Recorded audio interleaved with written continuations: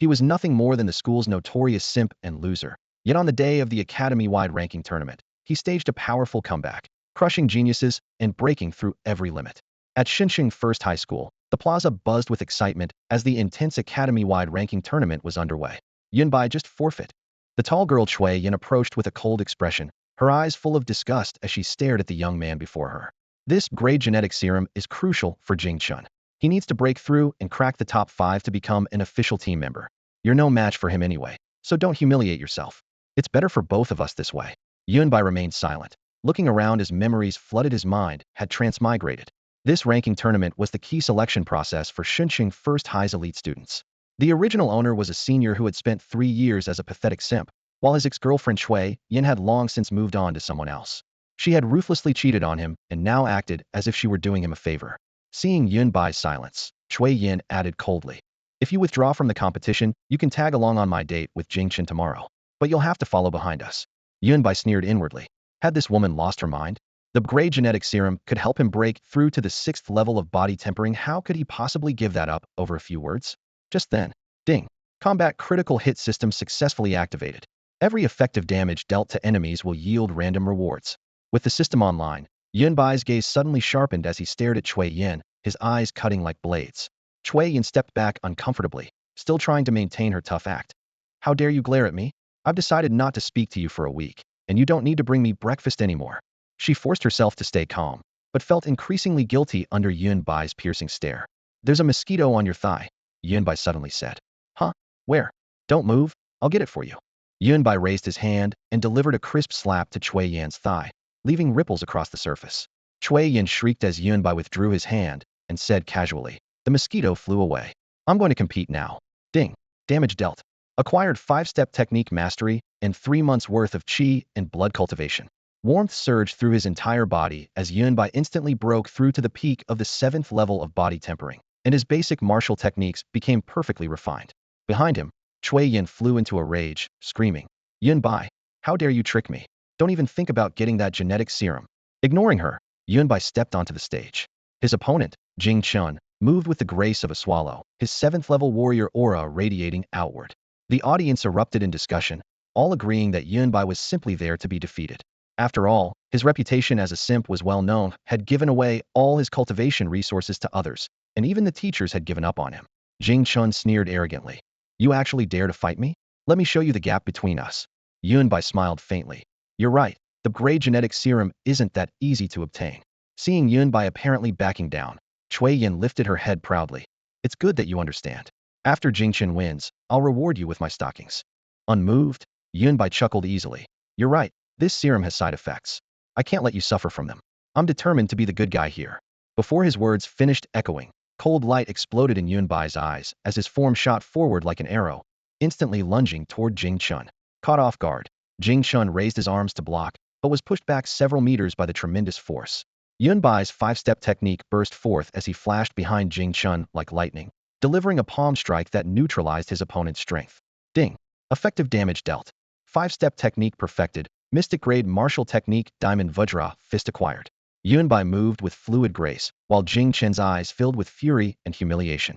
The audience was in uproar, completely unable to understand why Yunbai had suddenly become so fierce. "You think a sneak attack can defeat me? Dream on." Jing Chen roared, unleashing his crushing stone palm. Qi and blood surged within Yunbai's body as the power of the 9th level peak resonated throughout the arena. He strode forward boldly, gathering his fist force as the Diamond Vajra fist struck like a mountain-crushing stone. Fist met palm with a thunderous crash. In just 3 breaths, Yunbai dominated overwhelmingly, his fist light devastating everything in its path as he directly blasted Jing Chun off the stage and sent him crashing to the ground. "You're not 6th level, you're 7th level peak." Jing Chen's eyes widened in disbelief as he coughed up blood and collapsed unconscious. Ding. Critical damage dealt. Acquired 1 year's worth of chi and blood, talent, martial god physique initial stage. Boom. Another breakthrough 9th level peak. The entire venue fell silent as Yunbai smiled slightly, his dark pupils flickering with crimson light. The true legendary comeback began at this very moment. The divine warrior physique. This year's cultivation of chi and blood was calculated based on the divine warrior physique's innate training speed, allowing Yunbai to break through 2 levels in such a short time and reach the 9th level of body tempering. Yet this was still just the speed demonstrated by the early stage of the divine warrior physique. The system panel appeared. Host, Yunbai. Realm, body tempering ninth level. Martial techniques, 5-step method perfect, great Vajra fist beginner.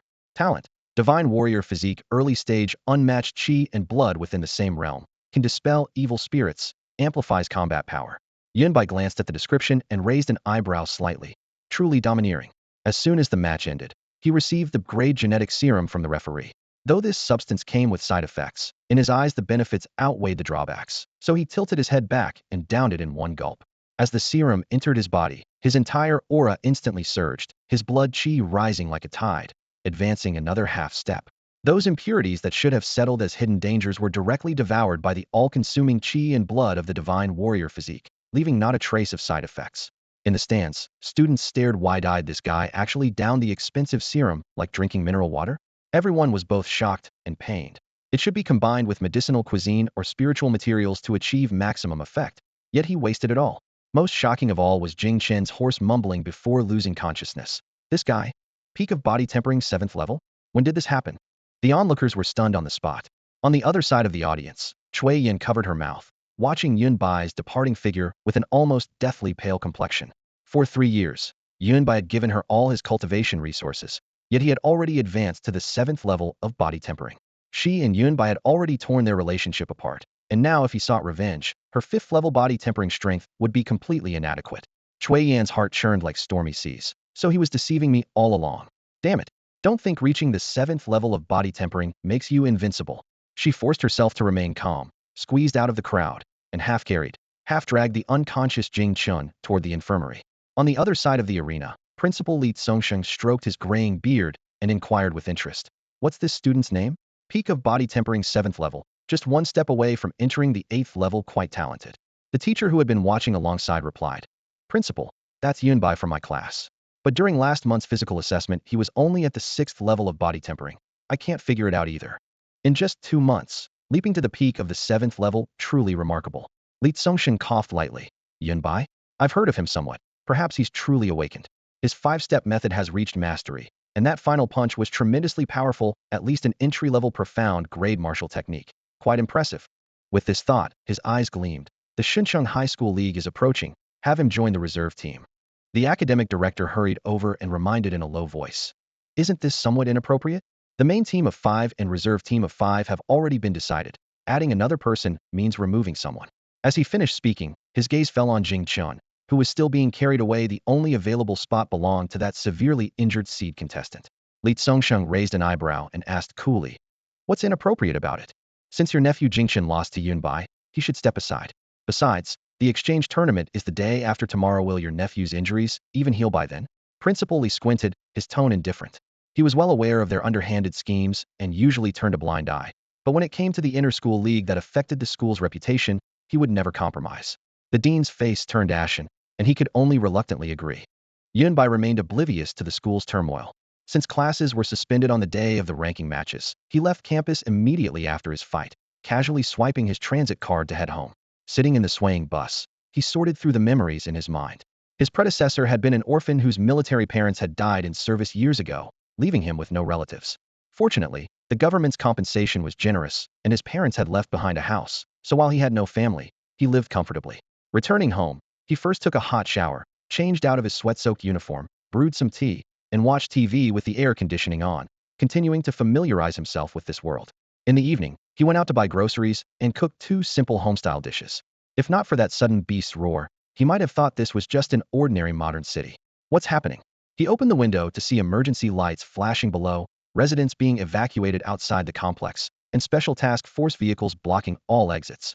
Military warriors stood armed and ready, as if preparing for battle. A fierce beast had entered the city. The base city's defenses were impenetrable. This should never happen under normal circumstances. Unable to determine what was real, Yunbai decided to go downstairs and investigate. Just as he reached the stairway landing, a pungent smell of blood hit him. Heated, accompanied by low, heavy breathing. There was a fierce beast downstairs. Under the dim yellow lights of the stairwell, a massive shadow flashed by, the bloody scent growing thicker. Alarm bells rang in his mind. Second realm, star-pointing realm aura. A single realm's difference was like heaven and earth. Human warriors rarely fought beasts of the same realm unknown, let alone cross realms to battle. Yunbai pressed against the wall, holding his breath, trying not to make the slightest sound. Grandma, I want my grandma. A child's tender crying pierced through the stairwell. Yunbai peered out to see a 3-year-old boy wailing less than 3 meters away, while a tiger-like giant beast bared its fangs and snarled. Its twin heads were ferocious. Bullet holes riddled its body, black blood seeping out, and its eerie blue pupils fixed deadly on the child. Without intervention, the consequences would be unthinkable. A striped, multi-headed tiger, a number of heads indicated its strength, and 2 tiger heads meant star-pointing realm. Damn it! Yunbai cursed under his breath, grabbing a discarded water pipe from the floor and charging out. With his perfected 5-step technique, he moved like a shadow, instantly appearing behind the striped tiger and hurling the pipe through the air. Despite its injuries, the fierce tiger reacted swiftly, suddenly leaping backward while its thick tail swept toward him. Yunbai dodged to the side, scooped up the child, rushed into a nearby apartment, and locked the door behind them. Roar! Both heads of the twin-headed tiger turned simultaneously, its gleaming white fangs catching the light as it glared viciously at the human who had interfered with its meal. This was trouble. Yunbai's expression darkened. At it seemed this fierce tiger had now set its sights on him. Let me try. Martial Godbody. Yunbai responded calmly. Blood energy instantly surged from his body's surface. His originally pale skin took on a dark red hue as scorching blood chi surged through his meridians like a writhing crimson dragon, gradually overflowing into scarlet energy that seemed almost solid. Whoosh! The multicolored, multi-headed tiger suddenly pounced. The 7th-floor corridor appeared cramped before its massive frame as all 5 tiger heads bared their fangs in unison. Its razor-sharp claws struck down heavily, shattering the reinforced concrete like tofu. Yunbai's eyes flashed as he nimbly sidestepped the claws. Clenching his fist, he gathered power in his waist and spine, aiming at one of the tiger heads. Great Vajra fist. Boom. The punch exploded with a thunderous roar, creating visible ripples in the air as the heavy blow landed solidly on that tiger head. Roar! Blood spurted from the struck head, while another head immediately showed human-like terror. The giant beast scrambled to create distance, utterly bewildered. How could this human, who clearly hadn't reached the 2nd realm of star ignition, unleash power comparable to its own? Ding! Effective damage dealt, gained 6 months of blood chi. Boom! Cultivation advanced again, peak of 9th level body tempering. Dragons of blood chi swirled around Yunbai as he employed the 5-step method, his figure flickering like afterimages before instantly closing in. The next moment, his power-charged foot stomped down from above. Bang! The tiger's spine cracked, shockwaves splitting the ground as the entire floor section collapsed under the strain, crashing from the 7th floor down to the 3rd. Dust billowed as they fell, exposing bare steel reinforcement. After landing, the giant tiger still struggled and writhed. Yunbai surveyed his surroundings and casually grabbed a broken steel rod. Cold light flashed as he pierced through 2 tiger heads. Splurt! Warm blood sprayed in all directions as the multicolored, multi-headed tiger convulsed a few times before completely losing its breath, dying with eyes wide open. Ding! Critical damage dealt. Gained growth type martial technique idle cloud hand. Gained lightning attribute. Ding! Effective damage dealt. Gained 1 advancement card. This card can ignore realm barriers for instant breakthrough. Yunbai slowly withdrew his martial god body as the red tide receded, leaving him staggering against the wall from the ensuing exhaustion. Before he could examine the new rewards in his mind, urgent footsteps echoed from the other end of the corridor. A woman in black and white combat attire first rushed into view, her bearing heroic yet cold, followed closely by several equally well-equipped warriors. Everyone's gaze shifted between Yunbai and the steel-rid-pierced, multicolored, multi-headed tiger, collectively stunned. The woman reacted fastest, quickly approaching to offer him a recovery potion. Yunbai glanced at the bottle's markings and already knew the answer. This team likely belonged to the military. Without further courtesy, he tilted his head back and drained it completely. The warm liquid flowed down his throat as his strength and energy rapidly recovered. Hello, I'm Chen Qingxue, squad leader of Xinqing military branch, the woman said with crisp efficiency. This 2nd realm star boundary multicolored, multi-headed tiger, did you kill it?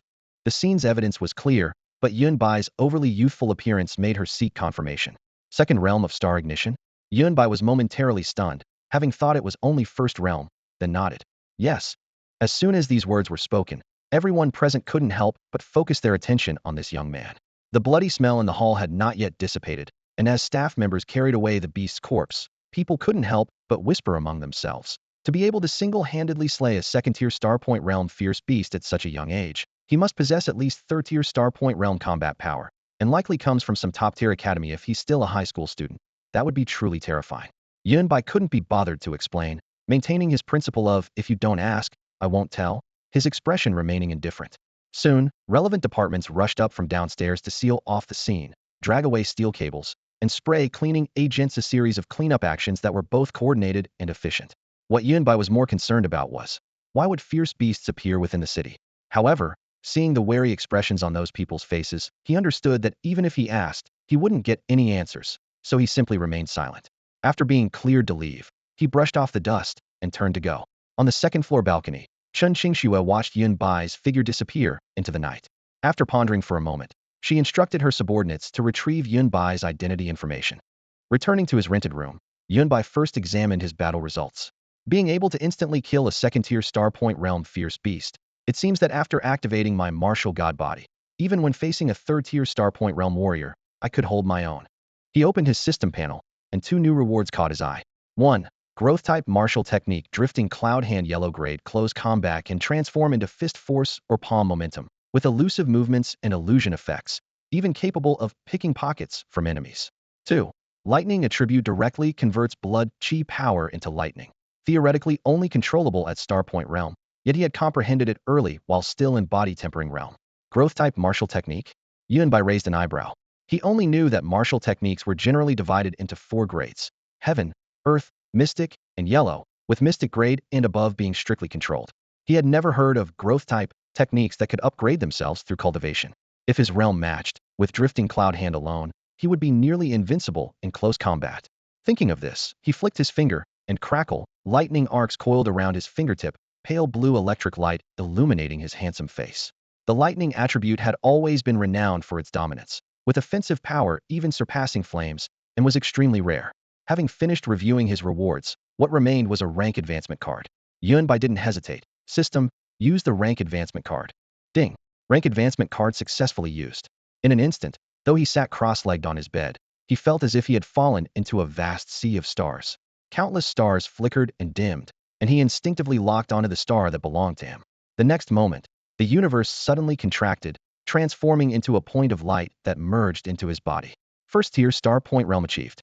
Star seeking and body integration typically required 3 to 6 months, with slower individuals needing a full half-year. Yet Yunbai had achieved an instant breakthrough.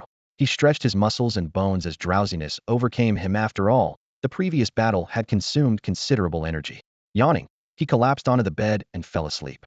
Meanwhile, at the municipal hospital, in the ward, Jing Chun was wrapped up like a mummy, with an 4 drip above his head. Standing beside the bed were the academic director, Cui Yin, and a young man who bore 6 parts resemblance to him, Zheng Haoming. Uncle, you must have cousin avenged me. Jing Chen's eyes were bloodshot, his sternum nearly shattered, with doctors estimating at least a month of bed rest. What pained him even more was that the school had just notified him of the cancellation of his reserve team member qualification, with the replacement being none other than Yunbai, who had severely injured him. The grade B genetic medicine and official team member position had all turned to bubbles overnight. Don't worry, Zheng Haoming's tone was calm, yet carried contempt. If he could injure you and join the team, I can make him taste the same medicine. You need a month to recover, so I'll make him lie in the hospital for a year. To this official team member, a mere 7th-tier body tempering realm was nothing but a jumping clown. Thank you, cousin. Jing Chen's face was full of gratitude. The academic director also spoke up. The principal is paying special attention to the inter-school league this year. A month is too long. I have several special medicines that should help you recover and return to the team early. At this moment, Cui Yin gently moved closer to Zheng Haoming, her voice soft and sweet. Cousin, I'm Jing Chen's girlfriend. Tomorrow I can take you to find Yunbai. I know his weaknesses inside and out. As she spoke, her pretty face blushed slightly, her long legs tantalizingly visible as she actively drew closer. Zheng Haoming glanced down and smirked. Excellent. Even a lion uses full strength when hunting a rabbit a night. Tell me everything you know about him. With that, he led Cui Yin out of the ward. Watching the door close, Jing Chun felt even warmer in his heart. With such a considerate girlfriend and supportive relatives, what did he have to worry about for his future? The night passed without incident. Yunbai got an early start and arrived at school. The moment he stepped through the school gates, he noticed curious glances from students around him. Yesterday's commotion had caused quite a stir, so naturally it had become the talk of the campus. Yunbai paid it no mind and headed toward his classroom along the teaching building corridor, but was intercepted at a corner by his homeroom teacher, who led him directly to the office. As he pushed open the door, the first thing he saw was a woman inside whose demeanor was completely different from before. The female military officer from last night's military department visit. Now she wore a form-fitting brown long pencil skirt with a white lotus-patterned short jacket over it. Her graceful figure outlined perfectly without appearing frivolous, exuding more elegance than anything else. Her long hair was softly pinned up with a few loose strands falling against her snow-white neck. Her eyes were gentle, and a small beauty mark below her right eye added to her charm, making her seem like a completely different person from last night's sharp, heroic figure in military attire. Back from your side job? Yunbai thought sarcastically to himself, while maintaining a calm expression and walking in with his eyes focused straight ahead. The woman extended her hand proactively. You must be student Yunbai, right? I'm Chen Xingyu, a specially appointed instructor for the school team.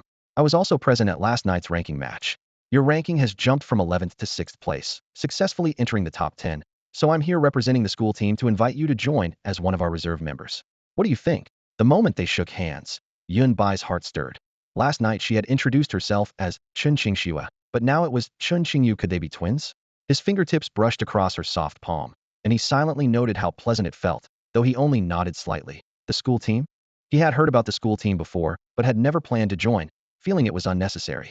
Chen Qingyu seemed to anticipate his hesitation and pulled out a contract from the desk. Don't rush to refuse. Take a look at the benefits first. Official members can learn a mystic grade martial technique for free. Reserve members also get yellow grade martial techniques, 50,000 yuan monthly scholarship, plus exclusive access time to training rooms, all provided by the school. It's absolutely genuine. Yunbai glanced over the contract, seeing the numbers and benefits clearly printed on paper, indeed generous enough to be unimaginable for ordinary students. Unfortunately, with his cheat abilities, these resources were dispensable. So he gently placed the contract back on the desk and smiled. Sorry, I feel my abilities are still insufficient, and I'm afraid I'd embarrass the school team. Your martial cultivation is already at the peak of body tempering 7th level, and yesterday you defeated reserve member Jing Chun, jumping directly to 6th place. There's no need to be modest. Chen Qingyu's tone was calm, though she was clearly somewhat surprised by his response, still patiently trying to persuade him. Yunbai chuckled softly, speaking at a measured pace. Reserve members are ultimately substitutes. Now that Jing Chen can't fill in, there are still 4 others. If the official members really reach a point where all need substitutes, then the school team would be too weak. With that, he politely declined again. Seeing his firm attitude, Chen Qingyu had no choice but to give up, putting the contract away. I understand. After some brief polite conversation, she left the office. After all, Yunbai was right. The school team's core lay in its official members, and reserve members were just backups to prevent accidents. Since she couldn't recruit him, she wouldn't force it. In the end, he was just a potential reserve member anyway. After Chen Qingyu left, the homeroom teacher glared at Yunbai with frustration. Look at you. Even as just a reserve member, the benefits are real.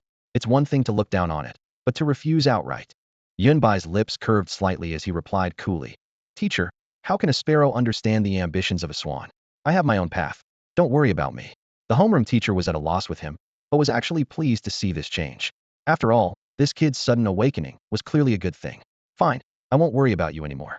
You're at the peak of the 7th level of body tempering now, so you need to consolidate after your recent breakthrough. You still have hope for the top academies. It's those little rascals in the class that I need to worry about. I'm going to whip them into shape. With that, he cracked his joints, the sound echoing through the room. Hey, teacher, I'm good at beating people up. Let me help. Yunbai grinned and followed along as the two left the office one after the other. In the principal's office, Chen Qingyu gave a concise report of the situation. He refused. Principal Li Tsongsheng held his hot tea, raising an eyebrow slightly. A genius's pride. Chen Qingyu shrugged. He thinks his skills aren't up to par, so he politely declined. Well, at least he was polite about it. The principal chuckled softly, steam rising from his tea. We gave him the opportunity. If he doesn't take it, so be it. Heroes are as numerous as fish crossing a river, and this vast world never lacks for geniuses. In the end, he regarded it as nothing more than a passing cloud, not worth dwelling on. Back in the classroom, Yunbai essentially became a teaching assistant, beating up every student in the classroom more accurately, personally correcting everyone's martial technique details. The pleasant sound of random rewards kept refreshing in his ears, making him more and more enthusiastic. Student Yunbai, don't come over here. Don't come over. Wait. I know that chi and blood should concentrate in the instep, but don't make a move. Oh, teacher, are you just going to watch? This guy's going to beat up everyone in our class. Wait, student Yunbai, look at Mio, already beat me up. Really? The classroom was full of bruised faces, everyone looking pitifully at the homeroom teacher, then glancing at Yunbai, who was eagerly rubbing his fists together, each one looking like a startled quail. But Yunbai smiled warmly. Don't be shy, everyone. Your martial technique PowerPoints are wrong. The 5-step method is a movement technique with considerable potential that requires diligent study. Come, let me teach you. He immediately launched into action without hesitation. He was very measured in his strikes, and since the body tempering realm required training chi, blood, and bones anyway. The homeroom teacher found this perfectly normal. Soon, second level of Star Point Realm. As his chi and blood flowed richly into his star apertures, Yunbai smoothly broke through another minor realm. When the afternoon dismissal bell rang, Yunbai called it quits. After dinner in the cafeteria, he headed straight to the training area to test his combat power.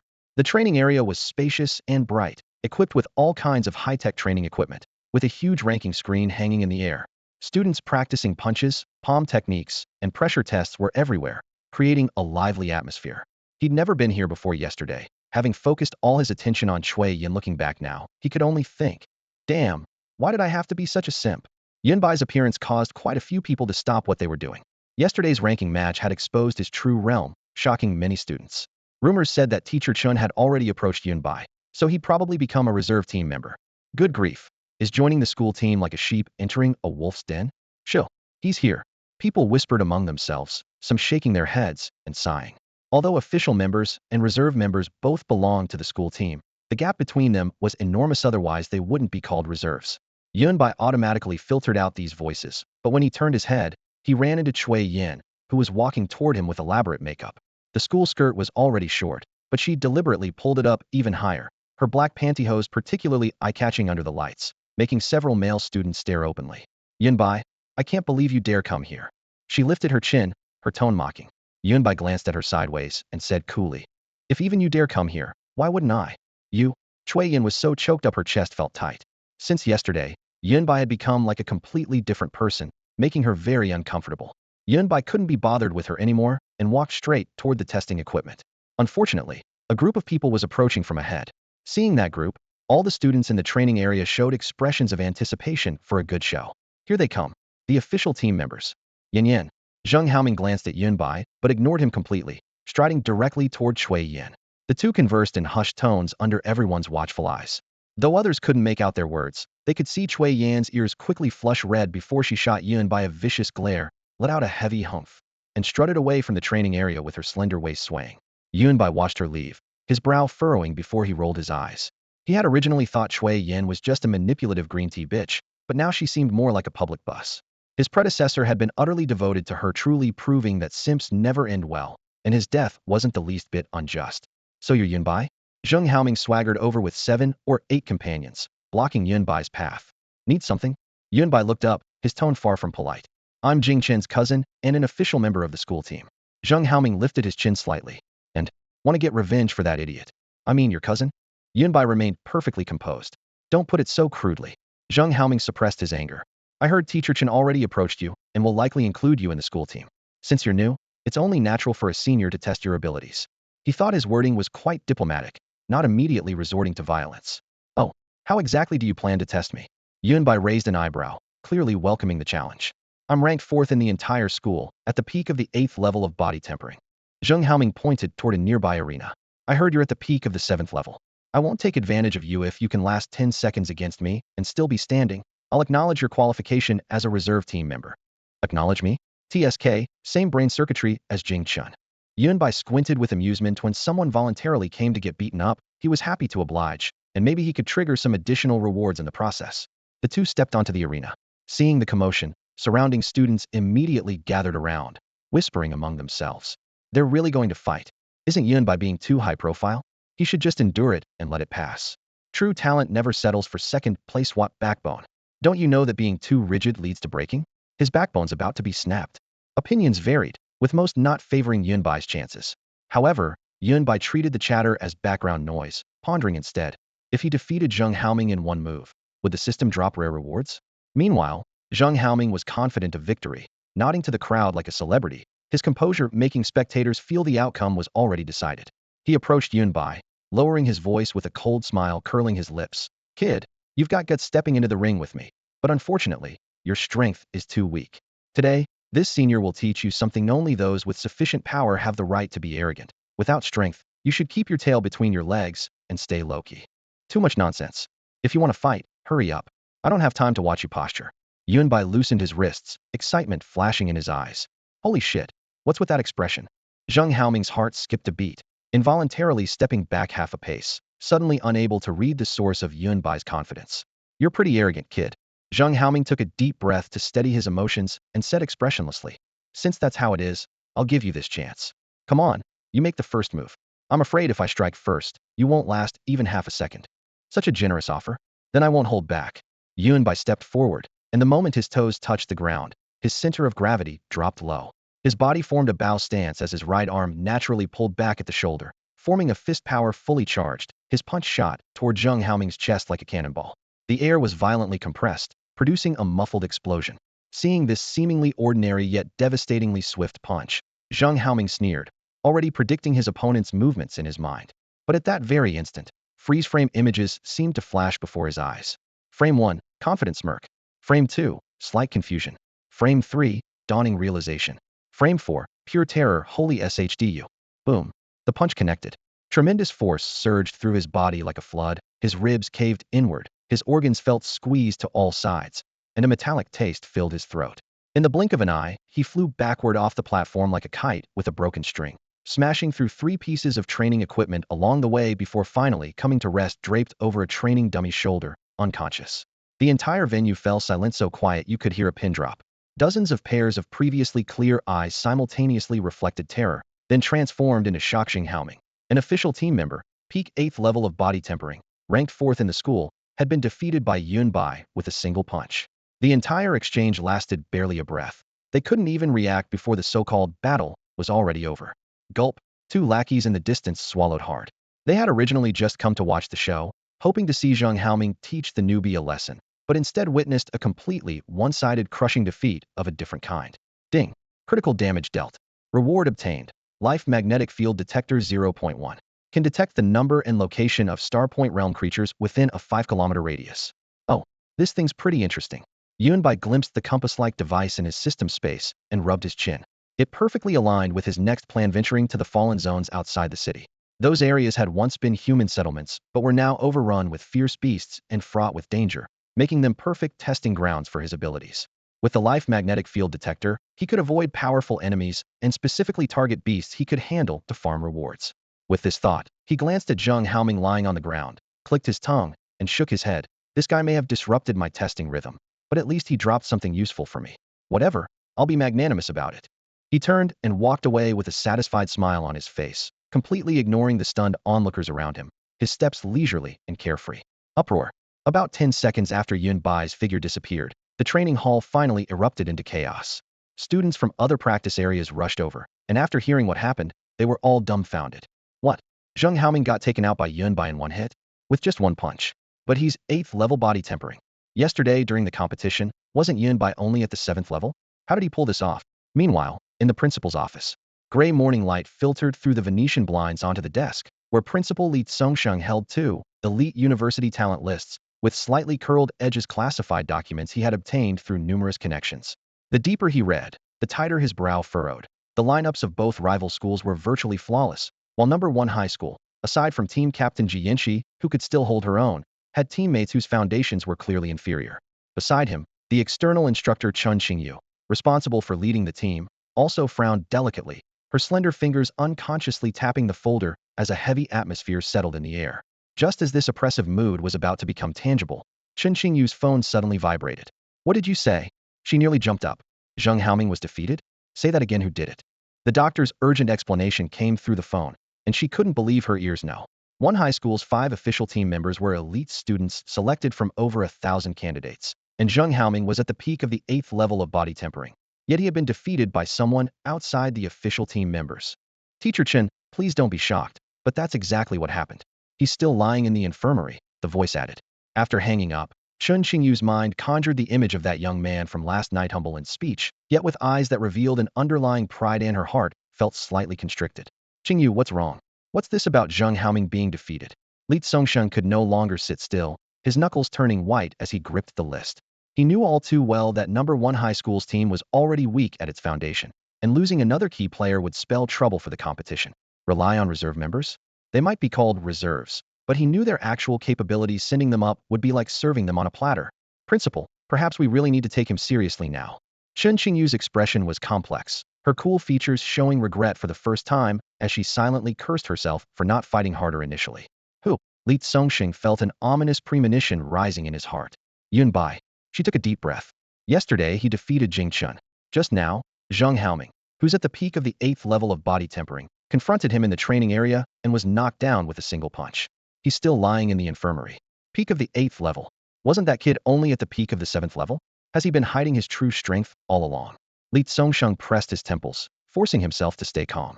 To defeat someone at the peak of the 8th level required at least 9th level body tempering strength, possibly even peak 9th level. Having misjudged the same student twice, he no longer dared draw hasty conclusions. Where is he now? Do everything possible to get him on the school team. Li Tsongsheng made his decision decisively. Understood. Chen Qingyu couldn't hide her excitement, a blush coloring her pale, delicate face. Yunbai's talent far exceeded expectations. Such a genius must be recruited at any cost. Meanwhile, at the hospital, the ward was filled with the smell of disinfectant. Jing Chun lay half reclined on the hospital bed, his upper arm wrapped in thick bandages. Seeing his girlfriend Shui Yin sitting in the plastic chair beside him with her legs crossed, constantly shifting, her black stockings gleaming under the cold fluorescent light, he asked puzzledly, Shui Yin, you seem strange today. Is the hospital chair uncomfortable? Since she'd entered, those long legs hadn't stopped moving. Her face carried a faint flush, her moist eyes occasionally flickered, her breathing was uneven, and she occasionally let out soft sounds. It's nothing. I'm just a bit excited. Shui Yin lowered her voice, covering her burning cheeks with her hands. I saw with my own eyes that Brother Zheng confronted Yunbai, so surely Yunbai has been thoroughly taught a lesson by now. Shui Yin endured a certain stimulation while pretending to be relaxed on the surface. She cursed Zheng Haoming in her heart for meddling and insisting on placing that little toy on her. If she weren't worried about losing composure at school, she would have loved to see Yunbai's pathetic state of kneeling and begging for mercy with her own eyes. Oh, I see. Jing Chen smiled with complete confidence. Don't worry, with my cousin taking action, what does Yunbai's mere 7th level peak body tempering amount to? Before an 8th level cultivator, he's nothing but an ant who can't even make a ripple. I've already asked my cousin to record a video of Yunbai kneeling and apologizing, should receive at any moment now. He nodded reassuringly at Shui Yin, his expression showing some impatience. Bang! The office door was suddenly kicked open, and the dean of students stormed in with a dark expression, almost simultaneously with medical staff pushing a hospital bed through the entrance. Jing Chun and Shui Yin instinctively turned their heads for a casual glance, but their eyes immediately widened in shock. Cousin. Jing Chen's throat went dry, nearly biting through his tongue. Shui Yin also froze in place, her face turning pale. The person on the hospital bed was wrapped in bandages from head to toe, with only his eyes visible. It was clearly Zheng Haoming, looking like a mummy.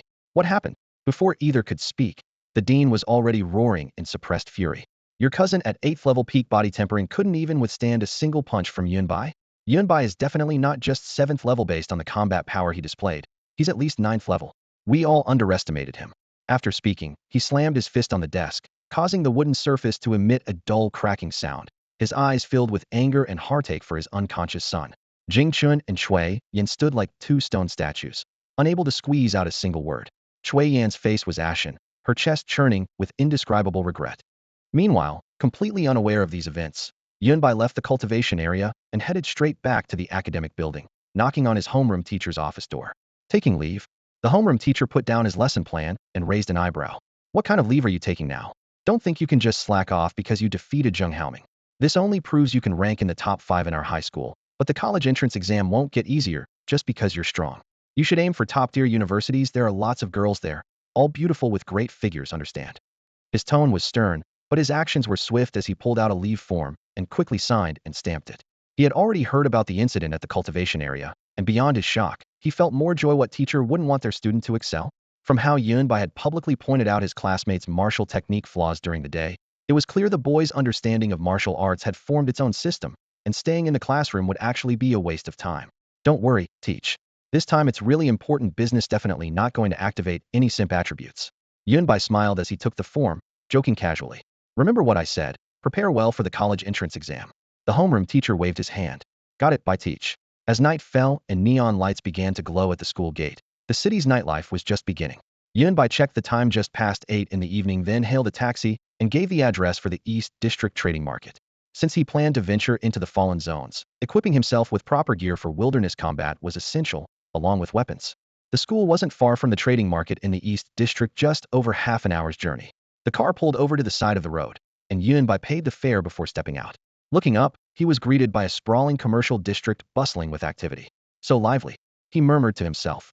This was Xinjiang's largest equipment trading market. Towering glass facades gleamed under neon lights, while countless signs created a dazzling ocean of colors. Whether high-end custom equipment or budget-friendly standard gear, everything was packed tightly together. Most of the warriors passing by carried firearms, swords, or heavy alloy shields on their backs, their muscular frames sharply defined under the bright lights. Vendors' calls echoed continuously, making the very air seem to vibrate. Several small vendors noticed this young man venturing in alone, their eyes immediately lighting up like searchlights. To them, Yunbai looked like a fat sheep walking into the market. Hey there, handsome. You've got the look of a true talent, a dragon among men. Looking for weapons or combat gear? Great quality at fair prices, perfect for dominating your peers. Cut the crap, you smooth talker, the neighboring vendor shot back. Kid, don't listen to his nonsense. Check out my stuff, all made from beast bones and rare metals, built to last. Young man, our shop sells brand name weapons, combat suits, and potions with guaranteed after-sales service. In just a few steps, 3 stalls had already bombarded Yunbai's ears with their pitches. However, Yunbai was no rookie. With a quick scan, he spotted several pieces of well-crafted equipment, but after pausing briefly, he looked away. His wallet was the real deciding factor. Eventually, he selected a combat suit suitable for outdoor operations. Dark gray base with lightweight armor plates at key points, allowing for smooth movement. For weapons, he picked up a tactical dagger-style short blade, about 30 centimeters long, with a matte black finish that wouldn't reflect light, perfect for nighttime stealth operations. The material was standard market alloy, nothing exceptional, but the price was reasonable, exactly the kind of cost-effectiveness he needed at this stage. With his purchases complete, he didn't linger, browsing casually for a bit before hailing a taxi. He returned home by 9:30. Excluding travel time, he'd spent only half an hour buying equipment. The damaged buildings in the residential complex had been fully repaired, the injured residents properly relocated, and everything had returned to peaceful quiet under the night sky. He tossed his shopping bag into the living room, grabbed some clean clothes for a shower, and fell into a deep sleep. It's getting late, and the mercenary hall is closed anyway. I'll go tomorrow, he planned silently before drifting off. The next morning, after a simple breakfast, Yunbai headed straight to the mercenary hall. In this world where martial arts flourished, the government encouraged warriors to venture beyond the city limits into the wilderness and fallen zones to hunt fierce beasts, both to monitor beast movements and for the long-term development of human martial arts. These creatures were valuable from head to toe. Their bones could be forged into weapons and armor. Their flesh provided great nourishment, making them highly prized in the market. However, to freely enter and exit the wilderness, one first needed to obtain mercenary status. To gain this status, one had to pass certification tests organized by the city defense forces. Yunbai approached the front desk and spoke politely but directly.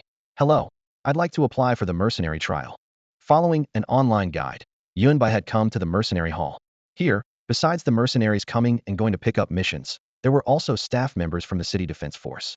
The female clerk on duty looked up and spotted Yunbai in the queue, her eyes instantly lighting up. This fair and handsome young man stood out like a neon sign among the group of rough, bearded men. The feeling was like gulping down an ice-cold Coke after a day under the scorching sun, refreshing enough to make her whole body tingle with excitement. Hey there, handsome, I'm getting off work soon. Want to grab a drink with me? She winked flirtatiously. No thanks. Yunbai's mouth twitched. The girl persisted. I'm really good at what I do. Wait, I'm here too. I'll even pay for the hotel room. Yunbai felt a headache coming on. Being too handsome was such a hassle. Who knew what this girl had been up to? And what if she had some disease? After finally filling out the forms, the girl scanned through his information and was instantly shocked. This young man was only 18, barely an adult, yet his cultivation level was listed as star-pointing realm. She immediately dropped her playful tone and switched to a professional manner. Handsome, the information must be accurate. You can't just make things up. Is that so? All right then. Yunbai nodded and reluctantly added second level to the star-pointing realm entry. Seeing his correction, the girl smiled sweetly and submitted the application directly. Yunbai, next comes the mercenary trial.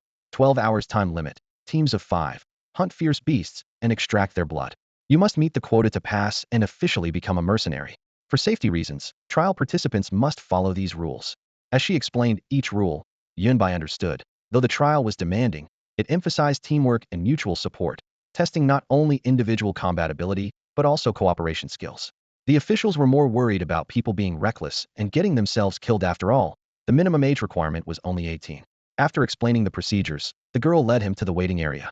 The big screen originally displayed 19, but jumped to 20 after Yunbai entered just enough to form 4 complete 5-person teams.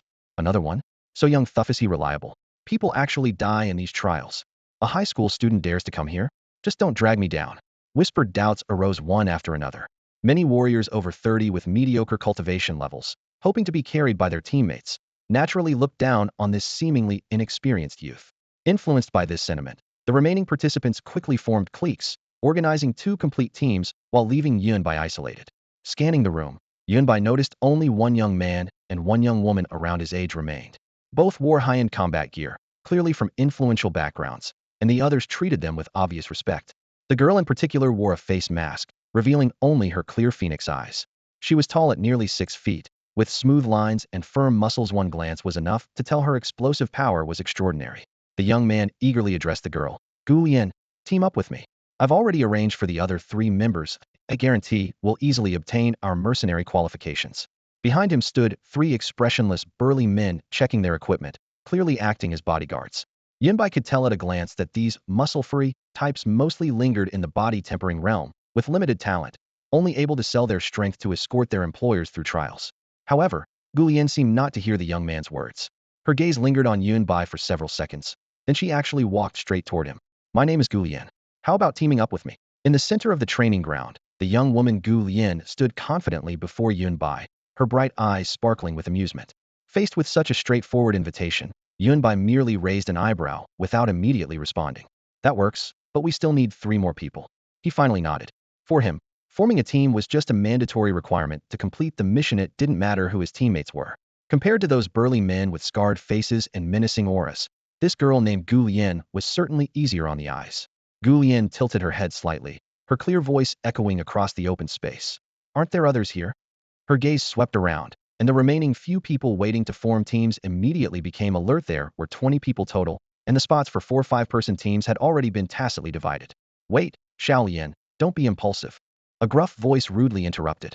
A burly young man rushed over, positioning himself between the two. This kid probably hasn't even reached the 7th level of body tempering. If you team up with him, you'll just be carrying dead weight. Come with me. I am at the 9th level of body tempering, and with the martial artists I've hired, I can definitely protect you. In just a few sentences, he had already treated the team arrangement as a done deal. Before Yunbai could speak, the young man turned and glared fiercely at him. Kid, I'm Gu Jian from the Gu family of Shin City. You'd better be smart and get lost right now. The Gu family? Someone whispered. The noisy venue instantly fell silent. One of Shun City's top family powers, not only incredibly wealthy, but also home to many formidable martial artists. Relying on this background, Gu Jian appeared particularly brazen. Yunbai found it all rather absurd. He hadn't said a word, yet the other party was already furious.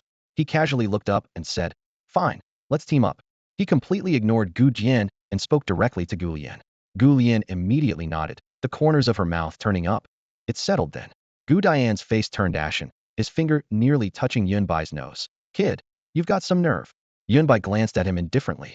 Sorry, I don't swing that way. Playing comedian with me? The fallen zones are dangerous. Let's see if you can still laugh later. Gu Dian's breathing grew heavy, his gaze cold and menacing. Yunbai rolled his eyes. If you were going to make a move now, I'd think more highly of you. But all you did was let out hot air? Gu Dian's fists clenched with audible cracks, but he ultimately didn't strike.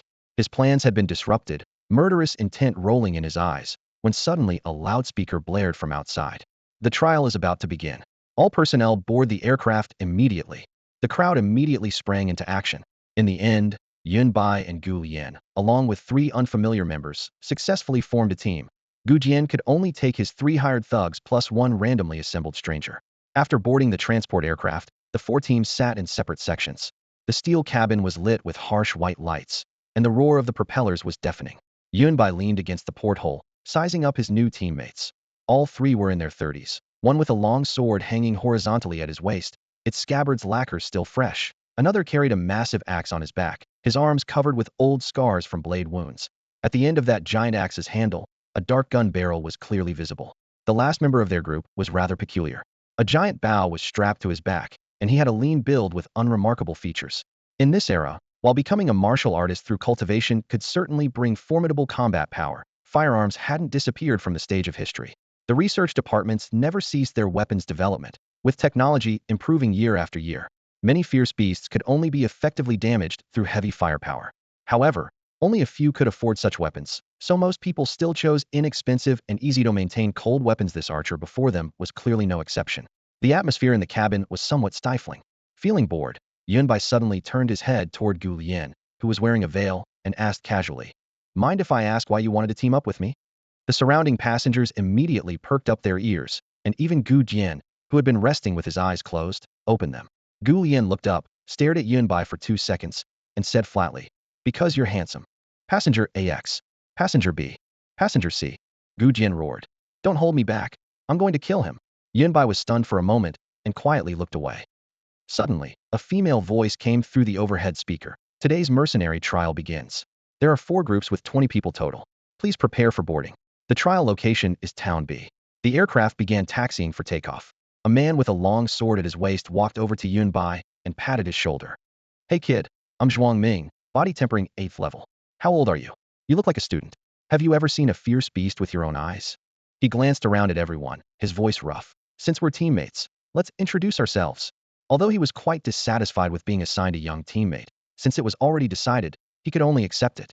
The archer raised his hand and waved, smiling warmly. "Gong Chongqing, ranged attacker, body tempering 8th level." His tone was as low-key as his presence. The burly man with the giant axe crossed his arms, his gaze cold. "Sheng Nanxing, body tempering 9th level. I must pass this assessment, so don't hold me back." Yunbai lifted his chin. Yunbai just turned 18. Gu Lian followed with her name. Gu Lian, also 18. Both showed surprised expressions, not expecting to be the same age. Yunbai added enthusiastically, "This is my first time here, but hunting fierce beasts just kill them. How else can you farm rewards? Kill them all." "Humph, a frog at the bottom of a well, speaking like he could reach the moon." Gu Jian sneered upon hearing this. The other team members also shook their heads. Sheng Nanxing softened his tone. "Young man, having courage is good, but fierce beasts are different from domestic livestock. People really die in the fallen zones." Everyone had seen too many high school students who thought highly of their abilities, brilliant on campus. But once they entered the bloody fallen zones and faced man-eating fierce beasts, they would completely collapse. They obviously categorized Yunbai as one of these types. As for Gu Lian and Gu Jian, everyone knew they were on another level. The propellers roared as the aircraft left Shin City, passed through the towering city walls, and sped toward the trial destination of Town B. The city defense forces had also provided information about this town. In Zone B's small town, powerful beasts were scarce. Most were body-tempering realm creatures, with only 1-star ignition 2nd stage beast entrenched at the town center, serving as the Beast King. Yunbai sat in his seat aboard the military transport aircraft, head down, flipping through the trial manual distributed by the city defense forces. Target types, distribution locations, and danger levels were all clearly laid out. The overall difficulty was moderate, sufficient to train newcomers without threatening his life. "Safe." He gently closed the manual. The cabin announcement crackled to life. "Approaching Zone B town airspace. Prepare for parachute deployment." Boom! The rear cargo door opened, and howling wind roared in like a raging beast. Everyone was buffeted by the powerful airflow as they leaped out one by one. From a height of 200 to 300 meters, even the strongest body-tempering realm cultivator would suffer broken bones and torn muscles in free fall, so everyone dutifully deployed their parachutes. Yunbai followed suit, watching the grayish-brown town arranged in a B formation rapidly expand beneath his feet. Screech! A piercing shriek tore through the sky as a dark mass of flying beasts suddenly burst from the clouds, diving straight for the descending students. "Beakrows!" someone cried out. These beasts were individually only body-tempering 1st to 2nd stage, but their numbers were overwhelming. Their black steel beaks could pierce even high-grade alloys, and once they swarmed, even 5th stage body-tempering warriors had to retreat. "Damn it! We encountered them right from the start." Sheng Nanxing's eyes widened. This usually gentle giant's face darkened had clearly suffered at the hands of beak crows before. Experience made him react swiftly as he shouted to his companions. "Yunbai, Gu Lian, Gong Chongqing, Zhuang Ming, close formation." Gong Chongqing was first to glide over. Yunbai could have handled this flock alone with his star ignition 2nd stage defenses. Those steel beaks couldn't even break his skin, not to mention his lightning attributes, but he preferred keeping a low profile, so he calmly adjusted his parachute cords to join the formation. Gu Lian and Zhuang Ming also converged. Explosive flame pills. Sheng Nanqing pulled a handful of black and red pills from his waist pouch, quickly distributing them to the 4 others. They ignite on contact with air. Back-to-back formation. Throw them when they get close. Yunbai held the scalding pill, raising an eyebrow curiously. Gu Lian pressed gently against his back. Her warmth and softness were clearly perceptible even through their combat suits, accompanied by a faint, pleasant fragrance. Screech! The beak-crows dove into their firing range. "Here they come!" Sheng Nanqing roared, hurling a shower of fiery projectiles. Boom, boom, boom. The explosive flame pills ignited the air, crimson flames surging upward. The front ranks of beak crows shrieked and tumbled, their formation forcibly broken apart. The 4 immediately followed suit, throwing their pills as if money were no object. For a moment, waves of flame rolled through the air, creating a wall of fire. The other three teams, less prepared, could only defend sporadically. One 8th-stage body tempering student relied on brute strength, swinging his blade in resistance, but was pierced through both arms by flanking beak crows. Blood sprayed across the sky as his arms were torn clean off. His screams echoed through the clouds, attracting even more screeching beak crows. Yun Bai's gaze swept over to see the student instantly targeted by the alpha beak crow, torn apart and devoured. See that? This is the fallen zone. These are the beasts. Sheng Nanxing's face was splattered with black-red blood, not his own, but the beak crows. Yes, I see. Yun Bai's tone remained flat. What kind of expression is that? Sheng Nanxing glared at him, but had no time for more words as he directed everyone to adjust their rope positions for landing. Even the usually aloof Gu Lien couldn't help but turn her head for another look at Yun Bai. Under the flame barrier, the five successfully escaped the beak crow encirclement, gliding rapidly toward the ground. The moment their parachutes touched Earth, gravity returned to their control. For warriors, once they reached solid ground, it became their domain no matter how numerous the beak crows, they lost their advantage. However, the next second, the whooshing airflow of an incoming fist strike came from behind Yun Bai. Whoosh. This punch was extremely targeted, aimed almost directly at Yun Bai. As the fist wind rushed toward his face, he had already turned and reached out to meet it in an instant, advancing instead of retreating, his 5 fingers locking onto the incoming fist like iron clamps. In the next second, his arm muscles tensed, and he squeezed hard. Crack. The crisp sound of breaking bones was particularly chilling in the night. Ah! The attacker screamed and rolled to the ground, clutching his broken forearm, his whole body convulsing in pain. That bone-crushing agony was enough to make anyone's scalp tingle, even just watching. Gu Lien, Sheng Nanxing, Zhuang Ming, and another companion exchanged glances. The current Yun Bai didn't look like an 18-year-old high school student in their eyes at all, but more like a battle-hardened veteran mercenary. Yun Bai turned his head and smiled faintly at Sheng Nanxing. Brother Sheng, you were right. The fallen zones are different from the city, much more interesting. The thug on the ground was one of the hired hands brought by the Gu Dian squad. After everyone had landed earlier, the hawk-beaked crows had scattered and driven them away, but this guy had followed them all the way here and launched a sneak attack. Who had ordered it was self-evident. Killing intent surged from the depths of Yun Bai's eyes as he slowly drew the tactical dagger from his waist, new merchandise he bought just last night, and he hadn't expected its first use would be to draw human blood. The cold gleam of the blade reflected in the thug's terrified pupils, and the man instantly panicked, his knees going weak as he pleaded tremblingly. Don't kill me. I didn't mean it. Spare me, and I'll tell you everything who sent me here. I'll tell you everything. Unfortunately, it was too late. Yun Bai didn't need these truths at all. The blade flashed, the sharp edge slicing across the side of the neck, rupturing the man's throat and sending arterial blood shooting skyward. Within mere breaths, he was dead. Ding! A system notification exploded in his mind. Fatal damage dealt. Enhanced dagger acquired. As the voice faded, Yun Bai could clearly feel the material and toughness of the dagger in his hand undergo a qualitative change. He sheathed the blade, glanced at the corpse, and commented coldly. This man's death wasn't entirely in vain. Hiss. The 4 people Gu Lien and the others who had witnessed the entire process from beginning to end all sucked in sharp breaths. Their understanding of Yun Bai becoming more direct and profound. This young man was far more complex than his appearance suggested. Yun Bai pulled out a cloth to wipe the blood from his dagger, then turned around with a faint smile. Let's go, everyone. Time to begin our trial. As he finished speaking, a red glint flashed briefly in his pupils. The 4 paused slightly, then nodded. Zhuang Ming completely abandoned his attitude of looking down on high school students. The thug just now had at least 8th-level body tempering strength. Yet Yun Bai had casually subdued and decisively killed him. This wasn't the psychological quality an ordinary student could possess. Carrying their respective thoughts, the 5 officially embarked on their trial journey. Which direction should we go? South. Sheng Nanxing spread out the terminal data. The mission is to collect genes from fierce beasts of different realms. Intelligence shows that the average level of fierce beasts to the south is lower, mostly below 7th-level body tempering. Let's start easy and work our way up to save energy. All right, south it is. With the direction decided, the squad immediately set off. The Fallen Zone wilderness offered no cover, and in the eyes of fierce beasts, they were like burning torches in the night, their scent detectable from far away. Swoosh, swoosh, swoosh. They weren't so much walking through as fighting their way forward in continuous bloody battles. The fighting was indeed intense, but for Gu Lien and the other 3, this march was unexpectedly easy. Because Yun Bai charged forward like a sharp blade, leading the assault. Most of the fierce beasts were sliced apart by his single strikes, clean, efficient, and devastatingly smooth. Gu Lien followed closely behind, raising her hand to reveal a gleaming Bladia technologically enhanced sword. Any fierce beast below the 7th level of body tempering would die instantly when her blade swept past. However, after just 2 swings, Yunbai raised his hand to stop her. Don't steal my kills, I'm farming rewards. His words left her speechless. If Gu Lian was reduced to this, the other three dared not make a move at all, watching helplessly as Yunbai cleared the entire path, their hearts racing with unease. Half an hour later, the group stopped among the ruins as a golden-armored beetle crawled out from a crevice. It was the size of a 3-year-old child, its shell gleaming with metallic luster. Even 7th-level body-tempering beasts avoided direct confrontation with it. Xing Nanqing squinted to identify it and whispered, "That's our target. Once we collect its blood and genes, only the 8th and 9th level tasks remain." After he spoke, everyone instinctively looked toward Yunbai. Throughout their journey, nearly every fierce beast had died under his blade, creating a stark contrast between his high school student identity and his ferocious combat skills.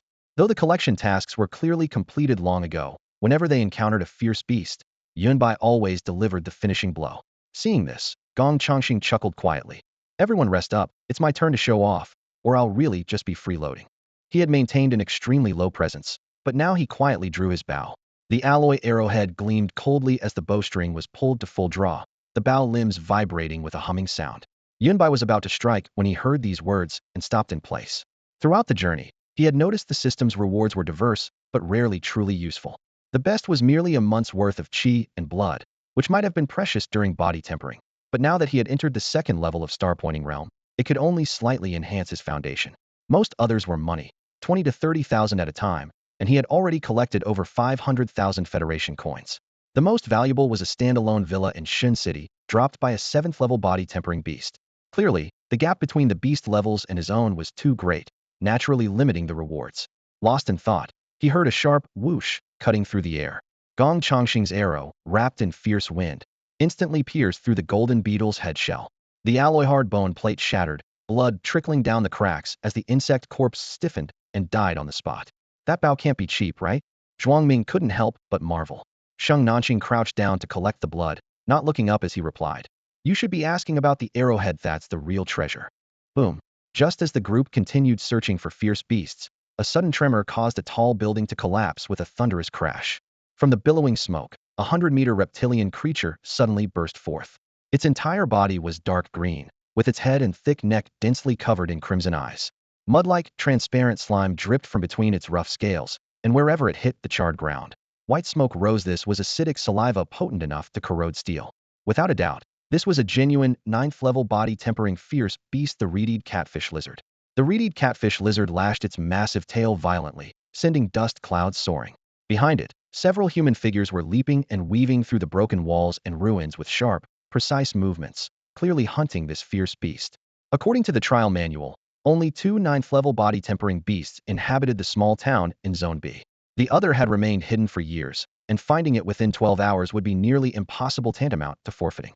This meant the reed catfish lizard before them was the only chance for all contestants to pass the trial. Sheng Nanqing gripped his gleaming giant axe tightly, kicked off the ground, and shot toward the reed catfish lizard like a cannonball, clearly intending to claim the prey first.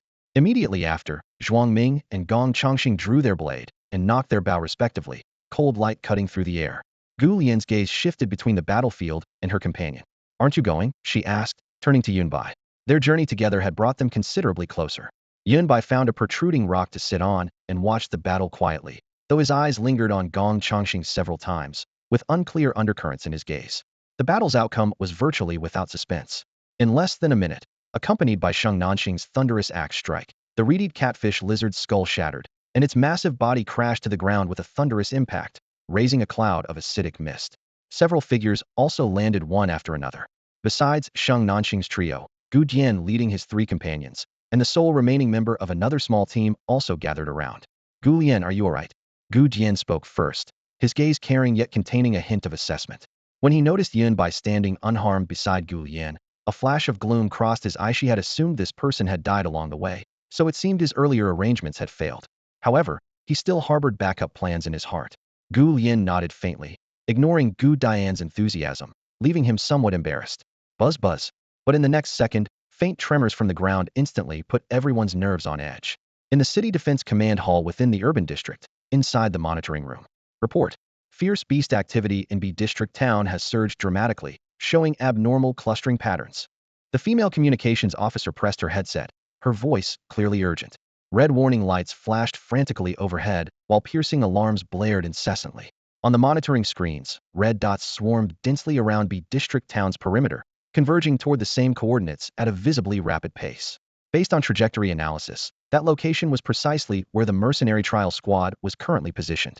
Deploy personnel for immediate investigation. The officer's gaze was sharp as his fingers rapidly tapped out multiple orders on the command table. Establish contact with the trial participants immediately and order them to abort the trial. A staff officer nearby synchronized the situation report upward, adding loudly, "If the fierce beasts continue this abnormal convergence, it could escalate into a beast tide at any moment. Send reinforcements, but we've lost contact with the trial participants," the female communications officer practically shouted. Yun Bai and his team's communicators keep showing busy signals. Meanwhile, in B District Town, Yun Bai's squad had just finished regrouping. Only 3 remained from Gu Dian's side, plus 1 lone operator. As everyone prepared to determine ownership rights of the 9th-level body-tempering reed catfish lizard, the ground suddenly trembled violently, sending gray dust cascading from abandoned rooftops. Damn, so many fierce beasts charging this way. Zhuang Ming leaped onto a boulder, scanning the distance where dust clouds rolled and hundreds of fierce beasts stampeded toward them, their hooves and claws creating a thunderous rumble. Higher above, black dots circled countless flying fierce beasts had also been disturbed. The Beast King in the town center remained present on existence far beyond their ability to provoke. Should it become enraged? Oh whoa. A piercing wolf howl split the sky. Blue flame howling moon wolf. Sheng Nanxing and Zhuang Ming's faces instantly paled. They knew this Starpoint Realm Beast King's reputation all too well. Except for Yun Bai, everyone felt their steps falter, as if an invisible hand gripped their chests. At that very moment, the first wave of ground-based fierce beasts had already reached them. With no time to worry about the reed catfish lizard's ownership, more beasts continued gathering, and with a Beast King looming overhead, everyone's pressure multiplied. Rumble. The dust kicked up by hundreds of stampeding fierce beasts swept through the streets like a sandstorm, shaking loose broken tiles and debris, turning visibility a murky yellow. No time to worry about such matters. No, let's clear out these immediate threats first. Yun Bai drew his blade, his voice unnaturally calm. He kicked off the ground, his figure diving directly into the beast horde, blade light whirling with devastating force. One strike, one kill, blood sprayed in continuous arcs as he carved a path straight through the beast tide. This kid, his strength is incredible. Gu Dian and his 2 enforcers looked on in shock. The number of fierce beasts Yun Bai had slain already exceeded their combined total.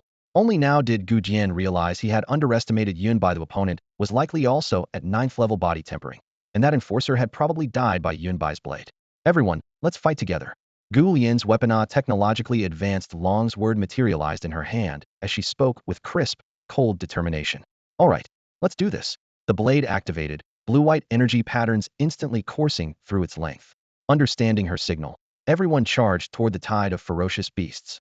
Within just 10 minutes, around the massive corpse of the reed salamander lizard, beast carcasses had piled up like a small mountain, their stench so thick it nearly formed a visible fog. Everyone was gasping for breath, their armor and combat suits riddled with cracks and bloodstains. Enough, someone shouted urgently. Collect the reed salamander lizard's blood samples now and get out of here. Once that monster from the central zone arrives, we're all dead. Sheng Nanxing collapsed to the ground, his massive battle axe taller than himself. The blade was now embedded in the alloy floor, with several still twitching intestines hanging from it. Damn it all. With such massive beast anomaly activity, couldn't the city defense force have given us advance warning? This is way beyond trial parameters. Though he cursed, he wasn't the only one complaining. Several team members were completely exhausted. Being physically drained in a fallen zone was tantamount to signing your own death warrant. Too late. Yun Bai spoke quietly, suddenly drawing everyone's attention. Haven't you noticed? All our communicators are mysteriously jammed. The outside can't reach us, and we can't send anything out. As he spoke, he removed the communicator from behind his ear, covered in dust and bloodstains.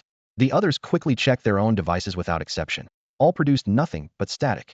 In truth, Yun Bai had detected the anomaly long ago, along with monitoring the unusual beast convergence. His life detection device captured all biological activity in the surrounding area. He had only spoken up now because he wanted to see who in the team was playing games. What the hell is going on? Feels like we've been set up. Sheng Nanxing repeatedly tried calling out, receiving only electronic noise in response. Combined with the recent beast tide, this usually rough and bold man felt deep unease rising in his heart for the first time. What setup? Beasts have always been unpredictable, Gu Dian dismissed with a wave of his hand. Let's first discuss the ownership rights to the reed salamander lizard's blood sample. He signaled for his two hired muscle to also collect blood. But trial rules only recognized the first valid blood sample. They were clearly here to steal the qualification. Idiot. Yunbai sneered, his gaze suddenly locking onto someone. Brother Gong Chongqing, this is your doing, isn't it? This beast tied. What method did you use to lure them here? And what's your purpose? Everyone was shocked. Zhuang Ming and the others turned to stare at Gong Chongqing in disbelief. Throughout their journey together, Gong Chongqing had simply been a quiet, ranged archer filling support roles. At the 8th level of body tempering, he wasn't the strongest, but he was extremely reliable. Gong Chongqing had ordinary features and appeared to be in his 30s. Now, however, he quietly pulled out a dark silver metallic sphere, gently rotating it between his fingers. Gu Jian immediately stepped in front of him, coldly questioning Yunbai. What time is this to randomly accuse a teammate? Besides, even if he could summon a beast tide, what benefit would he gain by putting himself in danger too? Xing Nanxing, the lone cultivator, and Gu Dian's two hired hands exchanged glances, all looking somewhat hesitant. Gu Dian's words did seem reasonable. Internal conflict at a time like this would get everyone killed. Only Gu Yin silently shifted her position, moving to Yunbai's side. However, before Yunbai could continue with his explanation, Gu Jian suddenly widened his eyes as a warm sensation spread across his chest. Looking down, he saw an arrow shaft piercing through his torso. The scene unfolded so abruptly that it felt like the very air had been cut off. The two thugs froze in place, while the lone cultivator immediately retreated dozens of meters. When did you figure it out? Gong Chongqing leisurely pulled out the arrow and casually pushed Gu Jian to the ground, gazing at Yunbai with keen interest. About 5 hours ago, when we arrived at the B district town, Yunbai replied with calm eyes. When Brother Sheng mentioned the abnormally high frequency of beast appearances, I started paying attention. Every time you shot an arrow, the beast would swarm in afterward. That wasn't normal. I used my life magnetic field to track them and confirmed they were indeed being drawn by your arrows. What he didn't mention was another reason. This seemingly harmless archer had been secretly observing Gu Lian from the shadows, clearly harboring ulterior motives. Now that Gu Jian had fallen, it was unfortunate he couldn't finish the job himself. Upon hearing this explanation, Gu Lian, Sheng Nanxing, and Zhuang Ming felt their hearts tremble. What kind of meticulous observation would it take to identify the problem within just a few hours? Gu Lian seemed to understand something and quietly distanced herself from Yunbai. Gong Chongqing chuckled and pulled out a metallic sphere from his chest. China truly produces exceptional talent. What an unexpected bonus. This sphere is a new gadget developed by the organization. It can resonate with beasts, mimicking their biological communication waves to lure them over. As for this gas, you'll experience it firsthand shortly. With that, he tossed the metal sphere onto the ground. The surface instantly cracked open with countless tiny holes, releasing invisible sound waves accompanied by wisps of pale gray gas that quickly dispersed. The beasts that had been nearly eliminated began appearing in groups again, but now they were snarling with bloodshot eyes, radiating murderous intent. That gas drives the beasts into a frenzy, doubling their combat power, Yunbai observed with sharp eyes. A wolf's howl thundered from the distance. Gong Chongqing's face twisted into a sinister grin. Finally, the blue flame howling moon wolf, the Starpoint Realm Beast King of B District Town. Miss Gu Lianthe, young genius on China's prodigy hunt list, will die by my hand tonight. As his words fell, he stepped on Gu Dian's chest, completely dropping his disguise as he smugly surveyed everyone present. The prodigy wanted list? Which country's foreign operative are you? Gu Lian's gaze turned ice cold, finally confirming that she was indeed the target. When I return with your head, you'll naturally find out. Gong Chongqing sneered. Not just you, that Yunbai beside you is also in danger. Originally, triggering a beast tied with a 9th level body tempering beast would have sufficed, but that kid irritates me, so I might as well bring the Beast King along too. With that, he shook his longbow. The bow quickly folded and reassembled, transforming into a narrow flying board in the blink of an eye. Damn it! Stop him! Sheng Nanxing's face darkened like storm clouds. Their perfectly good trial had been ruined just like that. However, before his words had even finished, Gong Chongqing was already airborne on his board, moving at an astonishing speed. In mere moments, he had flown several kilometers away. Forget it, he's been hiding his true strength. The body tempering realm is just a facade. Since he dares to hunt down geniuses like this, he's probably already stepped into the star ignition realm. You're no match for him. Right now, our priority should be dealing with these fierce beasts. Gong Chongqing vanished into a blur above the ruins, and the electric arcs dancing at Yunbai's fingertips extinguished accordingly. Dense swarms of fierce beasts blocked every escape route, leaving him no time to give chase. Sheng Nanxing's veins bulged with rage as he cursed furiously, swinging his battle axe in wild strikes, venting all his anger on the fangs and claws lunging at him. The two henchmen, the rogue cultivator, and Zhuang Ming held their ground, fighting together to carve out a bloody path before lifting the unconscious Gu Jian and charging toward the exit. Only then did they realize Gong Changxing had tampered with their communicators. If they wanted to survive, they had to escape the battle zone first, restore communications, and immediately call in the City Defense Forces mercenary trials? Screw that. Everyone be careful. The blue flame howling moon wolf is coming. Amid Sheng Nanxing's roar, the putrid stench in the air grew increasingly nauseating. A massive wolf shadow silently swept through the air, making his heart pound so violently it nearly burst. Unfortunately, the rogue cultivator who had just broken through the gap collided head-on with the Wolf King. Before he could even scream, he was crushed into pulp by a single claw swipe. Zhuang Ming was slightly luckier, relying on his 8th level body tempering cultivation. He forcibly tore through the weaker beast pack and staggered away. On the other side, the two henchmen carried Gu Jian as they desperately broke through. Both were at the 9th level of body tempering, and clearing a straight path shouldn't have been difficult, but they ran into a 9th level fierce beast that hadn't appeared in years. Roar! The deafening roar shook the air as the beast's blood energy surged, its aura faintly approaching the edge of the star ignition realm. Damn it! Run! Professional instincts forced the two men to steady their minds, enduring the berserk beast's assault and barely managing to hold it off with their lives on the line. The blue flame howling moon wolf slowly surveyed the entire battlefield, its gaze finally settling on Yunbai. Beast instinct told it that the only one present who could threaten it was this seemingly calm human. It's got its eye on us, Yunbai shrugged with a smile. Really knows how to pick opponents. Wrong. It only sees you, Gu Lian said, her grip on her sword tightening slightly. But it was my target from the beginning anyway. Should I try first? Go ahead. Yunbai was somewhat surprised Gu Lian had actually chosen a star ignition realm fierce beast as her whetstone. I've tried to ignite my fate star 3 times, all failures, Gu Lian said quietly. My family says that reaching the star ignition realm requires seeing your true self, finding your own path from the sea of stars. Even the slightest confusion leads to failure. That's why I came to the fallen Zenito find that feeling in extreme conditions. Before her words finished, she drew her sword, blood energy erupting as the power of peak 9th level body tempering surged like a tide. The blue flame howling moon wolf's body ignited with deep blue flames as it dove down. Bang! The clash of metal rang out deafeningly. Gu Lian's sword tip skillfully deflected that terrifying impact, and her pale palm immediately followed, striking hard against the wolf's head. Force rippled outward, causing large cracks to spread across the ground as debris flew everywhere, like a fierce wind sweeping across the battlefield. However, the blue flame howling moon wolf was unharmed, while Gu Lian herself was sent flying backward. So hard, Gu Lian retreated dozens of meters before leaping to steady herself. She shook her numb wrist, her delicate face instantly darkening. That strike felt like hitting pure steel, immediately making her abandon any thoughts of a direct confrontation. Instead, she switched to superior movement techniques, circling around the blue flame howling moon wolf. Boom, boom, boom. Human and wolf shadows flickered and clashed among the ruins, dust and sparks scattering everywhere. After more than 10 seconds, the blue flame howling moon wolf raised its head and howled. Deep blue flames rapidly condensed between its fangs, the blazing light turning half the sky azure blue. Oh no, Gu Lian's face showed alarm in the reflected firelight. Whoosh. In the nick of time, Yunbai flashed over, wrapping one arm around Gu Lian's slender waist. Using his 5-step technique, he pulled them both out of the blast trajectory. Boom. The flames struck another fierce beast that was about to reach the Star Point realm, unexpectedly buying the two fighters a chance at survival.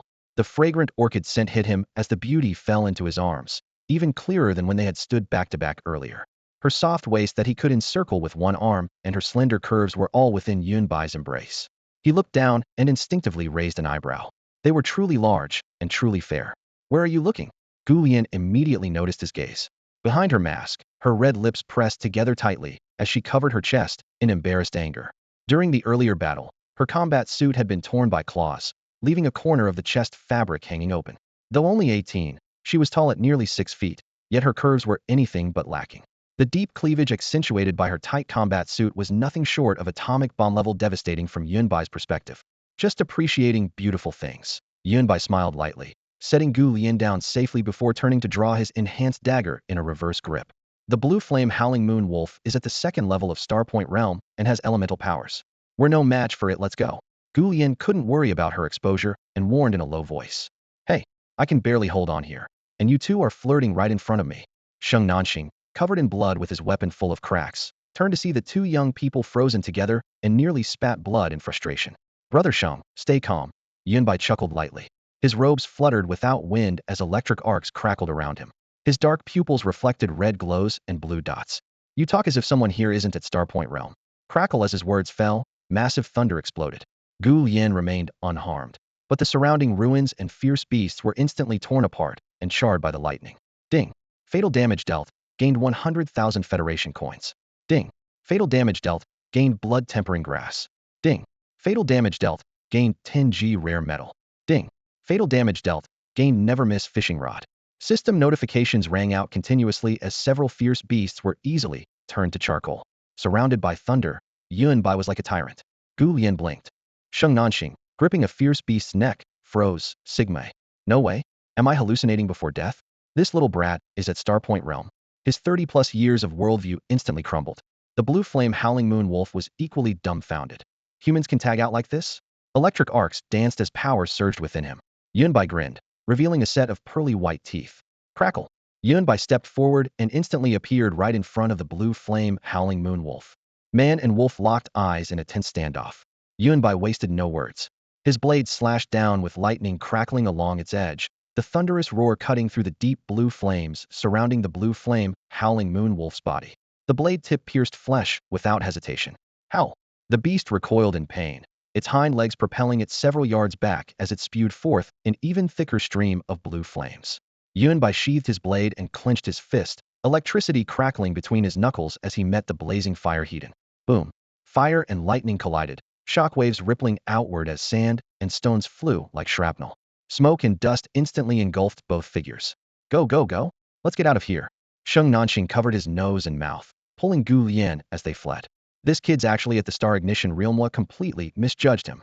Gu Lian nodded, and they retreated to safety, destroying the beast-luring device along the way. With the device gone, though fierce beasts still swarmed the area, they no longer poured in endlessly, significantly reducing the pressure. Through the dust cloud, Yunbai's thoughts raced. In the same realm, beasts held absolute physical advantage. For humans to win, they had to compensate through martial techniques or superior weapons.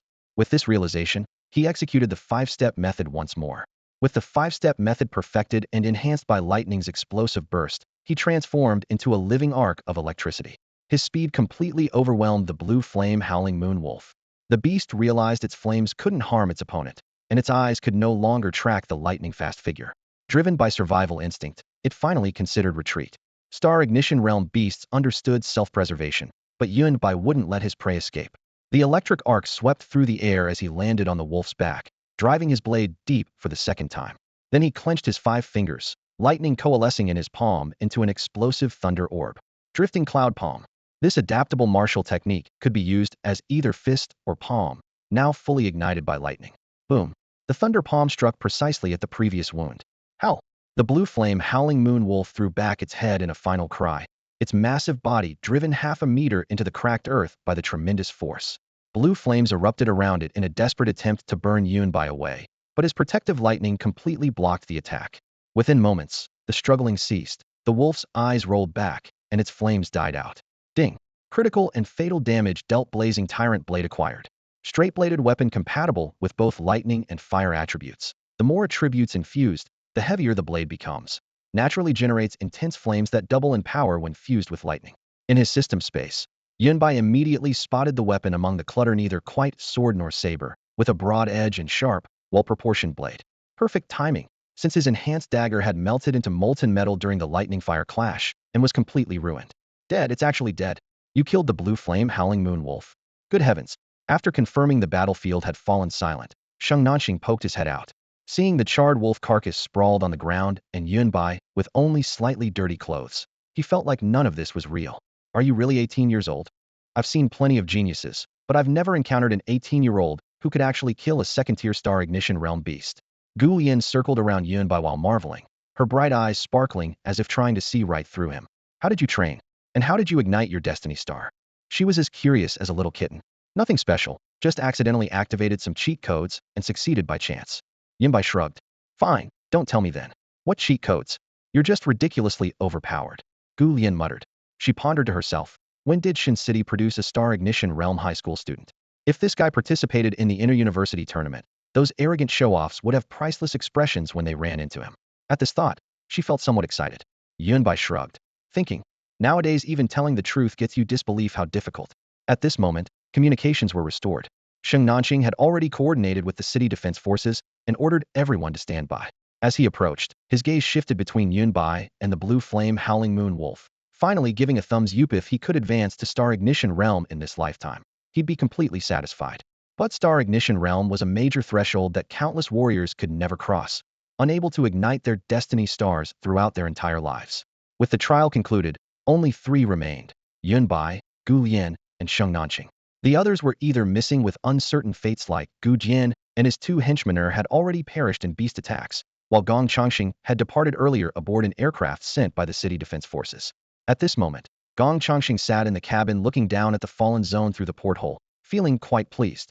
Gu Lian and that talented kid should all be dead in the beast's mouths by now. In a few days, he could return to collect evidence and report back to his employer. Infiltrators like him, who specialized in assassinating Chinese geniuses during mercenary trials, were not uncommon domestically. They even knew each other. He was merely one link in the chain. Half an hour later, the aircraft slowly landed on the airstrip within the high walls. As Gong Changxing stepped down the gangway, he saw 3 familiar figures ahead, and his smile instantly froze. Hey, what a coincidence, we meet again. Another aircraft's cabin door opened, and Yunbai waved cheerfully, though his killing intent wrapped around his prey like chains. Alarms blared all around as organized city defense forces quickly surrounded the area, with Star Ignition Realm officers stationed in all directions. You actually survived? Gong Changxing's face turned deathly pale, instantly realizing he had voluntarily walked into a trap. He raised his hands, wanting to argue. Yunbai and the others only had their word, and he could make excuses too. However, Gu Lian stepped forward, pulled off her mask, revealing that youthfully beautiful face. Uncle Ing, he's an infiltrator from foreign forces who specializes in hunting talented young Chinese warriors. During the trial, he lured beasts to try to eliminate us all. The commanding officer Song Lianying was first stunned, then his heart sank. This young lady had nearly met with disaster if something had actually happened to her. He couldn't bear to imagine the consequences. Over all these years, countless geniuses had probably died at the hands of people like Gong Changxing. At this thought, his blood roared throughout his body, determined to capture Gong Changxing alive. Gong Changxing was completely dumbfounded. This wasn't just being caught, it was walking straight into the net. Crack! Lightning and flames erupted simultaneously. Yunbai leaped into the air, drawing the Tsangyan tyrant blade from his system space, yellow thunder and blue flames intertwining, instantly illuminating the entire airport.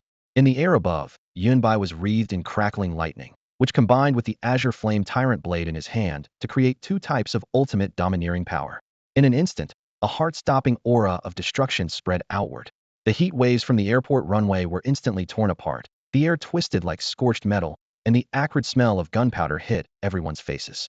All eyes turned upward in unison, staring blankly at that white figure suspended in midair, as if they had forgotten how to breathe. Star Ignition Realm at such a young age? Song Lianying instinctively grabbed the sleeve of the person beside him, his voice dry in his throat. Where did he come from? The response was still a bewildered shake of the head. Star Ignition Realm with dual attributes. Sheng Nanqing's mouth hung open wide enough to fit a fist. He was desperately trying to break into the Star Ignition Realm himself, and considered himself extremely familiar with this level. A Star Ignition Realm warrior's chi and blood would transform into a tribute power that matched their nature: metal, wood, water, fire, earth, wind, thunder, ice, frost, with endless variations. Occasionally there were rare branches that had mutated from conventional attributes. But dual attributes was unheard of. It wasn't his fault for not seeing through if Azure Flame Tyrant Blade carried its own attributes, making it inherently difficult to identify. Gu Lian thought about how Yunbai had held back 30% of his strength when fighting in the Fallen Zone, and quietly drew in a sharp breath. This guy is basically a monster. Under everyone's watchful gaze, Yunbai raised his blade and dove down, azure flames and lightning weaving together into a thunderous fire cascade as he slashed fiercely toward Gong Changxing. How could Gong Changxing just sit there and wait for death? With an angry roar, his entire body's chi and blood exploded outward, thick yellow energy condensing into 2 giant palms outside his body, wrapping around him with a viscous sensation. Boom! The fire blade struck that mass of thick earth, like stabbing into deep mud. The violent force was quickly absorbed, and the blade's edge couldn't advance even an inch. Gong Changxing laughed heartily, his chest heaving. Haha, Earth-type variant attribute, Star Ignition Realm 3rd level. Each level difference is like heaven and earth. A mere 2nd level dares to compete with me? Who gave you such audacity? Is that so? Then try this. Yunbai's gaze turned cold as he spoke in a low voice. War, God, body activate. The next second, lightning and azure flames erupted like unleashed beasts, light blazing through the clouds with deafening force. Invisible pressure poured down from midair, making the entire airport feel like it was being crushed by a giant mountain. Everyone's hearts pounded wildly. Their breathing instantly became labored, and Gong Changxing's face turned deathly pale, his hands and feet going cold. Yunbai felt the power within his body surge like never before. Gripping the blade with one arm, he pressed down gently. Crack! That layer of thick earth instantly shattered, and lightning and fire roared toward Gong Changxing. No! This is impossible. How can this be? Gong Changxing's eyes bulged with rage, but before he could finish speaking, the azure flame tyrant blade had already swept past. The blazing energy tore through flesh and bone, and he was vaporized into white mist before he could even scream. Ding! Critical damage dealt. Gained 1 month of cultivation chi and blood. Ding! Absolute fatal damage dealt. Martial technique yellow grade idle cloud hand upgraded to mystic grade idle cloud hand. Boom! Yunbai withdrew the azure flame tyrant blade as the war god body's radiance faded. The system's critical hit rewards surged through his entire body, and he clearly felt another shackle within him being thunderously broken open. Breakthrough achieved. Star Ignition Realm 3rd level, accomplished. Meanwhile, Xin Yun's abilities had also been upgraded, which was truly cause for celebration. Gong Changxing's physical body instantly vaporized under the blade's light, leaving not even ashes behind. The remaining blood essence was swept away by the heat wave, leaving only the mixed scent of metal and charred flesh lingering in the air. Everyone present stood frozen in shock. While it wasn't unheard of for a second-tier cultivator to defeat a third-tier opponent, Yunbai had delivered only a single strike from beginning to end. With one swift motion, his enemy was completely obliterated. Such simple, brutal dominance was something they had never witnessed firsthand. Absolutely savage. Song Lianying's heart trembled with shock. He was certain that even a fourth-tier Starpoint Realm expert might not be able to withstand that single strike. What was even more terrifying was Yunbai's calm expression while wielding the blade, clearly indicating he still had power in reserve. The military soldiers exchanged bewildered glances, their mouths agape wide enough to fit an egg. Little brother, I've got to say, you're one hell of a show-off. Sheng Nanxing swallowed hard. Bitter with envy, he had even 1/10 of Yunbai's talent. He would have already stepped into the Starpoint realm. From that small town in District B until now, you haven't used your full strength, have you? Gu Lian's eyes sparkled with unprecedented excitement. The power Yunbai had displayed far exceeded that of any peer she had encountered. Perhaps only those monsters who had entered top-tier universities and enjoyed the finest resources could match him. Yunbai merely smiled and shook his head, indicating he wouldn't reveal anything despite drawn-out battles. So he chose to settle things with a single strike, not out of deliberate showmanship. Too powerful. A true young hero, the crowd murmured in admiration. Only then did Song Lianying approach, sizing up Yunbai from head to toe, cold as a blade in battle, yet composed and serene afterward like two completely different people. Regarding today's events, I'll need everyone's cooperation with the investigation, he said solemnly. Yunbai and Sheng Nanxing both agreed in unison. As for Gu Lian, with her military background, she was exempt from questioning.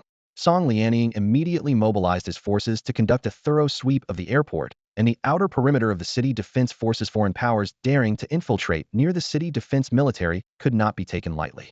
Meanwhile, he arranged for Yunbai and Sheng Nanxing to be escorted to a temporary rest room for statement recording. Back in his office, Song Lianying pondered repeatedly before instructing his assistant to retrieve the registration files from the mercenary hall. The moment he opened the file folder, his gaze suddenly sharpened. 18 years old, Starpoint Realm, 2nd tier. He looked up at the young woman who had delivered the documents, the same receptionist who had originally handled Yunbai's registration. Participation in mercenary certification trials requires reporting all Starpoint Realm cultivators and above. You didn't file a report. Though Song Lianying's tone remained steady, it carried unmistakable authority. I thought he was handsome at the Timino. I mean, he looked too young, so I assumed he was lying about his cultivation level. I made him refill the forms, but I didn't investigate further before filing them.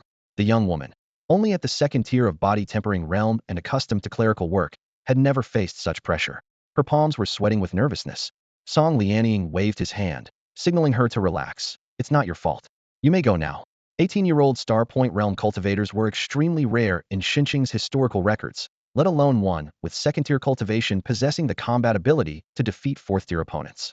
No wonder foreign forces would go to such lengths to make a move. Their original target should have been Gu Lian, but Yunbai had emerged as an unexpected variable. Without his intervention, the situation might have spiraled completely out of control. A flash of ruthlessness crossed his eyes. In recent years, talented individuals had been falling frequently, and investigations had revealed connections to these foreign forces. Now they dared to extend their reach into the city defense military. This could no longer be tolerated. Considering Gu Lian's safety, Song Lianying picked up the red telephone. After a moment's contemplation, he decided to submit Yunbai's complete file along with the airport battle footage. A genius with such overwhelming combat prowess must receive proper attention. After a brief questioning and registration, the cooperative investigation involving Yun Bai and Sheng Nanxing came to an end. As they emerged from the city defense military base, before the two could even catch their breath, they spotted Gu Lian waiting at the entrance. The familiar figure standing beside Gu Lian made Yun Bai instinctively call out, "Teacher Qin Qingyu?" In the next second, he realized his mistake. Inside that perfectly tailored military uniform, with sharp lines, stood Qin Qingyu's twin sister Qin Qingxue. Well, little brother Yun Bai, our young hero. Young people sure know how to have fun, but you should still show some restraint, Sheng Nanxing said with a teasing tone, patting Yun Bai's shoulder. Inwardly, he was already calculating. Having just obtained his mercenary identification badge, he needed to hurry back and brag to his friends about this trial. With that, he waved at the three of them and left with spring in his step. Gu Lian had changed out of her black and white patterned tight combat suit and was now wearing a pure white dress.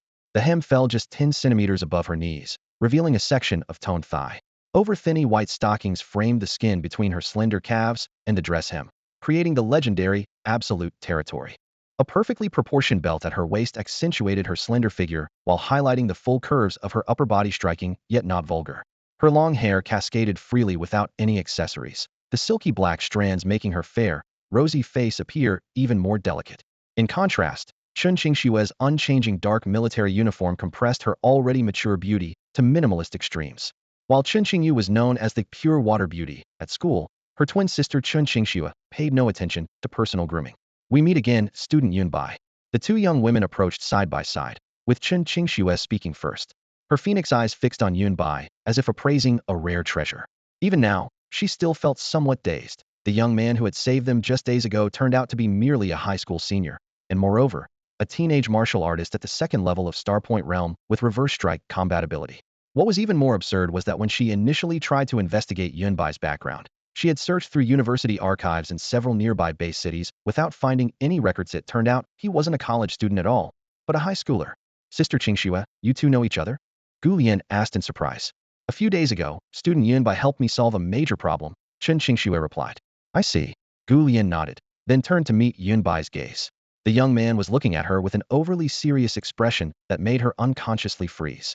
"Yun Bai, what's wrong?"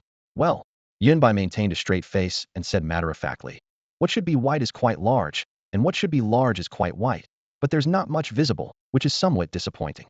"What?" Gu Lian was first stunned, then following his line of sight and realizing where he was looking, her cheeks instantly flushed red. She raised her hand and glared at him indignantly. "Who asked you to comment on that? I was asking what you plan to do next. You must be on the school team too, right? Are you participating in the inter-school tournament?" In her view, Yun Bai's abilities were ridiculously overpowered for a high school student. Ordinary Starpoint Realm high schoolers had barely just advanced. Yet here he was already at the second level, capable of reverse striking the third level. Who would have thought? Yun Bai simply shook his head indifferently. "Not interested." "I see." Gu Lian thought for a moment and couldn't help but agree. If she possessed Yun Bai's combat prowess that far exceeded his peers, a mere body-tempering realm competition would probably be nothing more than child's play. Given that, switching to a stage where he could truly showcase his abilities made perfect sense. Under the setting sun, Qin Qingxue's gaze was steady as she solemnly extended a hand wearing light gray tactical gloves toward Yun Bai. "Student Yun Bai, as a representative of the 1st Battalion Commander of Xinqing City Defense Force, I formally invite you to join the City Defense Force. With your talent, you don't need to follow the conventional university path. All the teaching and cultivation resources available at universities, we have them all, and even better ones. You'll be directly commissioned as captain with squadron leader authority. What do you think?" This invitation wasn't her personal whim. Just minutes ago, she had received instructions from the first commander and reviewed the airport surveillance footage. The casual sword strikes Yun Bai had delivered in that battle were enough to command respect even from her. A 5th-level star-pointing realm cultivator, just through the screen, and he clearly hadn't used his full strength. Exactly the same indeed. Yun Bai raised an eyebrow, looking at Qin Qingxue with words that seemed to carry hidden meaning. Qin Qingxue paused for a moment, then said seriously, "What's wrong? Do you have concerns?" "No." Yun Bai waved his hand, his voice calm, yet revealing an inherent carefree spirit. "I also despise those foreign forces, and the expeditions to eliminate fierce beasts are truly noble. But I'm used to being free and don't like being bound by organizations, so I decline." In his view, whether joining the school team to bring glory to the academy or enlisting in the city defense force to earn merit, neither held as much significance as personally venturing into fallen territories to hunt fierce beasts for system rewards. As long as his strength was sufficient, simply standing there with his sword would be the best calling card. When that time came, great scholars would naturally debate on his behalf. With the system in hand, becoming such a powerhouse was merely a matter of time, and being incorporated into any organization would only become a constraint putting the cart before the horse. Chun Qingxue looked at this seemingly gentle, yet profoundly confident young man before her, finally shaking her head gently and uttering 4 words with a faint smile. As expected.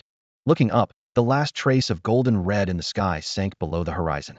The mercenary trial that had begun in the morning was originally scheduled for 12 hours, but had been extended until now due to various incidents, finally coming to an end. Yunbai had obtained his mercenary identification card, which would allow him free access to fallen territories going forward. By the way, let's exchange contact information. Gu Lian pulled out her phone and showed the screen.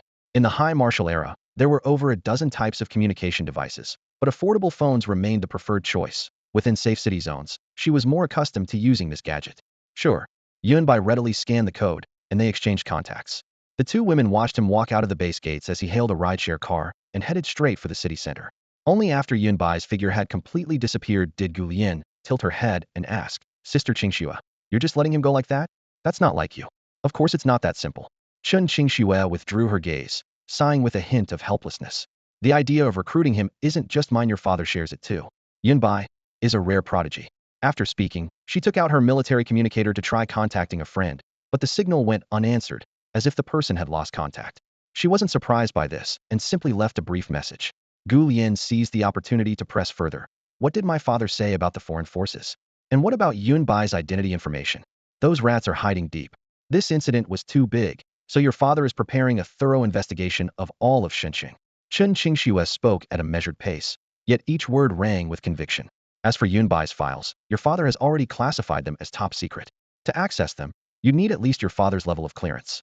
Others can only see the 4 words, high school student Yunbai. Hearing this, Gu Lian finally felt completely at ease, letting out a soft hum as she turned her face away to prevent Chun Qingxue from seeing her slightly reddened ear tips. At this moment, the rideshare car stopped at the entrance of a familiar residential complex. Yunbai got out and looked up at the cluster of buildings where he had grown up, feeling a touch of nostalgia. After a moment, he pulled out his phone and called a moving company. Yunbai hadn't forgotten that among the system's critical hit rewards was a property. While Yunbai was busy moving his belongings, the city was in turmoil. Due to an unexpected incident during the mercenary trials, the city defense forces were preparing to launch a major sweep of the fallen zones. Meanwhile, shocking tragic news broke from the Gu family. One of Xinjiang's most prominent households, young master Gu Jian, had died from his injuries after returning from the fallen zone. The Gu family mansion blazed with lights throughout the night. In the spacious main hall, the patriarch Gu Heng sat in the seat of honor, with every family member present, roughly over 100 people in total. They formed a semicircle around him, heads bowed low, the air so silent that even breathing sounded as clear as a pin dropping, all waiting for the man in power to speak. In the center of the hall lay a corpse with blood still fresh. It was Gu Jian. Beside the body knelt 2 middle-aged men, their clothes soaked in blood, their bones twisted throughout their bodies. They had been beaten until every limb was broken. Little Jian told me he was going to participate in the mercenary trials today with that girl from the Gu family. The old man's voice was hoarse, yet each word pierced through the silence. A mere trial shouldn't exceed the 9th level of body tempering difficulty at most. With little Diane's 9th level body tempering cultivation, plus the weapons and equipment provided by our family, even if he failed, he shouldn't have died on the spot. Father, these 2 have confessed everything, and their identities are beyond suspicion. A middle-aged man stepped forward, his face cold as iron. This was Gu Dian's father, Gu Shan. They said that foreign forces had secretly set up ambushes during the trial, and little Dian was killed by a sneak attack from one of those warriors. Rage made his voice even lower and more vicious. During interrogation, he had personally broken these 2 men's limbs, all because of one question: why should you get to come back alive when my son is dead? The old man tapped his cane lightly on the ground, his eyes dark and brooding. I've already obtained partial testimonies about what happened from the city defense forces. Ultimately, little Jian got into a dispute with someone, which gave that assassin the opportunity to strike. The 2 henchmen, now barely more than bloody pulps, immediately offered weak explanations upon hearing this. It was a young man named Yunbai. Before young Master Gu Jian was ambushed, he was arguing with him. Yunbai. The old man's eyelids lifted slightly.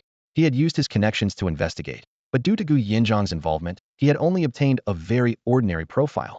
7th level body tempering peak. A student with decent talent, nothing more. As for yesterday's incident where Yunbai had defeated Zheng Haoming with a single punch at school before it could even alarm Gu Yinzhang, the principal had already seized the opportunity to suppress the news, leaving no records for outsiders to find. Gu Shan lived up to his name, being as unyielding and domineering as a mountain. Since Yunbai is connected to little Diane's death, he cannot be allowed to live. If he couldn't touch Gu Lian, then he would take his revenge on Yunbai. The old man said nothing more, but he didn't stop him either, tacitly approving this decision. Night completely swallowed Xinqing's skyline. Hey, handsome, what's the address for the move? You really don't have much stuff, yet you called such a big truck. Oh, thanks. The truck driver efficiently packed and secured the luggage on the rack, working up a sweat. When he turned around, he saw Yun by offering him a bottle of ice water. Without any pretense, he accepted it and gulped it down gratefully. Behind them sat a semi-trailer over 30 feet long, looking quite empty. Apart from 8 suitcases and a few small pieces of furniture that occupied less than 1/5 of the cargo space, it looked like an empty truck heading back. Yunbai was pressed for time and had been busy packing since landing, with no time to even contemplate how few possessions he actually had. He retrieved the property deed from his system space, glanced at it briefly, and casually gave the driver an address. Zijing Garden. It's not far, right? Yunbai calculated mentally that it was only 5 kilometers from Shunqing First High School to the destination. If they had to drive an extra 10 or 20 kilometers, the round trip would seriously delay his plans. Zijing Garden. The driver's voice rose with excitement. That's one of Shunqing's most famous luxury residential areas. Private houses with their own courtyards, and all the security guards are martial artists. You need serious capital to afford living there. Buddy, I never would have guessed you were so well off. He pointed toward the distant walls and guard posts, adding his commentary. In this world, very few people could actually become martial artists, and hiring martial artists for security required serious money. Thanks to that bottle of ice water, the driver quickly warmed up to Yunbai and kept the conversation flowing throughout the journey. While chatting, the truck had already reached the entrance of Zijing Garden. As soon as the vehicle stopped, Yunbai jumped down and pulled out his property deed, ready to show it to the security guard at the gatehouse. Just then, a familiar female voice called out from behind. Yunbai. Yunbai instinctively turned around, spotted the approaching figure, frowned with annoyance, cursed his bad luck silently, and quickly looked away. The newcomers were none other than Cui Yin and her close friend Shen Fangfang. The two had seen the semi-trailer stopped at the community entrance from a distance, and assumed it belonged to some wealthy heir or star-level martial artist moving in. They never expected the person stepping out of the cab to be Yunbai. At first, Cui Yin wasn't certain, but once she got closer and saw his face clearly, there was no doubt. She raised an eyebrow and sneered coldly. Him? Someone as poor as him dares to come to Zijing Garden? The residency requirements here are either a net worth of over 500 million yuan or being at least a star-level martial artist. Cui Yin crossed her arms, wearing another ultra-short skirt today that barely covered the essentials, paired with black fishnet stockings that drew stares from every passing man. Her friend Shen Fangfang was equally eye-catching in tight yoga pants that accentuated her long legs, and a white camisole top a typical fitness influencer look. Shen Fangfang had originally been a student at Shunqing First High School, but dropped out due to poor talent. Zijing Garden had tight security all around, with private fighting strictly prohibited. Any escalating conflict would immediately bring star-level martial artists to intervene.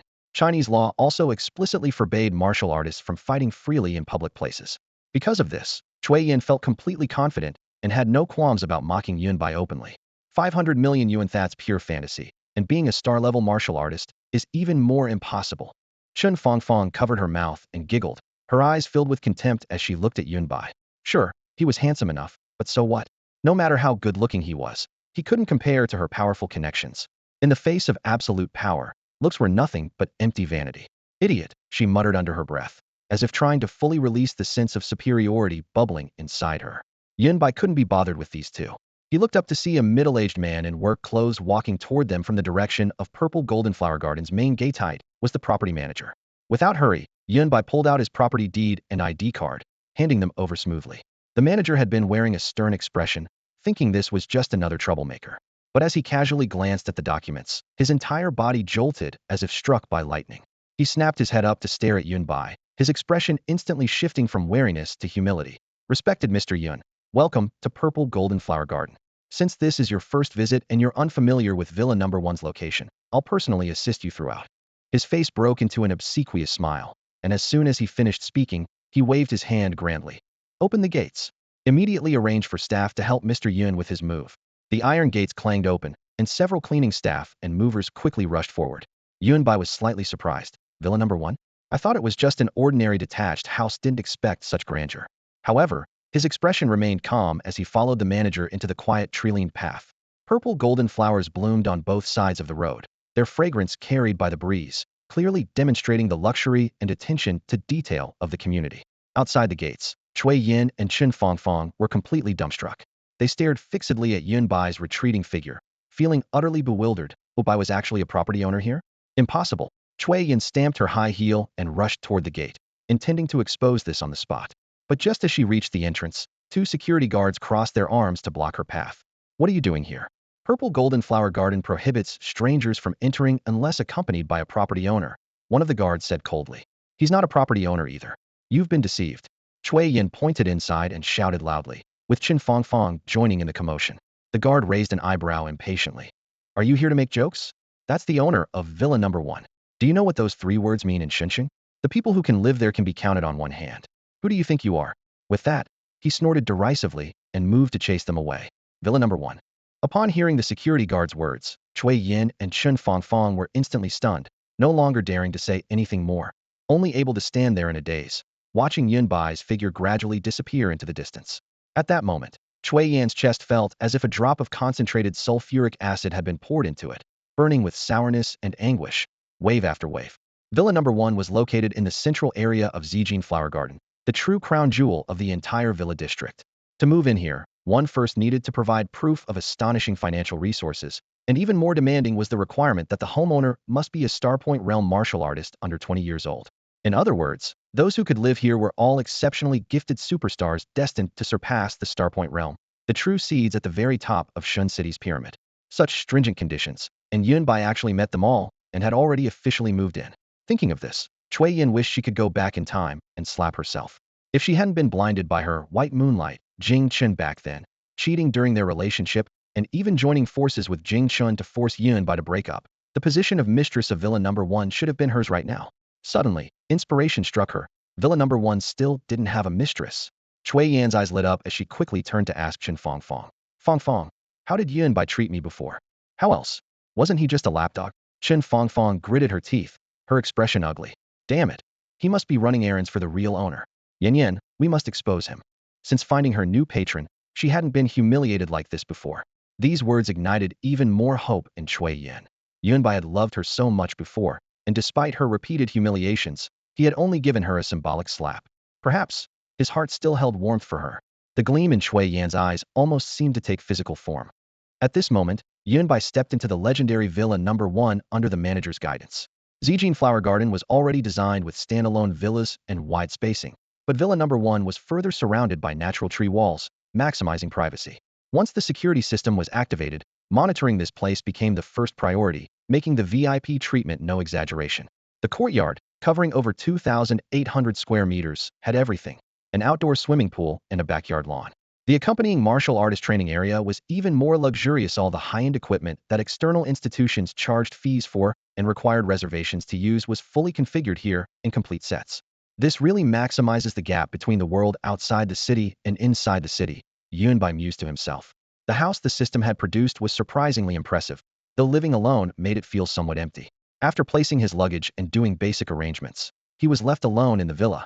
Yunbai first enjoyed a relaxing soak in the temperature-controlled bathtub, releasing all the fatigue from his journey, then entered the massage room.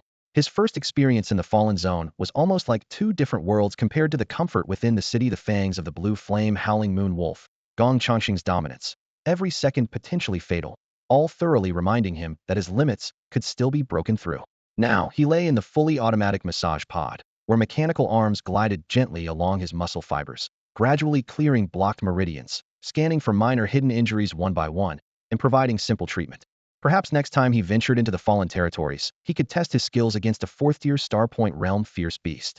The moment his war god physique fully activated, Yunbai felt as though he was truly possessed by a war deity, with surging blood and chi coursing endlessly through his body, and this was merely its initial form.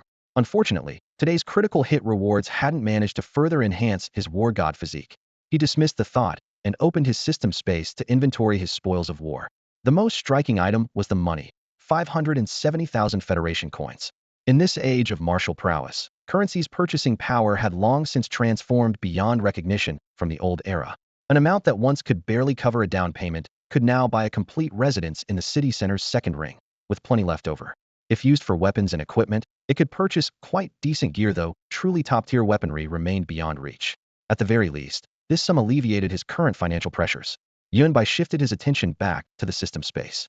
The storage grids contained a diverse array of items: wind whisper grass, blood tempering grass, dustless talismans, and even a delicious prairie chicken. He frowned in confusion. Prairies could produce chickens?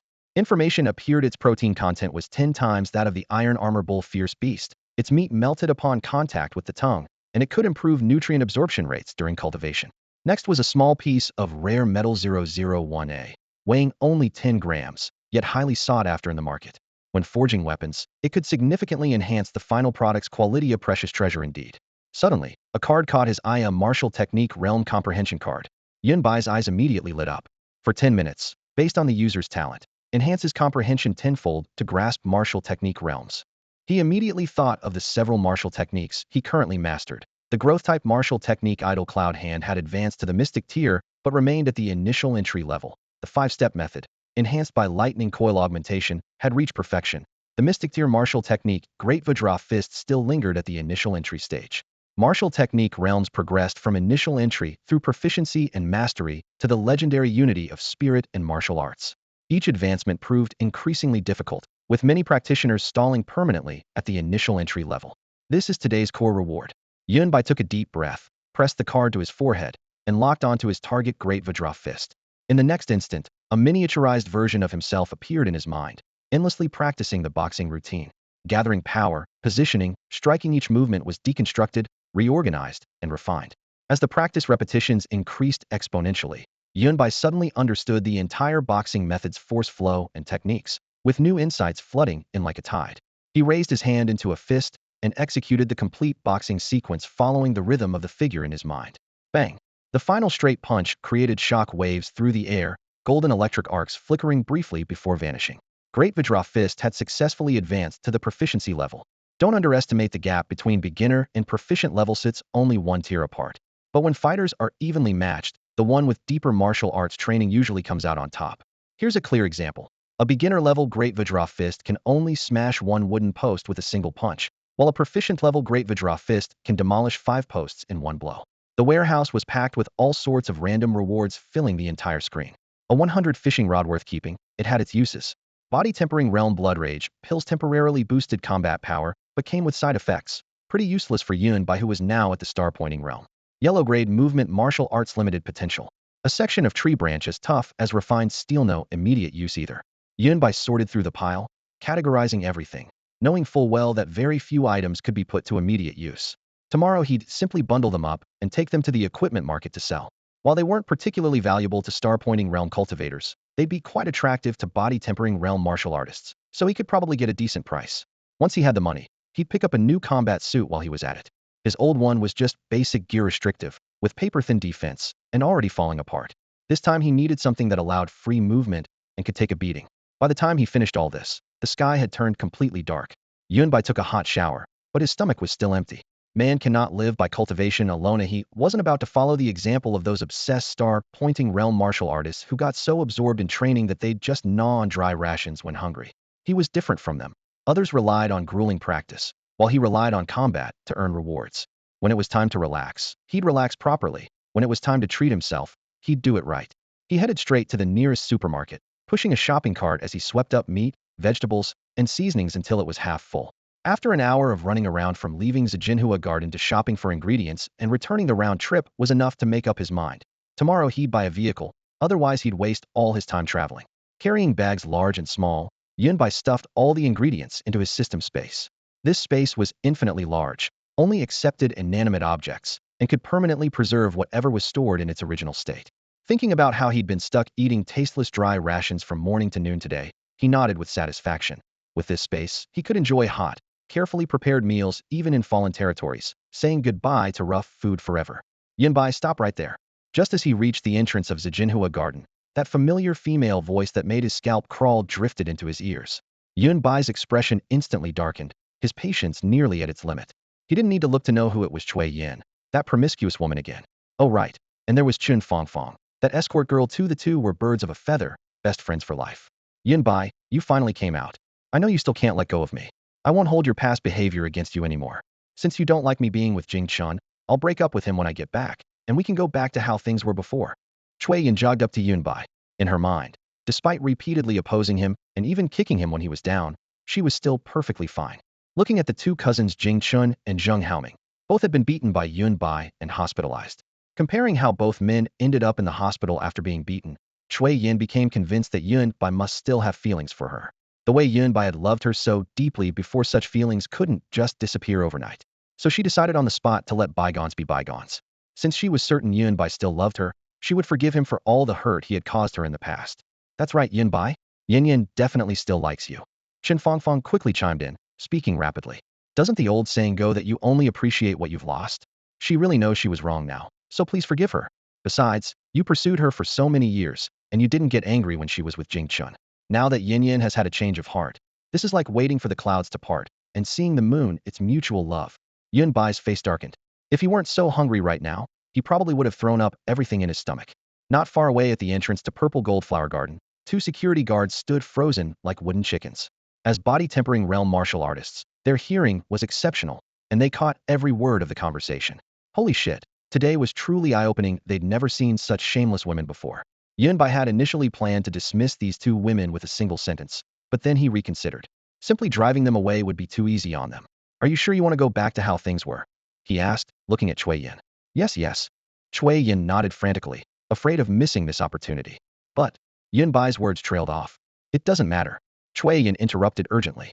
You can hit me, as long as it makes you feel better. I can hit you. Yun Bai looked up, a flash of delight in his eyes. If there's such a good deal, you should have said so earlier. Yes. Cui Yin became even more certain, her eyes shining frighteningly bright. She deliberately thrust out her ample chest, revealing a tantalizing cleavage. To ambush Yun Bai, she had specifically changed into black stockings, and her subtle movements offered glimpses that made passers-by stare wide-eyed. Cui Yin felt smug inside. Sure enough, Yun Bai still loved her. Well, you asked for it, so don't say I forced you. Yun Bai raised his arm. Before he finished speaking, his palm had already struck down hard. Slap. A crisp, heart-stopping slap rang out. Cui Yan's features instantly contorted as tears, snot, and saliva went flying. Under the tremendous force, her eyes rolled back, and her head carried her body like a cannonball, flying backward over 10 meters and rolling several times across the lawn before stopping. The scene was as sudden as thunder from a clear sky. How could you do this?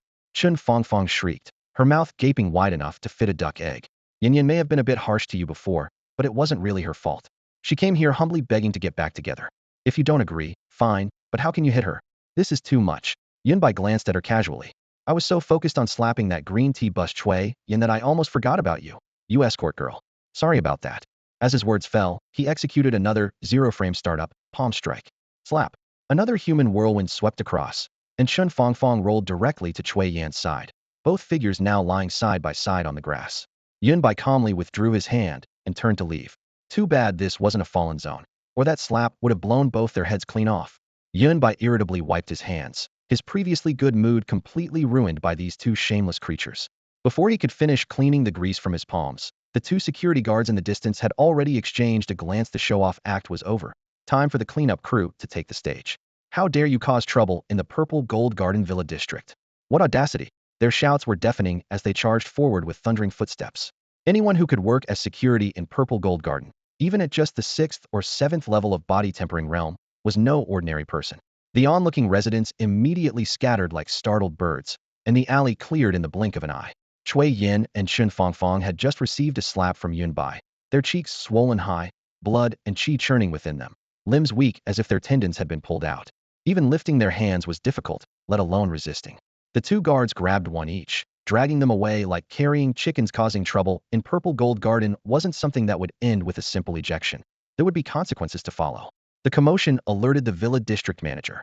This Star Point realm martial artist now wore a face full of smiles as he hurried to Yun Bai's side. Mr. Yun, my apologies. This was our negligence. We absolutely won't let similar incidents happen again. Normally, the manager might not even bother to show his face, but Yun Bai was the owner of Villa Number 1, so he had to lower his stance. Yun Bai waved dismissively. When the forest is big, you get all kinds of birds. You handle the rest, I'm heading back. He thought to himself that he'd need to find an opportunity to clean up all these troubles at once for some peace.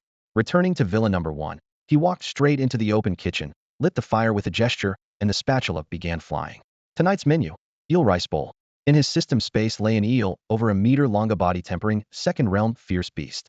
For ordinary people, it would last several days. For martial artists with massive consumption, it was just one proper meal. Deboning, cutting, frying the eel, preparing the sauce. Half an hour later, thick, glossy sauce dripped down the smooth cuts of eel meat, seeping through the gaps between rice grains, filling the air with aroma. Yunbai held the bowl and mocked himself. My cooking skills haven't deteriorated. Just as he raised his chopsticks, a black shadow suddenly flashed past the living room's floor-to-ceiling window. Whoosh. He jerked his head up, pupils contracting. Outside the window stood a woman in a loose white dress that swayed gently in the night breeze, long hair covering her face, features unclear. Her pale wrist pressed against the glass, every vein clearly visible. It was past 8 in the evening, completely dark. The Villa District streetlights were dim due to energy shortages, and that figure against the surrounding darkness sent chills down one's spine. Yunbai narrowed his eyes. This world had no ghosts or monsters at all. Then it could only be a person. Damn it, I forgot to get the manager's contact information. Yunbai cursed silently to himself. He quickly shut the courtyard gate, still regretting how easily he had let the manager go earlier. Even though he knew the woman before him wasn't a ghost, anyone would be unnerved by someone suddenly appearing in the dead of night. The Purple Gold Garden Villa District was home to no ordinary people. This woman climbing over walls in the middle of the night. Wouldn't that count as trespassing? If she really drew a blade, he could probably claim self-defense for cutting her down with his sword. With this thought, Yunbai narrowed his eyes, his fingers already touching the hilt of his Tsunyan tyrant blade, ready for battle at any moment. However, he soon noticed that the woman's gaze wasn't following his movements at all, but was fixed intently on what lay on the table, the eel rice bowl. Her hungry stare seemed completely captivated by the food. Yunbai's mind raced as he lowered his stance, circling into the shadows and quietly stalking toward the central courtyard. Thunder energy surged in his palm as he unleashed the 5-step technique without hesitation. Lightning flashed beneath his feet, and his mastery-level movement skill transformed him into a blur, instantly closing in on his target. When he was less than 2 meters from the woman, she suddenly moved, her form also blurring to the extreme. She too was using the 5-step technique at mastery level. The yellow-grade martial art 5-step technique was notoriously difficult to cultivate, and reaching mastery level made it comparable to mystic-grade movement skills. This was precisely why Yunbai had never bothered switching techniques. Yet now, he had encountered an expert of equal caliber. With their movement skills evenly matched, Yunbai immediately switched to drifting cloud hand. His arms moved like they were floating on the wind, alternating between palm strikes and punches with unpredictable, cunning techniques that closed in instantly. The woman was clearly unprepared for this style that could switch between palm and fist, retreating repeatedly. Oh, what a strange martial art. I've never seen it before. Instead of being intimidated, she grew more excited with each exchange, suddenly shaking her form and splitting into 10 afterimages. This was another movement-type martial technique, 10 clones simultaneously executing different yellow-grade martial arts, with fists, palms, fingers, and claws flying in all directions, nearly sealing off every escape route. How does this woman know so many martial techniques? Yunbai's brow furrowed as he touched his toe to the roof's edge and launched himself high into the air. His fist gathered full true energy and crashed down thunderously. Great Vajra fist. The punch's force descended like a mountain pressing down, the surrounding trees torn by the energy until leaves scattered wildly. The 10 clones all collapsed into nothingness under the tremendous force, and the courtyard's air trembled from the impact. Shock flashed in the woman's eyes as her slender form suddenly froze, as if intimidated by the punch's power, instinctively stopping her attack. Damn! Yunbai hadn't expected the woman to stop fighting at such a crucial moment and hurriedly tried to pull back his force, but his palm still ended up grasping something indescribably soft. Yunbai remained silent. Her palm was soft, warm, and smooth as silk, absolutely the kind of forbidden territory that all men would desperately pursue. Ding! Your heart has suffered critical damage. Reward. Ancient Martial Arts Technique, Black Dragon, 18 forms. Ancient Martial Arts Technique? Yunbai was stunned, having never heard of such a thing, but this clearly wasn't the time to examine the details. Kuosha gentle breeze lifted the woman's disheveled long hair. As her hair scattered, a face with natural commanding presence was revealed, defined features with soft contours, skin so pale it was nearly transparent, making her elegant nose appear even more striking. Below that was a height of nearly 6 feet and long, straight legs beneath her skirt with just a little styling. She would be the perfect mature beauty. You? The woman blinked, her expression somewhat adorably confused as she looked down at Yunbai's hand still resting on her body. Yunbai said nothing, quietly giving another gentle squeeze before quickly withdrawing his arm. He let out a soft snort, preparing to question her identity and purpose. However, before he could speak, the woman's gaze suddenly became sharp as a bladia's if a character that had been offline was suddenly taken over by the actual player. Yunbai immediately became alert and tried to retreat. The woman moved faster, golden light exploding from around her body as she positioned her palms in a strange gesture, instantly forming an invisible force. Fifth level of the Star Point realm. This oppressive feeling Yun Bai had only experienced it from Commander Song Lianying of the City Defense Forces. Without time to think further, he directly activated his war god body. The two forces clashed like needle against wheat. Though the woman's cultivation level was higher, she seemed like a novice in actual combat, but with a two-level difference in minor realms, Yunbai couldn't afford to be careless, especially since foreign forces had recently targeted talented individuals from China, and who knew if this woman might be an assassin sent after him.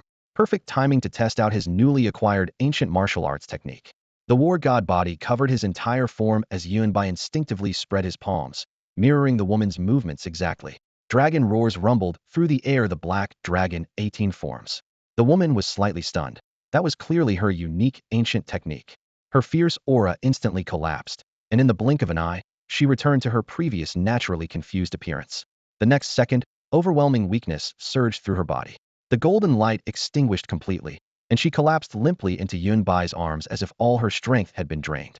The body in his embrace was soft as boneless, carrying a faint scholarly fragrance mixed with a woman's subtle scent that lingered persistently.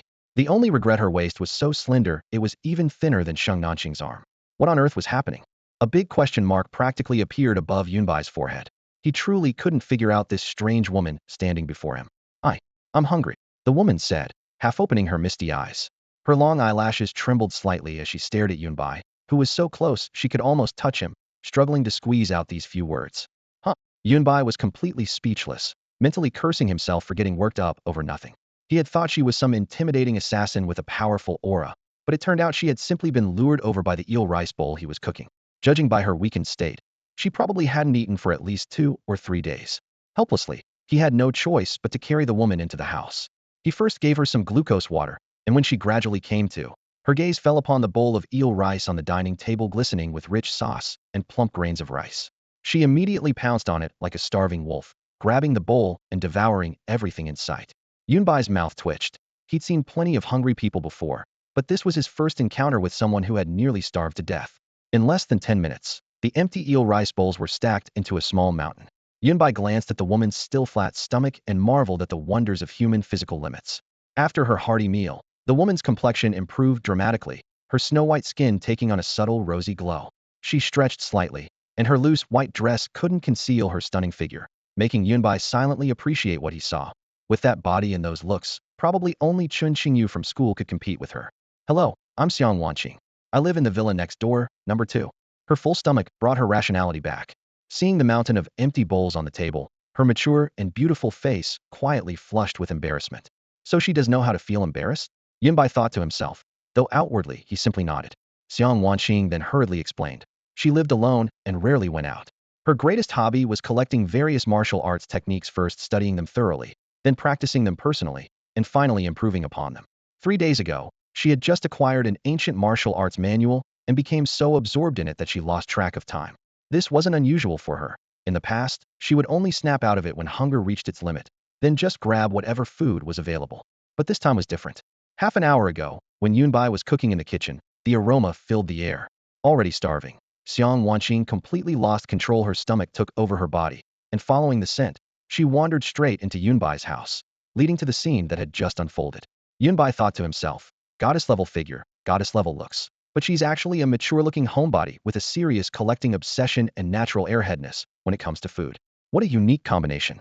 Through the floor-to-ceiling windows, across the backyard grove, he could vaguely see the villa next door. Since this was just a misunderstanding, he naturally didn't plan to make a big deal of it. After all, hadn't exactly suffered any loss. To be fair, the way she felt in his arms, soft and supple, was quite nice. Now that Xiang Wanqing had eaten her fill, Yunbai was ready to send her on her way. Xiang Wanqing had finished all the food, while he was still starving. Yunbai had just finished clearing the dishes and hadn't even stepped out of the living room when Xiang Wanqing suddenly froze at the entrance with a sharp intake of breath. Her eyes lit up like 2 searchlights, staring straight at him. The next second, she slapped her forehead hard, her voice rising an octave. You just used the 18 forms of the Black Dragon, didn't you? You really know the 18 forms of the Black Dragon, right? She grew more excited as she spoke, leaning forward slightly and examining Yunbai from head to toe, as if she wanted to take him apart and study every piece. Is it that unusual?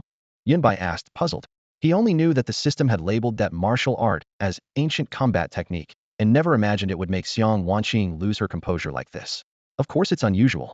Xiang Wanqing moved so close, she was almost pressed against him, her breath carrying a warm minty fragrance. At such close range, Yunbai could even smell her crisp, natural scent and accidentally caught a glimpse of the stunning curves barely visible beneath her clothing, making his heart skip a beat. Xiang Wanqing lowered her voice, speaking with conviction. In our era, beast crises emerge constantly. Technology advances explosively. Alien civilizations have begun making contact, and there are even unknown regions on Earth driving human evolution. Warriors are the universally recognized path of human evolution. This fact is written in black and white in the Global Federation's Encyclopedia of Civilization. She paused, her gaze growing even more intense. But in reality, warriors likely existed in ancient times, and the martial techniques they practiced were probably far more advanced than our current systems. This was once just speculation that the international academic community completely rejected, but then this martial art appeared: the 18 forms of the Black Dragon. The 18 forms of the Black Dragon? Yunbai raised an eyebrow, silently comparing this with the system's annotation. Indeed, undoubtedly an ancient combat technique. Xiang Wanqing was practically bouncing with excitement. Exactly. We discovered the 18 forms of the Black Dragon in underground cavern number 8. For the first time, that strange and mysterious term surfaced in Yunbai's mind. Underground caverns. This martial technique was excavated by our research team from deep underground caverns. On-site investigation results show that the medium containing the 18 forms of the Black Dragon surpasses contemporary metallurgical standards in both craftsmanship and materials used, making it nearly impossible to replicate. The researchers concluded that proving the 18 forms of the Black Dragon can be practiced normally would be sufficient evidence that ancient martial artists truly existed.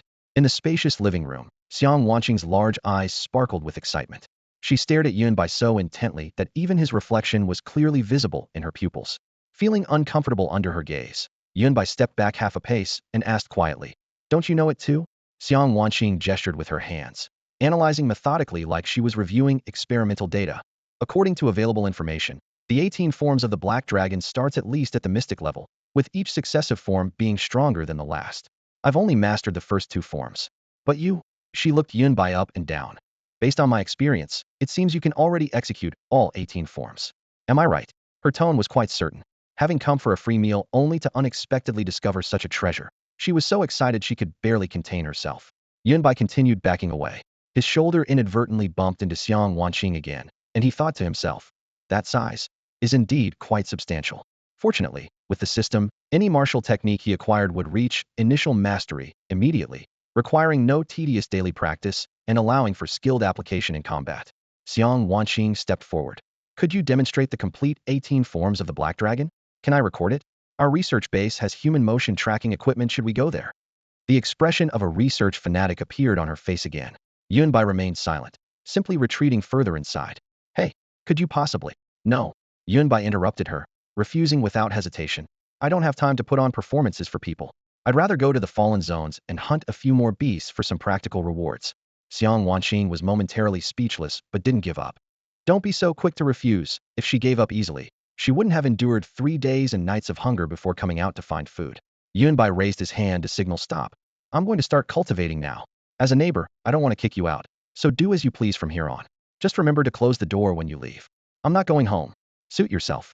He turned directly toward the cultivation room and slammed the heavy alloy door shut with a bang. The doors separated them into 2 different worlds. Xiang Wanqing stood there stunned. Actually went to cultivate just like that, leaving her completely outside. Coming to her senses, she raised her fist toward the door. I won't give up so easily. Night had fallen. It was past 10 o'clock. Outside the night scene bar, neon lights reflected on the wet pavement as Cui Yin and Chun Fangfang stumbled out supporting each other, their cheeks flushed red from alcohol. How could Yunbai do this? Cui Yin nearly fell as she missed a step, her speech quickened by intoxication. I had already forgiven him, yet he hit me in front of all those people. Chun Fangfang steadied her, voice trembling with anger. Does living in Purple Gold Garden make him so special? Does defeating Jing Chen and Zheng Haoming give him the right to do whatever he wants? There must be even more powerful people in this world. Earlier that evening, they had been driven away by security guards at the villa district entrance, which only made them angrier. After simply treating the injuries on their faces, the 2 decided to come to the bar to let loose.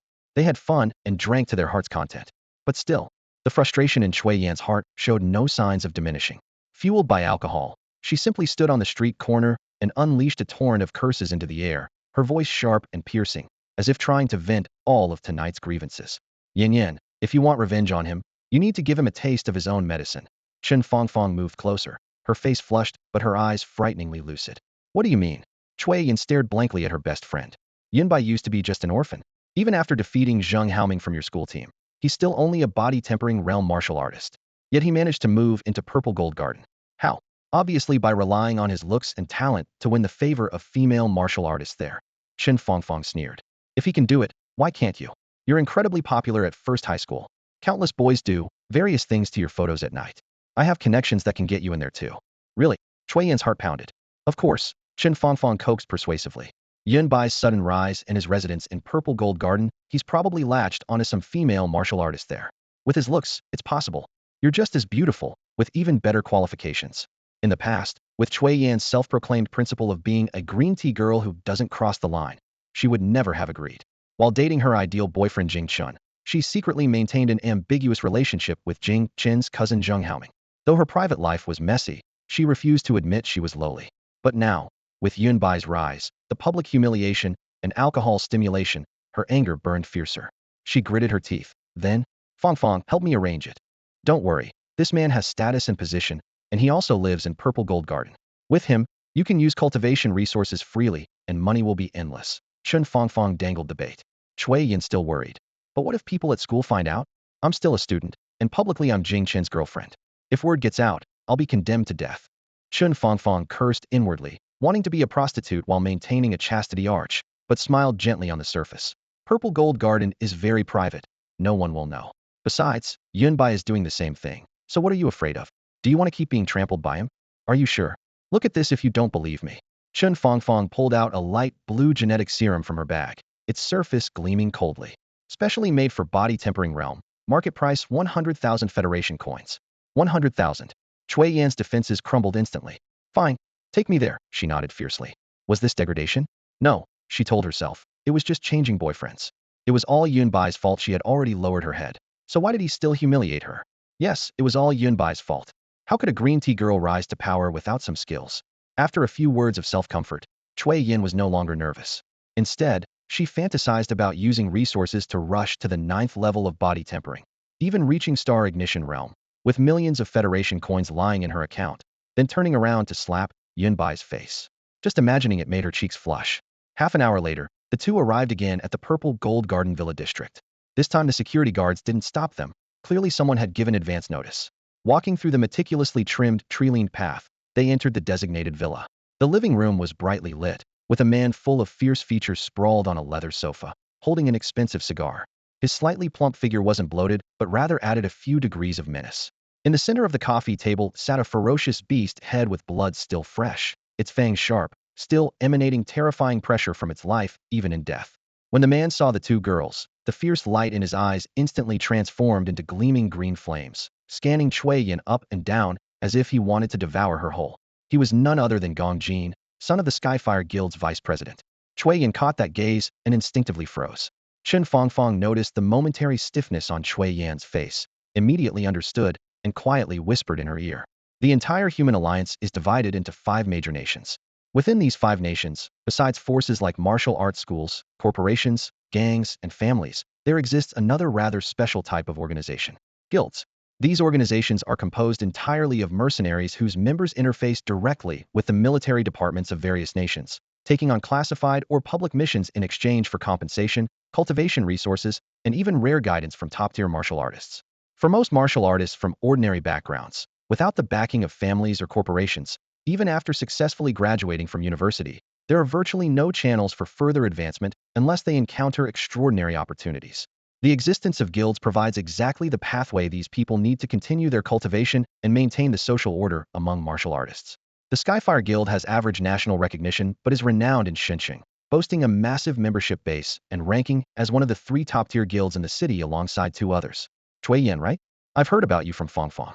In the reception room at Skyfire Guild headquarters, Gong Jin leaned back against the sofa with a playful tone. Since you've walked through that door, Fongfong must have explained all the rules to you. What you can achieve and what you can obtain from here on depends entirely on your abilities. As he spoke, his gaze swept over Cui Yin like a precision scanner, traveling from the top of her head down to her toes. The girl had just turned 18 this year, and her figure had fully matured tall and alluring, especially her long legs wrapped in black stockings, which looked particularly striking under the warm lighting. Under this brazen stare, Chui Yin instinctively shivered. She could clearly sense the fierce aura emanating from Gong Jin, as if sitting across from her wasn't a person but a predatory beast ready to devour its prey. This very feeling reinforced her belief in the man's terrifying background. As long as she could latch onto this powerful connection, revenge against Yun Bai would be effortless. With this thought, she suppressed the discomfort in her heart, took half a step closer, and said softly, "Brother Gong, just call me Yin Yin." Villa number 1. Late night under a bright moon and sparse stars. The clock pointed to 11 p.m. Clickus. The alloy door of the training room slid open, and Yun Bai emerged drenched in sweat, the heat radiating from his body quickly dissipating in the cold air conditioning. In the corner, Xiang Wanqing was fast asleep against the wall in a rather unseemly position. Her fair, slender legs stretched out casually, her delicate shoulders exposed, with her tank top straps having slipped down to her arms, revealing tantalizing glimpses of her curves. How much does she trust me? Yun Bai's mouth twitched. Or does she simply not see me as a man at all? The villa had plenty of rooms, but he absolutely didn't want this mature beauty setting up camp here. Let her sleep in the living room today, and tomorrow she'd dare move right in. Even worse, if he woke her up, she'd likely cause a commotion until dawn. To avoid complications, he didn't reach out to wake her, instead crouching in front of her to quietly admire the view. Looking at legs before bed brings smooth sailing. Looking at curves before bed makes for an easy day. After a full 10 minutes of appreciation, he stood up satisfied, carefully stepped over Xiang Wanqing, and headed straight to his room to rest. The night passed silently. Dawn broke faintly. In the morning, after finishing his wash, Yun Bai discovered the living room was already empty. Xiang Wanqing had obviously left on her own and returned to her own residence. Thinking he wouldn't have to worry about her camping out in his villa, he felt inexplicably relieved. After a simple breakfast, he packed up the items he planned to trade and prepared to head out. As soon as the front gate opened, he spotted 5 unfamiliar men standing at the villa entrance, their elongated shadows stretched thin by the morning light. 4 of them wore identical tactical uniforms, their hands empty but their postures revealing rigorous training. The man at the front was slightly overweight with a sallow complexion, his features radiating a bone-chilling ferocity. "Who are you people?" Yun Bai narrowed his eyes, taking in every detail of their builds, gaits, and breathing patterns before stepping out with an expressionless face. "You're Yun Bai?" The speaker was the portly man, Gong Jin. He looked him up and down, inwardly surprised by the young man's striking appearance, though that was where his interest ended. "That's me. What do you want?" Yun Bai raised an eyebrow, his tone calm. "Quite the nerve you have." Gong Jin waved a folder containing photos and records of Yun Bai. "I thought you might deny it, but now you've saved me the trouble. You know Chui Yan, right? As of today, she's my woman. You hit her last night, and that debt needs settling. Kowtow and apologize, pay 200,000, and we'll call it even." He spoke casually, as if collecting payment. Truth was, he had zero interest in Yun Bai. His trip was purely for Chui Yan's bedroom favors from the night before. Otherwise, given his usual nature, he'd have forgotten any promise the moment it left his lips. Besides, the guild had plenty of business today, and he didn't want to waste time. "Captain, let's just get physical." "Exactly. He's just some school prodigy outside campus. He's less than garbage." The other 4 men sneered dismissively. As Starpoint Realm warriors, they figured a high school student would be at most 8th or 9th level body tempering no threat whatsoever. Yun Bai remained silent, rubbing his temple as he thought to himself. Really underestimated Chui Yan. Found herself a new sugar daddy overnight. Should have hit her harder last night. A few more slaps to turn her into a vegetable would have saved me this hassle. Too bad she wouldn't go to the fallen zones outside the city, or I could have solved this with one clean blade strike. Seeing Yun Bai's silence, Gong Jin's expression darkened. "Kid, don't know what's good for you? Let me tell you, even if your backer shows up today, they can't save you." With his Starpoint Realm 3rd level cultivation, plus his team and status, few people in Shin City could make him wary. Was brimming with confidence. "His backer? Are you perhaps referring to me?" A sultry yet mature, intellectual female voice drifted from inside the villa. Xiang Wanqing stepped out in 4-inch stilettos, her black hair cascading over her shoulders, her presence so commanding it seemed to freeze the very air. Her voice was completely different from Chui Yan's teenage girl tone, and the moment she appeared, she captured the complete attention of Gong Jin and his men. Yun Bai immediately understood. These people assumed he was being kept by a wealthy woman, which explained his martial cultivation and riches. What perfect timing! Xiang Wanqing had appeared at just this moment, and she was clearly the type of sophisticated woman who screamed, "Filthy rich." Yun Bai sighed helplessly. Even if he revealed his Starpoint Realm 3rd level strength now, probably no one would believe it. "Wait a minute. Big sister, what's with that black form-fitting dress?" Yun Bai raised an eyebrow and looked her up and down carefully. Perhaps due to last night's contrast, Xiang Wanqing appeared exceptionally elegant, graceful, and stunning today. A gentle breeze swept by, causing Xiang Wanqing's chestnut-colored hair to sway lightly on her shoulders. Her well-tailored beige suit perfectly accentuated her slender waistline, while the composure and allure in her eyes created an unmistakable sight to behold. So you're the one behind him? Gong Jing suppressed the tremor in his chest, staring at Xiang Wanqing with a barely perceptible hoarseness in his voice. Just last night, he had been praising Cui Yin in his mind for being young and fun with her long legs. But now in comparison, Cui Yin instantly paled in significance. However, the heated feeling lasted only a brief second before a familiar, yet terrifying thought suddenly surged through his mind. It was her. The owner of Villa Number 2. Gong Jing's pupils contracted, and the predatory look in his eyes instantly crumbled, replaced by an overwhelming sense of wariness. Living in the same villa district, he naturally recognized Xiang Wanqing. Initially, he had fantasized about striking up a conversation with her. This woman's appearance, figure, and temperament were all top tier, and just thinking about winning her over made his blood race. But when he learned her true identity and received a stern warning from his father with a cold expression, all romantic fantasies shattered on the spot. He understood that she was someone he couldn't afford to provoke. He could live extravagantly and indulgently, but he would never do anything foolish. Only by staying alive could he enjoy life's pleasures. If he offended someone untouchable out of stubbornness and lost his life, that would be the most foolish losing deal of all. At this moment, Gong Jing's four teammates also simultaneously recognized Xiang Wanqing. Their faces first stiffened, then turned pale in unison. Why did she come out? Does Yunbai have connections with her? How are we supposed to handle this now? The group exchanged glances, their hearts pounding. This woman was someone they absolutely couldn't afford to mess with. Even so, they still had to go through the proper procedures. Gong Jing licked his somewhat dry lips, unconsciously softening his tone as he spoke tentatively. Miss Yang, your friend here had a conflict with my friend yesterday, and even hit her. For this matter, he needs to give us an explanation. That's not an unreasonable request, is it? As he spoke, he quietly observed Xiang Wanqing's expression. His father had told him that Xiang Wanqing was not to be trifled with. If she said one word to shut this down, he would immediately back off. If she had no intention of intervening, he would reconsider his approach. A wise man knows when to bend and when to stand firm, understanding the art of compromise. Xiang Wanqing raised her hand, tucking a few strands of hair behind her ear, her fingertips gliding across her fair neck in a languid motion that exuded a lazy charm. She glanced at Yunbai with an ambiguous smile, then fixed her gaze on Gong Jing, her voice gentle yet cold. You don't need to explain these matters to me, and I won't interfere. You all continue. I am just here to watch the show. What does this mean? Are you going to intervene or not? Xiang Wanqing's ambiguous attitude left Gong Jing momentarily unable to judge her intentions. Though he was usually brash in his actions, he was far from stupid and knew exactly what to say in front of whom. Haha, what are you saying, Miss Xiang? He forced a dry laugh and lowered his head deferentially. Since you've spoken up, I naturally have to give you face. Kid, consider yourself lucky to have Miss Xiang backing you up. As he finished speaking, his eyes flashed. In just a few seconds, he weighed the pros and cons, then let out a long breath and looked up at Yunbai. His gaze wasn't exactly cold, and his lips even carried a smile, yet it sent chills down one's spine. However, my woman isn't someone you can mess with. People face all sorts of accidents and disasters when they're out and about, so you'd better watch yourself.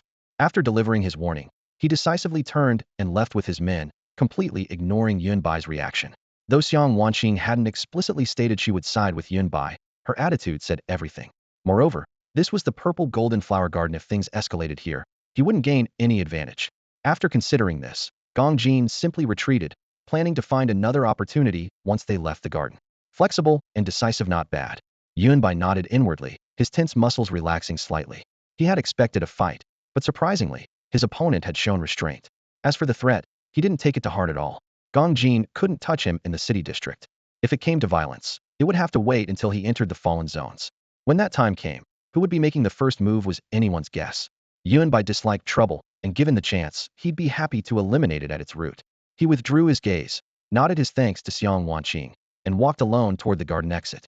Once outside the purple golden flower garden, he clearly noticed passers-by, turning to look back frequently. He was used to young girls stealing glances at him, but today, even men's gazes seemed unusually intense. Why don't you pick a route you like and go first? It's really inconvenient having you follow me dressed like that. Yunbai turned around helplessly. Xiang Wanqing, wearing a form-fitting, sexy stepmother dress, tilted her head in confusion upon hearing this. What's wrong? Doesn't it look good? She looked down at her outfit. This dress had been styled by her best friend, and she wore it often because it was convenient, easily removable with just one pull. It looks good. Yunbai's mouth twitched slightly. If they were at home, he would have appreciated the view without hesitation, but here on the busy street with so many people around. The point isn't whether it looks good or not. He lowered his voice. You've been following me because you want to know about the 18 forms of the Black Dragon, right? As long as you stop following me, I'll seriously consider it. Really? Xiang Wanqing's eyes immediately lit up. Yes, really. Yunbai nodded helplessly. All right, you said it yourself. You can't go back on your word once you've promised, or else I'll come to your house tonight to find you. Overwhelmed with excitement, Xiang Wanqing threw her arms wide open and pulled Yunbai into a tight embrace. Nothing could motivate her like this except her obsession with martial arts. So soft, so full. Doesn't she realize? Yunbai's chest was instantly met with a surging impact. Her delicate body, carrying a faint sweet fragrance, was like a poppy, both beautiful and deadly, involuntarily reminding him of last night's stunning sensation. On the street, many passing men clenched their teeth, wishing they could take his place immediately. Oh my, you finally agreed. I can finally breathe easy, Xiang Wanqing whispered almost directly into Yunbai's ear. To be honest, I'm really not used to being outside deep, makes me uncomfortable all over. If you hadn't spoken up first, I could have lasted maybe 10 more minutes before fleeing back to the villa. The embrace lasted a full 10 seconds before she reluctantly let go. Yunbai, you really are a kind and good person. She was completely oblivious to the fan service she was providing, seemingly unaware of her top-tier figure. She casually tucked her slightly wavy long hair behind her ear, and in that brief moment, the charm she displayed made the surrounding men stare wide-eyed. But she paid no attention to them, focusing her bright gaze solely on Yunbai, her cheeks flushed with excitement. I think you're the one who's not kind. Yunbai's mouth twitched as he silently lamented that he should have held out for another 10 minutes. Xiang Wanqing's natural airheadness and confusion were just one of her traits. She was equally intelligent. Otherwise, how could she have reached the 5th level of Star Realm? Had he been confused by her beauty trap? But aside from last night and the recent collision, he hadn't gained any real advantage. Sigh, his willpower was still lacking. A real man should have a heart of stone. Xiang Wanqing blinked and patted his shoulder. Don't be upset. As compensation, I won't pester you anymore. I'm going home first. Satisfied, she walked away with her hands behind her back, her steps light and cheerful. Yunbai watched her tall figure disappear, shook his head, then turned and headed toward another street. He wasn't out for a leisurely stroll today, didn't have that luxury. Earlier, he had gone to the vehicle market and spent 100,000 Federation coins on a car, then drove to the trading market. There were 3 ways to sell items or beast materials at the trading market. 1. Sell to government institutions fast payment and guaranteed, but low prices. 2. Sell to guilds, martial arts schools, consortiums, and other organizations reasonable prices, but risk of being cheated, potentially losing both money and life. 3. Set up your own stall low risk, but time consuming. He immediately ruled out the third option, so now he had to choose between the first 2. Well, brother Yunbai, what brings you here? Yunbai was deep in thought when he suddenly heard someone shouting behind him, followed by 2 solid pats on his shoulder. Brother Sheng. He instinctively turned around to see Sheng Nanqing grinning widely. What amazing timing. Sheng Nanqing pulled him into a hearty embrace, laughing heartily. Just last night, I was telling my brothers about you, and here you are first thing this morning. Huh. Having just completed the paperwork to become a licensed mercenary, this rough-and-tumble man was clearly in high spirits. He immediately got down to business. As you know, those beasts chewed up all my weapons during the trial. I'm here today to get myself a badass new blade. Then tomorrow, I'm heading out to the Fallen Zones to cut them down. Leaving the city tomorrow? Yunbai raised an eyebrow slightly. Getting certified yesterday and heading straight to the Fallen Zones the next day was certainly impressive efficiency. That's right. Sheng Nanqing thumped his chest, his tone full of urgency. Brother Yunbai, want to join us? I've got 3 brothers with me on this trip, all life and death comrades at the peak of body tempering 9th level, same as me. With you on board, we could really go for something big. As he spoke, he gave a mysterious chuckle and leaned in close, spilling all the latest intelligence he'd gathered. A strange stone guarded by 2 Starpoint 3rd level beasts. Yunbai was stunned, not expecting Sheng Nanqing to have access to such insider information. It turned out there was an abandoned copper mine east of Shin City. Due to heavy metal contamination, ordinary beasts avoided it entirely, leaving only those with metal attribute affinities that had far superior defenses compared to others of their level. A few days ago, the heavy metal radiation there had suddenly spiked, accompanied by violent ground tremors. When someone went to investigate, they discovered that days of torrential rain had washed out a golden glowing stone from the ore layers, about the size of an adult's body. The nearby beasts had gone instantly mad upon seeing the strange stone, fighting endlessly over it. 2 Starpoint 3rd level beasts had emerged victorious, becoming the strongest contenders. Since the Federation's establishment, numerous previously unrecorded rare metals had been discovered, so the military had already posted a bounty for this suspected rare metal stone. The reward is this big. Sheng Nanqing held up one finger, his tone both excited and cautious. Normally we wouldn't have a shot at this, but with Brother Yunbai joining us, we'd actually have a real chance. 1 million? If that's the number, then Yunbai would have something to say about it. Facing his puzzled gaze, Sheng Nanqing raised his hand and made a two gesture, smiling meaningfully. Hey, you're thinking too small.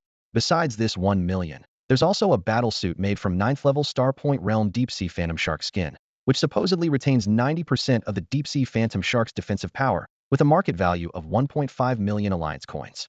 With such generous rewards, Yunbai immediately realized that 2.5 million alliance coins sitting there would definitely attract hordes of powerful fighters.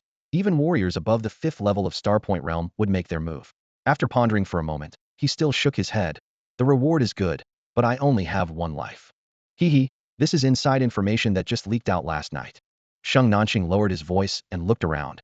The bounty notice is still going through procedures and won't be officially released until tomorrow at the earliest. If we set out tonight, we can completely get ahead of everyone else and get our hands on that strange stone. Having mingled in various circles for years, Sheng Nanqing always prided himself on being well-informed. At this moment, he acted mysteriously yet confidently. Would I joke around with my own life? The path of cultivation is about advancing through rapids, emphasizing the word compete. Yunbai thought it over and nodded. All right, send me tomorrow's meeting time and participant information. In the end, 2.5 million alliance coins would be enough for him to directly break through the bottleneck of the 5th level of Starpoint Realm. Such temptation was irresistible.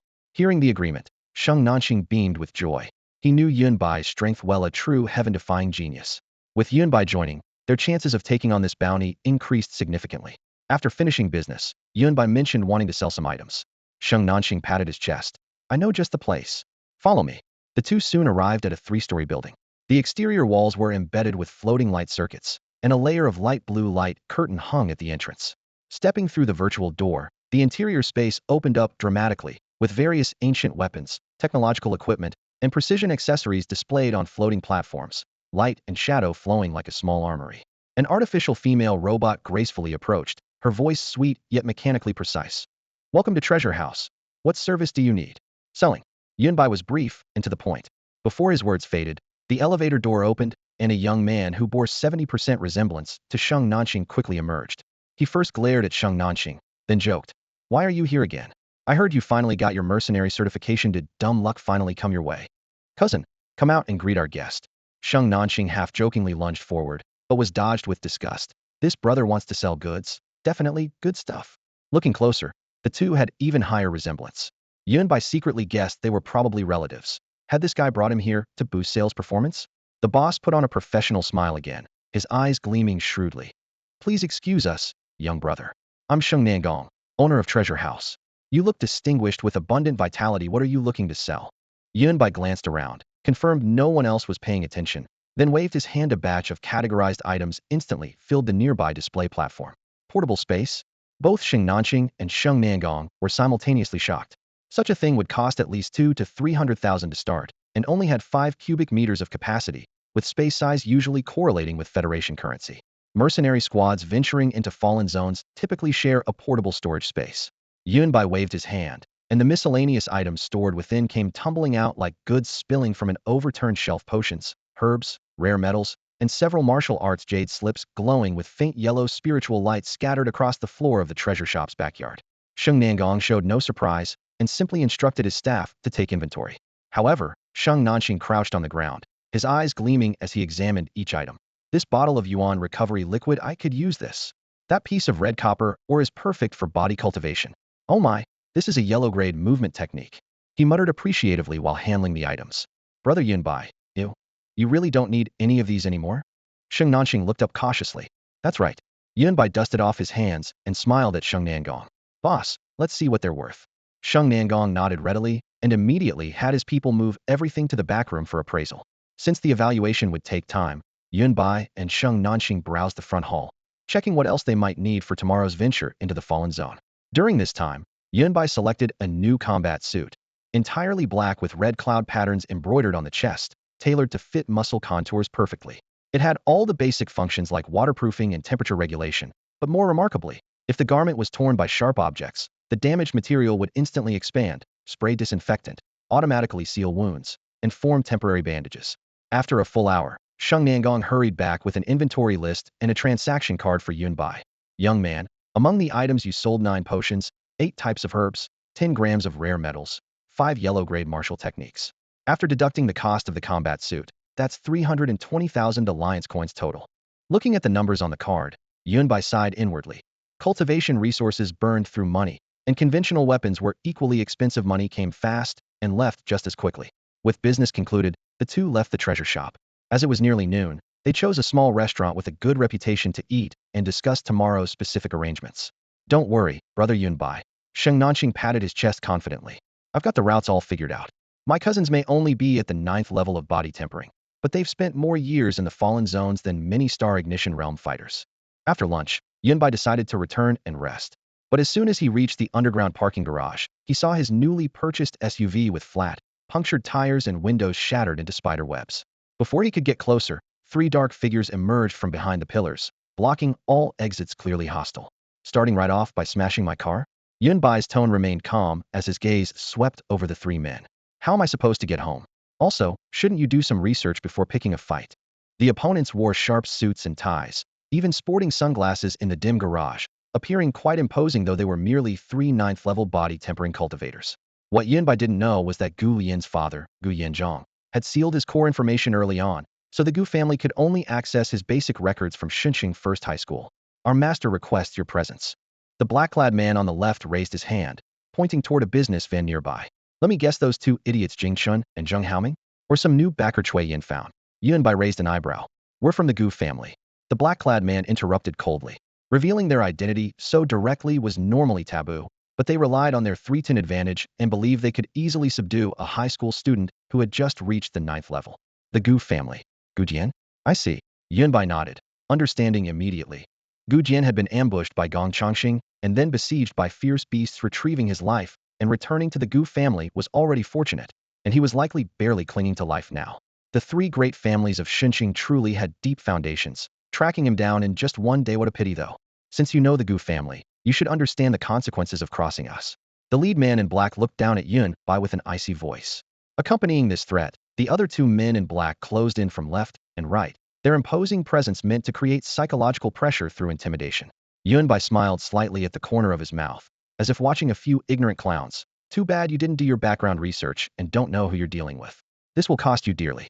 As his words fell, he suddenly spun around, his right leg cutting through the air in a sharp arc, a spinning kick. The force was like a blade, and the two approaching men only saw a blur before being violently launched into the air by the devastating power. Bang! Bang! Two black figures crashed heavily into cars at the side of the parking lot. Steel plates dented, glass shattered everywhere, bouncing from one car to another, overturning more than a dozen vehicles before finally landing with a loud clang in the distance, motionless and silent. What? You? The remaining man in black was completely stunned, his pupils behind the sunglasses contracting sharply, his throat dry, barely able to gasp. Whoosh! Yunbai's figure appeared instantly, closing in and thrusting his palm upward from below. His well-defined hand enlarged in the opponent's vision. Crack! The sunglasses exploded, and the man in black shot up like a firework, his head embedding straight into the hard concrete, with only his body swaying back and forth. Ding! Critical damage dealt, obtained X-ray glasses. Ding! Consecutive critical damage dealt, obtained 3 months of qi and blood cultivation. Yunbai casually wiped his palms and sneered coldly. Well, that wasn't a waste of effort.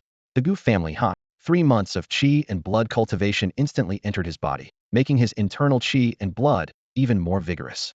The bottleneck that had been restraining him loosened slightly, with a breakthrough in sight. After filing an insurance claim, he dusted off his clothes and left. The Gu family was one of the 3 major martial artist families in Xin City, filled with warriors.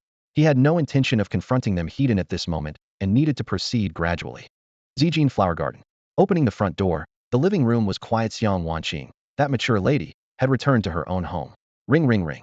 His phone suddenly rang, the caller ID showing, homeroom teacher. Yunbai thought it was just a courtesy call, but after answering, he discovered it was Chen Xingyu. Yunbai, I'd like to make a home visit regarding your leave request. Shouldn't home visits be done by the homeroom teacher? Don't you handle the school team, Teacher Chen? Yunbai was puzzled. I know, so Teacher Liang and I will go together. The homeroom teacher's surname was Liang, and everyone habitually called him Old Liang. Yunbai gave them the address without saying much more. If they wanted to come, let them come. After hanging up, Chen Xingyu stared at the location and frowned. Zijin Flower Garden? Didn't Yunbai say he was an orphan? Could an orphan afford to live in such a neighborhood? Yunbai couldn't be bothered to explain and let the two teachers come on their own. Half an hour later, Chen Xingyu and Old Liang stood at the entrance of Villa No. 1 in Zijin Flower Garden. The luxurious building made the two teachers exchange glances, and they hesitated to ring the doorbell afraid they had the wrong address and would cause an embarrassing mistake. Finally, old Liang made a phone call. Seeing Yunbai emerge from the door, they felt relieved. As Yunbai came out and saw Chen Qingyu, his eyes immediately lit up. Chen Qingyu and Chen Qingxue were twin sisters, though he couldn't tell who was the elder and who was the younger. This didn't diminish the latter's serene beauty, which was like a lotus emerging from water. Her black blazer hugged her shoulders perfectly, while her professional pencil skirt outlined Chen Qingyu's long, shapely legs. In Yunbai's eyes, her delicate curves were rivaled only by Xiang Wanqing. Her light makeup enhanced her porcelain-white complexion, and just standing quietly in the entryway, she resembled a gentle beauty from a Jiangnan misty rain painting. Beside her, old Liang wore a well-tailored suit, though his expression couldn't hide his amazement. When you told me yesterday you were moving, I thought you'd rent a place near a training facility for convenience. But this Yijin garden.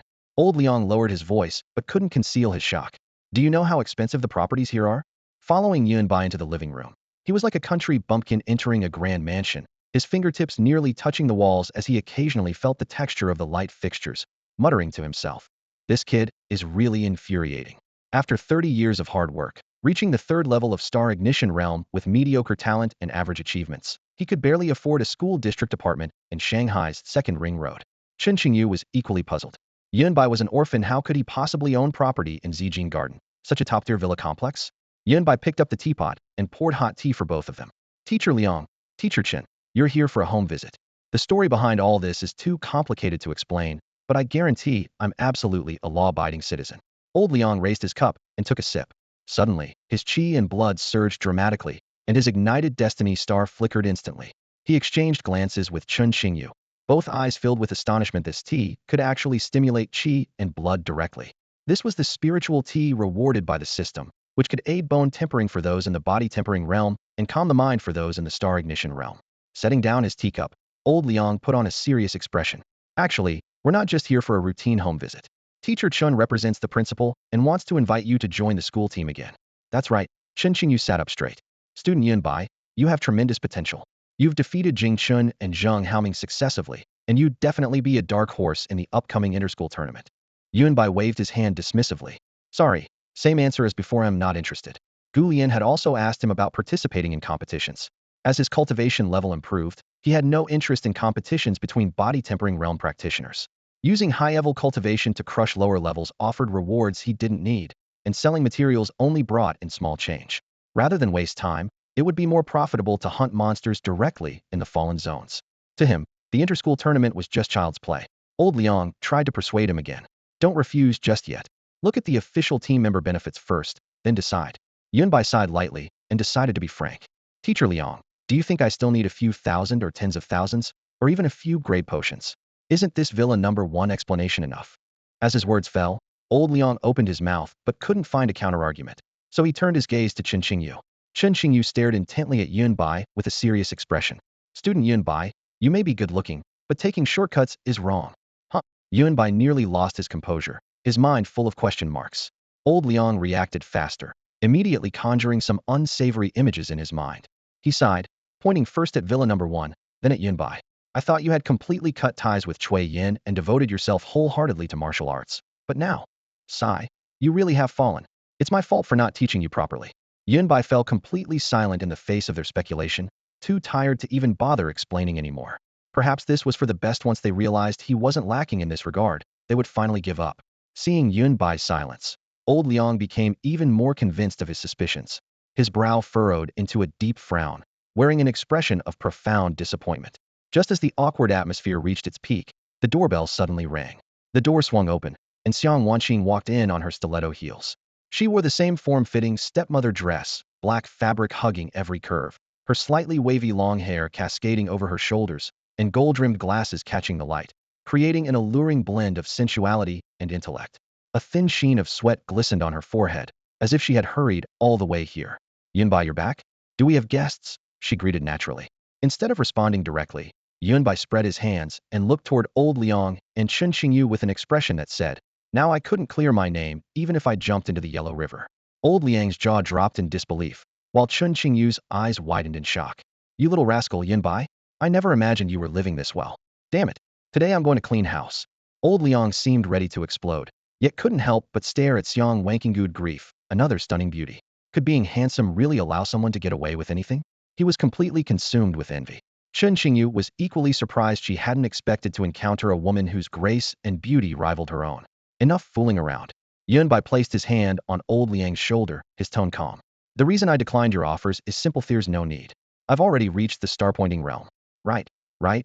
No need. And you've reached the star-pointing realm.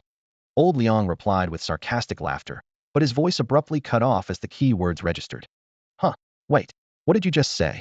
Chen Qingyu blinked, wondering if she had misheard. You heard correctly. Yunbai laid his cards on the table. I'm already a star-pointing realm martial artist. I'm planning to head to the Fallen Territories in the next few days, and since you're here, Old Liang, how about extending my leave for a few more days to save me the trouble of making another trip? With that, he leaned back into the sofa and rolled up his sleeve. With a crackling sound, tiny electric arcs danced across his skin. Elemental power.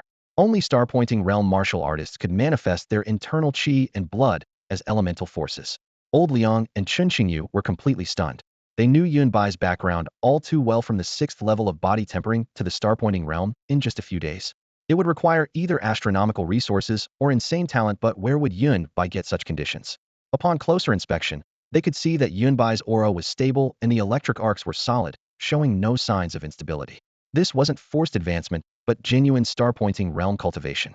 Xiang Wanqing settled down beside him, crossing her legs, completely puzzled by the two visitors' ghostly expressions.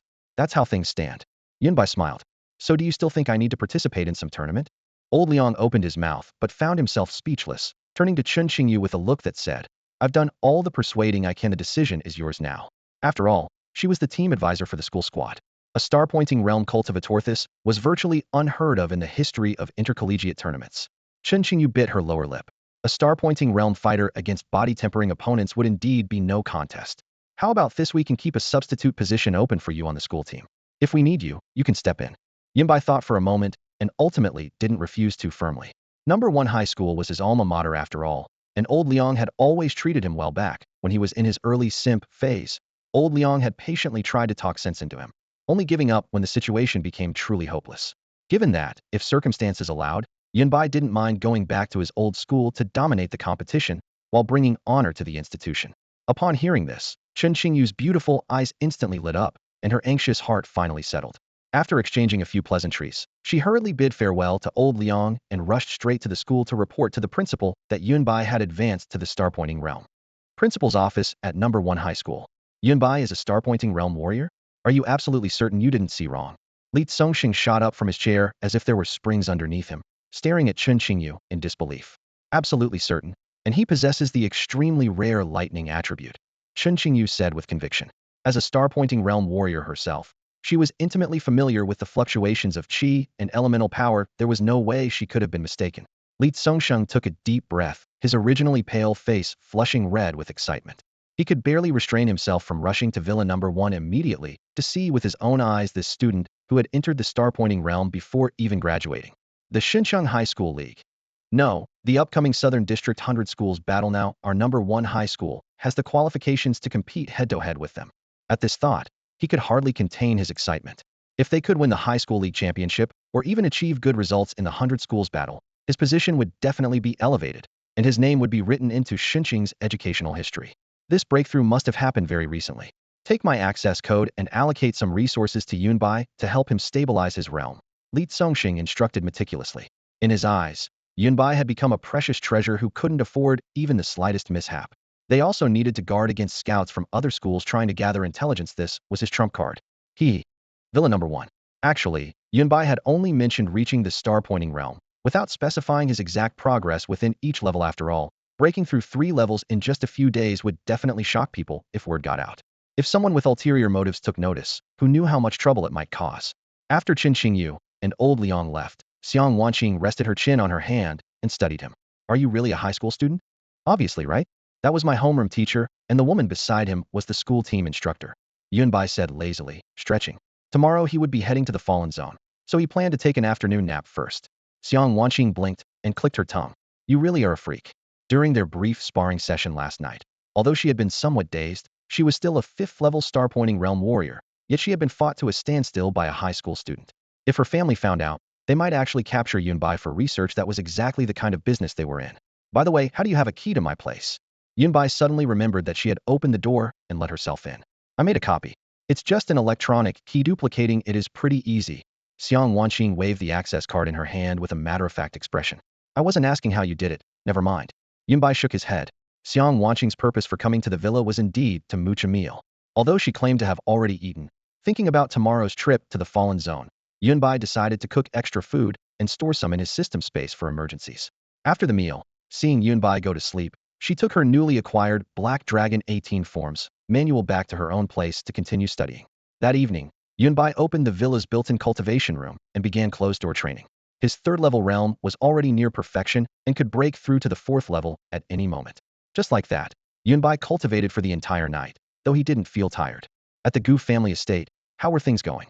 Old Master Gu Lai held a cup of freshly brewed hot tea, steam and fragrance rising together, but his gaze was fixed on three reports spread before him. Father, all three sustained severe injuries. The medical records show they were taken down with virtually a single strike, with no chance to fight back. Whoever did this must be at least at the 9th level of body tempering or higher. Gu Shan's face was grim, his knuckles white from gripping the papers. The injured men in the photos were the same three who had intercepted Yun by the night before. A high school student, huh? Gu Lai set down his teacup, the tea gently rippling. He looked up at Gu Shan. You're at the 7th level of Starpoint Realm. If you faced 3 martial artists of the same level simultaneously, what would your chances be? If I truly encountered that situation, I'd retreat immediately, and I might not even escape successfully. Being surrounded by 3 opponents of equal strength even with confidence, it's absolutely impossible to take on 3 at once. That's not confidence, that's foolish arrogance. Gu Shan's voice was low and grave. Exactly. That boy isn't stupid either, so there was very likely another expert present. Gu Lai quickly analyzed the key relationships, his hoarse voice carrying undeniable authority. 1. Focus on investigating Yun Bai's personal connections. Didn't miss any clues. 2. Send more people. This time I want to see Yun Bai with my own eyes. 3. Don't tell Xiao AI for now. He's at a critical moment in the academy ranking competition and can't afford distractions. Gu Shan nodded solemnly and quickly strode away. The next morning at Purple Goldflower Garden, after packing his belongings, Yun Bai left a note on the coffee table in the living room, then left the villa alone and took a taxi to the east gate of the city. Shin City had 4 gates east, south, west, and north, each stationed with city defense forces responsible for security checks and maintaining order. The east gate was already bustling with crowds in the early morning. Some carried cold weapons or firearms. Others wore masks and cloaks, their bodies covered with equipment as if ready for battle at any moment. All sorts of characters had gathered, and without exception, they were all mercenaries. Yun Bai came empty-handed, wearing only a black and red combat suit. He had barely taken 2 steps after getting out of the taxi when he heard someone calling. Brother Yun Bai, over here. He looked in the direction of the voice and saw Sheng Nanxing waving, with 2 men and 1 woman standing beside him. The man on the left carried a long rifle, wore a portable scope on his head, and had his tactical vest loaded with magazines, armor-piercing rounds, and other gear armed to the teeth. The other man appeared unarmed, but wore a pair of metallic boxing gloves around his neck, clearly a close combat martial artist. Strangely, like Yun Bai, he was lean and even more narrow-shouldered, nothing like a traditional power-type fighter. Finally, there was a woman. Her form-fitting blue combat suit outlined her curves perfectly. In her early 30s, her features weren't stunning but belonged to the type that grew more attractive the longer you looked. Yun Bai approached and nodded to each of them in greeting. Oh, so this is the powerful helper you mentioned. Meet Vendor. He's actually a little puppy sister, likes that very much. Jin Xian's eyes lit up the moment she saw Yun Bai, her gaze so intense it seemed like she wanted to devour him whole. Hey, Jin Xian, watch yourself. Don't scare my brother here. Sheng Nanxing quickly stepped in front of Yun Bai, his tone half joking, half serious, but clearly urgent. This whole operation depends on brother Yun Bai. He knew this woman's nature all too well and worried that Yun Bai, being young and hot-blooded, might be swayed by her teasing. Zhang Feng and Yang Cheng were already used to such scenes and rolled their eyes in coordination. The two casually introduced themselves. Zhang Feng was the one decked out in full tactical gear, while Yang Cheng was the close combat specialist. Jin Xian brandished the long sword at her waist. Its blade had been specially treated with deadly poison, its cold gleam enough to make anyone's skin crawl. All three, along with Sheng Nanxing, were at the peak of the 9th level of body tempering. I'm Yun Bai. Yun Bai nodded to the three, then glanced at Sheng Nanxing. I'm sure brother Sheng has already filled you in on my situation. Looking forward to working together. The three responded in unison. With everyone assembled, Sheng Nanxing raised his hand and waved. Let's move out. The four formed a temporary team and headed straight for the city gate registration office. They didn't notice that dozens of meters away in the bustling crowd, a pair of eyes gleaming with malice was fixated on their small group. Just when I'd given up hope, fortune falls right into my lap. Heading to the fallen zone? Perfect for my plans, the figure muttered under his breath, danger flickering in his gaze. Whether in teams or solo, mercenaries had to register and pay taxes when entering or leaving the city. 1,000 yuan per person, simple procedure. Sheng Nanqing, Jin Xian, Zhang Feng, and Yang Cheng's identities were verified one by one on the light screen, green checkmarks flashing by. But when it came to Yunbai's turn, the screen suddenly turned gray. Sorry, there's an issue with your mercenary identity verification. The staff member's flat response was followed by immediately closing the page and waving for the next person, giving no chance for explanation. Hey! Sheng Nanqing's temper flared as he slammed his palm on the counter, making the thick wooden board creak and groan. I clearly saw the identity information just now. All you need to do is click approve. What do you mean there's a problem? The commotion drew attention from nearby people, and several city guard soldiers began walking over.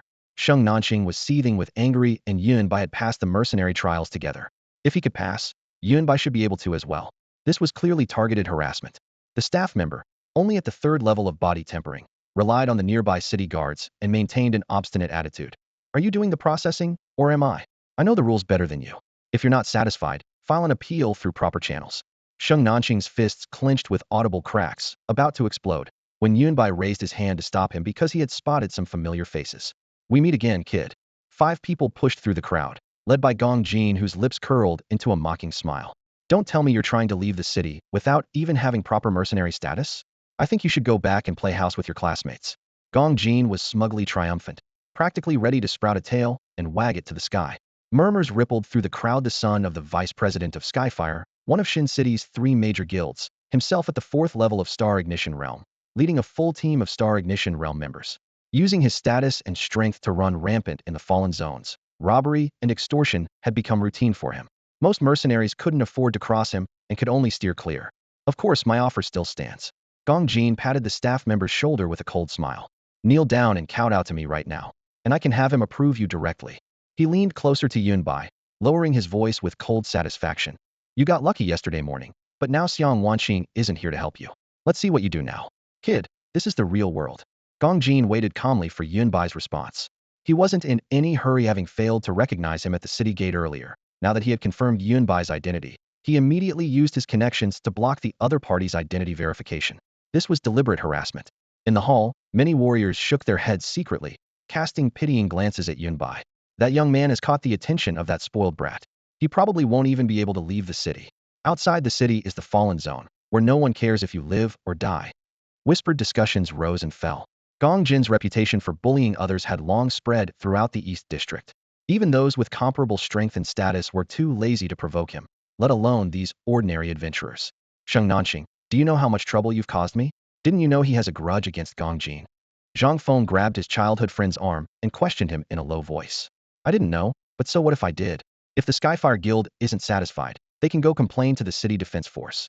Sheng Nanqing scoffed dismissively. Only he knew the truth. Yunbai's talent was so terrifying that even the City Defense Force actively paid attention to him. During the last routine inquiry, an officer had specifically instructed him if he encountered Yunbai again, he must assist in monitoring and prevent foreign forces from assassinating this Chinese genius.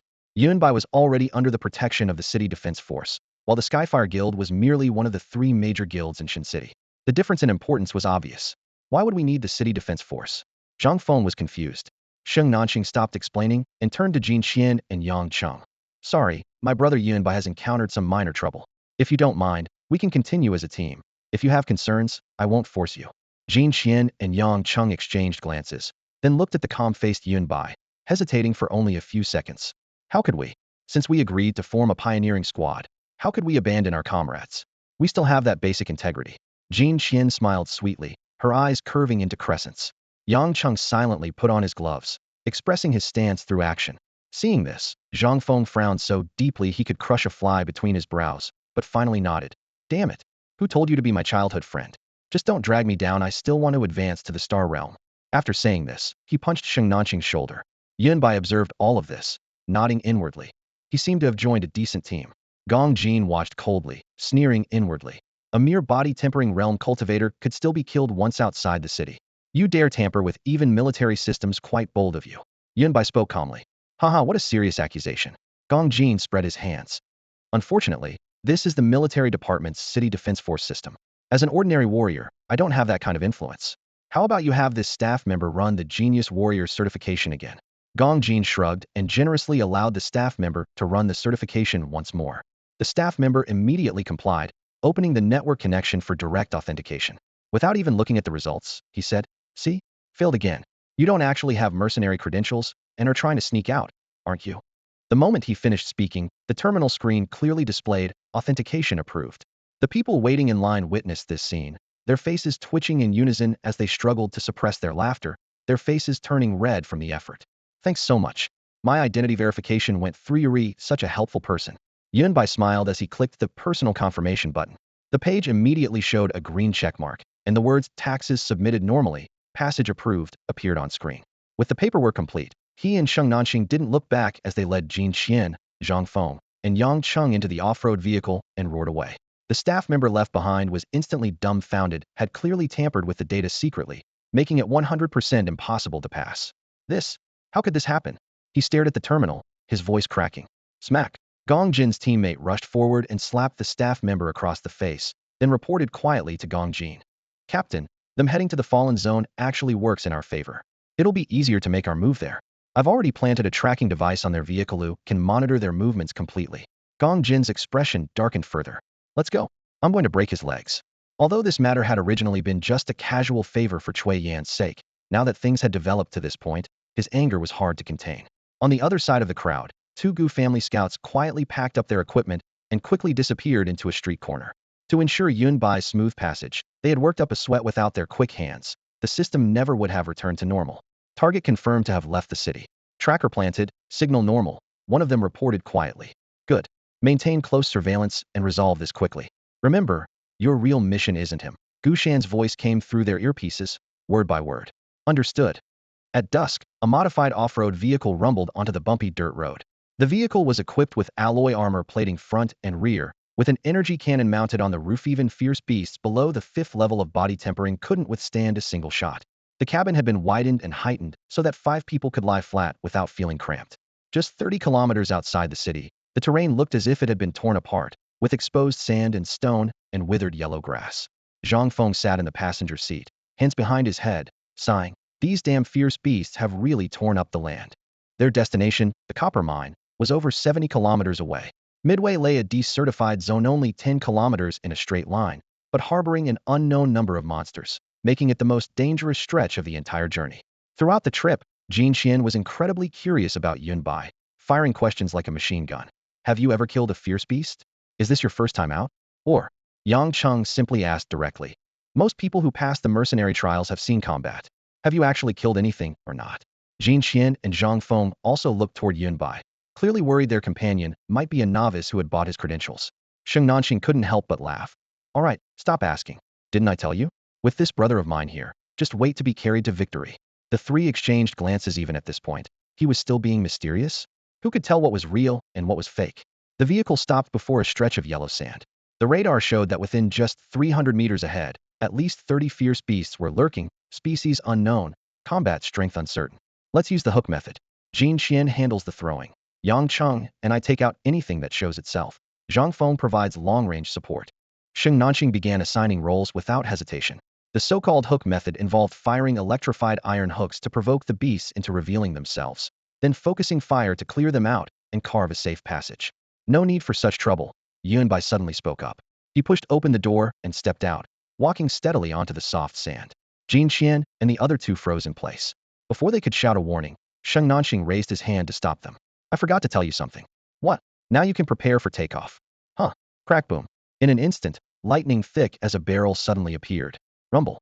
Lightning twisted like a massive serpent, plunging headfirst into the sandy terrain ahead. The violent electrical current tore through the surface, sending charred sand flying in all directions as the acrid smell of burning filled the air. Within 2 breaths, several ferocious beasts hiding underground could no longer endure the excruciating pain and burst from the earth one after another, only to collapse on the dunes the instant they emerged, their bodies scorched black and cracked by the lightning, utterly dead. Muffled thunder continued to crackle from deep within the sand as billowing white smoke rose up, burying even more beasts forever in the searing quicksand. Yunbai lowered his gaze to the life field detector on his wrist. The dense red dots were rapidly extinguishing. He had already made his assessment. This sandy area contained an astonishing number of ferocious beasts, but their strength generally remained at the 7th level of body tempering, hardly posing any real threat. For him, a single bolt of lightning was enough to annihilate them all. Ding. Fatal damage dealt. Obtained 20 kilograms of golden sand. Ding. Fatal damage dealt. Obtained 10 days worth of cultivation chi and blood. Ding. Fatal damage dealt. Obtained 3 days worth of cultivation chi and blood. Ding. Fatal damage dealt. Obtained 1 black armored snake poison fang. The system notifications rang endlessly in Yunbai's mind, and his expression brightened with excitement. This was the feeling he craved. In the city, there were too many concerns and trivial matters weighing him down, but the fallen zones were crawling with beast skill at will, farm rewards freely, and boost his cultivation level in the process. Meanwhile, Jin Qian, Zhang Feng, and Yang Cheng in the off-road vehicle were watching in stunned silence. No way. That lightning attribute. Is Yunbai at the star-pointing realm? Zhang Feng's mouth twitched as his mind replayed the thunderous lightning display from moments before. Good lord, Sheng Nanxing, you've brought us a genius this time. Jin Qian licked her red lips, her eyes practically overflowing with desire. TSK, such a rare lightning attribute. Yang Cheng stood dazed for half a second before quietly removing his boxing gloves. Haha, I told you all to just sit back and relax, we're about to take off. Sheng Nanxing thoroughly enjoyed everyone's country bumpkin who's never seen fine-grain expressions. Recalling his own shock when he first witnessed Yun by slaying the blue flame howling moon wolf, he couldn't help but boast proudly. Don't underestimate my brother. Besides being handsome and incredibly talented, he has another traits particularly bloodthirsty. Don't let his refined, scholarly appearance fool you. When he fights, he's absolutely vicious. The three were once again left speechless. In the next moment, Yang Cheng started the off-road vehicle, maintaining a speed of 60 kilometers per hour. Ahead, Yunbai moved as if on a morning jog, leaping dozens of meters with each bound as lightning crackled at his fingertips. Wherever he passed, ferocious beasts with strength not exceeding the 8th level of body tempering didn't even have a chance to resist. Zhang Feng had originally wanted to get out and collect beast materials. Even mosquito meat was still meat, and it could fetch a decent price back in town. However, Sheng Nanxing stuck to his principle. They couldn't afford to lose sight of the bigger picture. Word about the miraculous stone had already spread, and they weren't the strongest contenders to begin with. They were only taking this risk because they'd managed to get some inside information early on. If they wasted time along the way, it would truly be a case of picking up sesame seeds while dropping the watermelon. Is it just me, or is Yunbai smiling? Yang Qing couldn't help but mutter from behind the steering wheel.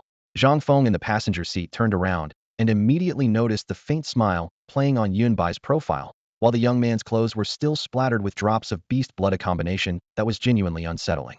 He shot meaningful glances at Sheng Nanxing. This young friend of yours isn't getting so carried away with killing that he's planning to take us out too, is he? Wait, what's with that contemplative expression?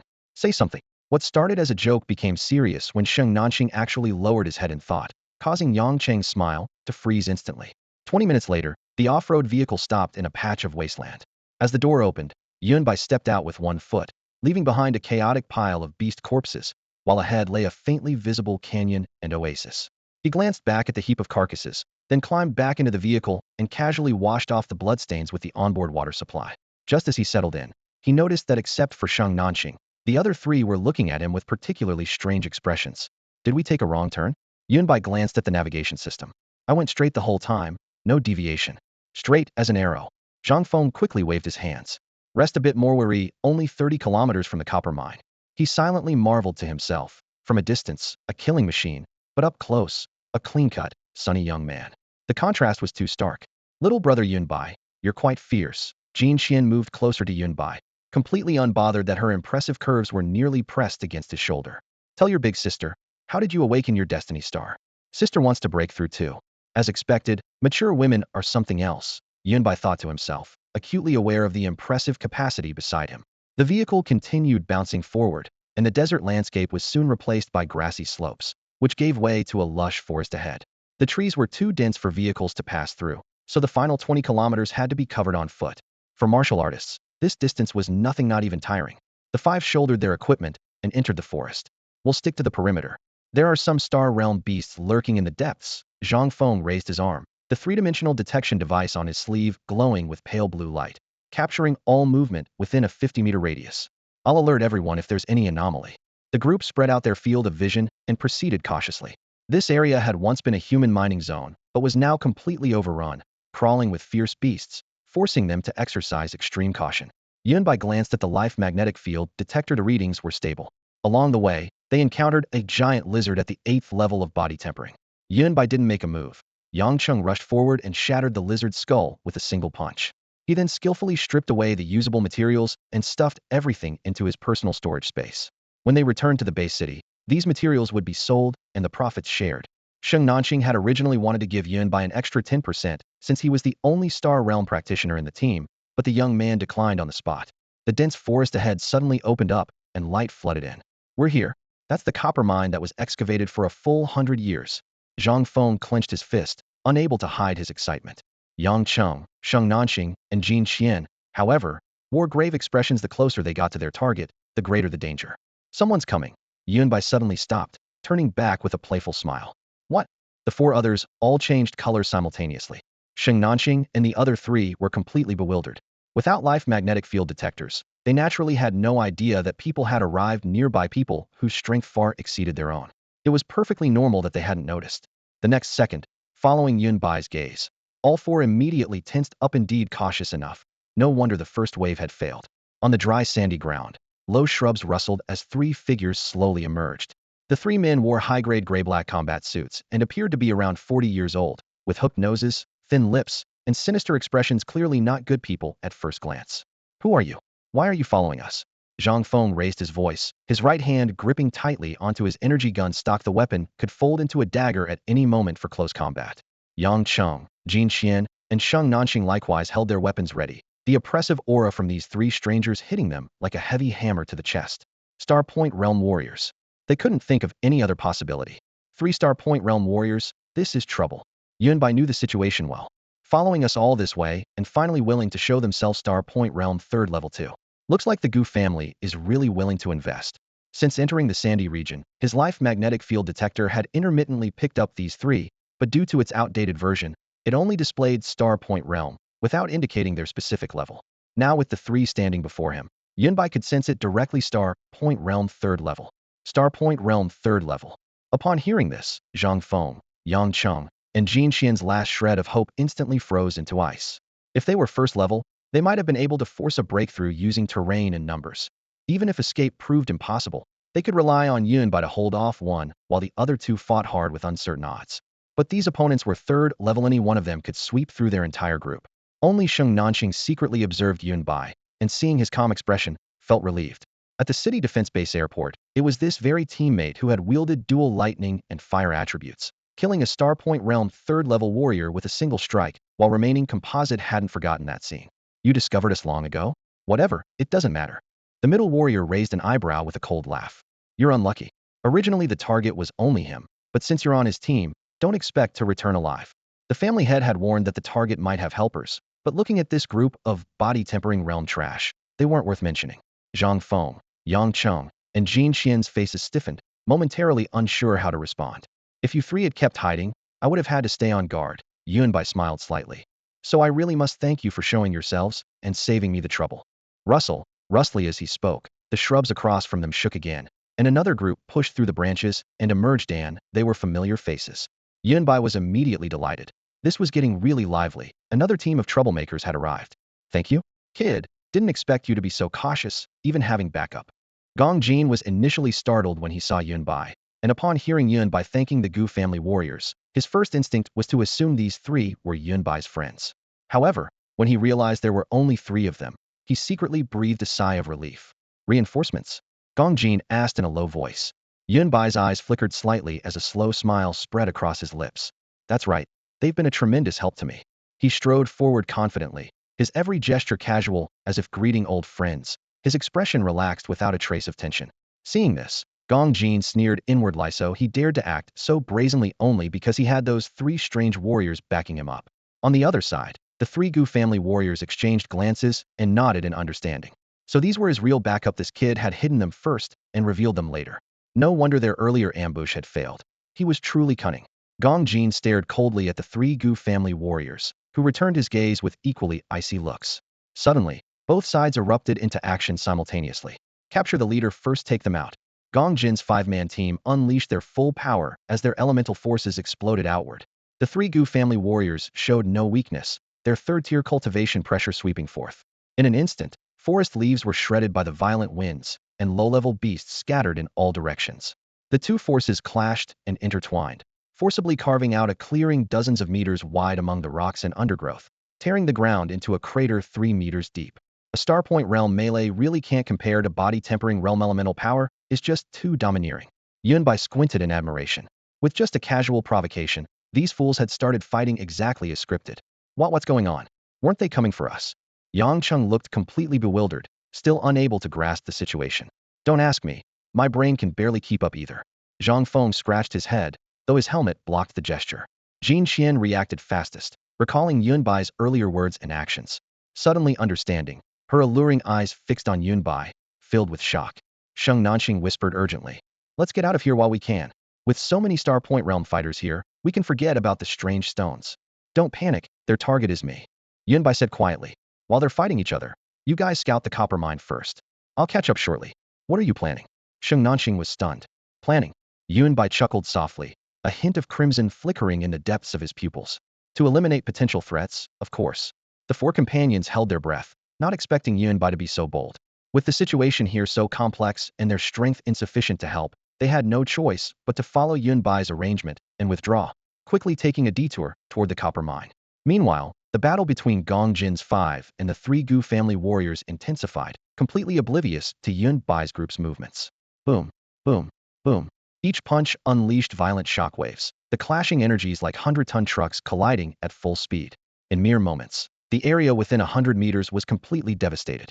The current situation was not looking good for Gong Jin.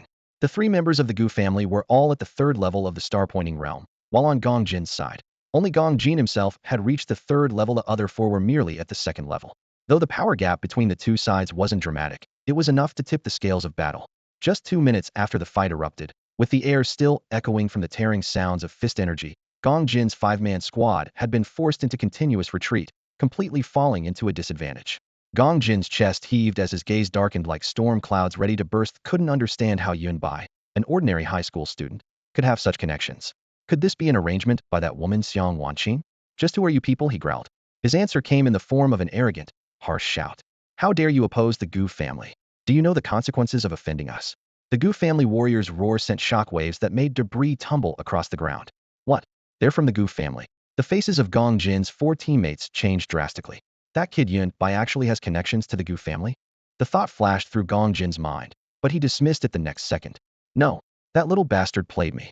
Before he finished speaking, he exchanged a fierce punch with the Gu family warrior Madair, their energies roaring through the wind.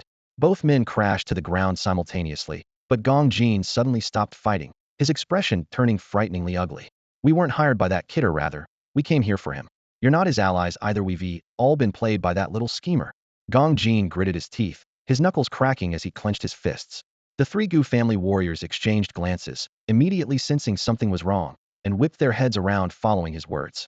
On the branches of a massive tree not far away, Yunbai sat with his legs crossed, casually swirling a can of still-fizzing soda in his hand, watching the chaotic battle below with the relaxed expression of someone on a picnic.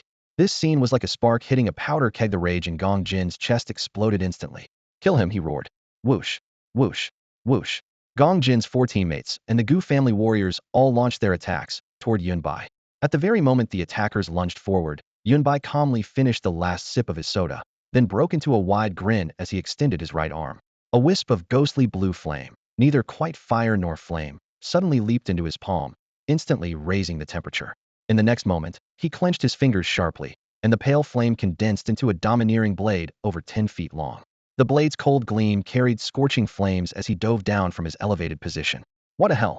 The 3 warriors from the Gu family and Gong Jin's group simultaneously widened their eyes in shock. The high school student they had just dismissed as merely lingering in the body-tempering realm was now clearly emanating the same power level as themselves, 3rd-level star ignition realm. Even more terrifying was how that pale flame blade carved burning traces through the air, bringing an oppressive pressure that made breathing difficult. Yunbai landed in an instant, sweeping his blade horizontally as his energy roared like furious waves. Splurt! Blood mist exploded as one of Gong Jin's teammates was severed at the waist. Before he could even scream, his remains crashed heavily to the ground. Whoosh! Yunbai shifted his footing, quietly deploying the 5-step technique. His figure created a series of afterimages, instantly closing in on another teammate. The man had just raised his hand when Yunbai's indifferent face reflected in his pupils. Fear hadn't even left his lips. Drifting cloud palm. Yunbai said flatly. His palm struck down with a crisp sound of cracking bone. The man's skull instantly caved in, his pupils dilated, and he toppled straight down. The third and fourth men barely even caught a glimpse of Yunbai's robes. Exhausted from their earlier battle with the Gu family warriors, facing a cultivation gap at the second-level star ignition realm, and overwhelmed by terror, they didn't even get a chance to cry out before being reduced to bloody remains by a blade strike and palm technique. Ding. Fatal damage dealt. Gained 1 month of cultivation vitality. Ding. Critical damage dealt. Gained 90,000 alliance coins. Ding. Fatal damage dealt. Gained 3 Agrade genetic serums. System notifications flooded in continuously, accompanied by the spreading scent of blood, appearing both cold and ironic. For deaths in mere moments. The rewards weren't particularly generous, but they still made Yunbai's lips curl slightly. Even mosquito legs were still meat. Yesterday these men had blocked him at the villa entrance, showing off their power. Now their blood debt had been collected along with the spoils of war. Satisfying. Blood trickled along the stone cracks as the air grew hot and reeking. Gong Jin and the 3 Gu family warriors were so shocked they momentarily lost their voices. Especially Gong Jin, with from mangled corpses sprawled before his eyes. He could almost still hear the crisp sound of the soda can hitting the ground. This high school student they had originally treated as a joke had completed a massacre in the blink of an eye. Kid, you really kept that hidden deep. Gong Jin gritted his teeth, fury burning his eyes red, yet he forcibly suppressed it. Losing his teammates was certainly regrettable, but as the son of the Skyfire Guild's vice president, plenty of people wanted to team up with him. What truly enraged him was that he had misjudged the situation that Yunbai dared to kill his people. Even more infuriating was his growing realization that in an unknown fight, he probably wouldn't last 3 moves against Yunbai. Fortunately, he still had 3 third-level star Ignition Realm warriors from the Gu family beside him. Gong Jin took a deep breath, quickly calculating though the intelligence was wrong, the mission couldn't be abandoned. No matter how strong Yunbai was, he was still just one person, while they had 4, including himself. The Gu family warriors exchanged glances for an instant, each reading the same killing intent and determination in the other's eyes. Wrong intelligence or not, we complete the mission. Third-level star Ignition Realm. So what? 4 against 1. With barely any words exchanged, the 3 suddenly unleashed their power, spiritual energy exploding as they followed the murderous Gong Jin in a fierce charge toward Yunbai. For people, that's nowhere near enough. Yunbai's eyes darkened as he restrained his usual lightning abilities, instead drawing the blazing tyrant blade with a swift motion. Flames instantly erupted along the blade's edge. The 3 Gu family warriors coordinated flawlessly. The first wielded water, conjuring surging waves with a flip of his hand. The second spat poison, emerald green toxic mist seeping into the water flow. The third controlled wind, shaping the poisonous water into suspended arrows. The 3 elements combined could rival a 4th-tier Star Point Realm cultivator. However, Yunbai executed the 5-step technique, his form ghostly as the blazing tyrant blades swept horizontally, each strike accompanied by rolling waves of heat. Wherever the blade passed, it left charred cracks in its wake. Despite being outnumbered 3-1, the Gu family warriors couldn't suppress him. Instead, they accumulated burn wounds across their bodies. This kid is far stronger than we anticipated. How can fire attribute provide such ridiculous combat enhancement? Though shaken, the 3 pressed their encirclement. I'll counter him, stand back, the water attribute warrior shouted, slamming his arms together.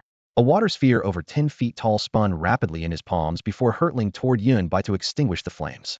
The water sphere exploded. Bang. Boiling steam billowed like a mushroom cloud, instantly reducing visibility to less than 15 feet. Water conquers furry the same realm. You have no advantage, the water warrior gasped with cold laughter. That single attack had nearly drained his blood essence and elemental power, but he was certain it would turn the tide. Oh really? Before the mist cleared, azure flames suddenly reignited, cutting through the fog with fierce wind. The water warrior only had time to widen his eyes before the blade flashed across his throat. Splurt blood sprayed high as his head hit the ground.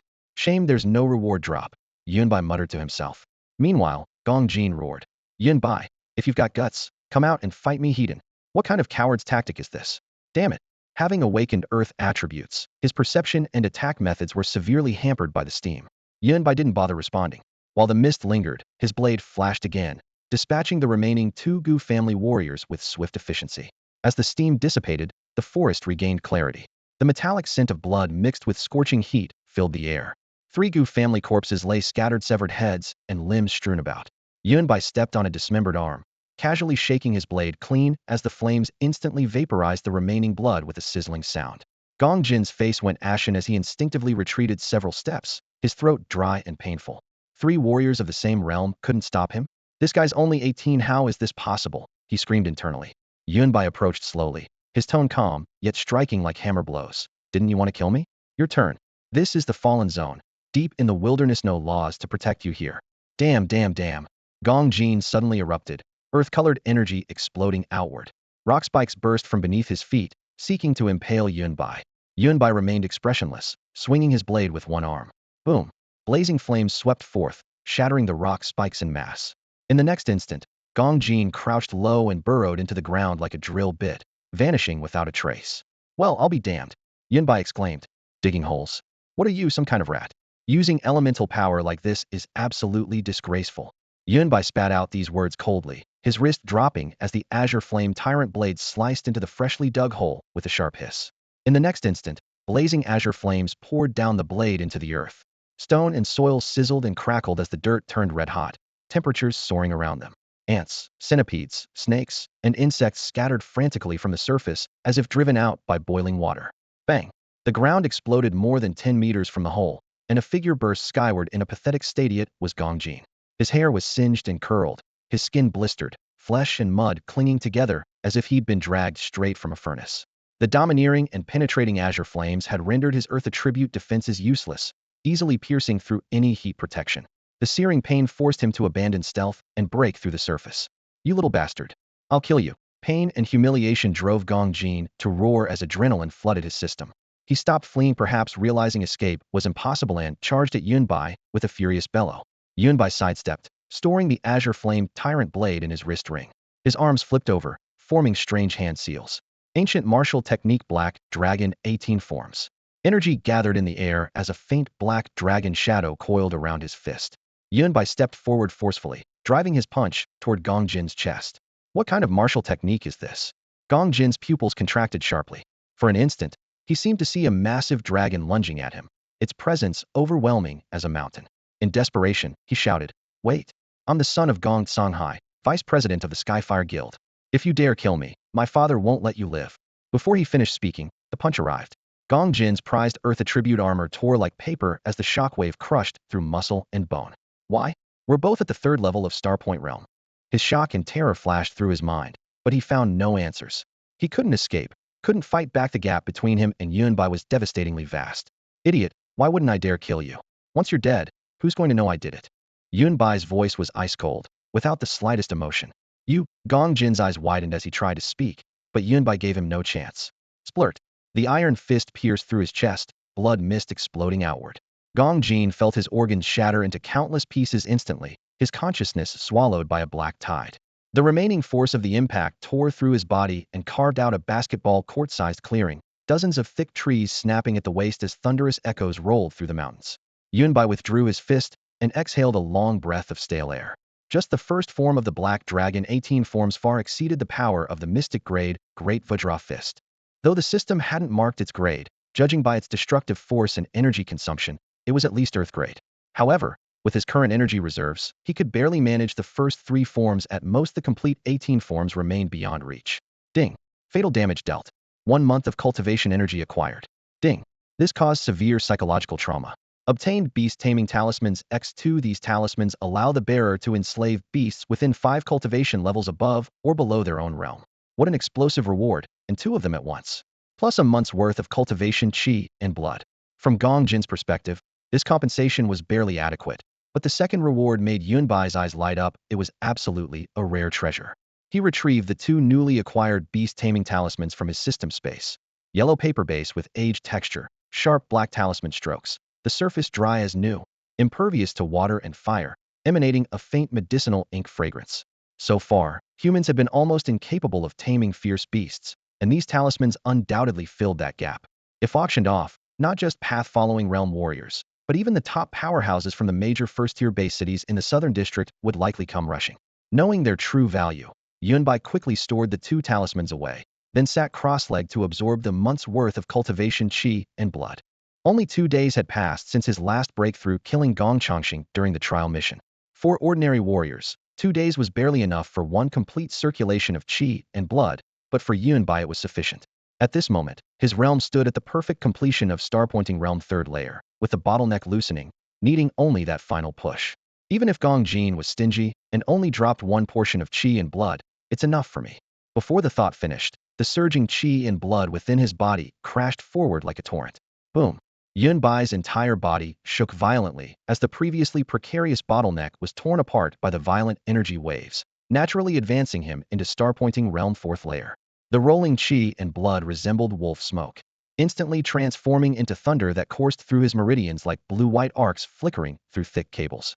The lightning wove together into a humanoid phantom towering between heaven and earth with blazing eyes, like a martial god descending. However, the vision vanished in an instant, leaving only traces of lightning flowing through his flesh and blood. Gong Jin, at least you died for a worthy cause. Skyfire Guild, wait for my footsteps, then we'll settle accounts. Yunbai brushed off the debris from his body, his expression calm. He leaped up and pulled out a life magnetic field detector from his waist pack, locking onto the coordinates agreed upon with Sheng Nanqing.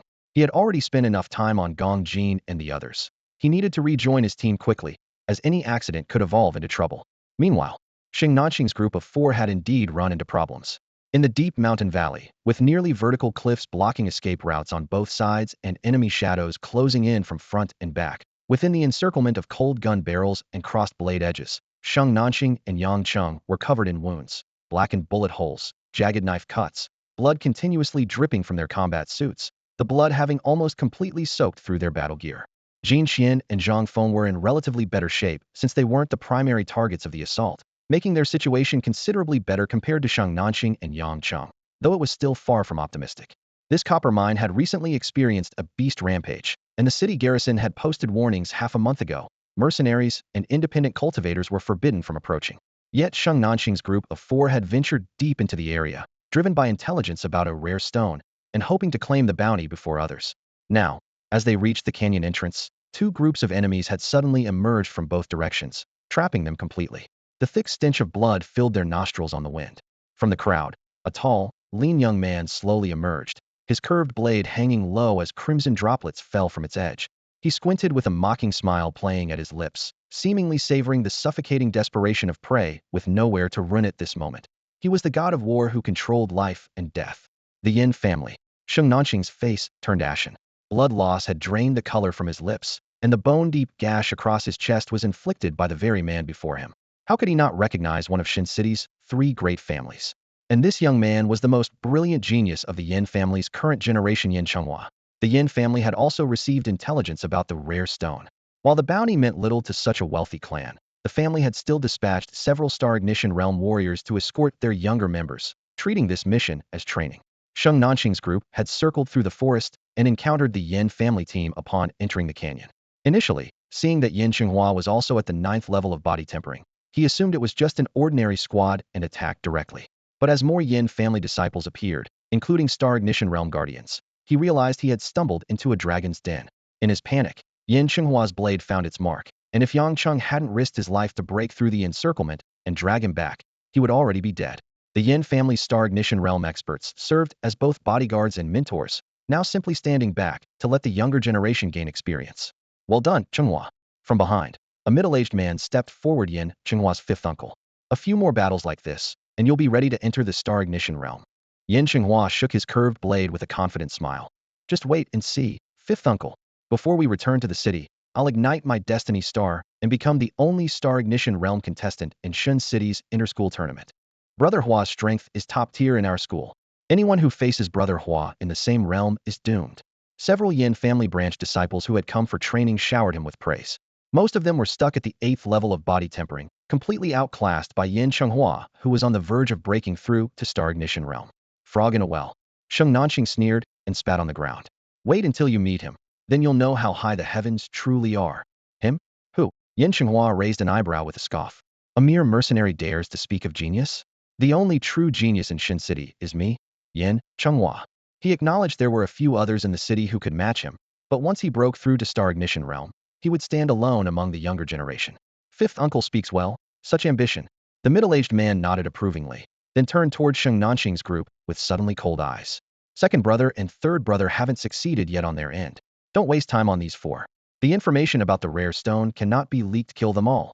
Leave this to me. Yin Chenghua licked the blood from his blade and approached the 4 with a savage grin. This is a complete disaster. We're really done for this time. I wonder how Xiao Baibai is doing. Jin Xian leaned against the rock wall with difficulty, her chest rising and falling weakly. The last bit of vital energy in her body had long been depleted, and she didn't even have the strength to lift a finger. Sheng Nanxing and Zhang Feng looked equally pale, their breathing shallow and unsteady. The three of them could barely even stand. Only Yang Cheng was still holding on.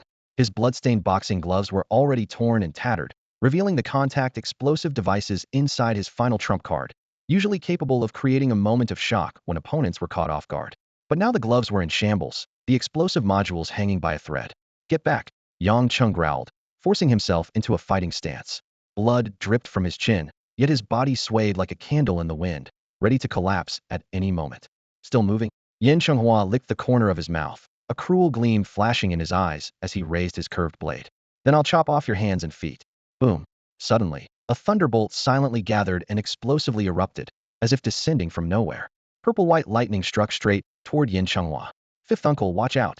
The Yin family's fifth uncle reacted swiftly, earth attribute elemental power surging forth. With a wave of his hand, he erected a thick rock wall, tightly encasing Yin Chenghua. But before that brilliant lightning column, the rock wall was as fragile as paper, instantly torn apart. The electric light roared through the defense, striking Yin Chenghua squarely in the chest. In an instant, the smell of burning flesh filled the air. Yin Chenghua's limbs went rigid, his entire body charred black, and he fell straight down like a broken puppet. Not dead. A young voice drifted down from above, carrying a hint of surprise. Quite the survivor. Yunbai descended from midair, lightly landing on an exposed rock, his gaze casually sweeping over Yin Chenghua. The Yin family's fifth uncle immediately rushed to his nephew's side to check on him. Finding weak breathing but burns covering his body and his face charred beyond recognition, with the possibility of permanent disfigurement, rage instantly ignited within him. He locked onto Yunbai and roared. Boy, you must have eaten a bear's heart and leopard's gall to dare lay hands on someone from the Yin family. Fifth uncle, finish him off. Yin Xinghua's vocal cords were burned, his words slurred but vicious. Through his blurred vision, he could only make out Yunbai's figure, but his killing intent became all the more tangible because of it.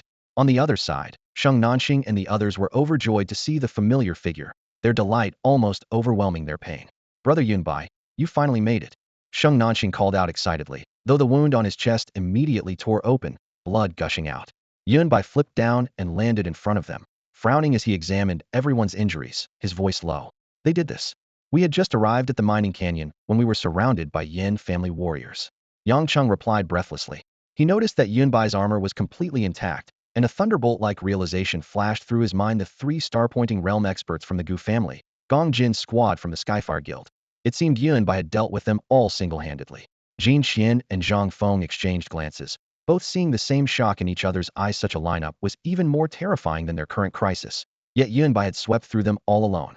Fifth uncle, let me handle this. He's about my age. A young Yin family member stepped forward, his blood boiling with excitement. The Yin family yields to no one of the same generation. Yunbai's sudden appearance and youthful face led many of the Yin family disciples to mistake him for just another peer warrior, even forgetting that Yin Chenghua had just been struck down by Yunbai's lightning attack. Uncle Wu of the Yin family certainly wasn't foolish enough to underestimate Yunbai. He had long since recognized that this young man was far from ordinary, and immediately gestured for his own people to step back half a pace. This youth had to be captured by his own hands, or he'd have no way to explain himself to the family head when he returned. Another one of Shen City's three great families. Yunbai sneered inwardly, too lazy for words. His opponent was merely at the fourth level of the Star Point realm. Yunbai couldn't even muster the interest to draw his blade. With a flick of his toe, his figure instantly closed the distance, his deep, dark eyes staring at Uncle Wu with complete indifference. So fast. Uncle Wu's pupils contracted sharply, unable to track Yunbai's movements at all. In the blink of an eye, those piercing black eyes were already inches away. His scalp exploded with pain as he felt, for the first time from someone so young, such a direct and visceral threat of death. Instinct drove him to retreat quickly, trying to create distance. But no opportunity presented itself. Yunbai raised his fist and struck Uncle Wu's chest with seemingly ordinary force. Splurt. Blood sprayed violently as Uncle Wu's eyes nearly bulged from their sockets, his ribcage caving in, his heart feeling as though it had been torn apart by a sledgehammer. How could it be just one punch? You. Before the words could leave his mouth, his breath was already like a candle flickering in the wind, and he staggered back several steps, barely able to stand. Uncle Wu, the Yin family disciples cried out, rushing to support him. Their Uncle Wu, a fourth-level Star Point realm cultivator, had been severely injured by a single punch. They were both shocked and terrified. Yunbai was just a teenager their age. Could he also be at the fourth level of Star Point realm? It was simply inconceivable. You, you're Yunbai from first high school? Someone in the crowd suddenly recognized him. Yunbai raised an eyebrow, genuinely surprised. On second thought, they were all high school students after all, so it was normal for someone with a big reputation to be recognized. However, this wouldn't change their fate. Rumble. The canyon walls suddenly shook, sending rocks tumbling down. Then, distant beast roars echoed from afar, growing closer. Yunbai raised his hand to activate his life magnetic field detector, quickly scanning the data. 3 kilometers to the northeast, human warriors are fighting fierce beasts. Both sides are at Star Point realm level, probably competing for rare stones. He casually shared this intelligence with Sheng Nanxing and the others. Before his words had fully faded, he raised his hand and released powerful electrical currents. Blue-white arcs exploded into a web, and within just a few breaths, the Yin family members didn't even have time to scream before they collapsed, charred black, reduced to ash dust to dust, earth to earth. Ding. Critical fatal damage dealt, gained 1 month of vital energy. Ding. Critical fatal damage dealt, gained 20 days of vital energy. Ding. Critical fatal damage dealt, gained 50,000 Federation coins. Ding. Critical fatal damage dealt, gained miraculous camouflage tarp. Ding. Critical fatal damage dealt, gained grade A healing potion. More than 20 Yin family disciples, including most of the younger generation, were worlds apart from Yunbai in strength and were instantly wiped out. As for whether any had escaped, he couldn't be bothered to check. This was a fallen zone crawling with fierce beasts, and any survivors wouldn't last long anyway. The system space once again filled with a pile of rewards. Yunbai picked out several potions and handed them to Sheng Nanxing and the others.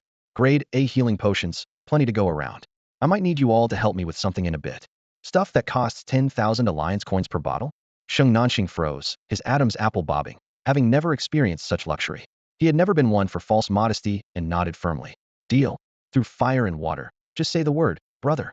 Zhang Feng, Yang Cheng, and Jin Qian were equally shocked but drank without hesitation. Sheng Nanxing was the first to tilt his head back and consume the medicine. The cool liquid flowed down his throat, and his internal injuries visibly healed at an incredible rate. Seeing this, Zhang Feng, Yang Cheng, and Jin Qian followed suit. The effectiveness of grade A healing potions was undeniable. After consuming them, the group's external wounds began regenerating at a visibly rapid pace. The medicinal liquids surged through their blood vessels, torn muscles reknitted themselves, and dried scabs crumbled to powder. Simply sitting cross-legged and regulating their breathing, they could feel their lost vitality gradually returning. While the most severe wounds couldn't heal instantly, at least the bleeding had been stemmed. Yang Cheng was the first to stand, his joints crackling as he moved his arms, no longer displaying that precarious, tottering appearance from before. Zhang Feng and Jin Qian wiped the blood from their faces, their spirits visibly lifted. Only Sheng Nanxing's chest wound remained truly horrifying. The gaping flesh revealed stark, white ribs beneath. That he'd survived this long was nothing short of miraculous. We've managed to save our lives for now. Brother Yunbai, what's your plan? Sheng Nanxing hastily wrapped bandages around his chest several times, sweat beading from the pain, yet he still gripped his broadsword, ready to charge at a moment's notice. Brother Sheng, you're in no condition for direct combat right now. Yunbai raised his hand to stop him. Here's what we'll do. You stay on the perimeter with the vehicle, ready to provide backup.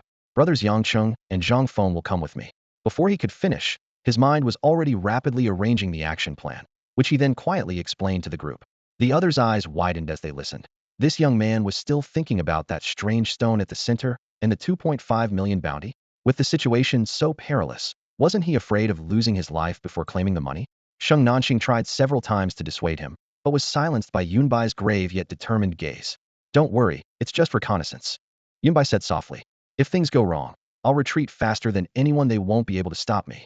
As soon as he finished speaking, fierce roars echoed from deep within the canyon, the sound rolling between the copper mine walls, growing closer. The metallic scent of blood was overwhelming. The vital energy from several martial artists' corpses would serve as excellent nourishment for the beasts. According to their established plan, Yunbai led Yangcheng and Zhang Feng toward the canyon center at full speed, while Jin Qian helped support Sheng Nanxing as they retraced their path to the high ground where their vehicle waited, ready to provide backup at any moment. During their advance, Zhang Feng quietly reported intelligence. There are 2 Star Point Third Realm beasts lurking nearby. They're metal attribute creatures, and in this copper mine, their combat power can spike to Star Point Fourth Realm levels. Their defense is absolutely monstrous. When the city defense forces sent a Star Point Fourth Realm general here before, he couldn't even break through their scales. Yunbai's lips curved into a smile. Good. The stronger they are, the better it is for us. Yang Cheng added his own intelligence. During our earlier skirmish, we overheard them mention that the Yin family deployed 3 Star Point Realm martial artists this time. You've already killed one, so the remaining two are most likely fourth realm as well. If the Yin family is making their move, the other two families probably won't sit idle either. The three great families of Shin City were evenly matched, keeping each other in check. If one family tried to monopolize the prize, they would inevitably face a united front from the other two. If the Yin family had received advance intelligence, it was impossible that the other families remained unaware. Yunbai waved his hand dismissively. Let's assess the situation first. No matter how many people they bring, at the end of the day, there's only one stone. Yunbai chuckled softly. In the end, it always came down to a fight to the death. As he spoke, he pulled out his life force detector. The screen showed intense fluctuations clearly visible not far ahead. A warrior was locked in fierce combat with a ferocious beast. There was no need to guess why the beast was here. It had obviously come for that strange stone. As for the warrior, Yunbai couldn't care less. He exchanged hand signals with Yang Cheng and Zhang Feng, and the three of them crept toward the battlefield under cover of grass and rocks. Soon, the scene in the depths of the canyon came into view. A golden-armored lizard, easily 30 feet long, reared its head and roared. A blazing golden beam gathered in its massive maw. Hiss! The blast sent the warrior crashing hard into the stone wall. Immediately after, the golden-armored lizard whipped its tail, thick as a giant tree trunk, sending debris flying everywhere. Its gem-like golden eyes glinted coldly as its forked tongue flicked in and out. The golden scales covering its body reflected blinding light in the sunlight, making it look like it was clad in steel armor. After this series of devastating attacks, the warrior's combat suit was nearly torn apart, but at the last moment he rolled away to dodge the fatal sweep. The emblem on his chest was now clearly visible, the Gu family crest. Someone from the Gu family. Yang Cheng and Zhang Feng whispered in unison. Yunbai had already reached his conclusion. Since the Yin family had come, the other two families couldn't possibly stand by and do nothing. Earlier, 3 Gu family warriors had pursued them, and now another had appeared. It made perfect sense. The other Gu family members were probably already dead, leaving only this lone soldier at the 4th level of the star-pointing realm. Severely injured, he wouldn't last long against the 30-foot golden-armored lizard. Death was inevitable.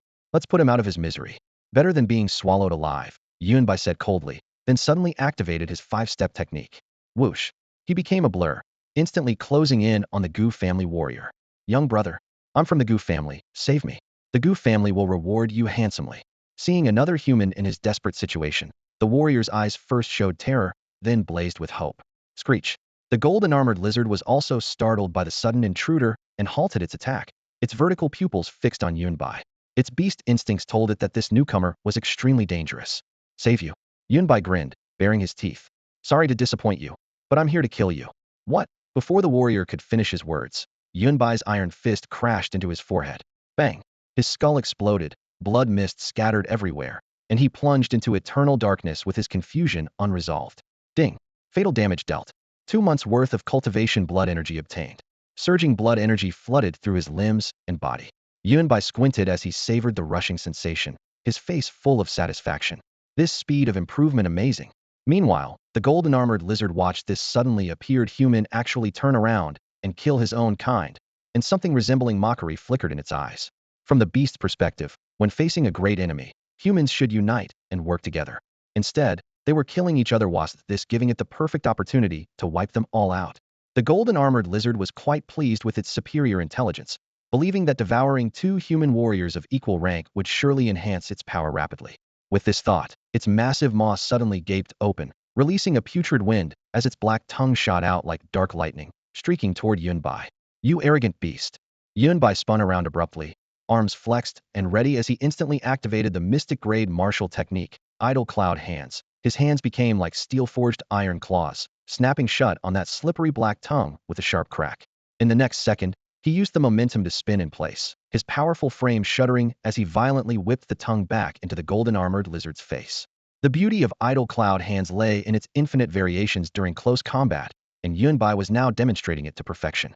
The moment he released the tongue, he stepped forward again, forcibly combining idle cloud hands with great Vajra fist. Both mystic-grade techniques operated simultaneously, his blood and chi boiling like a furnace as crimson energy spread across his entire body like battle armor. Gah! The golden-armored lizard was stunned by the impact of its own tongue, its bulging eyes swaying back and forth before it shook its head to regain focus. Just as it looked up, it found Yunbai had already closed in, a devastating punch wrapped in violent winds crashing down toward its head. The emerald pupils reflected that incoming fist, filled with disbelief. In this critical moment, The golden scales on the lizard's surface suddenly oozed a layer of dark light. This light seemed metallic yet not quite metal, spreading across its entire body in an instant. Simultaneously, scattered metal fragments around them hummed as they levitated, as if pulled by invisible forces, clattering as they adhered to its body and quickly assembled into makeshift armor of mixed rock and metal. Clang! Yunbai's punch struck solidly on the golden-armored lizard's head, sparks flying as the recoil force traveled back up his arm, numbing his bones. Shattered outer rock fragments scattered in all directions, but the inner black armor remained completely unscathed. This thing's defense is that ridiculous? Yunbai's heart sank. The city guard captain at the 4th level of Star Ignition Realm couldn't break through its shell before, and now seeing it firsthand, it truly wasn't an exaggeration. With this level of defense, even a 5th level Star Ignition Realm warrior would struggle. No wonder it could reign supreme in this mining pit. As the recoil subsided, the golden-armored lizard shook its head and showed him an extremely human-like, even infuriating expression. It raised its chin high, looking down at Yunbai with a sideways glance, clearly saying, "So what if your cultivation is higher than mine? You still can't break my defense, trash." Not far away, Zhang Feng and Yang Cheng watched from behind a boulder, completely dumbfounded. No wonder those warriors from the Gu family died at its hands. Zhang Feng swallowed nervously in a low voice. Who the hell could stand this kind of mockery? They could clearly sense the terrifying combat power of the golden-armored lizard and were sweating for Yunbai. While Yunbai could defeat 4th level Star Ignition Realm opponents and was at least peak level in his tier, the golden-armored lizard, though only 3rd level, had the advantage of terrain and timing. The outcome was still uncertain. Yunbai clenched his fists, his gaze dangerously fixed on the smug lizard. Were you just mocking me?" The golden-armored lizard shrugged. Damn it. Yunbai's jaw muscles twitched violently. This was the first time in his life a fierce beast had openly provoked him. Without another word, he focused his mind and drew from his system space a heavy black blade, the blazing tyrant saber.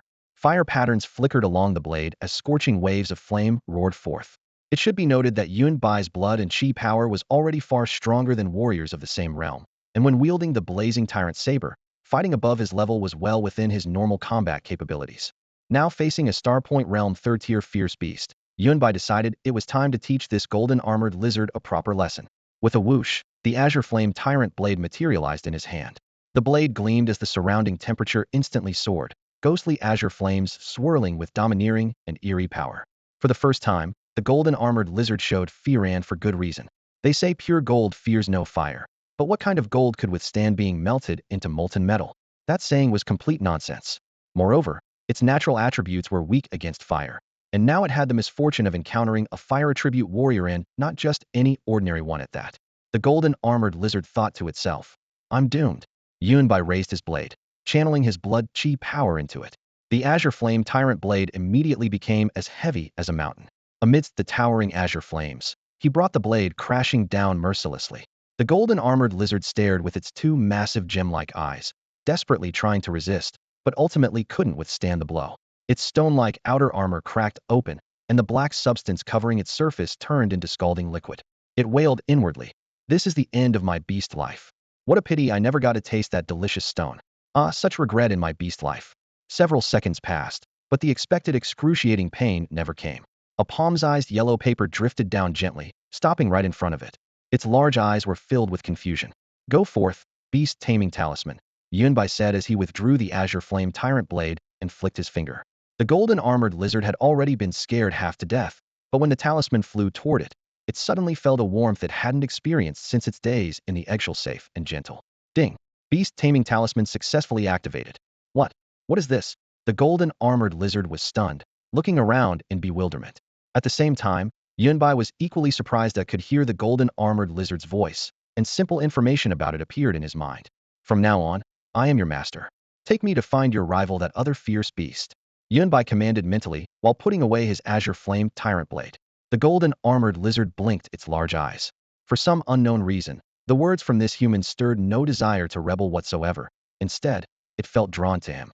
It lowered its head and nuzzled against Yunbai, indicating for him to climb onto its head so it could personally guide him to find its mortal enemy. Not far away, Zhang Feng and Yang Cheng stood slack-jawed, their mouths agape enough to fit a fist, frantically rubbing their eyes. Had Yunbai just tamed a fierce beast? Surely that's what happened. Since the end of the Old Era and the dawn of the High Martial Age, when the fierce beast crisis erupted, countless warriors had attempted to tame fierce beasts. Top researchers had also approached the problem from evolutionary biology, genetics, psychology, and even methods used to domesticate wild wolves thousands of years ago, all without success. Fierce beasts were inherently savage and uncontrollable. At best, they could be suppressed by force from stronger individuals, but the moment their power surpassed their suppressors, they would immediately turn on them.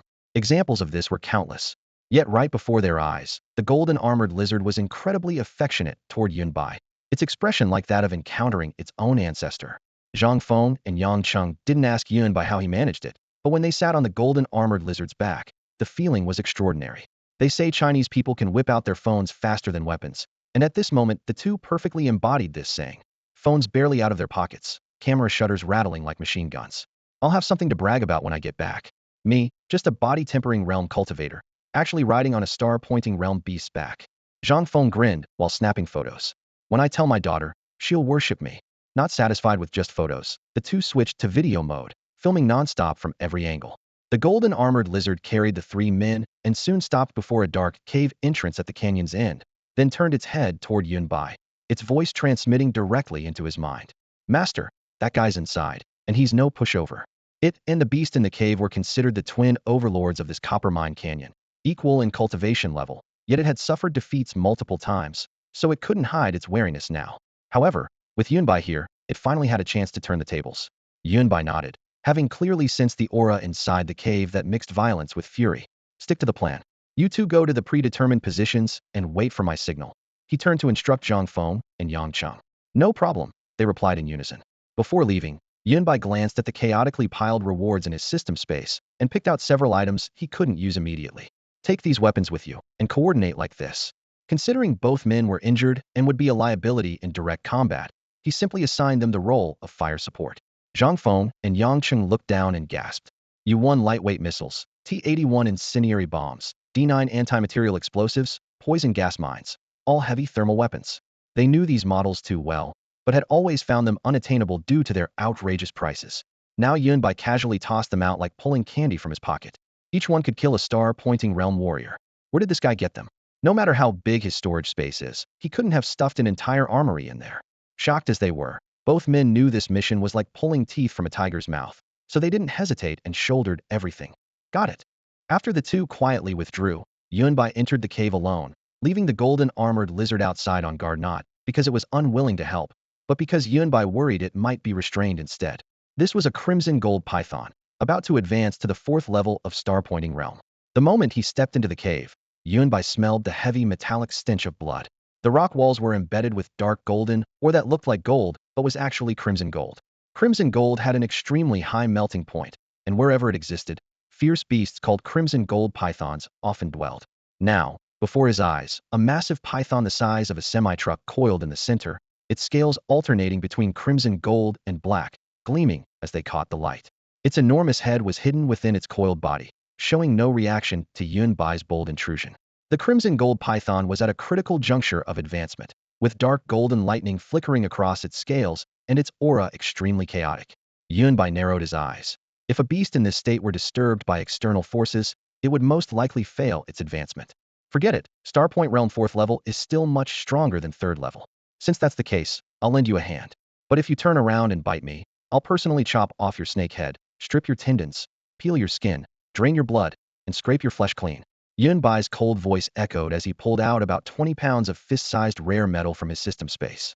This batch of spoils was originally intended for forging a personal dagger, but since he couldn't take it back now anyway, he casually tossed the entire chunk of metal beside the crimson gold python's jaw, which was surrounded by rubble.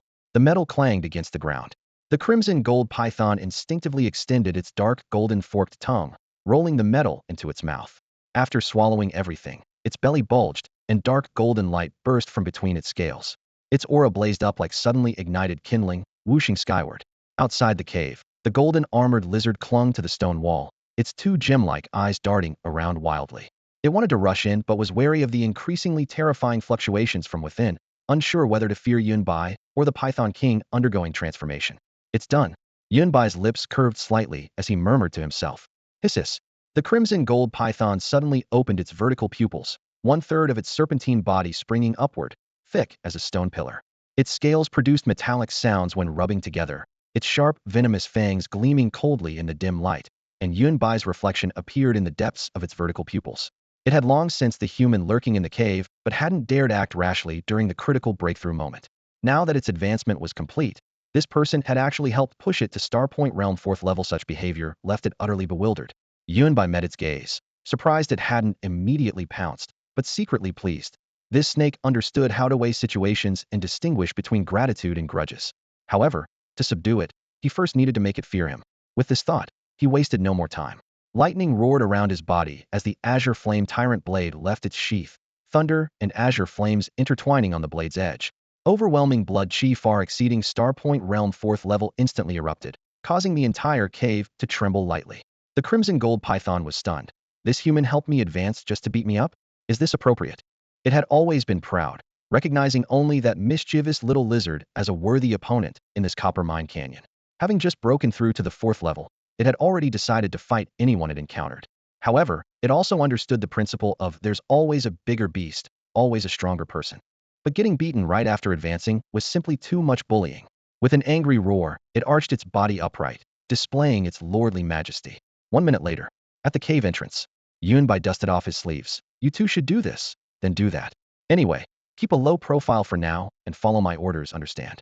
As he spoke, he had already explained his next plan in detail to the two fierce beasts and extracted information about the current situation with the strange stone and the number of competitors vying for it. The golden-armored lizard nodded vigorously with a mischievous expression, not forgetting to glance sideways at the crimson gold python with that familiar cheeky look on its face. The crimson gold python's body was rigid as a board, one eye swollen like a walnut, though it would recover shortly. Only now did it truly understand the cruelty of nature. These were just minor tasks. Yunbai finished explaining the key points in a few words, then squinted as he sized up the two creatures before him. His eyes filled with the naked threat of, you'll get beaten if you don't understand. The ancestral wisdom of stick education never failed. Okay. The golden-armored lizard raised its sharp claws and gestured twice, smugly glancing at the crimson golden python beside it, as if saying, this lizard has hands, do you? What's so great about advancing? The crimson golden python was so choked with anger that it rolled its eyes, wanting nothing more than to slap that shameless lizard with its tail. But with Yunbai right there, it could only nod to indicate, understood, and forcibly swallow its rage. Seeing this, Yunbai understood perfectly and waved his hand. Go. The two fierce beasts turned and left, their massive bodies stirring up dust. Watching them disappear into the depths of the forest, Yunbai also set off toward the location of the strange stone. The destination was only 5 kilometers away, and with his lightning-fast movement, he arrived in just a few leaps. What came into view was a deep pit the size of a football field. The bottom was filled with jagged rocks, over 90% of which were copper ore, their metallic luster gleaming coldly in the sunlight. At the very center, a deep copper-colored boulder protruded from the ground, oval-shaped, as tall as an adult, with strange fluctuations flowing faintly across its surface. Only warriors or beasts with metal attributes could keenly sense that energy. Yunbai, with his lightning attribute, could only detect a peculiar radiation but couldn't determine its purpose. Whoosh. Whoosh. Suddenly, 4 figures crossed and descended from above. Explosive energy burst forth, elemental powers collided, and multiple rocks on the surface were shattered to pieces, filling the air with dust. The 4 fought from midair to the ground, smashing several more deep craters, yet still couldn't determine a winner. The Gu family only sent one fool, perfect for keeping that golden-armored lizard busy. Now, it's just your Lu family and my Yin family competing for this strange stone. The speaker was Yin Lei, the second son of the Yin family. He laughed heartily, patting the dust off his combat suit, his Starpoint Realm 5th level aura unleashed without reservation. Beside him stood Yin Peng, the third son of the Yin family, also at Starpoint Realm 5th level. Not far away on the opposite side, 3 people from the Lu family, one of Shin City's 3 great families, had also arrived. One person had previously gone to deal with the Crimson Golden Python, but died in defeat. Now facing the menacing Yin family, the Lu family had no time for revenge. Lu Jun and Lu Yin stood shoulder to shoulder, exchanging glances. You're stalling for time? Let me guess your Yin family didn't send just you two, did they? Lu Jun questioned coldly. Pretty smart, Yin Lei sneered. But isn't it a bit late to realize this now? The Yin family had brought 3 Starpoint Realm experts on this expedition, plus a group of younger members for training experience. Intelligence showed the Lu family only had Lu Jun and Lu Yin, while the Gu family had 2. Now with only one from the Gu family showing up, they had clearly lost their competitive edge, leaving only the Lu family. Once their 5th brother arrived, it would be 3 against 2. The strange stone would be theirs for certain. Quick battle, quick victory. Lu Jun and Lu Yan's faces darkened instantly, though they had already sensed it. Hearing that the Yin family had another Star Point Realm warrior made their sense of crisis skyrocket. Before the words had finished, both men charged forward again. Lu Jun with Wood attribute and Lu Yin with Wind attribute unleashed their elemental powers simultaneously. Wooden spikes erupted from the ground while Wind attribute stirred up a fierce gale, swirling with sand and stones to increase destructive power. Yin Lei and Yin Peng from the Yin family were equally formidable, both at the 5th level of the star-pointing realm. With no advantage in elemental power, they could only compete through martial techniques. The four warriors clashed again with flashing blades and fist shadows, their thunderous impacts even more violent than before. Shattered stones flew everywhere, causing the rock walls at the mine's edge to crack inch by inch. Yunbai observed coldly from the crater's rim for a moment, then pulled out his phone to confirm the intelligence from Zhang Feng and Yang Cheng before unhesitatingly pressing the timer in his hand. The next moment, whoosh, whoosh, whoosh. Several small missiles shot up from the dense forest outside the mine, trailing blazing white flames as they arced through the night sky toward the battlefield. This sudden development startled the warriors from both sides. The Yin and Lu family members simultaneously looked up to see at least 20 missiles screaming toward them, everyone frowning with confusion in their eyes. What's happening? We didn't arrange this. Could it be the other side? Someone whispered in alarm. Instantly, Yin Lei turned his blade horizontally, the edge wrapped in yellow Qian exclusive high-grade mystic tier martial technique of the Yin family. He coldly demanded, "Well played, Lu family. We thought only 2 of you came, but you've laid such a trap on the perimeter." "Bullshit. It's clearly your Yin family." Lu Jun cursed angrily, also condensing his remaining qi in his palms. Both sides were already severely weakened from the prolonged battle. Lu Lei's eyes tightened. If it's not them, then who else could it be? He thought of another possibility. The news about the strange stone had been under official lockdown until today's bounty announcement, but the stone's true value far exceeded that reward money. It wasn't impossible for other factions to intervene. Before he could finish speaking, over 20 missiles crashed into the giant crater in irregular trajectories. Boom, boom, boom. Deafening explosions instantly swept through the entire mine pit. Though both sides were positioned far enough away to avoid direct damage, flying debris and thick smoke mixed with dust completely shrouded the crater. Now's my chance. Yun Bai, who had been waiting for this moment, dove down with his 5-step technique at full power. His figure flashed like a phantom, reaching the deep bronze strange stone in an instant. At close range, the radiation-like stinging sensation was even clearer. An ordinary person would have been bleeding from all 7 orifices by now. After the world's great transformation, such bizarre objects had emerged endlessly. Yunbai gripped the strange stone with both hands, veins bulging as his strength exploded, forcibly extracting the stone from the ground. Without time to examine it closely, he stored it in his system space. At this moment, the smoke and dust began to clear. "Kid, you've got some nerve. Put that down." Just as Yunbai was about to retreat, he was spotted by all 4 members of the Yin and Lu families. "Oops, you caught me." Indeed, the perception of 5th-level star-pointing realm warriors is much sharper than 4th-level ones. Seeing the 4's faces turn iron gray with rage, their bodies trembling with fury, he showed no fear and instead grinned while waving at them. Actually, he had anticipated this. Trying to take the object right under the noses of 4 5th-level star-pointing realm warriors without being detected was nearly impossible. Since that was the case, Yunbai would simply adapt accordingly. Though he'd made a temporary adjustment, his overall plan remained unchanged. "Sorry guys, thanks for all that hard work, but I'll be taking this stone." Before his words even finished echoing, Yunbai gathered power in his legs and pushed his 5-step technique to its absolute limit.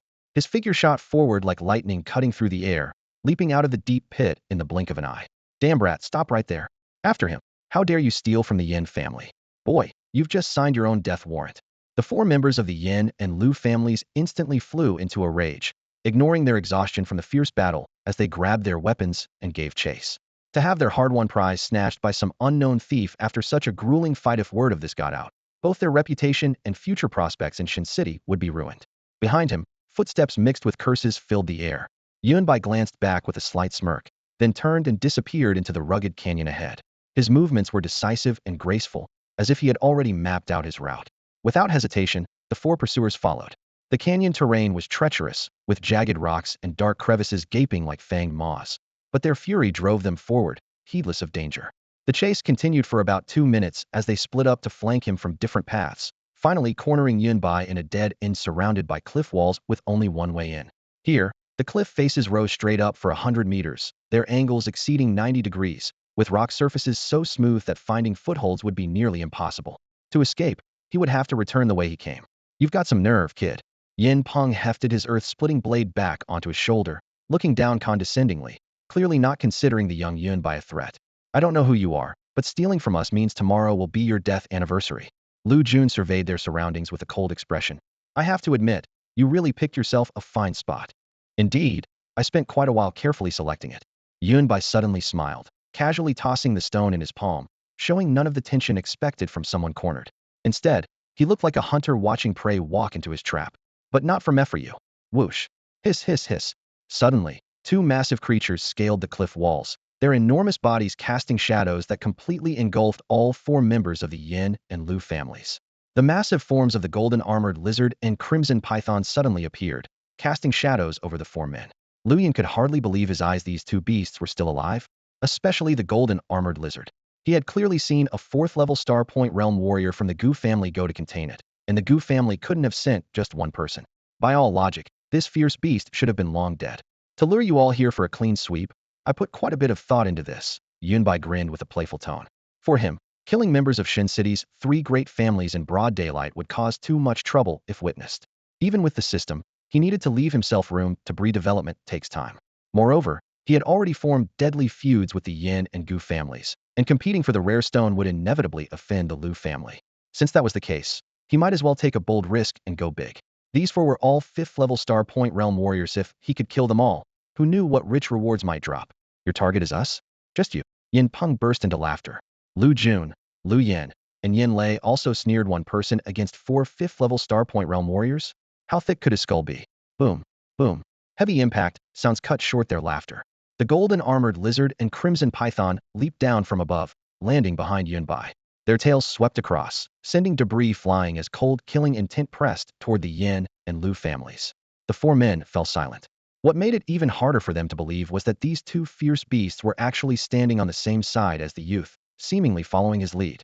Could it be that technology or martial techniques for taming fierce beasts already existed in the outside world, while their families remained completely unaware? I don't care what methods you use to control them. Don't forget all four of us are 5th-level Star Point Realm warriors. Even with these two beasts, you can't turn the tables.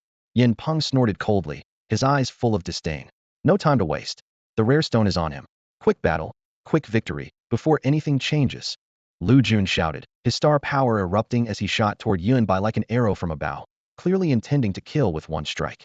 For him, this shouldn't be difficult. Go, hold off those two, Yunbai commanded calmly. Facing 5th-level Star Point Realm warriors in a unknown situation, he needed to proceed steadily. Couldn't expect to achieve everything in one bite. Roar. Hiss. The golden-armored lizard bellowed furiously, while the crimson python raised its head, both charging murderously toward Lu Yin and Yin Lei. The two warriors dared not be careless, their star power surging as they actively engaged in battle. Boy, you still don't understand the true worth of a Star Point Realm warrior. Yin Peng sneered viciously, his blade flashing instantly. Today I'll show you the gap between us just like this strike of mine. After all, no matter how heaven-defying this opponent might be, he surely couldn't have a higher cultivation level than themselves. Such a thing was unprecedented in Shin City. Lu Jun also wore a composed expression, not taking Yunbai seriously at all. However, when Yunbai drew the blazing tyrant blade, and its searing light suddenly carved a crimson streak through the air, both men were instantly dumbfounded. Is that so? Perfect, I also happen to use a blade. Let's see how we compare. Yunbai grinned with excitement and ferocity. With a casual wave, azure flames gathered and took shape as the tyrant blade manifested like a fusion of fire and thunder, roaring into existence. Boom. Thunder light exploded as electric arcs coiled around his limbs and body. Crack. Yunbai stepped forward swiftly, the stone slabs beneath his feet shattering into spiderweb cracks as his form shot forward like an arrow from a bow, raising the blazing tyrant blade high as he charged straight at the two men. The mixed radiance of flame and lightning illuminated Yin Peng and Lu Jun's faces as they felt their blood freeze instantly, their minds going blank. The scorching heat pressed closer, and instinct drove both men to hastily raise their weapons in defense they could only block, as the blade edge was already striking toward their skulls. Boom. The heavy blow fell with Yin Peng in front and Lu Jun behind, both weapons desperately holding firm, yet neither dared to look up. The blazing heat and tearing lightning transformed into bloodthirsty beasts. Had the two not burned their elemental power to create protective barriers, they would have been devoured completely by now. Uffed. In less than 10 breaths, Yin Peng felt sweetness in his throat as he spat out a mouthful of blood. Lu Jun's entire body was already soaked in cold sweat, his mind buzzing. Looking up, he saw the blade-wielding youth's unrestrained and arrogant smile, with crimson killing intent spreading in the depths of his pupils. making his scalp tingle.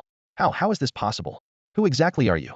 The previous fierce battle had already exhausted most of Lu Jun's strength, and now encountering this monster Yunbai, he was completely panicked. Star pointing realm 4th layer. This kid is at the star pointing realm 4th layer. Yin Peng's face turned deathly pale as his war blade filled with cracks, unable to support him any longer. He glanced back at Lu Jun, ruthlessness flashing in his eyes. Lu Jun, better a dead friend than a dead me. I'm sure you understand this principle. Before his words finished, Yin Peng stomped his left leg against the ground and rolled away, barely escaping the blade's edge. Son of a bitch. Lu Jun was instantly betrayed by his teammate, his guts turning green with regret as he cursed continuously. He had clearly been standing in the rear where it was safest, but in a flash had become the target. After Yin Peng left, all the pressure immediately poured onto Lu Jun. The azure flames surged like towering waves of fire, crashing toward him wave after wave. Finally crack. Lu Jun could no longer withstand it, and used his last breath to dodge sideways. If it were a full-strength star-pointing realm 5th layer, it might be somewhat troublesome, but now. Yunbai's voice was cold as he pressed down with both arms, the tyrant blade cleaving downward. The blade entered the ground, splashing droplets of blood as an arm flew through the air. TSK, what a pity. Yunbai sensed that Lu Jun had managed to escape death at the last moment, though he didn't die. He had lost an arm. Ding. Critical damage dealt. Gained 6 months of cultivation vitality. Boom. Vitality surged wildly as fierce winds radiated outward from Yunbai as the center, sweeping like a storm. Breakthrough in realm. Star pointing realm 5th layer, achieved. Holy crap. This time's reward came so generously. He looked completely astonished, never expecting to step into the 5th layer so easily, and even less expecting that the rewards from these guys would be so powerful. With his breakthrough to the 5th level of the star-pointing realm, Yunbai's strength surged dramatically. Compared to his previous 4th level power, his current explosive force was earth-shattering. If he were to unleash that same blade strike now, Yin Peng would have no chance of escape and would be cleaved in two without even the opportunity to struggle. Lu Jun, who had been retreating, crashed headfirst into the jagged rocks, half his body mangled and bloody. Scalding blood gushed out like a spring, instantly staining the ground red, while the scattered stones were scorched black by the burning blood mist. His face contorted in agony, driven mad by pain, yet he despaired even more at the complete severance of his martial path. His piercing screams echoed through the valley, alerting the 2 beasts and 2 men locked in fierce combat nearby. Lu Yan had just forced back the golden-armored lizard when he heard the sound, and turned to see Lu Jun's pitiful state, his mind reeling from the shock. Though victory was within reach, he abandoned the fight and rushed over, frantically pulling out pills and medicinal powders in a desperate attempt to stop the bleeding. However, the azure flames raged with a terrifying power that prevented healing. The burned flesh instantly charred into blackened dead tissue, rendering all medicines useless. The abandoned golden-armored lizard tilted its head curiously, sensing its opponent's distraction, and simply flicked its tail before retreating. Looking up to see its master's overwhelming momentum, it grinned with delight and bounded over on all fours. We all underestimated him. Yin Peng was drenched in sweat, not daring to imagine whether that blade strike would have meant death or certain death had it landed on him. Meanwhile, Yen Lei's expression was grim. Though the Crimson Golden Python was only at the 4th level of the star-pointing realm, its naturally powerful physique, combined with the abundant metallic spiritual energy in this area that boosted its defense, made it impossible for him to suppress, let alone break away to rescue Yin Peng. Don't come to Mago help, little snake, and remember, don't let them die. Yunbai's tone was casual, yet brooked no argument. He wanted to personally deliver the final blow to claim his rewards, so he instructed the golden-armored lizard and crimson golden python to keep their opponents alive. Sensing the surging, almost boiling blood energy within Yunbai, the golden-armored lizard showed an almost human expression of worship, then cast a disdainful glance at Yin Peng and Lu Yin before charging toward the crimson golden python like lightning. Once we kill that brat, I'll settle accounts with you. Lu Yan's gaze was ice-cold. His killing intent directed at Yin Peng could see clearly that half of Lu Jun's grievous injuries were Yin Peng's doing. Yin Peng responded with silent hostility, his own gaze equally venomous. They had been mortal enemies from the start, only temporarily borrowing each other's strength. Once they dealt with Yunbai, their own survival remained uncertain. Gentlemen, finished chatting? Yunbai had fully adapted to his 5th level cultivation, excitement practically materializing in his eyes as his smile turned predatory, suddenly charging between the 2 men. The overwhelming pressure from his breakthrough was fierce before his blade even arrived. The mere aftershock caused both men's blood to churn violently. Fifth level of the star-pointing realm? Both Yin Peng and Lu Yin recognized the gap in their first exchange. It was an almost crushing disparity in power that instantly drained the color from their faces. Damn it, this kid is absolutely monstrous. Yin Peng glanced back at the half-dead Lu Jun, then at Yin Lei, who was completely tied up by the golden-armored lizard and crimson python with no chance of escape. Stealing his resolve, he suddenly turned and sprinted toward the only stone gate opening nearby. Yunbai caught every detail of his movement, but wasn't in any hurry to act, trying to escape at this point. Today, he wouldn't let a single one of them get away. Great Vajra fist. With an explosive roar, Yunbai bent his legs into a bow stance as torrential blood chi surged toward his right fist. The moment his blood chi erupted, a golden arhut seemed to materialize behind him, overlapping with his movements and throwing the same punch in perfect synchronization. Wait a moment. Lu Yan's face turned deathly pale, his eyes filled with terror at the approach of death. He opened his mouth to beg for mercy, but it was already too late. Boom! A thunderous crash like clashing metal accompanied by crackling electric arcs filled the air as several blue-white lightning bolts burst from his fist. Lu Yan flew backward like a broken kite, embedding heavily into the rock wall as stone fragments scattered everywhere. His sword-wielding arm was crushed inward, his mouth stretched wide open, pupils rolled back white, limbs twisted grotesquely, died instantly. The sight was utterly gruesome. Lu Yan. Lu Jun's eyes turned blood red as his earth-shaking roar echoed through the cavern, but it was completely useless. Yunbai didn't even bother to glance at him. The moment he withdrew his fist, he executed the five-step technique, his form flashing like lightning as he caught up to the fleeing Yin Peng in the blink of an eye. The azure flame tyrant blade unsheathed, gathering thunderous power upon its edge. I really love that vicious attitude you had earlier. Come on, show me that fierceness again. Yunbai laughed heartily, though his blade's fire showed no mercy. You? Yin Peng's eyes widened in terror, but before he could finish speaking, searing heat exploded from within his body. Looking down, he saw the azure flame tyrant blade had torn through his combat suit, slicing through skin, muscle, and organs alike. Whoosh! The azure flames suddenly surged like dry, kindling meeting wildfire, instantly engulfing him. Within mere seconds, Yin Peng had become a skinless, bloody figure, a horrifying sight to behold. How can this be happening? Save me. Please save me. I don't want to die, please. I'm begging you. His screams grew weaker and weaker. Your Yin family sent quite a few people this time, but unfortunately, I've killed them all.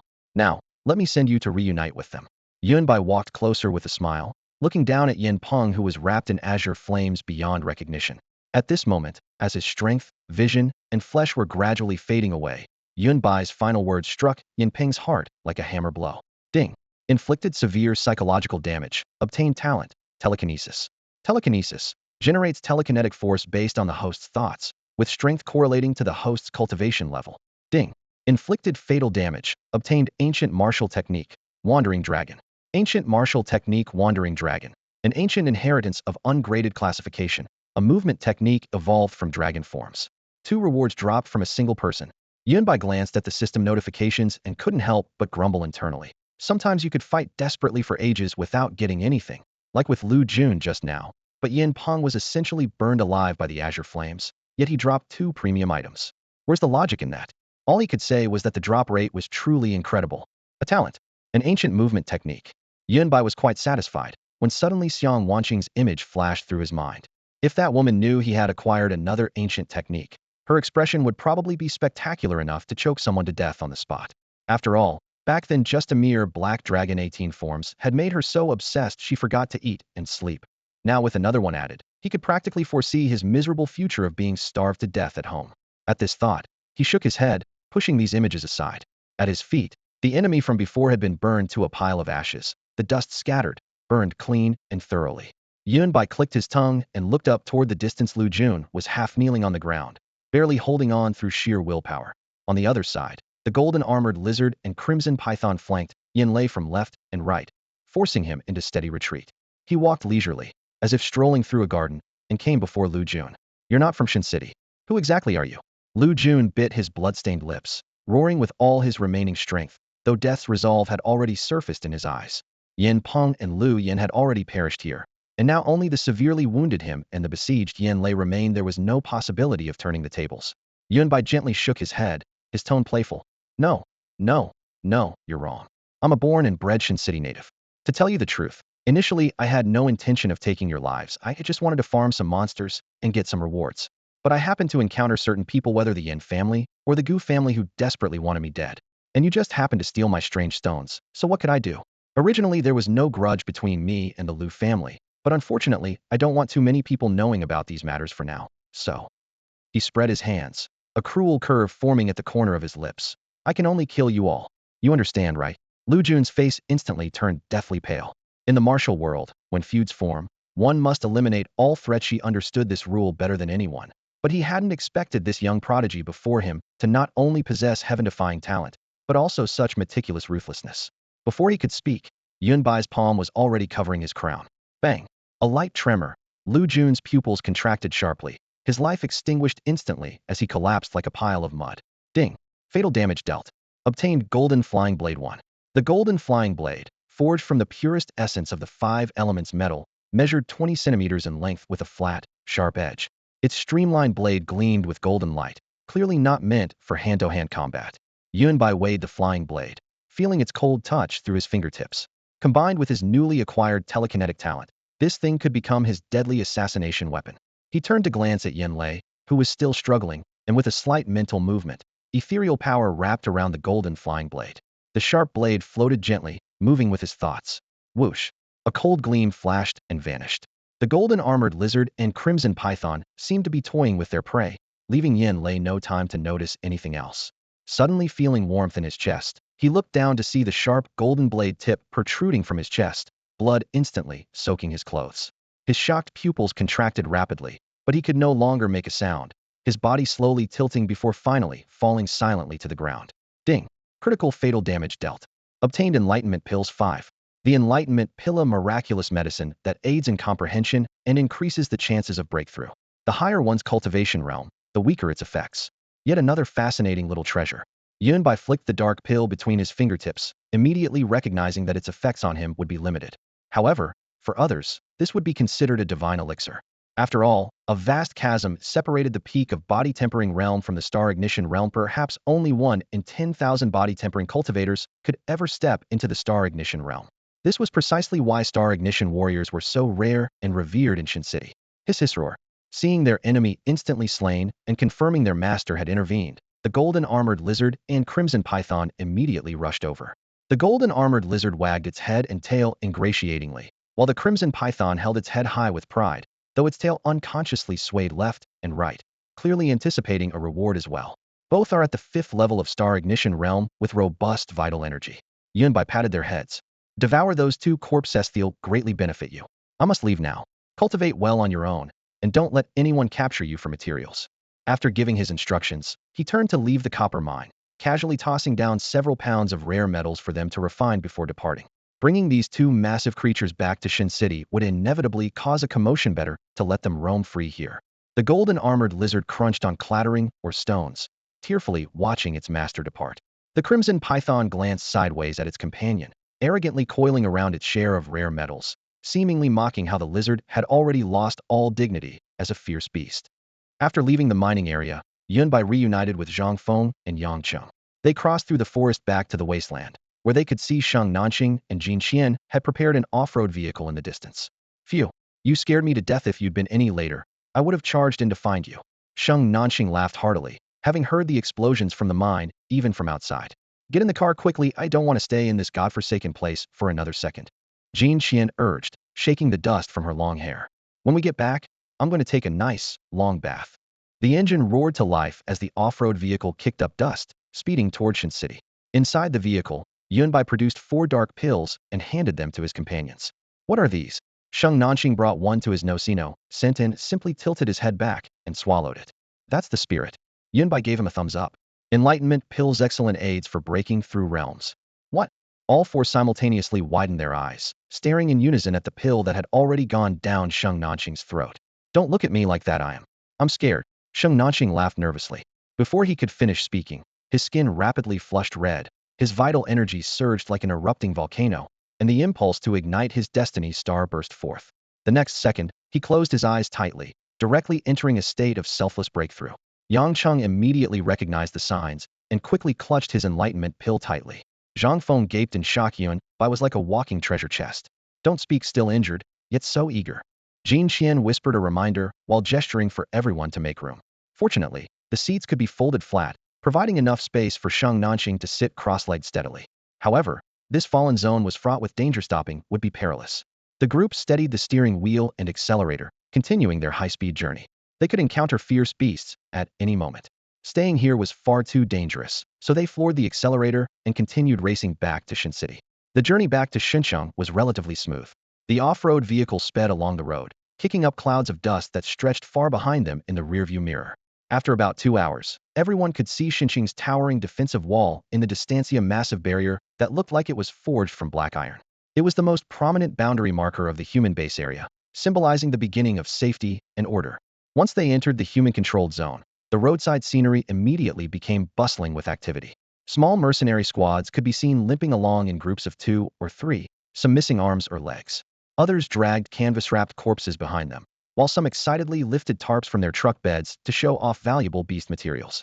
The scene of blood mixed with cheers formed a stark contrast to the prosperous, stable life within the city. This is the harsh reality of the fallen zones. Beasts everywhere, one wrong move, and you're dead. Who knows? Maybe one day I won't make it back either. Zhang Feng noticed Yun Bai in the passenger seat, gazing intently out the window. He took a deep drag of his cigarette and sighed quietly. At this moment, he truly realized for the first time that Yun Bai was just an 18 or 19-year-old high school student, not that decisive, ruthless, star-igniting realm prodigy. Then I'll just make myself strong enough to go anywhere. Yun Bai replied softly, his eyes showing no confusion or fear, only confidence and boldness. He had the talent for it, and the ambition to reach the pinnacle of the world. Zhang Feng, Yang Cheng, and Jin Qian exchanged glances, then burst into laughter after a brief moment of stunned silence. Yes, perhaps this young man really could protect all of Xinjiang in the future. Half an hour later, the off-road vehicle smoothly entered the city gates. After going through the City Defense Force's weapon scanning, identity verification, mercenary badge verification, and other standard procedures, they were finally cleared to enter. What happened to him? A soldier raised an eyebrow curiously upon seeing Shang Nanxing being carried off the vehicle. He accidentally ate some herbs with hypnotic toxins. He'll be sleeping for at least 3 days. Jin Qian smiled awkwardly. Zhang Feng and Yang Cheng supported their tower-like companion, feeling utterly embarrassed. They couldn't very well say that Shang Nanxing was at a critical juncture of igniting his life star. People's hearts were unpredictable. It was better to keep a low profile. The two simply took him straight back to his residence to watch over him there, avoiding any unnecessary complications. All right, I'll sell off the beast materials from this trip within 3 days. Once I negotiate the prices, I'll distribute the money through our group chat. After settling everything, Jin Qian clapped her hands and waved at everyone. Well then, big sister is heading out. Bye-bye, little bye-bye. She blew Yun Bai a kiss and drove off in a cloud of dust. Is Sister Jin Qian short on money? Yun Bai asked thoughtfully. She's not short on money, but she owes quite a bit of debt. Zhang Feng patted his shoulder, leaving it at that. It was Jin Qian's personal business. We'll watch over this guy. You should head back first. We'll tag you in the group chat when he wakes up. Yang Qing pulled out his phone. Oh wait, are you in the group yet? The team group chat still only had 4 members. He quickly added Yun Bai as a friend and pulled him into the group. Yun Bai looked down at his phone. The group name was Don't Look Down on Middle-Aged Poor People Chat Group. His mouth twitched. As a teenager joining this group, it felt somewhat inappropriate. All right, I'll head back then. Yun Bai put away his phone. After a day of continuous battles, he had gained quite a bit, but he was indeed feeling rather tired. He needed to go back and take a good hot bath. Night hadn't fully fallen yet, and the streetlights had just come on. Yun Bai sat in the hovering taxi on his way home, casually wiping the dried beast blood from his sleeve. Outside the window, neon lights rolled by, but his thoughts lingered on the fallen zone. After dark, fierce beasts roamed frequently there, doubling the danger level, so most private mercenary teams would retreat before sunset. Only the city defense forces, major guilds, and certain well-established corporations had the strength to station there for days and explore deeper into the wilderness. Driver, Zijinhua Garden. You got it. After giving the address, Yun Bai remembered his newly bought car that had been damaged in a crash, wondering how far along the insurance company was with repairs. If it was still in queue, he might as well just buy another one. This trip to the fallen zone had been lucrative enough that he could easily afford such a thought. The car stopped at the main gate of Zijinhua Garden. He scanned the code to pay, and as he got out, he casually greeted the security guard in the front booth before walking into the complex, heading straight for Villa Number 1. That must be the owner of Villa Number 1, right? So young, probably around my age. The security guard, only in his early 20s and at the 7th level of body tempering, muttered quietly. Seeing the beast blood still remaining on Yun Bai's combat suit, he wondered aloud. Did he just come back from the fallen zone? His partner was Old Su, a man in his 50s at the 8th level of body tempering, who clicked his tongue twice and sighed. These geniuses just keep coming one after another. I dream of going outside the city once, to see if the fallen zone is really like what they show on TV, but unfortunately my strength isn't even enough for the mercenary trials. The young guard curled his lip upon hearing this. Old Su, that's not right to say. I might still have a chance, but I know my limits. If you don't have the talent, don't risk your life. Working security saves you 40 years of detours, and with 8,000 a month plus being able to buy cultivation resources, how comfortable is that? Old Sue gave him a thumbs up. Wise words. Yunbai paid no attention to their discussion and pushed open the door to Villa Number 1. He first swept the area with his perceptional, unfamiliar auras in the house, and that elegant lady Xiang Wanqing hadn't come either. Safe. After confirming everything was fine, he headed straight to the bathroom, sinking himself into the hot water and leaning against the edge of the bathtub with a long sigh of relief. In the rising steam, his mind conjured up that strange stone stored in his system space. The magnetic radiation emanating from the stone was so bizarre, it didn't seem like a product of this world. After pondering for a long time, Yunbai thought Xiang Wanqing might be able to discern something about it.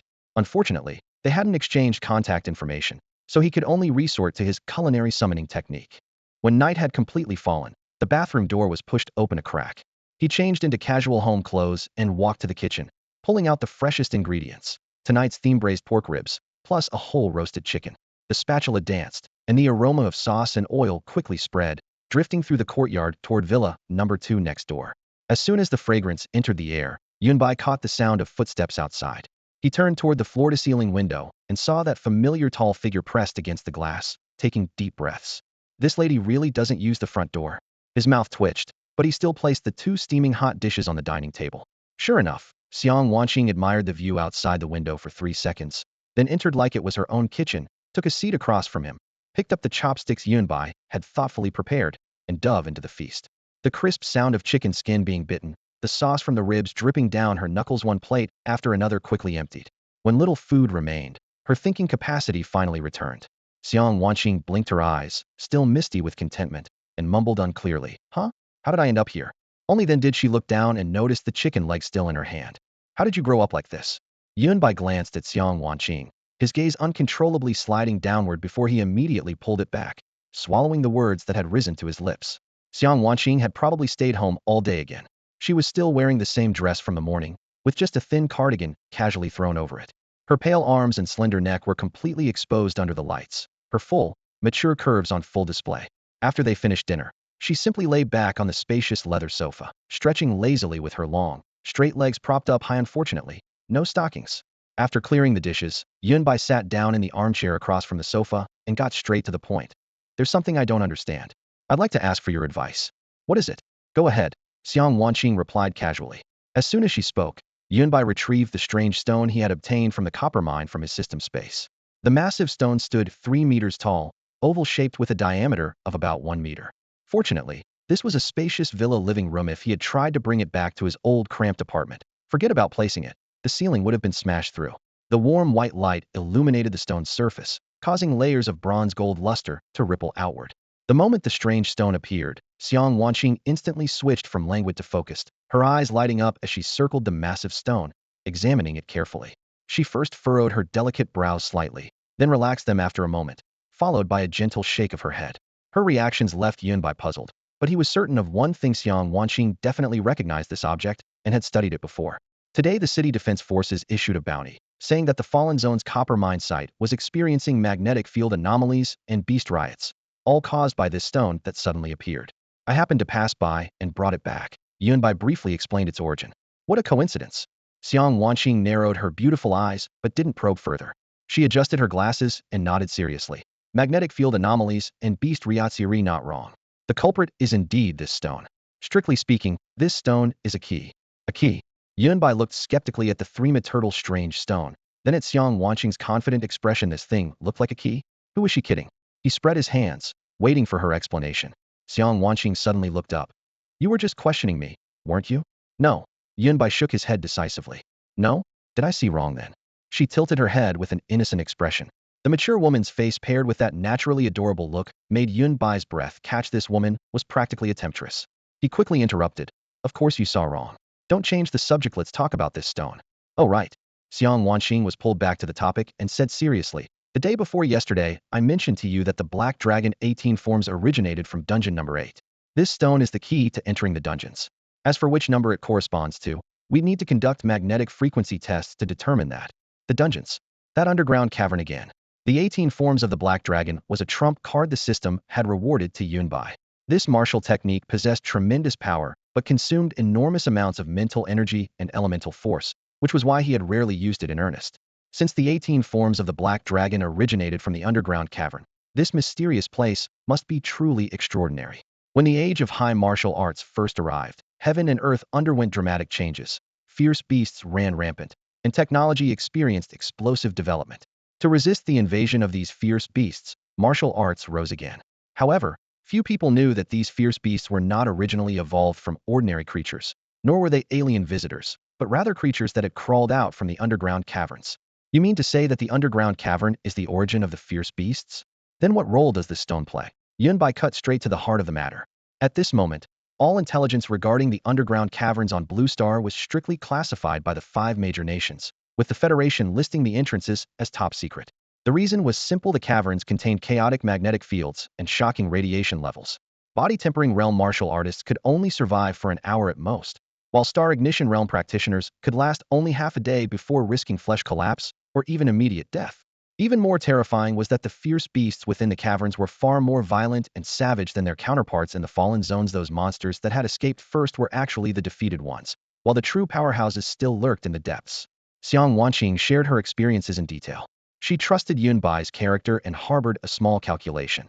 If the opportunity arose, she wanted to bring this exceptionally gifted young man deep into the caverns. The reason this stone is called a key is because it can synchronize with human magnetic fields, allowing you to ignore the unpredictable magnetic field rules of the caverns. You only need to guard against radiation and fierce beasts. As she spoke, she retrieved a palm-sized stone from her spatial storage, its aura identical to Yunbai's strange stone, only more condensed. She then provided additional details. The origins of the underground caverns were untraceable, known only as places where fierce beasts evolved and dwelled before breaking through to the surface after the Great Changes. These magnetic field stones that naturally carried the cavern's magnetic field were extremely rare. Even venturing deep into the caverns didn't guarantee finding them easily. They were typically discovered only in specific terrains or deep mineral veins. For Yunbai to have found such a large piece in the Fallen Zone was incredibly fortunate. A magnetic field stone this large is sufficient for 5 people to complete magnetic field synchronization. If you plan to turn it in for the bounty, you could easily keep just 1/5. No one in the military knows its original size. Xiang Wanqing gazed at the 3-metal magnetic field stone before her voice filled with amazement. I have to say, your luck is absolutely ridiculous. I see. Yunbai pondered underground caverns, the origin of fierce beasts, magnetic field synchronization. The information was overwhelming. He was indeed tempted to keep some for himself, but not 1/5 half. Damn it. After risking my life to get this and offending 3 major families, how can I not reward myself a little? He muttered inwardly. Under Xiang Wanqing's watchful gaze, Yunbai raised his hand, and a golden light suddenly appeared, a flying blade, sharp and menacing, hovering at his side. This is a talent. Xiang Wanqing froze, her beautiful eyes widening. Awakening a talent at the Star Ignition realm? What kind of monster was this guy? Yunbai didn't notice her expression. With a thought, the golden flying blade shot through the air, and wherever the blade passed, the magnetic field stones separated like tofu. In just a few breaths, the 3-metal boulder had been cleanly cut in half, the surface so smooth it could serve as a mirror. However, this overly neat cut clearly indicated that the original stone had another half. To cover his tracks, Yunbai focused his thoughts and drew a pebble from the nearby water pool, vigorously rubbing it against the cut surface until he had created a layer of rough stone marks. In short, he was aging it. Just now, was that your awakened talent? Xiang Wanqing couldn't help but ask. Yeah, why? Yunbai nodded, his expression calm and natural. Based on his original understanding, talents were merely abilities that a very few people occasionally possessed, nothing particularly remarkable. However, Xiang Wanqing revealed a look that was half contemplative, half investigative, staring at Yunbai until his spine felt cold. That gaze was like she wanted to dissect him for research. She reminded him, warriors can only transform their blood chi power into a tribute power that matches themselves after advancing to the star-pointing realm.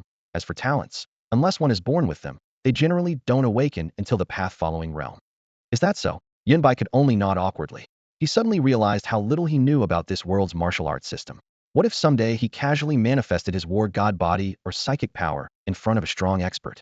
Wouldn't that be walking into a trap? The war god body's enhancement could still be explained away as some kind of secret body cultivation technique, but if his talent rewards burst forth again, he wouldn't be able to cover it up. Thinking of this, he suddenly remembered his shortcomings in actual combat, so he changed the subject. By the way, do you know where I can buy martial techniques? I need a blade technique, preferably mystic grade or above. After a full day of combat reflection, he had reached a conclusion: his movements when wielding the Azure Flame Tyrant blade were too monotonous. The combination of lightning and azure flame was indeed deadly enough, but he lacked truly explosive blade techniques to carry it. Unfortunately, the trading market only sold weapons and equipment. Even yellow-grade martial techniques were as rare as phoenix feathers, let alone mystic-grade ones. Martial techniques were treasured possessions for any faction, and the circulation market had only those same few types going around. Yellow grade was scarce, mystic grade even scarcer, and earth grade was almost extinct. Which faction would be willing to put them out there?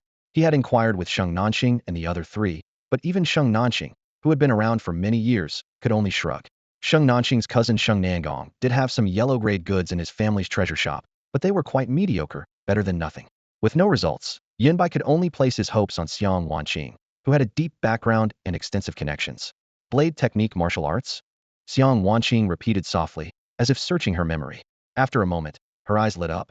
I actually have a pretty good one here. Wait for me. Before her words had finished, she had already stood up and rushed into the villa with great urgency. A question mark immediately appeared above Yunbai's head. He had clearly only asked where he could buy one, not intended to take it for free.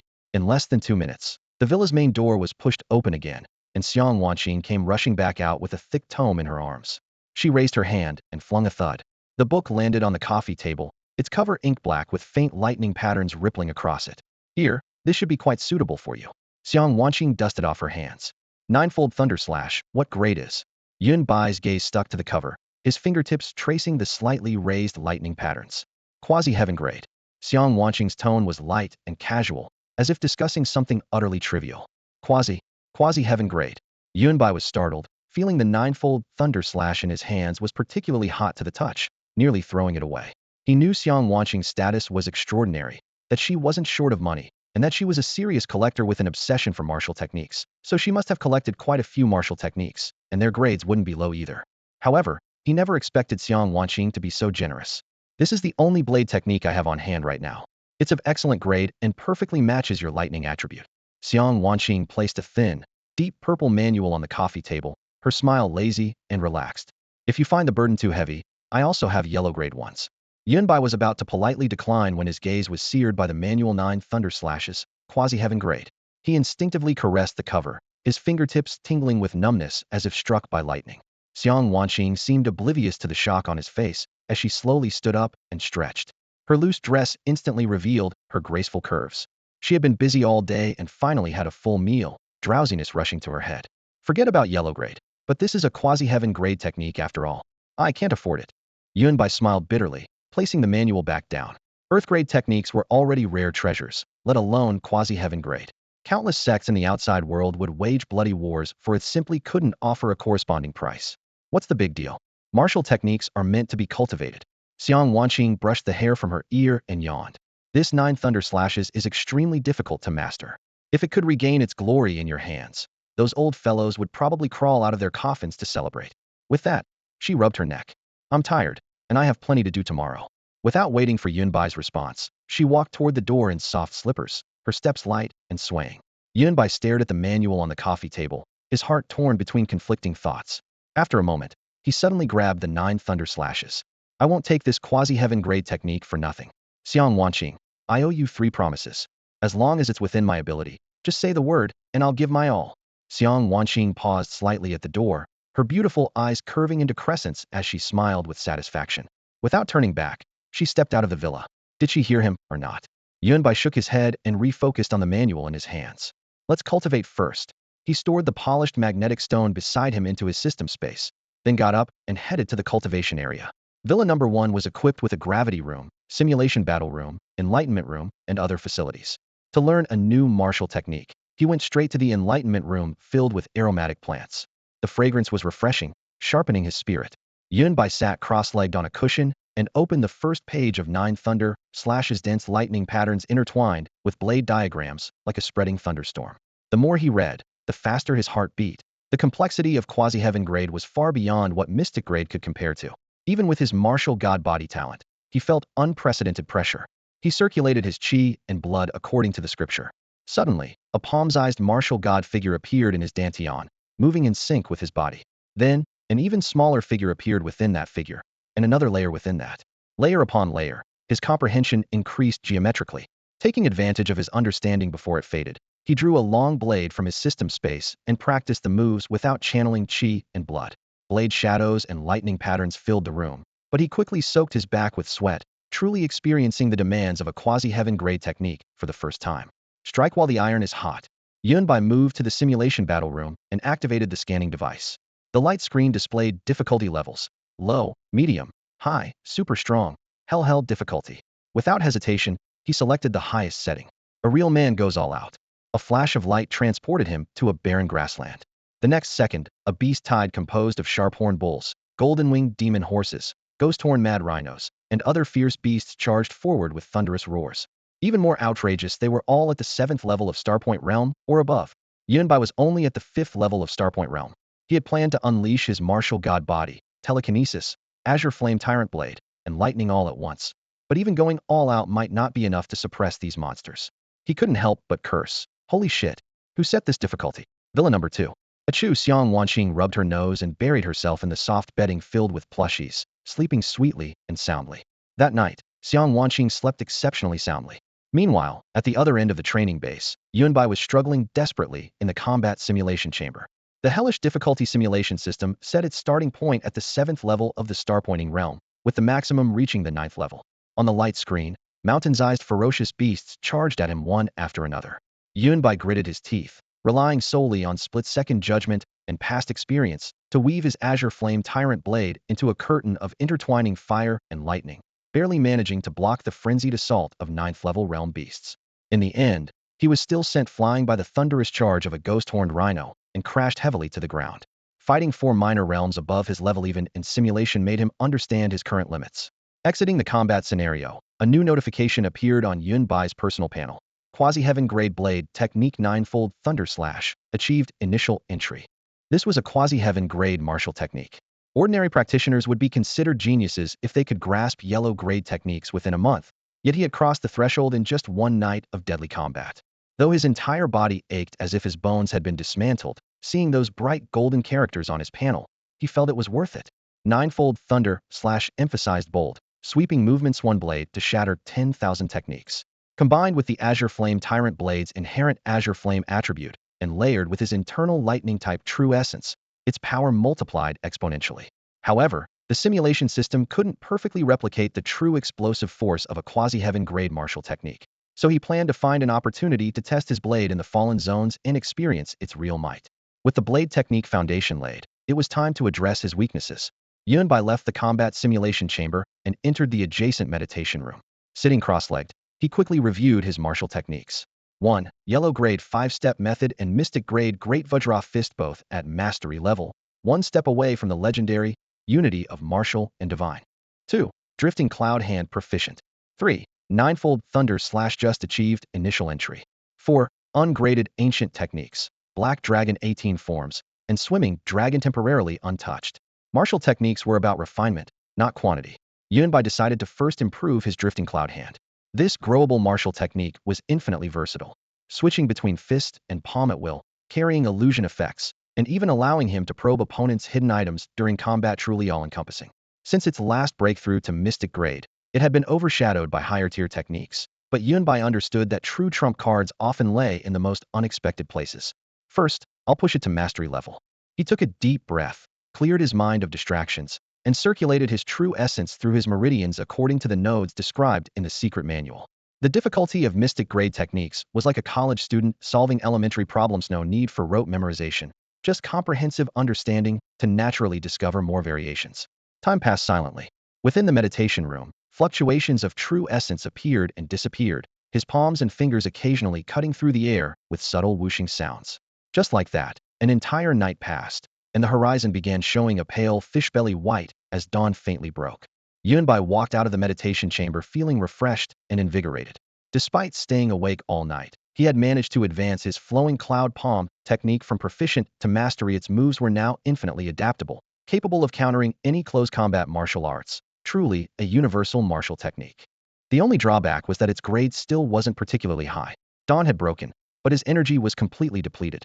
He stretched with a big yawn, his mind still churning from last night's intensive practice like a raging storm, leaving behind only hunger and exhaustion. He casually cooked a bowl of plain noodle soup, not even bothering to sprinkle scallions on top. The aroma was so bland that it didn't even attract Xiang Wanqing. After filling his stomach, he returned to his room and collapsed into bed. When his phone rang abruptly, the wall clock showed 1:30 p.m. He had slept for 6 hours. The caller ID showed Jin Qian. Little by bye, we sold all the beast materials we collected from the Fallen Zone yesterday for a total of 750,000. Old Sheng said you refused to take the lion's share, so I divided it equally into 5 parts 150,000 each.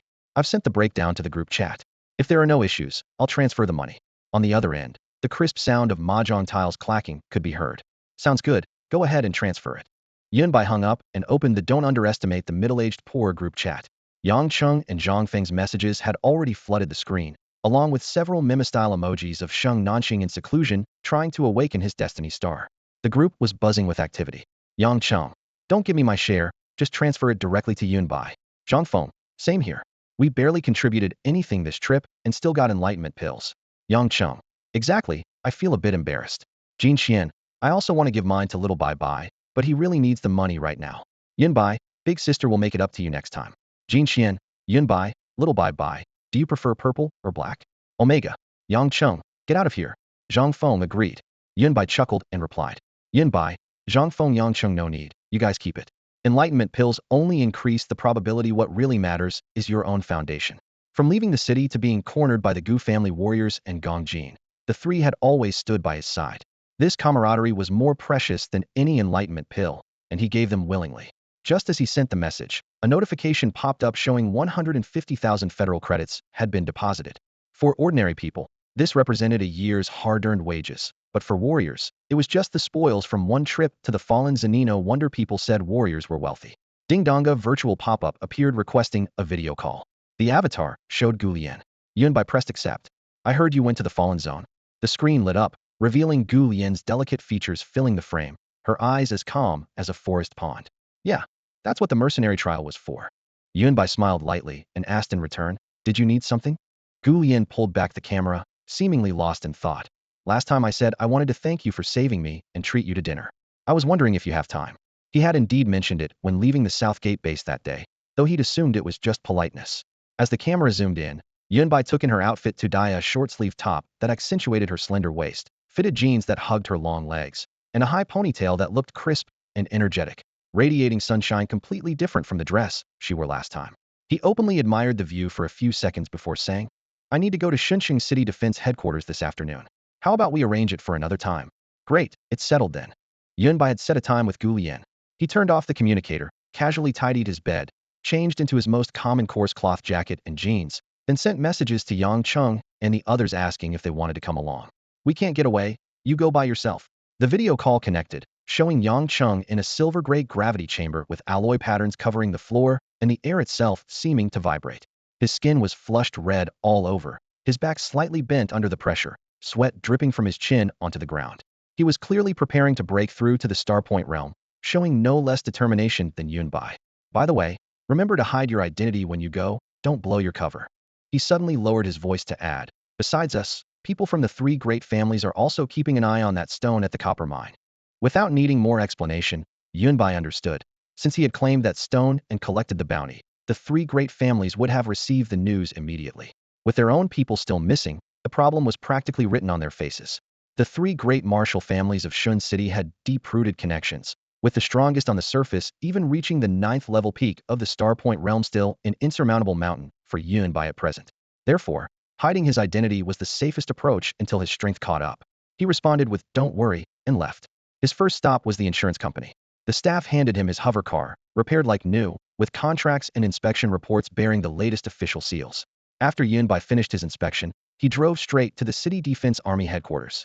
Upon reaching the gate, he took time to rummage through his system space. That pile of bizarre items forming a small warehouse reminded him of an old joke. He was practically the high martial arts version of Doraemon. After searching for a moment, he first pulled out a dark gray baseball cap. Appearance-altering hat weakens the three-dimensional features of the wearer's face, causing observers to automatically ignore facial characteristics. The moment he put on the hat, Yunbai in the mirror instantly became background crowd material. His features still the same, but no longer sharp. Next, he pulled out a dark blue cotton jacket. Fat jacket, when worn, increases total body weight by 30, creating a fat and bulky appearance.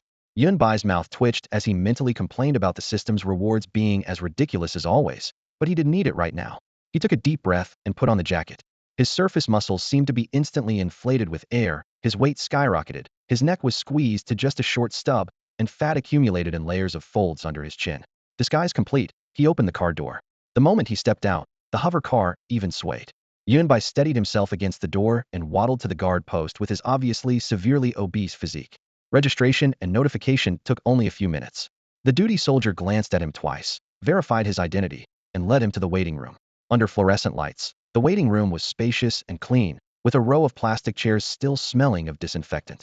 When Yunbai sat down, his changed body type forced him to spread his legs apart, and the excess flesh on his belly made soft rustling sounds against his clothes.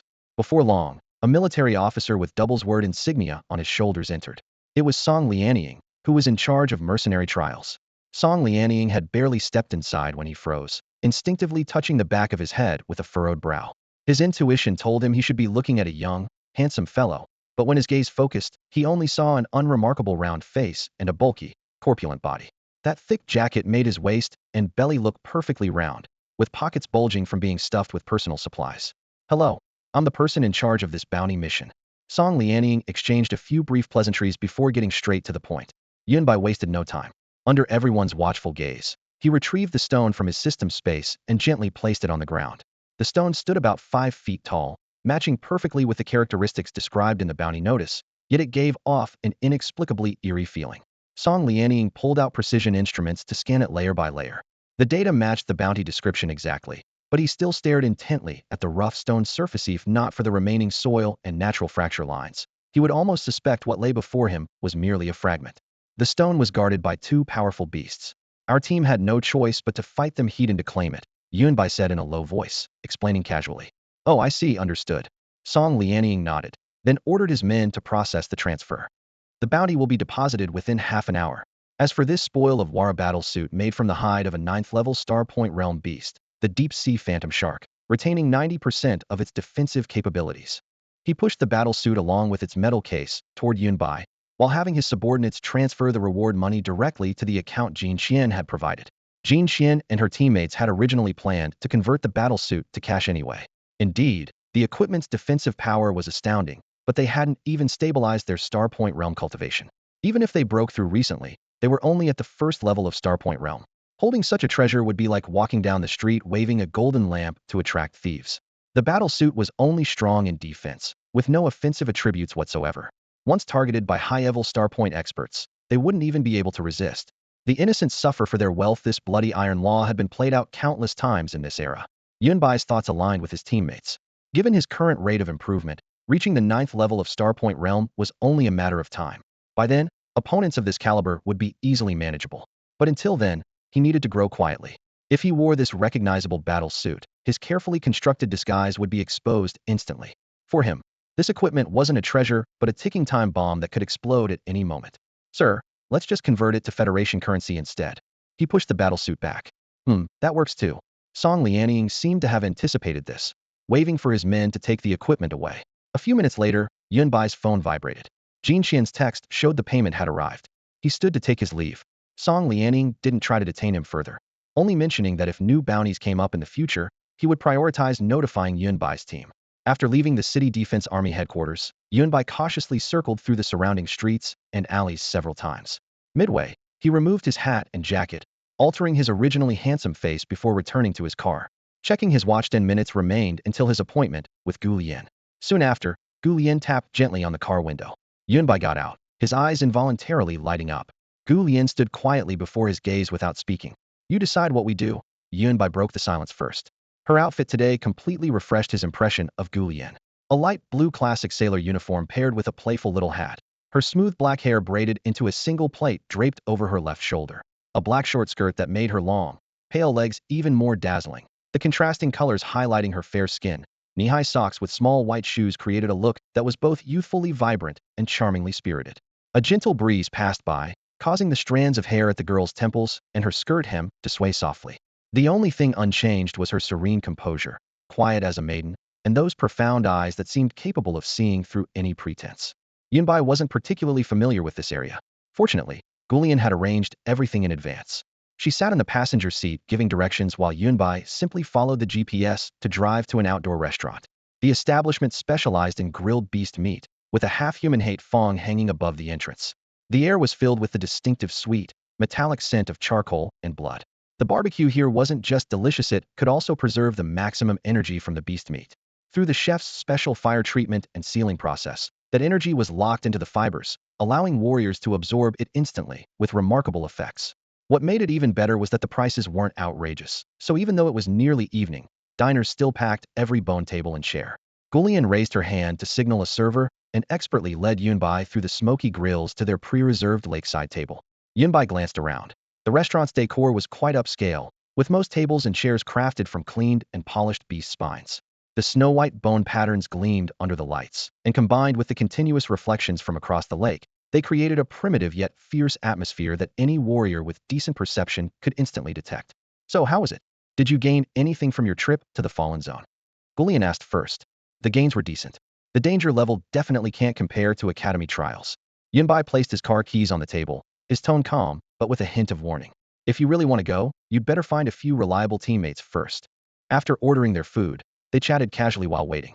Though this was only their second meeting, there was no awkwardness of new acquaintances. Their interaction felt as relaxed as old friends.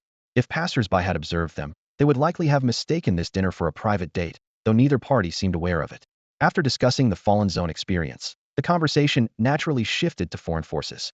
Gulian quietly revealed that the city defense forces had been secretly investigating for days and had identified numerous overseas organization hideouts in the city.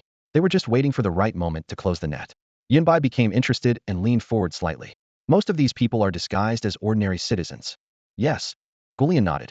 Most of them are, and they're extremely cautious as long as they don't have missions. They live exactly like ordinary people, even hiding all traces of their cultivation. After finishing the topic of foreign forces, Gulian changed the subject to school. She attended Chungnin Middle School, and with the high school league approaching, she wanted to hear about Yunbai's plans. I'll rest for a couple of days first. My leave is almost up. I'll focus on getting through the college entrance exam smoothly, and as for the league, I really can't muster much interest. Yunbai answered honestly. His recent improvement had been remarkable.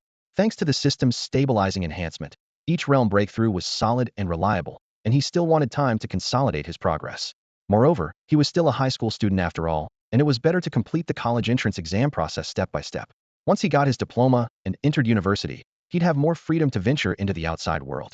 As for the high school league, he'd always viewed that competition as a glorified college entrance exam talent show and found it rather boring.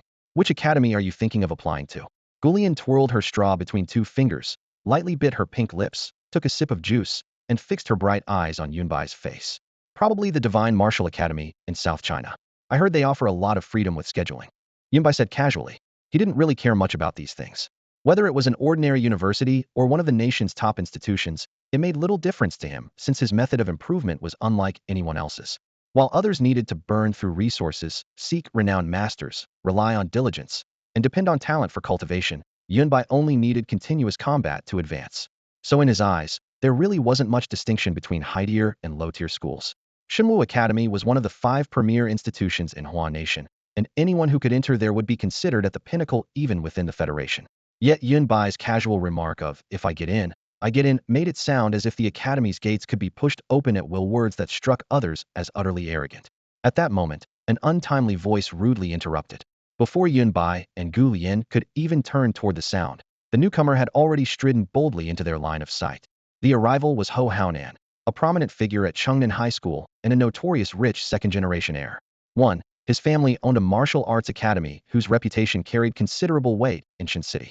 2. Despite being only 18, his cultivation had already reached the 9th level of body tempering realm. 3. He was ostentatious in his behavior, spent money like water, and while his appearance wasn't particularly striking, his generous spending and realm strength were enough to keep him in the spotlight. However, what truly made him famous was his achievement of publicly confessing to the school beauty, Gu Lian 9 consecutive times. After being rejected 9 times in a single month, yet refusing to retreat, he openly declared himself Gu Lian's simp and vowed to wage a long-term campaign. As a self-proclaimed simp, it was only natural for him to constantly track his goddess's whereabouts. 10 minutes earlier, he had received a call from his lackey. Gu Lian was having lunch with an unfamiliar male student, clearly on a date. Upon hearing unfamiliar male student, Ho Haonan nearly exploded on the spot and, ignoring his sweat-soaked tank top, rushed straight out of the training hall. Gu Lian was the absolute goddess of Chungnan High School, with 4 out of 5 members of the school team being her suitors. Ho Haonan quickly ran through his recognized rivals in his mind. Wu Wenba, Chang Bojun, Yu Zichu, none of them. This was a completely unfamiliar face. Could he be from another school? The more he thought about it, the more he couldn't contain himself, so he immediately rushed to their table. He happened to overhear the other party speaking casually about getting into Shunwu Academy, and immediately seized upon the perfect point of attack. Listen here, buddy. Ho Haonan looked down at Yunbai with disdain, raising his voice. Words aren't just something you can throw around carelessly. You need to take responsibility for what you say, understand? Shunwu Academy is one of Huan Nation's top institutions, ranking high even within the Federation. Who do you think you are? Acting like you can just waltz in there. Yunbai didn't respond, and Gu Lian remained silent as well. Ho Haonan observed both their expressions, feeling the pent-up fury in his chest with nowhere to vent. Damn it, he's nothing but a pretty boy. Gu Lian must have been deceived by that face. Jealousy surged through him as a hint of malice flashed in his eyes. The high school circle in Shin City wasn't large, and he knew almost all the outstanding peers, even if he hadn't interacted with them personally, seen photos, and done his homework. As a rich second-generation heir, he needed to know who he could mess with and who was off-limits.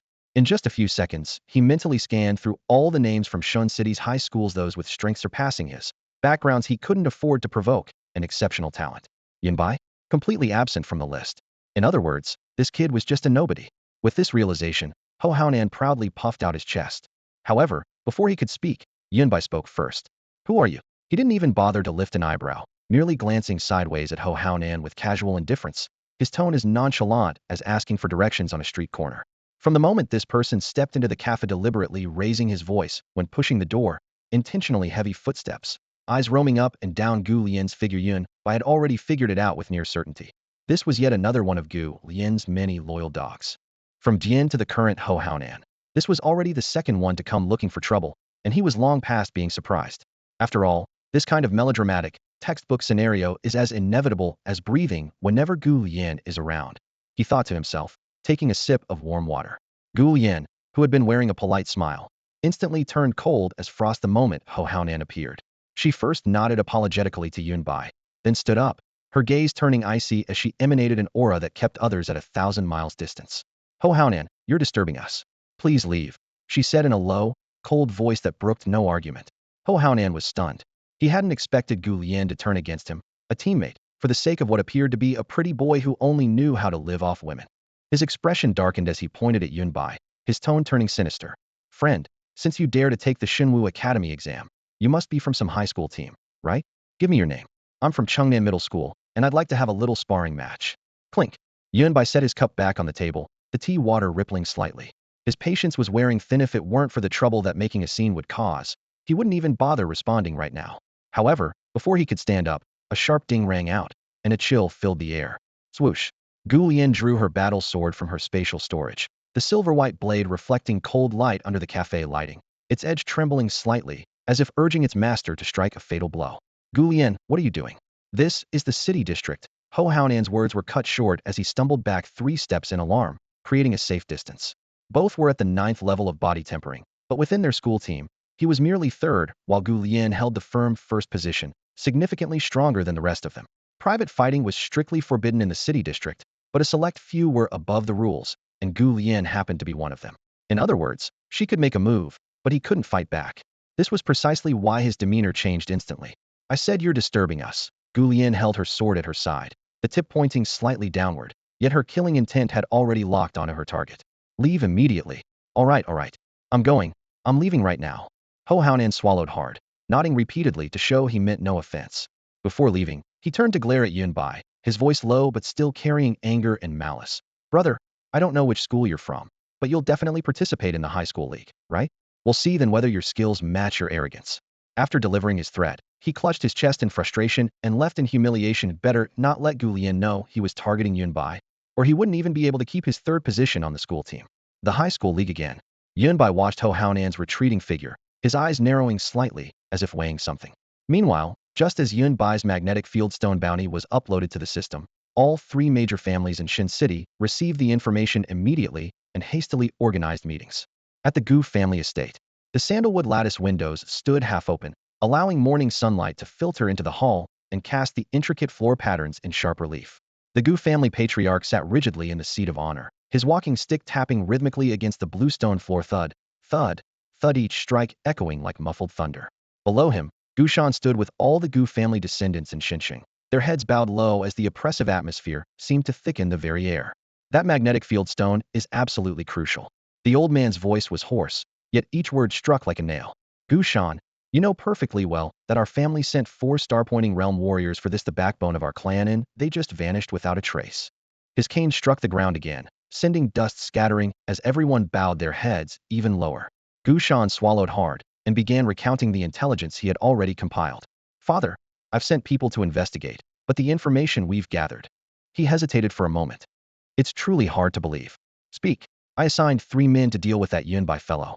We thought it would be a simple matter that wouldn't interfere with their mission to secure the magnetic field stone. But judging by where we found the bodies, they all died in the forest surrounding the copper mine. And Yunbai has disappeared, his fate unknown. The patriarch's gaze turned ice cold. Gushan continued. As for the remaining man, we found bloodstains and signs of fierce combat inside the copper mine. We believe he was devoured alive after fighting some kind of beast. As his words settled, he could almost imagine his father's expression. Himself had been shaken to the core when reading the report. Him again. The old man's eyes locked onto a photograph on the desk. Yunbai's cold, handsome features wearing an enigmatic half-smile. Are you certain this young man is an orphan with no backing whatsoever?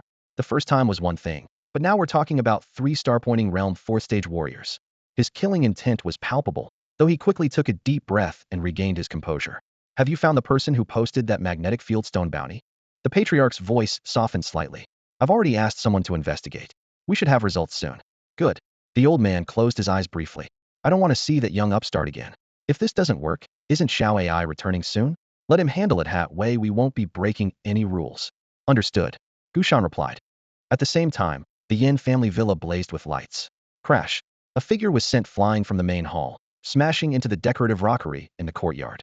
Shattered stones flew everywhere as sharp fragments pierced through the man's chest, blood splattering across the moss.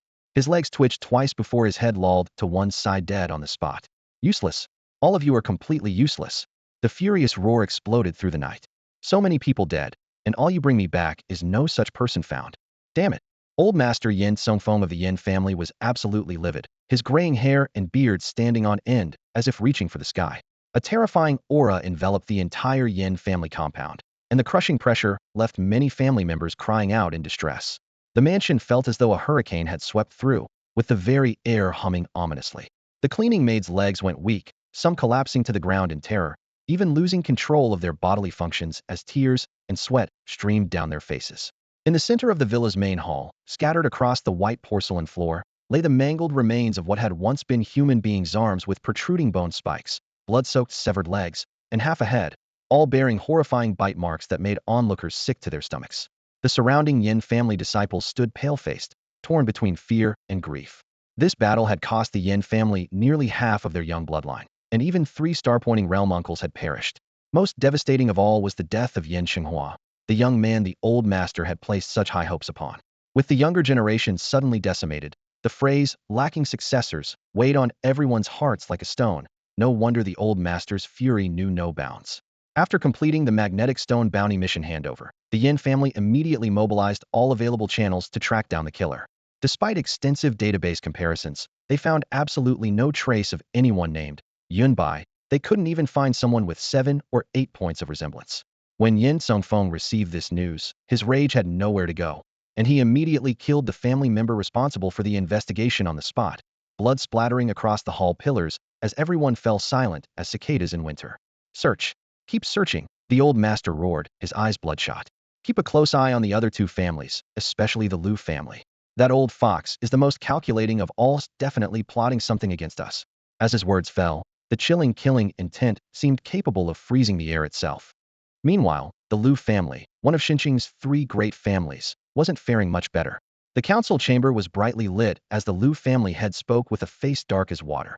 Although our Liu family suffered the smallest losses, 2 star-pointing realm cultivators is still no small matter. This incident must be kept secret from outsiders. Everything continues as usual. The uncles present nodded in agreement. While the Liu family considered itself one of the 3 great families, Xinjiang's undercurrents ran deep with far more than just these 3 houses. Even among the 3 families, the Liu family wasn't the strongest. This failure to secure the magnetic stone undoubtedly served as a wake-up call to the family head. Xinjiang's waters ran deeper than expected. His analysis revealed that the magnetic stone competition involved more than just the three great families' hidden forces were definitely pulling strings behind the scenes. With the high school tournament approaching and martial artists from outer cities arriving in droves, Shenzhen had become a massive whirlpool. The martial competitions between talents from over a dozen schools involved families with deep, interconnected roots. No one could say how far the web extended. Keep an eye on the Gu and Yin families' movements. The family head tapped the table, then added, I hear the Gu family is investigating some high school student. Send someone to look into it. The Gu family would never focus on an unknown teenager without good reason. On the other side, after his gratitude dinner with Gu Lian, Yunbai parted ways with her. On his way home, his phone vibrated. It was his homeroom teacher, Old Liang, calling. Hello? Hello? The voice on the other end was choppy, and Old Liang frowned. Bad signal? Xiao Liang, did you dial the wrong number? Student Yunbai's number isn't this one. After some static, he switched phones and dialed again, but was met with silence.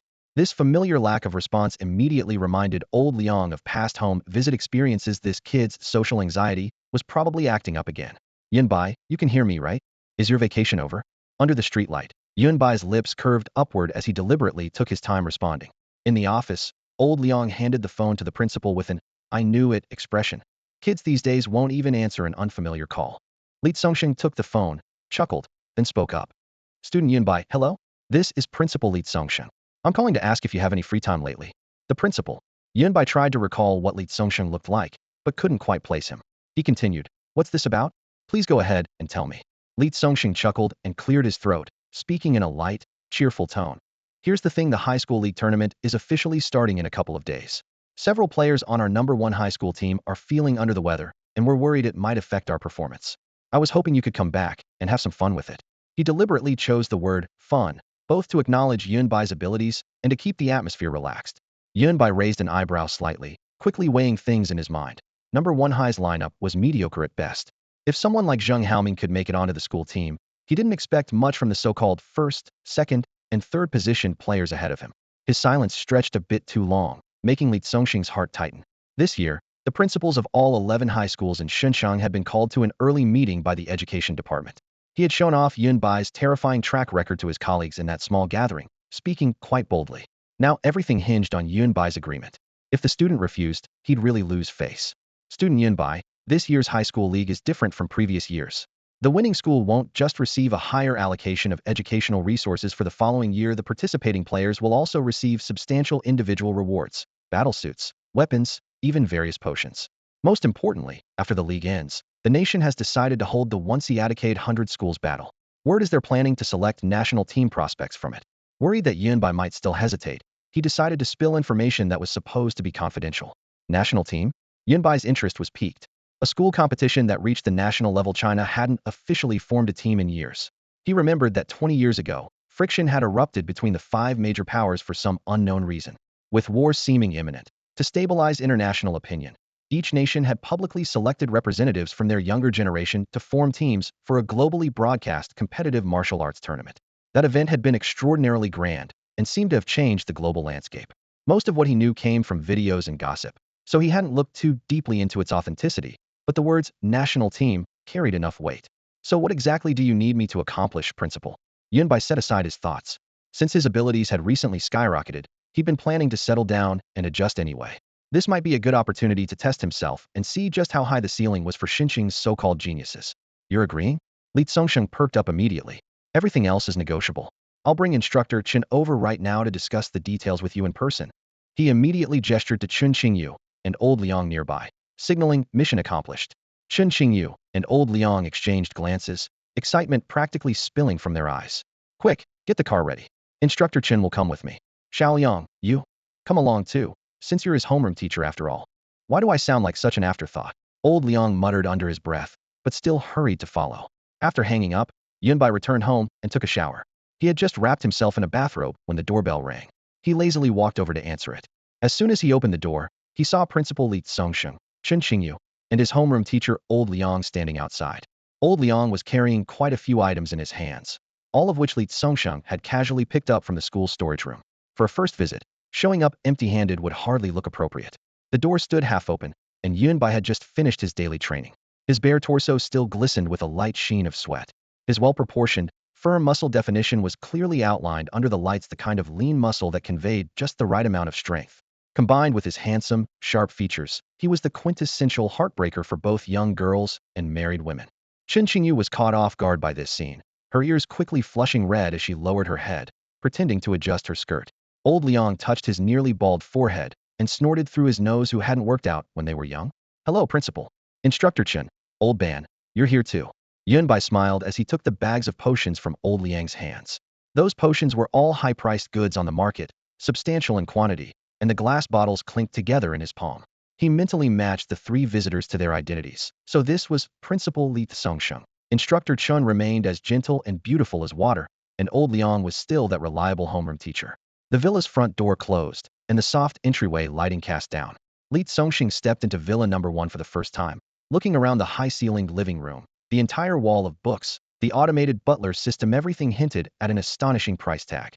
He silently mused. With his position, it wasn't that he couldn't afford to live here, but rather that he couldn't afford to buy it. He really couldn't bear to spend that much money. Yunbai went upstairs and reappeared wearing a clean white t-shirt. In the refrigerator were several cups of milk tea he had casually bought on his way home, now perfectly chilled. He handed the cold paper cups to the three visitors. Li Songsheng never drank such sweet little treats. Usually, when others wanted to ask for his help, they would prepare a pot of calming hot tea. Now, with roles reversed, he was curious to see how this genius hosted guests differently. He inserted the straw and took a symbolic sip. A pleasant surprise. Chen Qingyu and Old Liang were already accustomed to Yunbai's casual style, accepting their drinks and gulping down half a cup. Setting down his milk tea, Li Songsheng got straight to the point. Student Yunbai, the intercollegiate tournament starts the day after tomorrow. We need you there as a reserve team member. If we encounter opponents we can't handle, you'll substitute in. Our minimum goal is top 3. He finished his milk tea in one go, speaking at a steady pace with anticipation. With your abilities, forget top 3, even the championship is no problem. Yunbai pulled up a chair and sat down. Top 3 isn't a problem. How long will the tournament last? 11 colleges, elimination format. Excluding exhibition matches, sparring sessions, and spectacle matches like high school student challenges, the official competition is just 2 days. 2 days is perfect. Yunbai nodded. During this period, the three major families were investigating everywhere, and if he frequently entered and exited the fallen zones, he might attract unwanted attention. A brief tournament participation would actually be safer. That's wonderful. Li Songsheng smiled so broadly that the wrinkles around his eyes deepened. Student Yunbai and instructor Chen should exchange contact information. She'll coordinate the specific arrangements. With business concluded, he and Old Liang tactfully stood up to leave. At the entryway, Chen Qingyu handed over her contact number and showed him the school team's group chat. Except for Zheng Haoming, you haven't met any of the other teammates. Would you like to meet them tomorrow? Chen Qingyu's voice had that quality of a caring older sister, the kind that made it hard for anyone to get angry with her. Yunbai added Chen Qingyu's contact and joined number 1 High's team group chat. There were 12 people in total, 5 starters, 5 alternates, plus Chen Qingyu and him. Skip the introductions. We'll meet at the venue, he typed casually. Just send me the meeting point when it's set. After that, Chen Qingyu gave a quick rundown of the college league's rules, schedule, and the school's extra rewards.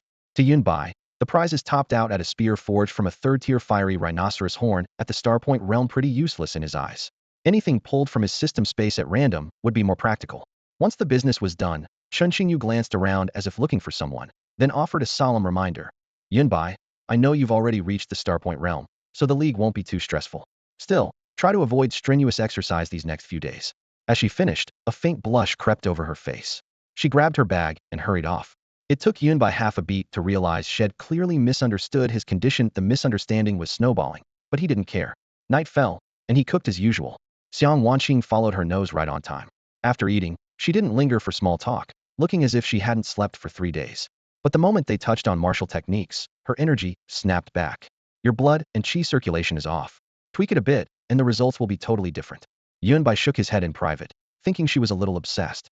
After dinner, he stepped into the insight room, aiming to master the Quasar Heaveneer Blade Art Ninefold Thunder Slash as soon as possible. As he activated the War God body, crimson, steam-like waves rippled off his skin, and the tiny War God figure within him furiously ran through the blade forms. The night passed in silence. When he pushed the door open, he looked as if had been drenched in rain, his face pale from sustained overdrive. The drain on his stamina and blood ki rivaled a real fight. He wolfed down some food, took a quick shower, and crashed to make up for sleep. 3 hours later, he was fully recharged. Ding, his phone buzzed. He swiped forward, and a virtual screen popped up as the Don't Bully the Middle-Aged and Broke group chat lit with new messages. Sheng Nanxing, everyone from today on, address me as a Starpoint Realm powerhouse. Lunch is on me. Come to my cousin's treasure house, I've got something good. Yang Cheng, you actually did it? Zhang Feng, no way, 9 years. Old Sheng, you really pulled it off. Jin Qian, guess I should get ready too. You two are planning to make the attempt as well, right? Sheng Nanxing, heh. All thanks to Yun Bei's enlightenment pills. You have to come at noon, I've got everything set. Yang Cheng, I've tuned my state to peak. I'm planning to shut in for a few days and charge for the Starpoint realm. Zhang Feng suggested asking Lao Sheng about his experience at noon. The group chat immediately came alive. Jin Qian said, then I'll be waiting for sure. Yun Bai looked at his phone, eyebrows slightly raised, secretly happy for Sheng Nanxing. Sheng Nanxing had reached the 9th level of body tempering realm at 25, then spent another year perfecting it to completion. But for 9 whole years after that, he just couldn't ignite his fate star. Now, he had finally succeeded in entering the star ignition realm. Yun Bai replied, I'll definitely be there at noon. You guys can focus on breaking through to star ignition realm these next few days. I have some school matters to handle. Jin Qian immediately guessed the matter Xiao Baibai mentioned. Wouldn't it be the inter-college tournament? Given Yun Bai's age and strength, the answer was almost obvious. Sheng Nanxing burst into laughter. My brother Yun Bai is going to the inter-college tournament? Isn't that pure dimensional crushing? Every year we watch those geniuses acting all high and mighty, but when they meet my brother, won't they just be scared to death? Hee hee. Yang Cheng joined in the teasing. This is like dynamite fishing. How exciting is that? Zhang Feng reminded him. Every year's inter-college tournament has betting involved. Little brother Yun Bai, which high school are you from? Betting. Yun Bai stared at that word. A different kind of thought stirring in his heart. No one minds having more money. Not even the richest person, and he was still far from being the richest.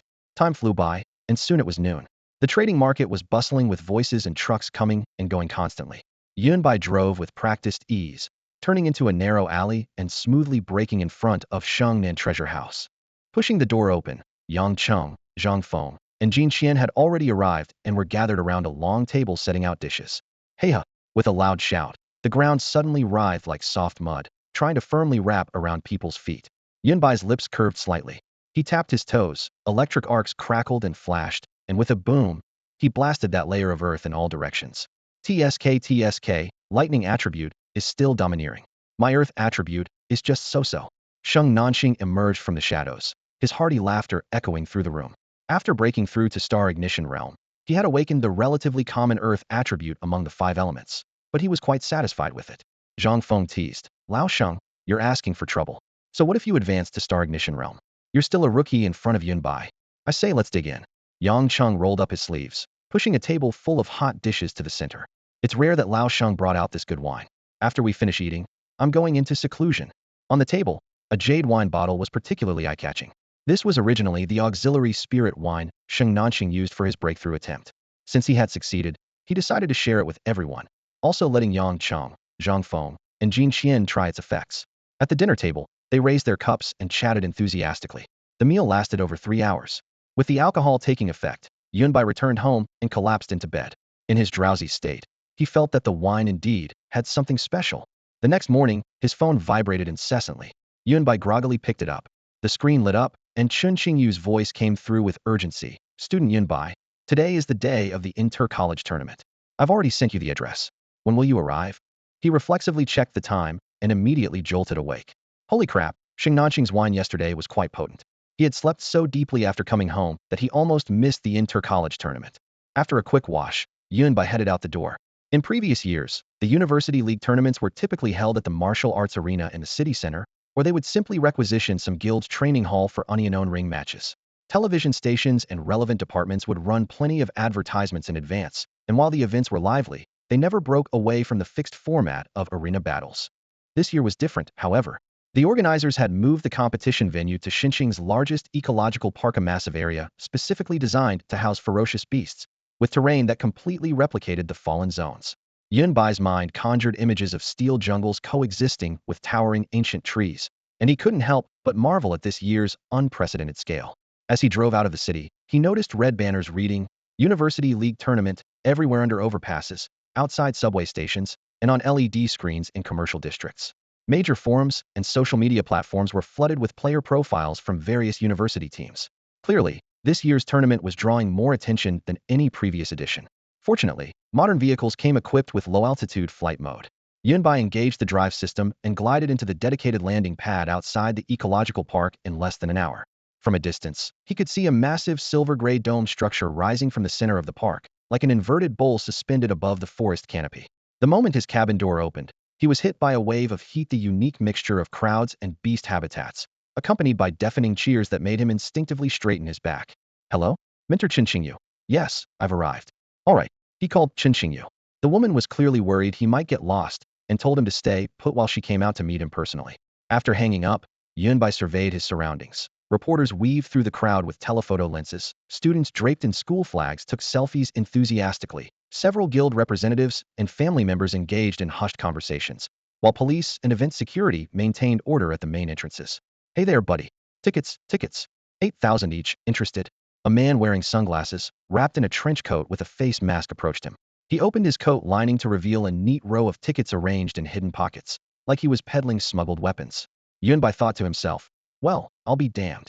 This year's tournament was so popular that even scalpers had taken notice. Thanks, but I've got a membership pass. Don't need one. He replied with a smile and a shake of his head. You've got inside connections too? We're in the same business. The sunglasses-wearing man was initially surprised, then carefully examined Yunbai's casual short-sleeve outfit and gestured. Just getting started in this line of work, brother? You should learn from my Setapluki and safe. People take one look and know we're not dangerous, so potential customers naturally approach us. He lowered his voice and opened his coat a bit more. My wife works inside, so I get all the intel and information. The betting pool is already open. Interested? I'll give you a discount. His bracelet suddenly projected a light screen with scrolling data lists. Yunbai's sharp eyes immediately caught the name Gu Lian. The sunglasses man noticed his gaze and enlarged Gu Lian's profile information. Gu Lianon of this year's top championship contenders. Not only is she incredibly strong, but she also has an amazing presence, a great figure, and looks that are absolutely stunning. She's exactly the type of girl guys like you dream about. If I were 20 years younger, I'd be head over heels too. I heard that she... Oh my, look at me running my mouth. I can't say any more, the rest is premium content. Her odds are 1.2. What do you think? Want to place a bet? 1.2? That low? I see there are several others with the same odds. Who are these people? Yunbai's interest was piqued. Compared to the sparring matches between body-tempering realm students before entering, this insider information was obviously much more thrilling. The man in sunglasses stepped aside and held up his index finger. Brother, I won't overcharge you 10,000 yuan per copy. Fair price for everyone. It includes complete profiles of official and reserve members from 11 high school teams. 10,000. Yunbai scoffed. You might as well charge me 100,000 and shove this insider information into my hands while you're at it. You're quite the businessman. The average person in Shunxing only earned about 5,000 federal coins per month, and even martial artists only made around 100,000. Suddenly dropping 10,000 on information of questionable authenticity would be pure foolishness. Yunbai waved his hand dismissively. Forget it, I need to go in. His gaze swept across the crowd and spotted Chinchingyu. Holy crap, what a beauty. The man in sunglasses followed his line of sight and saw Chinchingyu jogging over in a well-fitted professional outfit. Her full curve swayed gently with each step, drawing stares from passers-by, while her exquisite face captivated many onlookers. My ride's here. This is your person? Kid, you.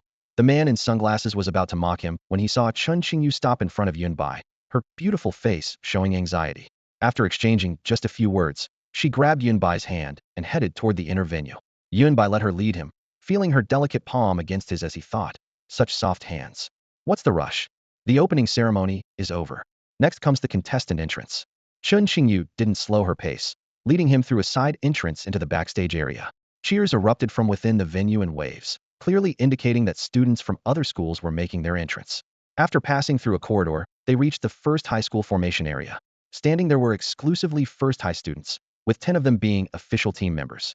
Everyone, this is Yunbai, a new reserve team member. After Chun Qingyu's brief introduction, she hurried away. She had numerous responsibilities, and if Yunbai weren't so important, she wouldn't have personally come to escort him. All right, go handle your business. Yunbai watched her figure disappear before turning to examine the 10 people. When their eyes met, he spotted a familiar face. Xing Haoming. This guy healed up pretty fast. Must have spent a fortune. A playful smile curved Yunbai's lips as he casually walked over. You, what are you planning to do? Zheng Haoming's heart rate spiked. He tried to appear calm, but his shifty eyes betrayed his nervousness. Yunbai is here. Is he seeking revenge? But I'm the one who got beaten up. Yunbai patted his shoulder with a gentle smile. Relax, I'm just here to watch the excitement today. I don't have time to cause you trouble. He looked around all unfamiliar faces. The others were also quietly sizing him up. 9 of them were seeing Yunbai for the first time, their eyes filled with both curiosity and wariness. After all, they'd heard so much about Yunbai that their ears were practically numb from the rumors. During the school-wide ranking competition a few days ago, he had defeated stronger opponents and shot up to 6th place, yet refused to join the team on the spot. Even more shocking, Jing Haoming, an official team member, couldn't withstand a single punch from him and was instantly defeated. How could they not be curious? Having a reserve member suddenly drop in was already a rare occurrence. Though everyone was curious, they didn't crowd around to gawk. Instead, they simply nodded in acknowledgement before returning to organizing their equipment and checking their gear. The training hall was soon filled only with the muffled sounds of plastic cases bumping against each other. Only then did Zheng Haoming snap back to reality. Yunbai's words, "I'm not here to cause trouble for you today," still echoing in his ears. He exhaled a long breath as if all his strength had been drained, and the tension in his eyes instantly melted away. Meanwhile, the spectator stands for number 1 high school also stirred with minor commotion due to Yunbai's appearance. Some people held up their phones to take photos from afar, and the pictures quickly climbed to the top posts on the school's internal forum. Yunbai couldn't be bothered to pay attention, casually scanning the crowd until his gaze finally settled on a striking, graceful figure. "She's our captain." A chubby boy sidled up to him and introduced her in a lowered voice.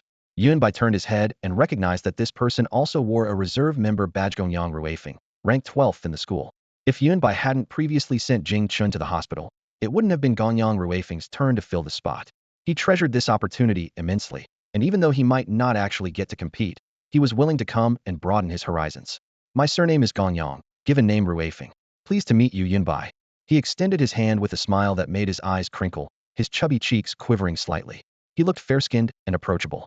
The hem of his team uniform revealed a section of pink undershirt, giving him quite a distinctive appearance. "Hello, I'm Yunbai, just here to watch the excitement." Yunbai gave his hand a casual shake. "Oh, I understand completely." Gonyang Ruifeng winked, his voice dropping even lower. "I hear all the news from number 1 high. No, from the entire high school circle in Shenzhen. The principal sent you here to anchor the team, right?" Yunbai's heart stirred slightly. This chubby guy was quite well informed. A hint of smugness flashed across Gonyang Ruifeng's lips, though he made no mention of his family's connections to the Education Bureau. Following Yunbai's gaze toward that graceful figure, he smiled and said, "How about that? Beautiful, isn't she? That's our number 1 high's most beautiful campus, belle Ji Yanxi. Weren't you famously a simp before? Don't tell me you don't recognize her." Ji Yanxi. The familiar name instantly triggered Yunbai's memories. Number 1 high had plenty of beautiful girls. Someone like Cui Yin, that green tea class belle, already had male students flocking to her, but Ji Yanxi was on a completely different level. Her looks and figure were both top tier, and her talent completely overshadowed everyone else in the school. She was unanimously elected as team captain with no objections raised. For most male students, she was utterly unattainable, someone they could only worship from afar. "All right, stop staring." Gonyang Ruifeng suddenly dropped his smile and whispered a warning. "The vice captain is watching this way, and he's Ji Yanxi's number 1 pursuer." Yunbai's gaze swept over accordingly. That sharp stare that hadn't moved away since he entered the room indeed came from the school team's vice captain. "By the way," Gonyang Ruifeng added, "he's pretty hostile toward you, so watch yourself." Yunbai said nothing, but understood perfectly. So it was the school team's vice captain. No wonder he acted so high and mighty. Ji Yanxi adjusted her black and blue combat suit, the form-fitting fabric perfectly outlining her well-developed figure with curves that carried a hint of youthful charm.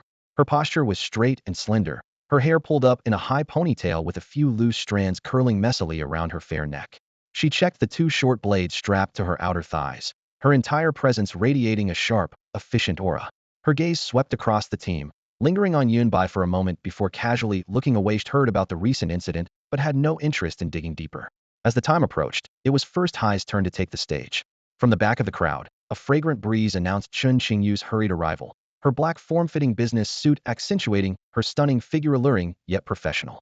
According to protocol, contestants from all 11 schools would take the stage in sequence, followed by a draw to determine the groups. Yunbai stood with his hands in his pockets, his casual attire standing out conspicuously in the sea of uniform combat suits. Tall with handsome features and a calm, reserved demeanor, even though he deliberately positioned himself at the back, he couldn't escape the camera's attention.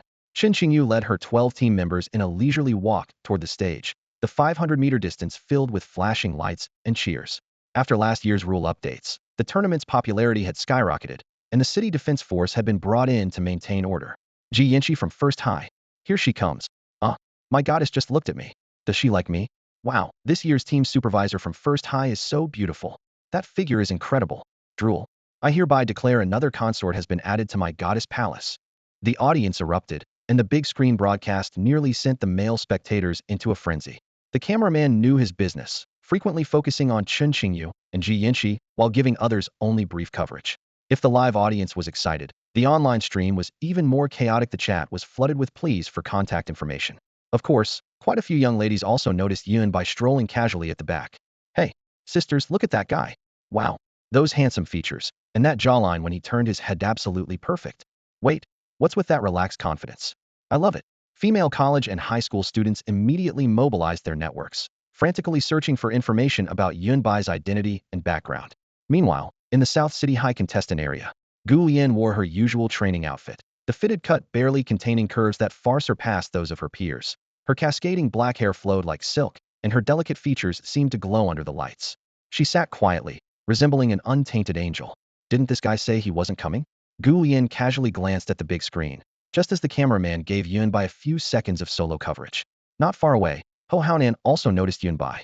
When he saw the reserve member badge on Yunbai's chest, he first froze, then sneered coldly. I thought he was someone impressive, but turns out he's just a reserve. What a waste of my attention. A flash of malice flickered in his eyes before he looked away. Just a reserve member was no longer worth his concern. Ho Haonan, that's the guy, right? Just like in the photo you sent. Gu Lian actually likes this type? You've got to be kidding me. This kind of person can actually have dinner alone with Gu Lian? A mere reserve member. Standing beside Ho Haonan were three others: Wu Wenba, Chang Bojun, and Yu Zichu. Like Ho Haonan, all three were devoted pursuers of Gu Lian, especially Vice Captain Chang Bojun, who wished he could watch Gu Lian's every move around the clock. They had actually received the news 2 days ago, but they were too far from the scene to make it in time, allowing Ho Haonan to arrive first. At this moment, they noticed the exceptionally handsome Yunbai, especially when Gu Lian suddenly looked up and Ho Haonan's expression instantly darkened. The three immediately realized what was happening and turned to question Ho Haonan. That's right, it's him. Ho Haonan nodded coldly. What a shame, just a reserve member. He probably won't even get a chance to compete. How should we teach him a lesson? Wu Wenba shook his head with a sigh. There are plenty of opportunities, it just depends on whether you dare to take them. Yu Zichu smiled coldly. He had been asking Gu Lian out for 2 whole years without success, let alone having dinner alone with her. How could this kid be worthy? Jealous flames burned wildly in his heart. In a softly lit private room, Gu Yanzhong, the supreme commander of Xinjiang's City Defense Forces, sat in the main seat. The director of Xinjiang's Education Bureau and officials from related departments were seated on either side, with principals from all 11 high schools present. More than a dozen people sat together, each one holding a position of considerable importance. Oldly, is your first high changing strategies this year? Planning to use a beauty trap? Just show your faces at the opening ceremony, and then head home. Principal Zhao Guangrong of 7th High smiled, though his words carried hidden barbs. Hearing this, the other principals all narrowed their eyes and looked over. These old foxes might not acknowledge each other's strength, but when it came to looks, they had to admit that 1st High's Chen Qingyu, Ji Yinxi, and Yunbai were indeed stunning, far surpassing their own school team members in appearance. However, this was ultimately a martial arts competition, not a beauty contest. They were also curious whether Li Tsongshang had given up hope and was just planning to make an appearance before leaving. Zhao Guangrong had always been at odds with Li Tsongshang, with their two schools consistently ranking 4th and 5th in the annual high school league, locked in perpetual competition. The other principals watched the drama unfold with amusement, happy to observe as long as no actual fighting broke out. Li Tsongshang spread his hands with a helpless expression. What can I do? The students at our 1st High are just that outstanding. Not only are they good looking, but they're also highly talented. Tell me, who should I complain to about this? Of course, I'm not targeting anyone specifically, just stating facts. The group of principals. Zhao Guangrong's mouth twitched, and his face instantly darkened like the bottom of a pot. What a statement of facts. You've practically called us out by name. But he couldn't refute it among the 11 schools. His was indeed at the bottom when it came to looks. He could only secretly decide that next year's team selection would include not just ability, but also an additional requirement. Acceptable appearance. Principal Li, is that student a reserve team member? At this moment, Gu Yanzhong raised his hand and pointed at Yunbai on the screen, his voice cutting through the conversation. Li Tsongshang's heart skipped a beat. He looked up at Gu Yanzhong, wondering if this man had figured something out. Yunbai had previously participated in mercenary trial missions and had secretly ventured into the Fallen Zone just a few days ago. With Gu Yanzhong's status and connections, these matters couldn't possibly escape his notice. Moreover, having already transcended the star-pointing realm and entered the path-following realm, Gu Yanzhong could potentially discern everything through mere observation. Realizing this, Li Tsongshang quickly waved his hands and explained sheepishly, the kids were so enthusiastic about competing that I brought along one extra member. The competition rules don't limit the number of reserve players, right? Indeed, the rules weren't set in stone, but schools had traditionally brought only 5 members by unspoken agreement. Now that number 1 high school had brought an extra person, other principals grumbled internally, but couldn't be bothered to make an issue of it. After all, it was just a substitute. What truly puzzled them was why Gu Yanchong would show curiosity about a reserve member. Gu Yanchong merely smiled slightly and didn't press further. Meanwhile, Chen Qingyu had already arrived at the competition venue with her school's contestants. Upon arrival, the contestant areas for all 11 high schools were arranged in a row, clearly separated by barriers, but not far from each other. Familiar faces waved at each other. These prodigies often encountered one another at martial arts halls or training camps, and had already formed friendships. Just then, Gu Lian from Chengnan High School stood up from her seat, her skirt swaying as she walked directly toward number 1 high school's contestant area. Her movement instantly drew everyone's attention. Whether in terms of cultivation level, strength, looks, or figure, Gu Lian was undoubtedly the center of attention among all 11 schools. Huh? Where's Goddess Gu Lian going? Who knows? Getting some fresh air maybe? She's surrounded by sweaty, rough guys who might overwhelm our sweet, fragrant goddess. You've got some nerve. You fat otaku. Is she going to see her boyfriend? Damn it.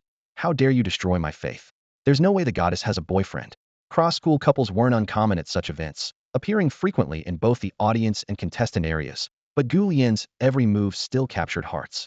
Ho Haonan, Wu Wenba, Chang Bojun, and Yu Zichu craned their necks to get a clear view. Gu Lian was heading toward number 1 high school. Students from other schools also held their breath, trying to figure out what she was up to. In number 1 high school's contestant area, Vice Captain Yuan Haiba and the others were first stunned to see Gu Lian from Chengnan High School walking toward them, then nervously stood up. Ji Yanxi, who had been meditating with closed eyes, now opened them and cast an indifferent glance. Gu Lian first greeted Chen Qingyu. Teacher Qingyu, it's been a while. Sister Qingxue is on a mission and couldn't make it. Yes, I know. Chen Qingyu nodded with a smile. Are you here to see Yanxi? Gu Lian shook her head, but still turned to look at Ji Yanxi. Yanxi, it's been a while. I didn't want to see you. Yes, I know. Gu Lian nodded and walked past Ji Yanxi. Chen Qingyu became curious upon seeing this. If Gu Lian wasn't here for Ji Yanxi, who else could possibly catch the attention of this young lady? The surrounding students had all heard the conversation between Gu Lian, Chen Qingyu, and Ji Yanxi. The scene fell silent instantly, as if giant question marks appeared above everyone's head simultaneously. If she wasn't here for Chen Qingyu or Ji Yanxi, then who exactly was she looking for? The confusion lasted only a few seconds. The next moment, everyone watched as Gu Lian walked straight through the crowd without hesitation, heading directly toward Yunbai. The entire venue erupted in chaos. No way, dude. Someone instinctively groaned. Yunbai felt hundreds of pairs of eyes staring at him in unison, his shoulders tensing slightly. He knew very well that if gazes could turn into blades, even activating his war god body wouldn't be enough to defend against them. Gu Lian stopped in front of Yunbai, lifting her chin slightly, her cool eyes containing a hint of barely concealed excitement. Didn't you say you weren't coming? Did our principal actually manage to convince you? She asked in a low voice. Just contributing to my alma mater, Yunbai smiled calmly. Fine, seeing you here, I can finally give up hope. Gu Lian tilted her head slightly, turned around and left, the entire interaction clean and efficient. This scene was witnessed by all the school teams. Whether from number 1 high school, Chengnan Middle School, or other schools, all the contestants stood frozen in place. 1. Who was this unfamiliar guy? 2. Was he really friends with Goddess Gu Lian? 3. Since when did Gu Lian have male friends? Especially the number 1 high school team. Their school beauty actually approached a student from another school first, a shock equivalent to the apocalypse arriving early. On the Chengnan Middle School side, Ho Haonan and his 3 teammates looked ashen, as if they'd been force-fed bitter medicine. Ho Haonan glanced coolly at his teammate. Yu Zichue, didn't you say you had a solution? If you really find it troublesome, I can handle it myself. Yu Zichue licked the corner of his mouth, a cold gleam flashing in his eyes. Heh, just a reserve member. Only 3 words filled his mind. Why him? On the other side, the number 1 high school team members exchanged glances, silently looking toward Yunbai before helplessly looking away. Ji Yanxi couldn't help but take another look at him. His looks were indeed exceptional, and his temperament was in a league of its own. But Gu Lian never seemed to care about appearances, did she? Chen Qingyu raised an eyebrow knowingly. Gongyang Ruifeng finally couldn't hold back and burst out, wailing with a mournful expression. Wow, you actually know Goddess Gu Lian, and she came to find you in front of all these people, just to say a few words. Why you? Yunbai tilted his head and thought seriously for a few seconds before giving an answer that left everyone instantly speechless. Maybe. I'm more handsome than you guys. Everyone fell silent, only thinking about contacting plastic surgery clinics. Despite the commotion between Gu Lian and Yunbai, the tournament proceeded as scheduled. The draw, Confirmation of match order and rule announcements all went according to plan. The host stood on the elevated platform, droning on about the number of venues, safety regulations, and scoring systems with dramatic intonation that made Yunbai yawn twice in a row, his eyelids drooping heavily. The team captain was called to the stage to spin the transparent wheel. The plastic ball dropped into the Treishanglin High School, ranked 8th last year. What luck! Gonyang Ruifeng from the back of the team nearly jumped up. We get to face them in the first round. Yunbai glanced at the opposing team's seating area. Their strongest member was merely at the peak of the 8th level of body tempering realm. His assessment was brief. No pressure for first high. Hey, why are you so calm? Xianglin is weaker than us overall. We can conserve energy for the next round. How great is that? Gonyang squeezed next to Yunbai, excitement written all over his face. Wait, where are you going? To the bathroom? I'll come too. Shut up. Yunbai rolled his eyes and headed straight for their supervising teacher, Chen Qingyu. Teacher, I won't be needed on the field. I'd like to go out for a walk. Chen Qingyu looked up, hesitated for a moment, then nodded. Don't go too far. With permission granted, Yunbai left his seat, causing an uproar throughout the venue. Watching matches wasn't just about sizing up opponents. Even reserve members were supposed to record data. Yet he got approval to leave with just one sentence? Gonyang Ruifeng watched enviously, his eyes rolling with jealousy, and mustered the courage to try. Teacher Chen, I'd also like to. Watching matches is important for you. Sit back down. Chen Qingyu's tone was gentle, but left no room for argument. Gonyang returned to his seat dejectedly, muttering to himself. That guy really isn't here to compete, nowhere near his level. Vice Captain Yuan Haiba snorted coldly. No sense of discipline. Yanxi, people like him shouldn't be on the school team. Ji Yanxi didn't even look up, simply uttering 4 words. Mind your own business. Yuan Haiba was left speechless. Beside him, Zheng Haoming touched his nose and glanced at Yuan Haiba, his mind racing with calculations before giving up. Remembered clearly that Yunbai's punch hadn't used his full strength. Walking out of the venue, the noise gradually faded. Yunbai rolled his shoulders, thinking mockingly. A bunch of 7th and 8th level body tempering fighters brawling is like watching kids play house, not nearly as exciting as watching fierce beasts tear each other apart. With nowhere else to go for now, he recalled something more interesting. The betting pools. This was something he felt he could get involved in too. Yunbai circled around the venue entrance, hoping to find that sunglasses-wearing ticket scalper to ask about betting opportunities, but after making a full round, he couldn't spot the guy anywhere. Just as he was about to try elsewhere, a familiar hawking voice suddenly came from behind him. Hey there, need tickets? 5,000 each. Another ticket scalper. Yunbai turned around but saw no one, then looked down to discover the vendor. It was a petite girl about 5 feet tall, wrapped up tightly in a trench coat, baseball cap, face mask, and sunglasses, yet her criminally perfect curves were impossible to Hidea's slender waist with no excess fat, but dramatically exaggerated in all the right places, the very picture of a baby-faced bombshell. Even with her face obscured, her figure alone was enough to turn heads. Not interested, Yunbai waved dismissively. The petite girl didn't give up, looking him over more carefully before lowering her voice. Want to play some action? As expected, she was in the same line of work. Yunbai thought this was convenient and casually asked, how does it work? The spot's in the bar next door. I'll take you there. But you'll have to go through my account. I only take 10%. She adjusted her sunglasses and added, this stuff's heavily cracked down on. Can't get anywhere without connections. After the alliance was established, the old era had turned a new page, but gambling remained strictly prohibited in Hua country, with only one of the 5 major nations allowing it openly. Fortunately, most city guards turned a blind eye as long as things didn't get too out of hand. For outsiders, betting through someone else's account was standard practice to maximize anonymity. Clearly, the petite girl assumed Yunbai was this type of client trying to stay under the radar. Yunbai was happy to avoid the registration hassle anyway. Deal. All right, follow me. The petite girl turned around briskly, only to be immediately blocked by 3 male students in school uniforms.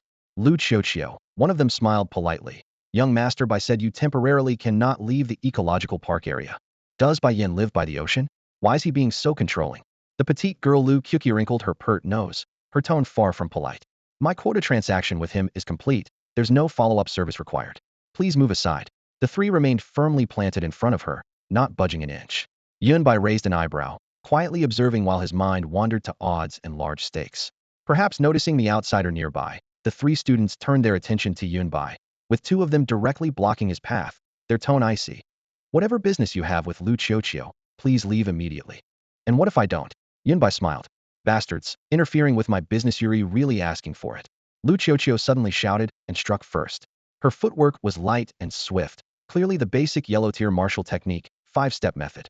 Her speed was actually faster than the 3 male students, and with 2 punches and a palm strike, she had them heavily thrown back before they could react.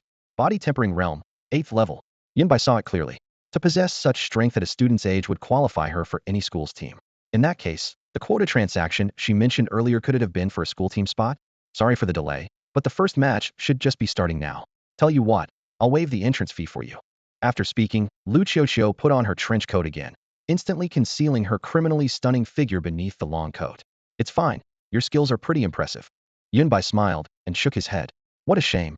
Can't see those magnificent assets in a more theory even bigger than those three gorgeous older beauties, Xiang Wanqing, Qin Qingxue, and Qin Qingyu. Yunbai muttered under his breath as he walked. Lu Qiuqiu shot him a strange look. She could tell Yunbai was also a student, and her 8th level body tempering strength was already quite outstanding among high school students. Yet he only considered it pretty impressive. He was certainly handsome, but was there something wrong with his head? Sensing her confusion, Yunbai chose not to explain and silently followed. The two left the ecological park and soon entered a bustling commercial street. Vendors lined both sides of the street, with tourists and martial artists shoulder to shoulder. Some hawked high school tournament merchandise, others peddled various enhancement potions, and tech companies displayed their latest handgun prototypes that supposedly could kill Starpoint realm martial artists with a single shot. Due to the tournament's opening, crowds flowed like a tide, making movement nearly impossible. Big Sister's back. Yeah, how were today's sales? Big Sister, we're almost out of happy water, need to restock soon. Got it, I know. Big Sister, that client from your school came by. He needs 2 front row tickets for Tournament Zone A and is willing to pay 15,000. No deal. Tell him 17,000, or plenty of others will take it. All along the way, vendors big and small greeted Lu Qiuqiu warmly, and she responded with ease, carrying herself like the undisputed queen of the commercial district. Didn't expect your business empire to be so extensive. Yunbai developed some respect for this girl who looked like a lowly but acted like a seasoned veteran. Thanks to the high school tournament, with all these crowds, we've made quite a profit and finally moved all our old inventory. Lu Qiuqiu replied casually, leading Yunbai into an ordinary-looking bar.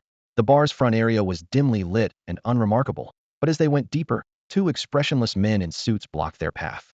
Lu Qiuqiu pulled a black card from her spatial storage and swiped it on a nearby scanner beep, and the metal door behind the suited men opened. Dazzling lights danced through the crack, and music hit them like a wave of heat, creating 2 completely different worlds. The 2 suited men nodded respectfully and stepped aside. Come on, if you want to place bets, it's inside. Lu Qiuqiu beckoned. Yunbai nodded and followed. The flashing hall stretched 700 to 800 square meters, with circular bars where martial artists in various exotic outfits clinked glasses. A massive holographic projection in the center broadcast the high school tournament live, with every collision frozen and magnified, drawing waves of gasps and laughter. On the other side of the projection screen, odds for contestants scrolled continuously, changing with the match progress. This shows information on members from all 11 school teams this year, with unified odds based on each school's historical rankings and participating contestants' profiles. Lu Qiuqiu swiped her wrist device and pulled up a data file, displaying it before Yunbai. Yunbai examined the detailed roster, which included Gu Lian and Ji Yanqi. Both with 2-to-1 odds, virtually all 9th-level body tempering contestants shared the same ratio. Flipping through the pages, he quickly spotted Lin Xinyuho's odds were merely 1.1:1, surprisingly low, yet still attracting massive bets. The profile at the top clearly stated, captain of Qinglong High School's team and son of the president of Storm Guild, one of Xinjiang's 3 major guilds, who had reached the 9th level of body tempering half a year ago. 2 representative victories stood out, defeating a 9th-level body tempering mercenary from his own guild, and crushing the team's vice-captain in just 3 moves. With such background, talent, and achievements, he was practically unrivaled and could easily be considered the top talent of Xinjiang's younger generation. Is there a list of reserve players? Yunbai looked up at Lu Qiuqiu. Sure, you want to bet on reserves? Lu Qiuqiu raised an eyebrow in surprise. They might not even get a chance to compete, let alone win. As she spoke, she pulled out detailed information on reserve members from various schools. In previous years, some had tried to capitalize on high odds for quick profits, only to lose everything, now serving as cautionary tales. Yunbai smiled slightly, his gaze quickly scanning the list before settling on his own name. 20:1 odds, a full 20-fold return. In fact, with just a little investigation, anyone could discover his record of defeating Zheng Haoming, and the odds would never be this outrageous. Principal Li Zongsheng had initially ordered the suppression of news about Yunbai's one-punch knockout of Zheng Haoming, but no secret stays buried forever. Once the tournament began, intelligence would flood in from all sides, and the news had already spread. These ridiculous odds clearly showed the bookmakers hadn't done their homework properly. This one I'll bet 800,000, Yunbai stated without hesitation. Lu Qiuqiu paused. Are you sure? I charge a 10% commission regardless of outcome, and it's non-refundable. She hadn't expected Yunbai to place such a heavy bet on a reserve player, dropping 800,000 without blinking, as if he'd come specifically for this person. 10% of 800,000 meant 80,000. I'm sure, Yunbai nodded. All right then, hope you won't regret it. Lu Qiuqiu processed the transaction casually, and the account balance updated instantly. This was the quickest and easiest deal of her career. She added offhandedly, done. Today's betting window just closed, so any additional bets will have to wait until after the matches. Yunbai looked away with satisfaction. Worth noting was that besides his own 800,000, the back-end data showed someone else had placed 200,000 on him, though the identity remained unknown. Just then, the holographic projection broadcasting the competition showed a change in the multiscreen data rankings. Yunbai's name, along with 20:1 and 1 million, suddenly climbed to rank alongside the official team members from various schools. A reserve player standing prominently among them was particularly striking. The stands and online chat rooms immediately erupted. Haha, look at that fool actually betting on a reserve player, and 800,000 from one person. There's always someone trying these long shots these days. But 20:1 odds if he actually wins. 800,000 times 20 would be 16 million. I'm almost tempted myself. Win? Please, if those odds hit, they'd immediately adjust the next round's rates. But does this reserve player called Yunbai even have a chance to win? Exactly. This year's high school tournament is grander than ever, with talents emerging everywhere. Reserve players barely have any chance to compete. Inside the tavern, many warriors burst into laughter, mocking those who had placed bets. A mercenary warrior among them declared with absolute certainty that Yunbai had no chance of winning, and that the 800,000 was money down the drain. Behind the wooden bar, the bartender wiped glasses as if the commotion had nothing to do with him. Lu Qiuqiu sat in the corner, clearly hearing every mocking word from that group. She turned her head to look at Yunbai beside her. The young man leaned back in his high-backed chair in a relaxed posture, his fingertips lightly tapping the rim of his glass, a faint smile playing at the corners of his lips. Aren't you angry? Lu Qiuqiu lowered her voice. Of course I'm angry. Yunbai's gaze remained fixed on the liquor in his glass. But I prefer physical outlets for my frustrations. They don't necessarily show on my face. As his words fell, he dropped his smile, his deep gaze locking onto the mercenary warrior who was holding forth. In the next second, a cold glint flashed in his eyes. Invisible psychic force poured out like a bursting dam. Crack. The mercenary, still frozen in his exaggerated gesture of declaring, Yunbai will definitely lose, suddenly collapsed to the floor like a puppet with cut strings, his face contorted, teeth chattering with muffled sounds. Ding. Psychological trauma inflicted. 100,000 Federation coins acquired. The surrounding people were stunned, looking around but finding no trace of any attacker, assuming the man had simply drunk too much and fallen on his own. Did you do that? Lu Qiuqiu stared at Yunbai in shock. He appeared to be her age, yet had just demonstrated methods completely beyond her understanding. Yunbai smiled vaguely without giving a direct answer, only asking, can I continue placing bets tomorrow? Lu Qiuqiu's curiosity was completely ignited. After understanding that his placing bets meant continuing to wager on himself winning, she couldn't help asking again, are you really that confident? I've always been very confident in myself. Yunbai drained the remaining liquor in his glass. Lu Qiuqiu shook her head, thinking that despite years in business, this was the first time she'd encountered such an investment approach. After confirming she could continue placing bets the next day, Yunbai couldn't be bothered returning to the competition venue. He simply sent Chen Qingyu a message. Call if anything comes up, I'll be following the matches. Then he asked Lu Qiuqiu to arrange a good viewing spot much more comfortable than being gawked at like a zoo animal in the contestants' area. At the venue, Chen Qingyu felt a slight tightness in her chest upon receiving the message, but thinking of him as her ultimate ace in the hole, she immediately felt relieved. That day, number 1 high school ended the battles with an unsurprising 5 consecutive victories, successfully advancing to the next day's team competition. The other schools performed similarly, with no premature king versus king confrontations. The top 3 favorites according to outside observers were Chengnan High School, where Gu Lian studied, the internationally co-funded Hilton Middle School, and Qinglong High School, led by the foremost talent of the younger generation. These 3 schools had consistently ranked in the top 3 in previous years and remained the most talked about this time. Late at night, Yunbai left the bar, knowing in his heart that the real competition would begin tomorrow. Of the 11 middle schools, 5 had already been eliminated, leaving 6 to advance. After checking in with Chen Qingyu, he drove home. According to regulations, all participating students, whether official or reserve members, should stay in officially designated accommodations with unified meals and lodging until the league ended. However, Li Zongsheng had clearly secured tremendous privileges for Yunbai, allowing him to come and go freely without restrictions. When Yunbai returned to the villa, he was greeted by the sight of Xiang Wanqing sitting motionlessly on the sofa. She wore a loose white t-shirt that hung like a mini dress, revealing her smooth shoulders, with her pale legs stretched out across the cushions, her hair disheveled. The room was dark, with only faint moonlight casting shadows across her face, making her look like a ghostly apparition in the night. Yunbai's heart skipped a beat, nearly triggering his martial god physique instinctively. Xiang Wanqing, what are you doing? He approached and waved his hand in front of her face. Her eyes were vacant, as if her soul had left her body. Grumble. A thunderous hunger pang erupted from her flat stomach, echoing through the quiet living room. Yunbai raised an eyebrow and chuckled. Well, without me, you'd starve to death. He had already eaten outside, and was too lazy to cook again, but given the circumstances, he rolled up his sleeves, opened the refrigerator, and pulled out the remaining noodles, eggs, and scallions.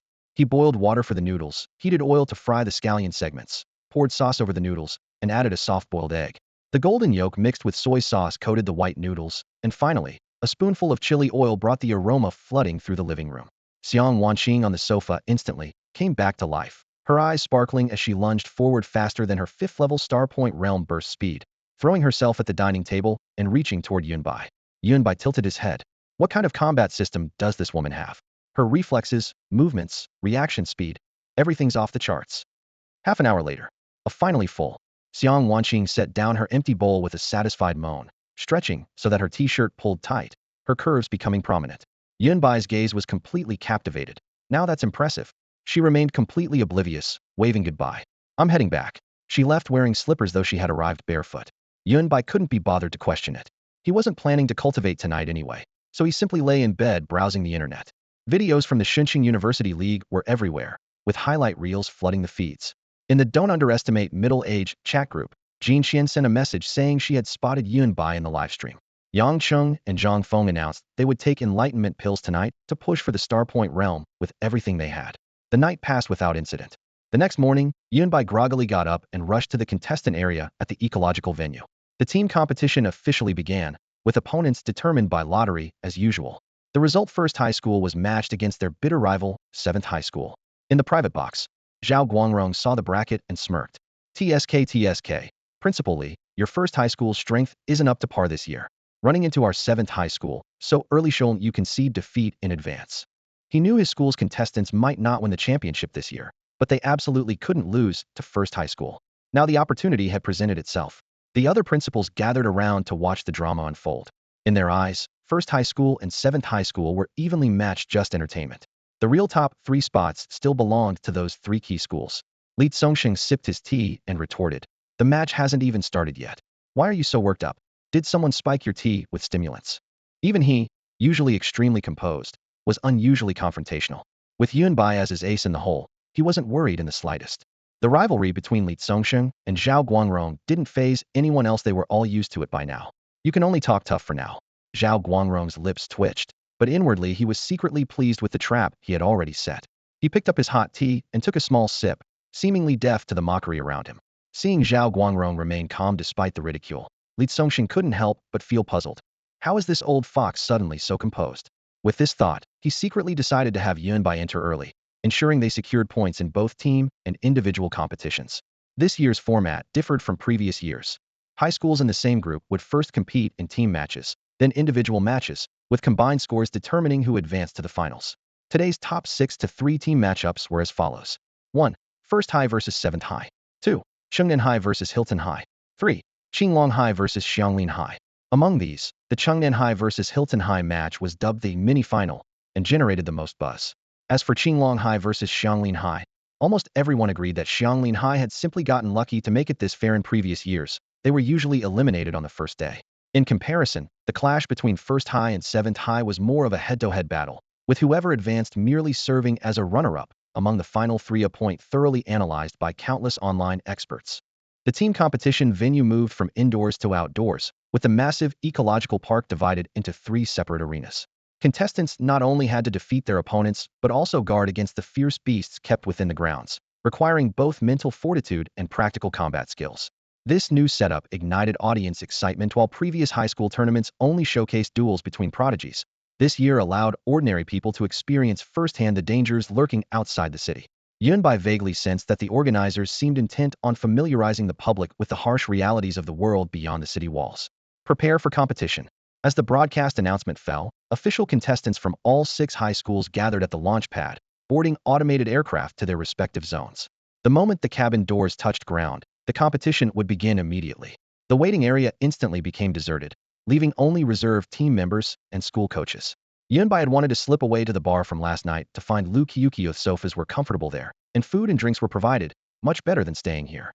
However, just as he stood up, his phone vibrated with a message from Li Tsongsheng. Be ready. Be ready? Yunbai raised an eyebrow, muttering, the match just started and you're already assuming Ji Yinshi and the others can't hold their own? Reluctantly, he decided to stay. If First High won today's team competition, they would definitely secure a spot in the top 3, fulfilling his promise to Li Tsongsheng. After that, it would be none of his concern. The empty waiting area was inevitably boring. Yunbai looked around, then simply laid down on a row of benches, using his arm as a pillow and closing his eyes for a nap. Days of overnight training in the cultivation room, the continuous high-intensity drain of ninefold thunder had left him mentally exhausted. Now that he had this rare moment of leisure, he naturally didn't want to waste it. What was there to watch in a bunch of body-tempering realm rookies pecking at each other? A good nap was far more appealing. Team competitions emphasize tactical coordination, and individual strength is limited. Watch carefully, as this will be of great help when you become mercenaries in the future or team up with others to enter fallen zones. Chen Qingyu faced the remaining reserve team members with a serious tone. Yes, we understand. Gonyang, Ruifeng, and the other 5 nodded in unison like a row of little chicks. Chen Qingyu nodded with satisfaction, then caught sight of Yunbai resting with his eyes closed, his head pillowed on his arm. After a moment's hesitation, she quietly stood up and gently draped her jacket over him. Gonyang, Ruifeng, and the others immediately widened their eyes. What? Talk about double standards. She makes us sit up straight and watch the match properly, but completely ignores Yunbai sleeping and even covers him with her jacket. That's the instructor's jacket. Who would dare? It must smell amazing. If Yunbai had been awake, he would have definitely joined in the teasing. Nonsense. I'm a daredevil. I dare. The highly anticipated team competition officially began. First High versus 7th High Rainforest map. Humid air, towering ancient trees, dense jungle, with unknown fierce beasts lurking occasionally. Qinglong High versus Hilton High desert map. Scorching heat, dry with little cover, open visibility. South City High versus Xianglin High grassland map. Vast and boundless. Both sides locked eyes with hostility the moment they landed, their fighting spirit fierce. 3 massive holographic projections rose in the center of the venue, suspended in midair, providing near God's-eye view synchronized footage. The livestream audience instantly broke 10,000, with bullet comments refreshing rapidly. The focus undoubtedly fell on Qinglong High and South City High. The former boasted Lin Jinyu, Xincheng High School's #1, while the latter had Gu Lian, who possessed both beauty and talent. Gu Lian's fans were overwhelming, shouting her name with cheers rising and falling in waves. Elimination notifications began ringing continuously. Xianglin High, XX eliminated South City High 1 point. Qinglong High, XX eliminated Hilton High 1 point. Hilton High, XX and XX eliminated Qinglong High 2 points. First High, Zheng Haoming eliminated 7th High 1 point. The 6-school scoreboard finally showed a gap. Qinglong High temporarily ranked first, but only led South City High by 1 point. The cheers in the venue grew louder and louder. Even the reserve members from various schools in the contestant area were excitedly pounding their chairs. What the hell? What kind of tactic is 7th High using? That's basically a sneak attack. Gonyang Ruifeng complained indignantly, pounding the chair back with his fists. The commotion woke Yunbai up. He groggily looked down and discovered a women's jacket on him, taking a light sniff of faint, pleasant fragrance. No wonder he had slept so soundly. Looking up, he met Chen Qingyu's stunned gaze and grinned. So it's Instructor Chen's, no wonder it smells so nice. Nice my foot. Chen Qingyu's beautiful face flushed red as she glared at him fiercely. She had kindly worried about him catching cold, but this little rascal was now publicly savoring her jacket. Thinking of how Yunbai had just buried his face in the fabric, her heart felt like electricity had coursed through it. The image seemed as if he were pressed close against her, breathing in her scent. Since you're awake, watch the match seriously. The situation isn't good, we might need you. She snatched back her jacket, dropped that line, returned to her seat, and refused to look at him again. Yunbai shrugged and chuckled softly. Just kidding around. He looked up at the scoreboard and asked Gonyang Ruifeng, what's the current situation? Sai, the rainforest map is too complex, and they have to guard against fierce beasts too. 7th High scattered all members immediately upon landing, so Ji and the others couldn't even find anyone, and they got ambushed. That's how Zheng Haoming got eliminated. Gonyang Ruifeng shook his head and sighed. Although the strength gap between 1st High and 7th High wasn't huge, 7th High was still slightly stronger overall, so this result wasn't surprising. Time moved to noon. Lunch was served in the contestant area. Yunbai tasted the contestant meal box on site for the first time and was surprised to discover that the main dish was actually tender fierce beast meat, juicy and unexpectedly delicious. It had to be said that China's department had put thought into this. The meat inside was actually all fierce beast meat, and it tasted quite good. After lunch, at 2 o'clock in the afternoon, a flash of red light on the electronic scoreboard announced that Changnan High School had secured victory in this round. First, all 5 team members remained on the field with no eliminations, steadily banking their points. Next up was Qinglong Middle School's turn. Captain Lin Jinyu took on 2 opponents in the rain, eliminating the last 2 remaining members of Hilton Middle School to secure second place by a narrow 1-point margin, while Hilton was eliminated from the competition. In the center of the venue, the holographic screens suspended high above merged with a hum into a single triple-wide display, switching to a larger view of the battle between number 1 Middle School and number 7 Middle School. On the rainforest map, Ji Yinshi and her team had clearly adapted to the rhythm of the humid environment, rendering number 7's surprise attacks ineffective. Ji Yinshi seized on a gap in the opponent's flank and cleanly eliminated 1 player. Less than 2 minutes later, Vice Captain Yuan Haobo teamed up with the other 3 teammates to take down another number 7 player, allowing number 1 Middle School to take the lead. Watching the confrontation on screen, Yun Bai's sharp eyes caught something unusual, and he frowned. That captain from number 7, Gao Ziyong, clearly had the chance to finish off Ji Yinshi just now, but he pulled back at the last second. Is he one of our planted insiders? He shook his head with a wry smile. Someone nearby replied quietly. You didn't know? Gao Ziyong was at our number 1 Middle School during his freshman year. Rumor has it he had a crush on our captain, but unfortunately his feelings weren't reciprocated. They got into a fight back then. Gao Ziyong lost, and then transferred to number 7. Tisk, young people and their drama, Yunbai scoffed. Dating in freshman and sophomore year, they have it too easy. We should really send them to the fallen zones to experience real hardship. Ding dong. The referee system suddenly broadcast an announcement. Number 7 Middle School requests to substitute in a reserve player. Reserve player Zhu Lichuan, please prepare. The stands erupted in commotion, with many spectators exchanging puzzled looks. What was number 7's intention in making this substitution now? In the VIP box, Shen City's highest-ranking defense commander Gu Yanzhong, education department officials, and principals from various schools all turned their attention to number 7's principal, Zhao Guangrong. Li Songsheng snorted coldly and muttered through gritted teeth. Well, requesting a reserve player means losing a point. And this is your trump card? Too bad your dark horse isn't as dark as mine. With that, he pulled out his phone, preparing to give Zhao Guangrong a surprise. Zhao Guangrong casually flexed his wrist. All's fair in war, and it doesn't violate the rules. I'll graciously accept the top 3 finish this year. Oldly, you can try harder next year. Bringing in reserve players was indeed within regulations, but most schools only resorted to substitutions when their main players were completely incapacitated, especially since reserves were typically weaker than the starting lineup. Zhao Guangrong's move was essentially announcing to everyone that his hidden ace, Zhu Lichuan, was stronger than any of the regular team members, appearing weak to deceive the enemy and playing mind games too. As Gu Yanzhong spoke, the Ministry of Education officials and the assembled principals began to feel anticipation building. What kind of talent was 7th High hiding that made Zhao Guangrong so confident? The moment Zhu Lichuan, 7th High's substitute player, stepped onto the competition field, the audience erupted in excitement, and the live stream chat exploded with comments. Chun Qingyu's brow furrowed deeply as that vague sense of unease grew stronger. After landing, Zhu Lichuan didn't pause for even a moment. He walked straight to Gao Ziyong and the others, then looked up to face off against Ji Yinshi's team of 4. A substitute player? What kind of trick is 7th High's principal trying to pull? Yun Haibo sneered dismissively. However, Fu Yufei frowned and warned in a low voice. It's not that simple. Did you notice? Gao Ziyong gave him the main attacker position.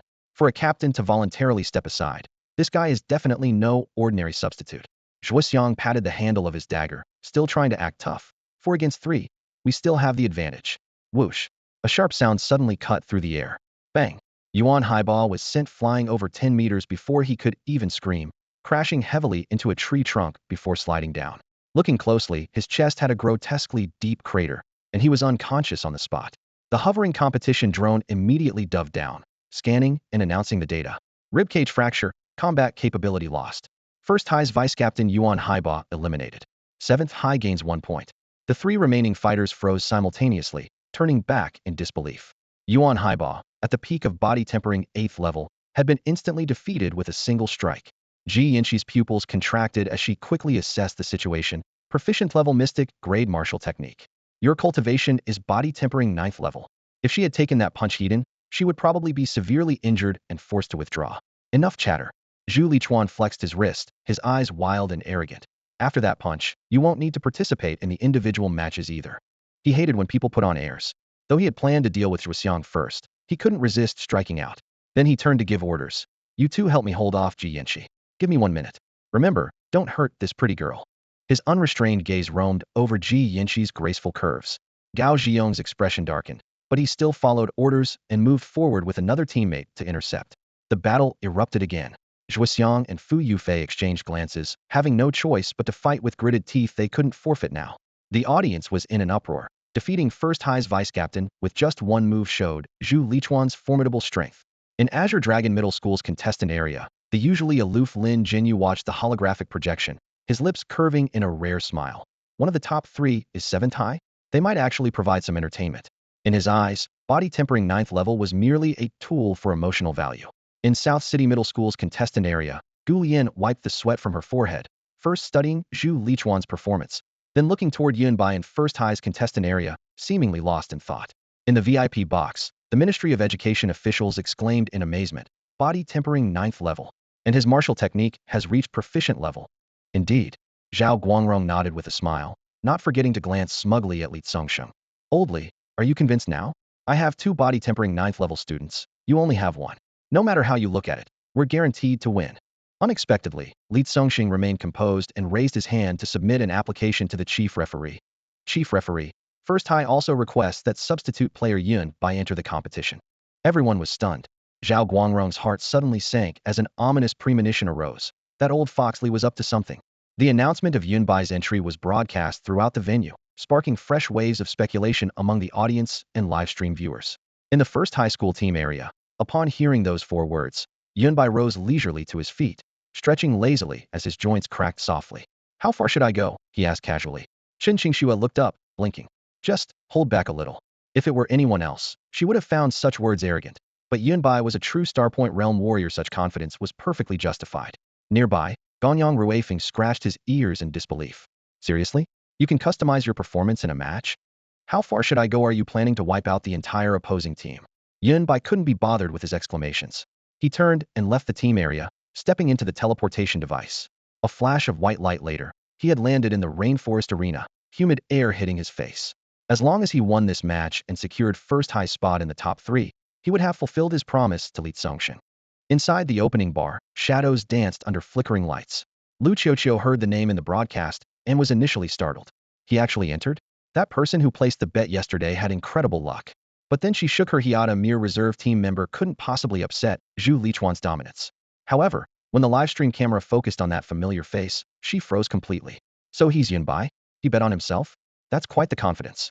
Behind her sunglasses, her bright pupils contracted sharply, shock mixed with bewildered amusement. Meanwhile, in the Gu family's living room, cold white lights illuminated the space. Gu Lai and Gu Shan stood side by side, eyes fixed on the screen. Whether he has the strength to have personally killed little Diane this battle will tell us everything. Originally, they had wanted to take the risk and kidnap him directly, but with the high school tournament's opening bringing crowds of outsiders to Shin City, the city defense forces were on high alert, forcing them to postpone their plans. At the Skyfire Guild headquarters office, Gong Songhai, dressed in an impeccably tailored suit, wore a dark expression as over a dozen guild core members stood in formation before him. On the floor, Chui Yin and Shun Fongfong huddled together, hair disheveled, clothes torn, their arms, chests, and legs covered in purple bruises, faces streaked with tears and mucus. The Yunbai you mentioned, is that the person on the screen? Gong Songhai pointed at the live stream, his voice terrifyingly calm. Yes, that's him. Young Master Gong's death really had nothing to do with us. Chui Yin looked up, her voice trembling, eyes filled with despair. A few days ago, they thought latching on to Gong Jin would let them get revenge on Yunbai, never expecting Gong Jin to meet his end while Yunbai remained unharmed. Gong Jin's father had tracked them down and brought them here. After 2 days and nights of torture, they no longer dared hide anything. Go check the surveillance footage. Gong Songhai waved his hand. 2 subordinates nodded and headed toward Purple Gold Garden. He obviously couldn't trust these 2 women so easily, and besides, Yunbai was a participant in the high school league. Even if he wanted to make a move, he'd have to wait until the league's attention died down. Sitting in the position of vice president of the Skyfire Guild, anyone without brains or strength would have been dead and gone long ago. The teleporter's shield gleamed like flowing light, protecting Yunbai as he soared across the arena at high speed, finally slowing to a descent after stopping above Ji Yanxi and the others. Below, number 1 High had also made a substitution. Gao Zhiyong was distracted by the commotion overhead and reflexively looked up. The moment his gaze left his opponent, Ji Yanxi seized the opening and sent him flying with an aerial kick. The instant she landed, the tall girl didn't pause. With a light tap of her toes, she was already in front of another team member, unleashing a yellow tear palm technique that stirred up sand and stones with its force. The team member's chest caved in as he spat blood and collapsed, immediately losing all fighting ability. At the same time, in front of Zhu Lichuan, Zhuo Xiang and Fu Yufei lay together with their limbs twisted in unnatural directions, their faces so bloodied and mangled they were barely recognizable. At this moment in the arena, aside from the newly arrived Yunbai, only Ji Yinshi remained standing. TSK, how brutal. After landing, Yunbai tested the solid ground beneath his feet and waved at the camera. The first thing that caught his eye were the unconscious forms of Zhuo Xiang and Fu Yufei, followed by the sight of Ji Yinshi glistening with sweat. Boy, you alright? You're sweating buckets. Want some water first? Ji Yinshi's mouth twitched. This guy's level of casualness was simply outrageous. From the Skyfire number 2 high formation, Zhu Lichuan suddenly spoke up, his voice carrying far. The person you substituted in looks pretty weak. Gao Zhiyong and another team member stumbled to their feet behind him, forming a triangular formation. 3 against 2. No matter how you looked at it, there was no chance of winning. Looks like we're being underestimated. Yunbai raised an eyebrow. Zhu Lichuan shook the blood off his fists and sneered. This is the level of number 1 high school team? The vice captain talks too damn much. And this other guy, where does he get the nerve to face me, Hedon? Ridiculous. So I decided to just put them all down and save them the embarrassment in future matches. Arrogant, wild, without the slightest attempt at concealment. Cocky enough. Yunbai nodded, then turned to ask Ji Yinshi. Do the competition rules allow killing? Warriors had long placed life and death beyond consideration, and the rules did indeed permit casualties, though officials would try to avoid them. Ji Yinshi frowned but gave a brief response. Allowed, but they try to control it. Then I can relax. Relax about what? Zhu Lichuan raised an eyebrow mockingly, while the others wore expressions of watching a joke unfold. I was worried about accidentally killing you all and getting held responsible. Yunbai smiled with bared fangs, dark red light gradually creeping out from the depths of his pupils. Ji Yinshi turned her head slightly, her beautiful eyes full of bewilderment. This guy was serious? Ha ha ha, just you. Zhu Lichuan threw back his head and laughed. Boom. Before his laughter could fade, he suddenly unleashed his blood chi power. Crimson energy waves exploded outward with him at the center, instantly pulverizing nearby flowers and grass, cracking the earth, and directly destroying 2 following drones, their parts raining down. The backstage audience complained loudly as the technical team urgently deployed backup drones, but it would take some time to re-establish the camera feed. What a shame. By the time the cameras are back, the match will probably be over, some spectators sighed. At the coaching bench, Zhao Guangrong sighed aloud while his eyes couldn't hide his smugness. Xiao Chuan is a bit crazy. I'll give them some extra martial ethics classes later. It's my oversight, Sai. Yet that upturned corner of his mouth just wouldn't stay down. On the other side, Li Tsongxing shook his head.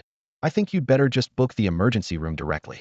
He was actually more excited to see Yunbai and Actiona star-pointing realm student mixed in with a bunch of body-tempering realm kids. He could hardly imagine how satisfying that scene would be, how incredibly awesome this show-off moment would be. Body-tempering 9th layer, perfected.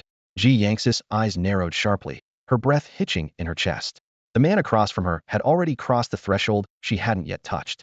She was also at the 9th layer, but still 1 step short of completion.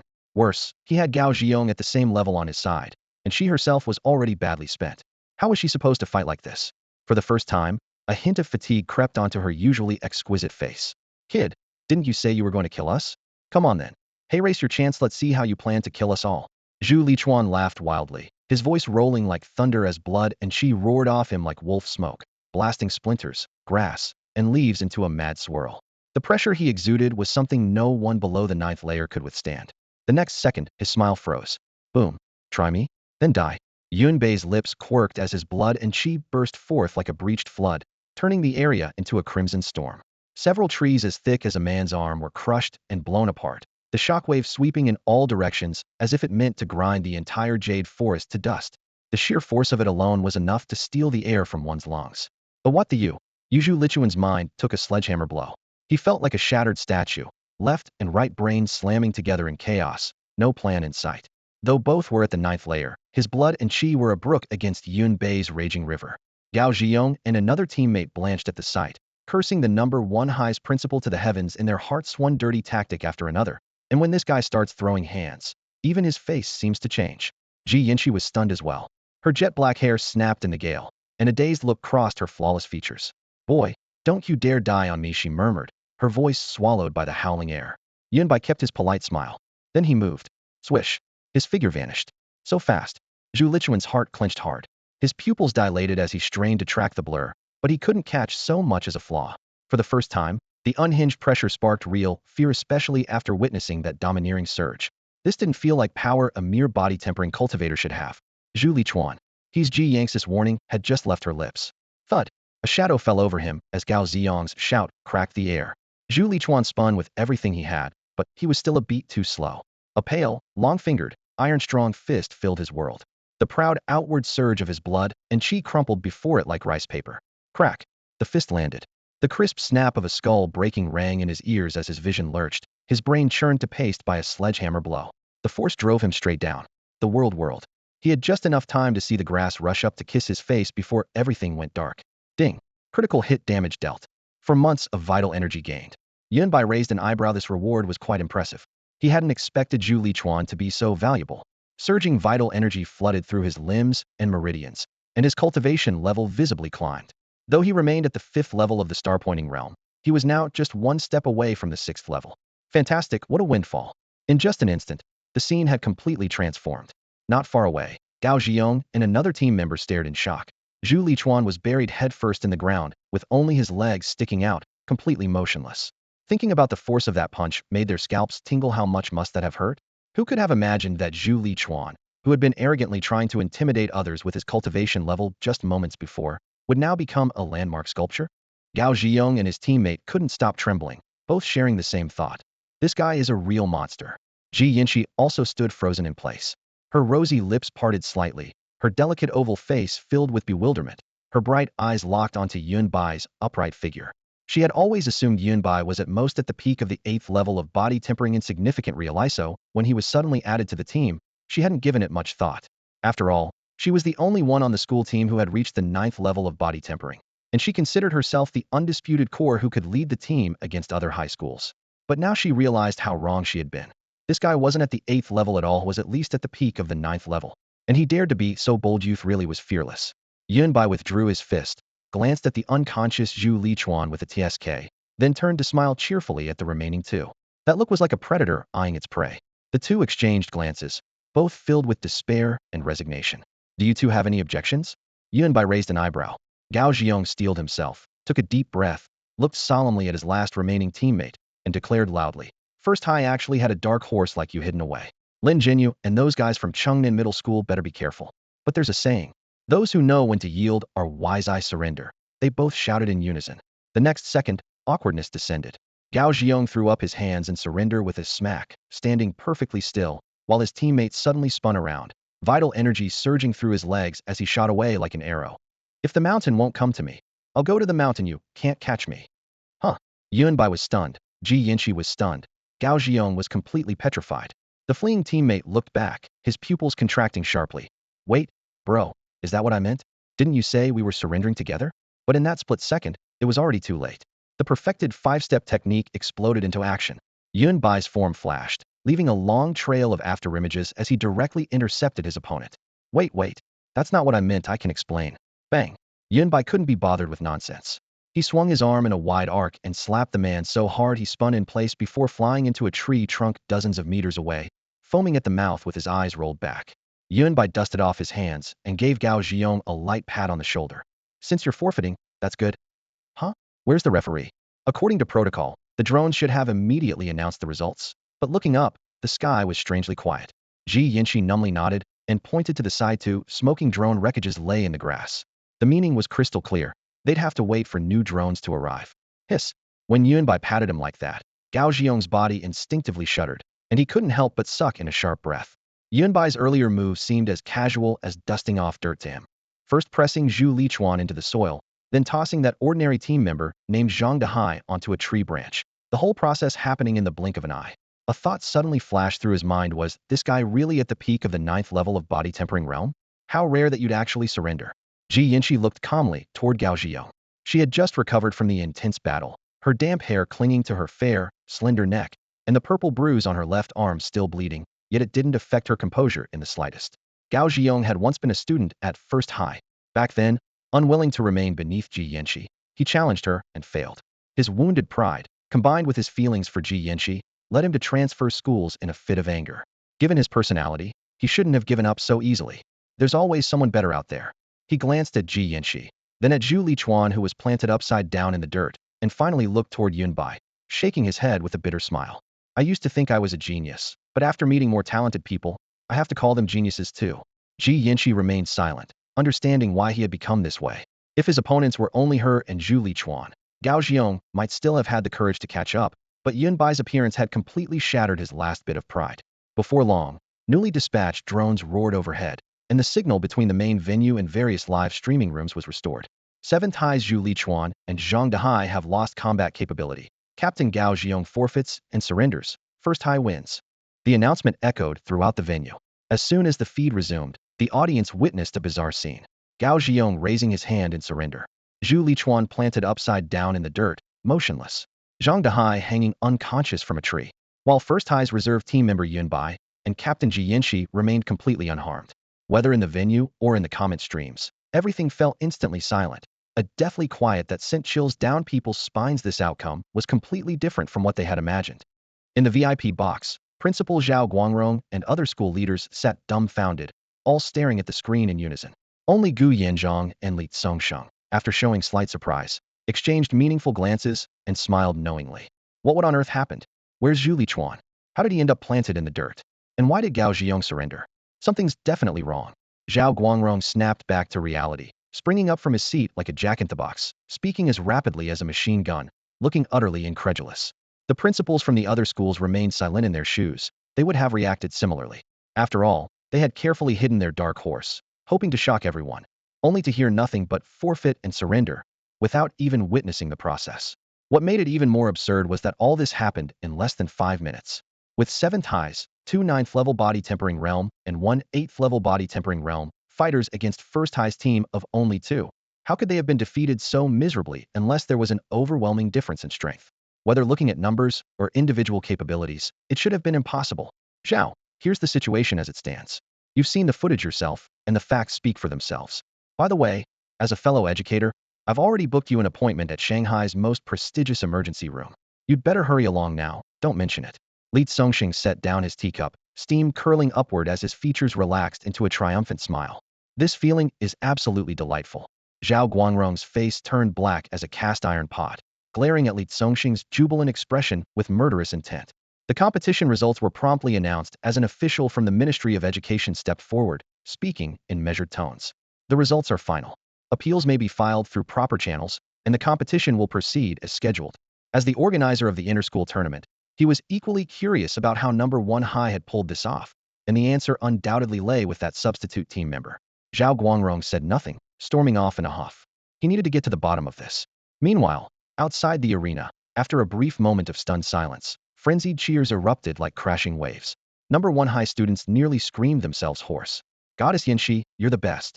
Goddess Yanxi, you're the most beautiful. Goddess Yanxi, you're the strongest. Compared to number 7 High's 5 rough-looking guys, number 1 High had Ji Yanxi as their stunning representative, instantly boosting their popularity. Chengnan High School contestant area. I knew it. Gu Lian smiled like a snow lotus, her bright eyes following that rarely seen figure in the holographic projection. Number 1 High actually won. Ho Haonan slammed his palm on the table, his gaze fixed on the scoreboard. Among the 6 schools' rankings, besides Chengnan and Qinglong, number 1 High's name had also jumped into the top 3. From the corner of his eye, he noticed Gu Lian still staring at Yunbai, and his heart tightened as his fists clenched harder. Same tactics as number 7 High used. Ho Haonan, this guy isn't as simple as you think. Wu Wenba sipped his coffee leisurely, surprise flickering in his eyes. He knew perfectly well that Zhang Dehai alone, at the 8th level of body tempering, couldn't have swayed the outcome. For number 1 High to defeat number 7 High, they'd need to overcome 9th level opponents Zhu Lichuan and Gao Xiong. Based on performance, Zhu Lichuan was clearly stronger than Gao Xiong. Called it be that Ji Yanxi defeated Zhu Lichuan, while Yunbai held off 9th level Gao Xiong? Chang Bojunt's expression grew increasingly grave at this thought. Ha ha ha, 9th level of body tempering? You don't really think that kid is 9th level, do you? Yu Zichu licked his lips and laughed maniacally, his eyes gleaming with malice. So what if he really is 9th level? That just makes it more fun. It's been ages since I've broken the legs of a 9th level body tempering warrior. Hearing this twisted declaration, Ho Haonan, Wu Wenba, and Chang Bojun exchanged glances before stealing looks at Gu Lian. Seeing her eyes still bright and clear, they felt a chill but quickly rallied their spirits. Opportunity remained. After all, they were also at the 9th level of body tempering.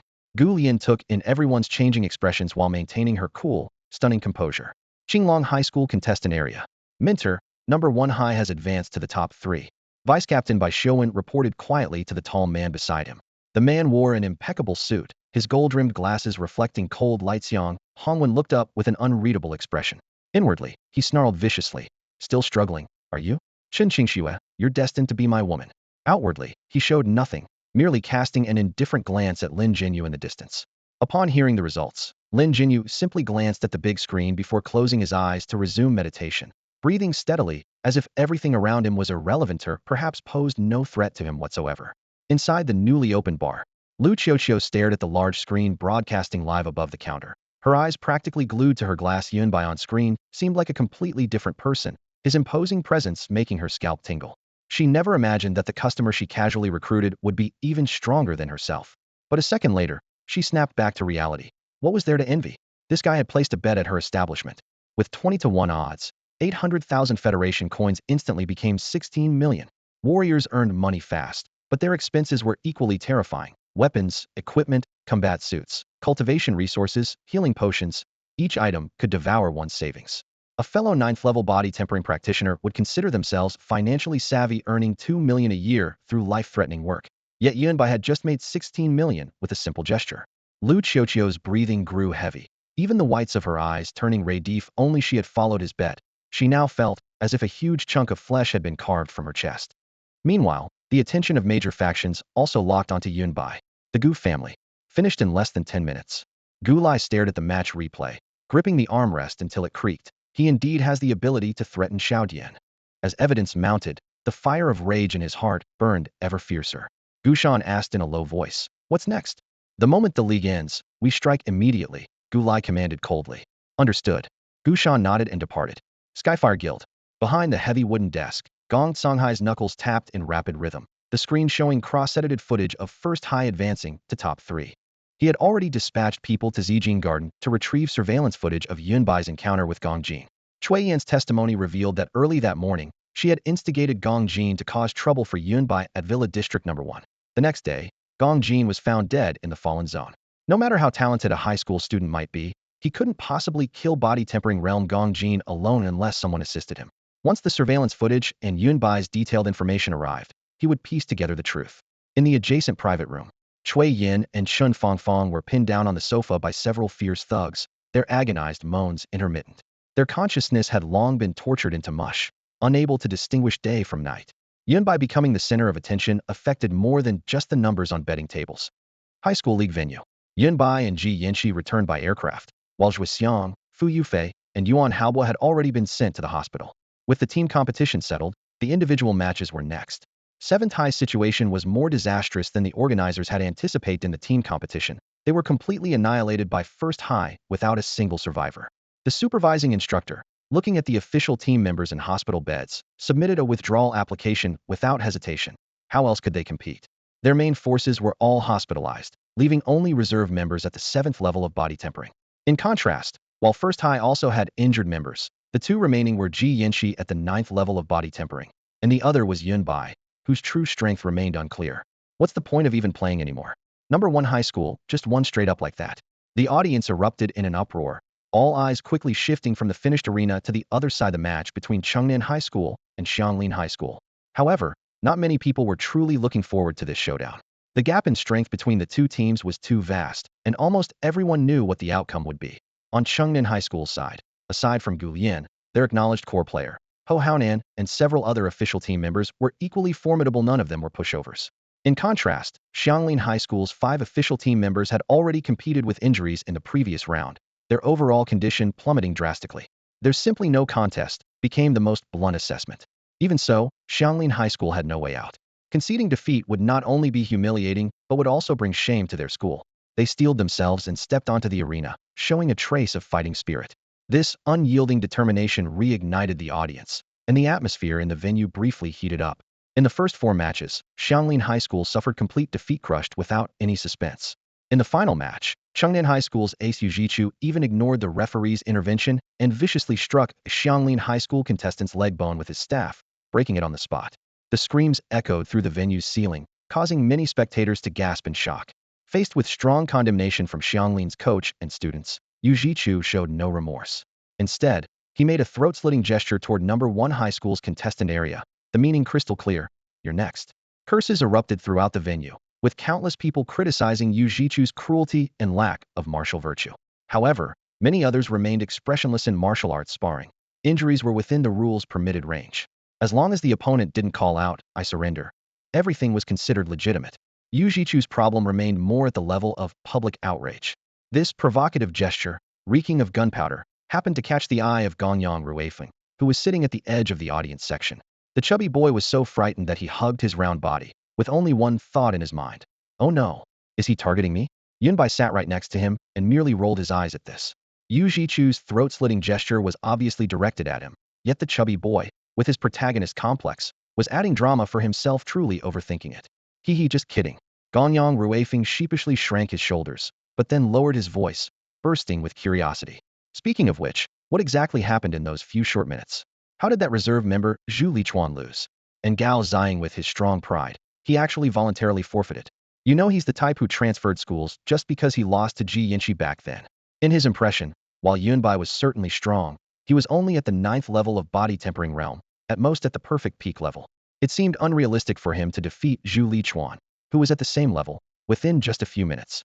As for making someone as proud to the bone as Gao Ziyong forfeit publicly, that was even more unimaginable. The answer could only be dug out from Yunbai. "You've seen many geniuses." Yunbai patted his bulging little belly, his tone flat. "But when they see me, they all have to call me a genius. When a person faces complete despair against another, they don't even have the courage to chase after them anymore." Gonyang Ruifeng was completely confused. What's this all about? He didn't understand at all. "All right, I'm done talking nonsense with you. Watch the match yourself." Yunbai rubbed his nose, casually slung his backpack over his shoulder, and turned to walk through the contestant passage. Just as Gonyang Ruifeng was about to speak, he saw from the other end of the crowd a tall girl in high heels walking quickly toward them. She was Chun Xingyu from Chengnan High School, anxiety written across her features, and she grabbed onto Yunbai's arm. The two seemed to be talking about something, but they were too far away for him to hear clearly. From their gestures, it appeared they were having some kind of disagreement, though their voices were drowned out by the surrounding noise. Eventually, Yunbai nodded helplessly while Chun Xingyu's face lit up with joy. She immediately grabbed Yunbai's arm and quickly pulled him through the crowd, disappearing from sight in an instant. What the hell? Gonyang Ruifeng's eyes widened in shock. What exactly had he just witnessed? What was the relationship between those two? Was he even supposed to see that? Most importantly, did Yunbai actually look like he was being forced? The corridor outside the medical room was brightly lit. "I'm telling you, is this really necessary? With the league's medical standards, can't they handle her minor injuries? Why are you dragging me here to visit her? Besides, we're not even that close, are we?" Yunbai looked utterly helpless. Originally, he had planned to slip away to the bar after the match ended to collect his winnings from last night's beta, whopping 16 million. It was more money than he had ever seen in both his past and current life combined. But just as he reached the exit, Chun Xingyu blocked his path. He could understand Chun Xingyu wanting to check on Ji Yinshi's injuries, but why did she insist on dragging him along? When Yunbai expressed his confusion and tried to refuse, Chun Xingyu used forceful tactics, wrapping both arms around his and refusing to let go. The impact, soft, bouncy, and surprisingly deep. The sensation and warmth made Yunbai's scalp tinglite was comparable to Xiang Wanqing. The benefits were so overwhelming that after just a second of hesitation, he decisively agreed to go along. After all, it was just going through the motions. Ji Yinshi's injuries weren't serious. She had simply overexerted her spiritual energy and needed rest. The two stayed for only a few minutes before coming out. By then, the individual match between Qinglong High School and Hilton High School had already begun, and cheers from the arena echoed through the corridor into the medical room. Your teammates, after all, now that everyone else is seriously injured and definitely can't compete in the upcoming matches. Only you and Ji Yinshi are left to continue. Take this opportunity to get more familiar with each other and build some chemistry. You worked together pretty well when you faced 7th High, didn't you? Chen Qingyu chattered on as they walked out. What do you mean? I'm involved in the upcoming matches. Yunbai had only caught that part and was about to ask more when someone suddenly approached from the opposite direction. The figure made Chen Qingxue stop abruptly. For the first time, her mature and graceful face took on an expression of coldness, even disgust. "Qingxue, I never expected your first high team to make it this far. Truly, congratulations are in order." The newcomer wore a sharp suit with slicked back hair and gold-rimmed glasses that reflected a subtle gleam. Xiang Hongwen, the team leader and instructor from Qinglong High School. Xiang Hongwen's gaze was bold as he looked directly at Chen Qingxue, wearing an elegant smile. His narrow eyes roamed over her voluptuous figure, not exactly lewd, but practically overflowing with possessive desire. Standing to the side, Yunbai didn't interrupt, but observed this Qinglong High School instructor with great interest. From the tone of their conversation, it seemed Chen Qingxue and this Yang Hongwen were old acquaintances. He wore an impeccably tailored suit, his hair slicked back in a meticulous vintage style, sporting gold-rimmed glasses and a faint smile at the corners of his mouth. He carried himself with what he believed to be elegant poise, speaking with an air of refined charm. As the light caught the golden rim of his glasses, it cast a sharp, cold glint, but Chen Qingxue had only 4 words for him in her mind: absolute pervert. Xiang Hongwen, I hope you'll honor our bet. Until the results are announced, please address me by my full name. She stood ramrod straight, her tone icy. The surroundings fell silent instantly, the air turning cool. Xiang Hongwen maintained his gentlemanly smile, lightly adjusting his glasses with his fingertips. Qingxue, why must you be this way? The Qinglong High School team I'm leading isn't something 7th High can compare to. With just him alone, do you really think you still have a chance of winning? As his words fell, he shook his head with a chuckle, as if patiently reasoning with a stubborn child. Chen Qingxue's brow furrowed slightly, but he raised his hand to signal a pause. Let's not chat anymore. Old Master Chen is calling me for a video call. Excuse me. Indeed, Old Master Chen's face appeared on his phone screen. Chen Qingxue's expression immediately turned frosty as she watched him walk away with unhurried steps. That guy's totally your simp, isn't he? Yinbai remarked with a TSK. How could you tell? Chen Qingyu looked up in surprise. I'm not blind. Yinbai shrugged helplessly. Just listen to that tone. Look at that glasses adjusting gesture. Plus that smug expression at the end when his pursuit fails. He resorts to underhanded tactics, going through your family to pressure you into submission. He's like a carbon copy of those refined scumbags from TV dramas. If he went into acting, it'd be pure method acting. Puffed. Chen Qingxu couldn't help but laugh, covering her lips as her eyes curved into crescents. The icy atmosphere around her instantly dissolved, returning to her usual commanding presence. I don't know what to say about you actually guessed it right. Yinbai shrugged. Sorry about that. This was your business, but I ended up getting dragged into it. Geniuses always attract envy. Even without you, I would have caught his attention. Chen Qingxue's tone was calm. In truth, Yinbai sensed no threat whatsoever from that man. He's just a refined scumbag with nothing but a silver tongue. Thank you. Chen Qingyu said softly after a moment of looking down. Nice sincerity, I'll accept it. Yunbai nodded with a smile. Chen Qingyu rolled her eyes but couldn't hide the upward curve of her lips. This small interlude had quietly brought the two closer together. At the first high contestant area, just as they returned to their seats, the referee's voice rang out. Qinglong High School wins the individual competition. Instructor Chen, Yunbai, you're back. Is student Ji Yinxi all right? Gangyang Ruifeng approached them with concern. Nothing serious, just physical exhaustion. She'll be fine after some rest, Chen Qingxue replied. What was this situation? Yunbai plopped down and glanced up at the boiling excitement in the arena, casually asking, what's going on? The atmosphere is so intense. You missed quite a show. Gangyang Ruifeng slapped his thigh, his voice trembling with excitement. In the individual match between Qinglong High and Hilton High, Hilton got completely swept by Qinglong's vice-captain Bai Shouwen. All 5 official team members, totally wiped out. He grew more animated as he spoke, spittle flying everywhere. Hilton's captain actually had some skill, but I heard he forfeited before even stepping onto the stage. We've seen unversustive scenarios in past leagues occasionally, but successful ones are extremely rare. With the final whistle, the round of 6 was over. The 3 schools advancing to the finals were Qinglong High, Chengnan High, and this tournament's biggest dark horse now, one high school. In just one afternoon, all of Shenzhen had learned this school's name. Number 1 High School, Principal's Office.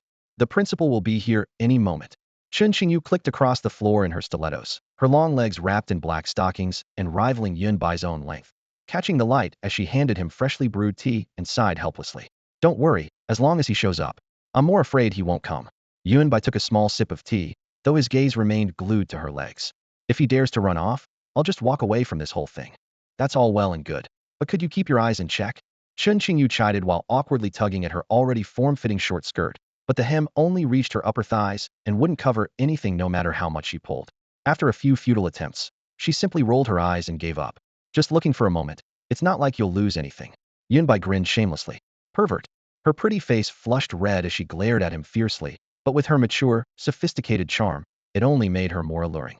The door handle turned, and cheerful laughter echoed through. Haha. What are you two chatting about? Student Yunbai, sorry about that. So many things to handle, but I rushed over as fast as I could. Principal Li Tsongsheng pushed through the door, his face glowing with barely contained joy, looking like someone who'd just struck gold. Principal, number 1 High has made it to the top 3, and I've kept my promise. From here on out, this has nothing to do with me, right? Yunbai set down his teacup and cut straight to the point. Li Tsongsheng's smile froze on his face, his heart sinking. Oh crap, The original agreement really was just about making the top 3. In his excitement, he'd completely forgotten about that detail. He let out an awkward laugh, rubbing his hands together, his usual principal's authority nowhere to be seen, replaced entirely by a fawning expression. Could we perhaps discuss something? Discuss what? Yunbai narrowed his eyes, thinking, this old guy is definitely up to no good. Our number 1 high has had it tough. In all these years of Xinjiang high school leagues, this is the first time we've achieved such results. It would be such a shame to stop here. Besides, Li Zongsheng lowered his voice, speaking rapidly. With student Yunbai's abilities, the remaining matches pose no challenge whatsoever. Whether it's Qing Long or Chengnan, who could possibly stop you? As they say, if you're going to help someone, see it through to the end. How about in 4 days at the finals? You just go ahead and claim the championship too. The next 2 days will be elimination rounds, with the final championship match scheduled 3 days later.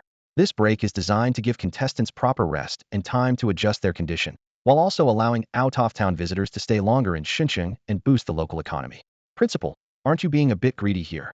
Yunbai rolled his eyes and reminded him bluntly. We had an agreement about the timeline. The only reason he had agreed to participate in the high school tournament was because of its short duration. His plan was crystal clear. Finish the elimination rounds in the next 2 days and immediately leave the city to venture alone into the fallen zones. With his 5th-level Star Point realm strength, he sounded formidable enough, but compared to the 3 great families, he was nowhere near their level. And the potential threats didn't stop there. The Skyfire Guild was equally dangerous. Gong Jin's father, Gong Songhai, was the vice president of the Skyfire Guild. To survive, he had to get stronger and fast. Li Zongsheng, usually shrewd and calculating, now smiled humbly. To be honest with you, Yunbai, I genuinely want to take our school to the next level. Just name your terms. Seeing the principal adopt this alliance-like stance, Yunbai raised an eyebrow. He hadn't expected Li Zongsheng to be so direct about negotiating terms for victory, especially letting him set the conditions. However, Li Zongsheng had read him correctly. Yunbai had shown up today specifically to negotiate terms. Otherwise, given his personality, he would have disappeared long ago without bothering to say a single word. As for getting stronger, there were plenty of ways. The fallen zones could indeed yield rewards, but they were dangerous and he might run into the 3 great families exhausting and risky. In comparison, continuing with the tournament could also bring explosive rewards. Just look at Zhu Lichuan's impressive haul. Plus, with the principal willing to bleed money, it was a win-win situation with no losses and only gains. He glanced at the eager Li Zongsheng, a smile playing at the corners of his mouth as he thought, since you're letting me set the terms, don't blame me for being ruthless. Everyone step back. I'm about to fleece someone. Yunbai slowly raised his hand, holding up just one finger. 500,000. Li Zongsheng waved his hand generously. That's nothing. 500,000 was enough to buy a pile of grade potions, and even try a few grade potions that could enhance cultivation levels, extremely helpful for improving students' overall strength. As the principal of First High, I must contribute to the school. A mere 500,000 is nothing. Principal, you've got it wrong. Yunbai shook his head with a beaming smile. It's 500,000 for each person I defeat. Holy crap, Li Zongsheng nearly jumped out of his chair. You're really treating me like a cash cow. Is this how your homeroom teacher usually educates you? His roar made the office windows tremble slightly. At the same time, old Liang, who was mopping the floor in a classroom at number 1 high school, suddenly shivered and rubbed his arms, muttering, winter hasn't even started yet. Why does it feel so chilly? Number 1 high school's monthly budget was already tight, with every allocation from higher authorities needing to be properly accounted for. The money the principal could freely spend was pitifully small. Yunbai waved his hand unhurriedly. Principal, you can't catch a wolf without risking the lamb. If we win the championship in this interschool tournament, the Ministry of Education's rewards, next year's enrollment quotas, and various resource allocations will all flow your way. Compared to these benefits, a few million is nothing. It's a tiny investment. As he spoke, he glanced at Chun Qingxue from the corner of his eye, his smile growing brighter. Of course, if you feel bad about it, just pretend I never said anything. We've already secured 3rd place anyway, which is enough to break number 1 high school's founding record and add to your achievements. Losing to Qinglong High School is understandable, right, Instructor Chen? Lose to Qinglong High School. Chun Qingxue shot up from her seat, her pretty face instantly turning cold. Absolutely not. We can lose to anyone except them. Remembering her bet with Xiang Hongwan, she clenched her fists and turned to Li Zongsheng with a serious tone. Principal, I think student Yunbai makes perfect sense. We must consider this. This opportunity is once in a lifetime. With his abilities, as long as he's willing to fight, the championship is in the bag. Li Zongsheng took a deep breath, his gaze moving between their faces as he recalled his original intention when he retired from the battlefield and returned to Education to bring number 1 high school to a higher platform and discover and nurture promising new warriors. Finally, he nodded decisively. Fine. 500,000 per person deal. He gritted his teeth and added, however, don't worry. Yunbai patted his shoulder preemptively, grinning like a little fox. Once the money's in my account, whoever you want me to take down, I'll take down. Guaranteed. He calculated rapidly in his mind. 2 high schools, with official team members and reserves totaling 20 people, that's 10 million. Though it was less than what he'd win from his bets, it was still quite substantial. Pure profit. Now that business is settled, I'm leaving. He tilted his head back and drained the tea Qingyu had just brewed in one gulp, then waved and left the office. There was still a huge sum waiting for him outside. That kid. Li Zongsheng watched the doorway, not knowing whether to laugh or cry. In all his years as principal, this was the first time a student had extorted him like this. Chen Qingyu remained silent, but her red lips couldn't help curving upward, her eyes full of joy. As long as Yunbai participated in the competition, her bet with Xiang Hongwen was secure. How could she not be happy? After leaving school, Yunbai headed straight to the bar. The 2 burly men in suits at the entrance saw him and let him pass. Without even asking questions, they had no choice. Today's match really put Yunbai Feng in the spotlight. Who didn't know him? Plus, he was also a customer of the betting operation, so the guards at the entrance had no reason to stop him. Pushing through the door into the bar, under the dim yellow lighting, Yunbai immediately spotted Lu Qiuqiu's figure. She had swapped her jumpsuit windbreaker for an anime character cosplay outfit, with sunglasses and a face mask covering her features completely. The pair of silver-gray animal ears on her head swayed slightly, making her completely unrecognizable at first glance. Lu Qiuqiu approached with small steps, her tone sharp with irritation. You jerk, you nearly gave me a heart attack. Thanks to you, my account got restricted 50,000 per bet, and I can't put everything on just one person. Yunbai's previous Allen bet on himself had indeed crossed the establishment's red lines, making it easy to be flagged as match fixing. Yunbai raised an eyebrow. They can do that. Then he shrugged. Whatever, as long as I can withdraw the money. Already withdrew everything. Lu Qiuqiu waved her phone in front of his face, showing withdrawal and transfer records clear as day. After deducting the commission, 14,440,000 Federation credits. Not a cent missing, just transferred to your account. Yunbai pulled out his phone to confirm. The string of zeros was particularly pleasing to the eye, and he nodded happily. This feeling is absolutely amazing. After saving the deposit notification, he looked up at the betting board. The list of contestants had obviously shrunk by more than half, leaving only players from 3 high school teams. Yunbai's name was still there, but had been adjusted to the same 1.2 odds as Gu Lian, a painful drop from the previous 20-to-1 ratio. I can still place bets, right? He asked. Of course. Betting on yourself again. Lu Qiuqiu typed on the keyboard like a professional secretary, showing no surprise at all. Besides myself, I also want Yunbai didn't go Allen this time. With the odds flattened and limits locked down, his strategy naturally had to change.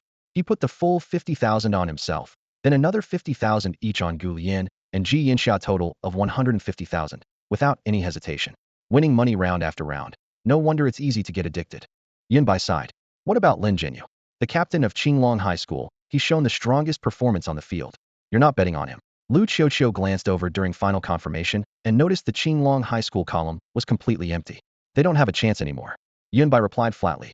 Lu Qiuqiu knew when to quit while ahead and didn't press further.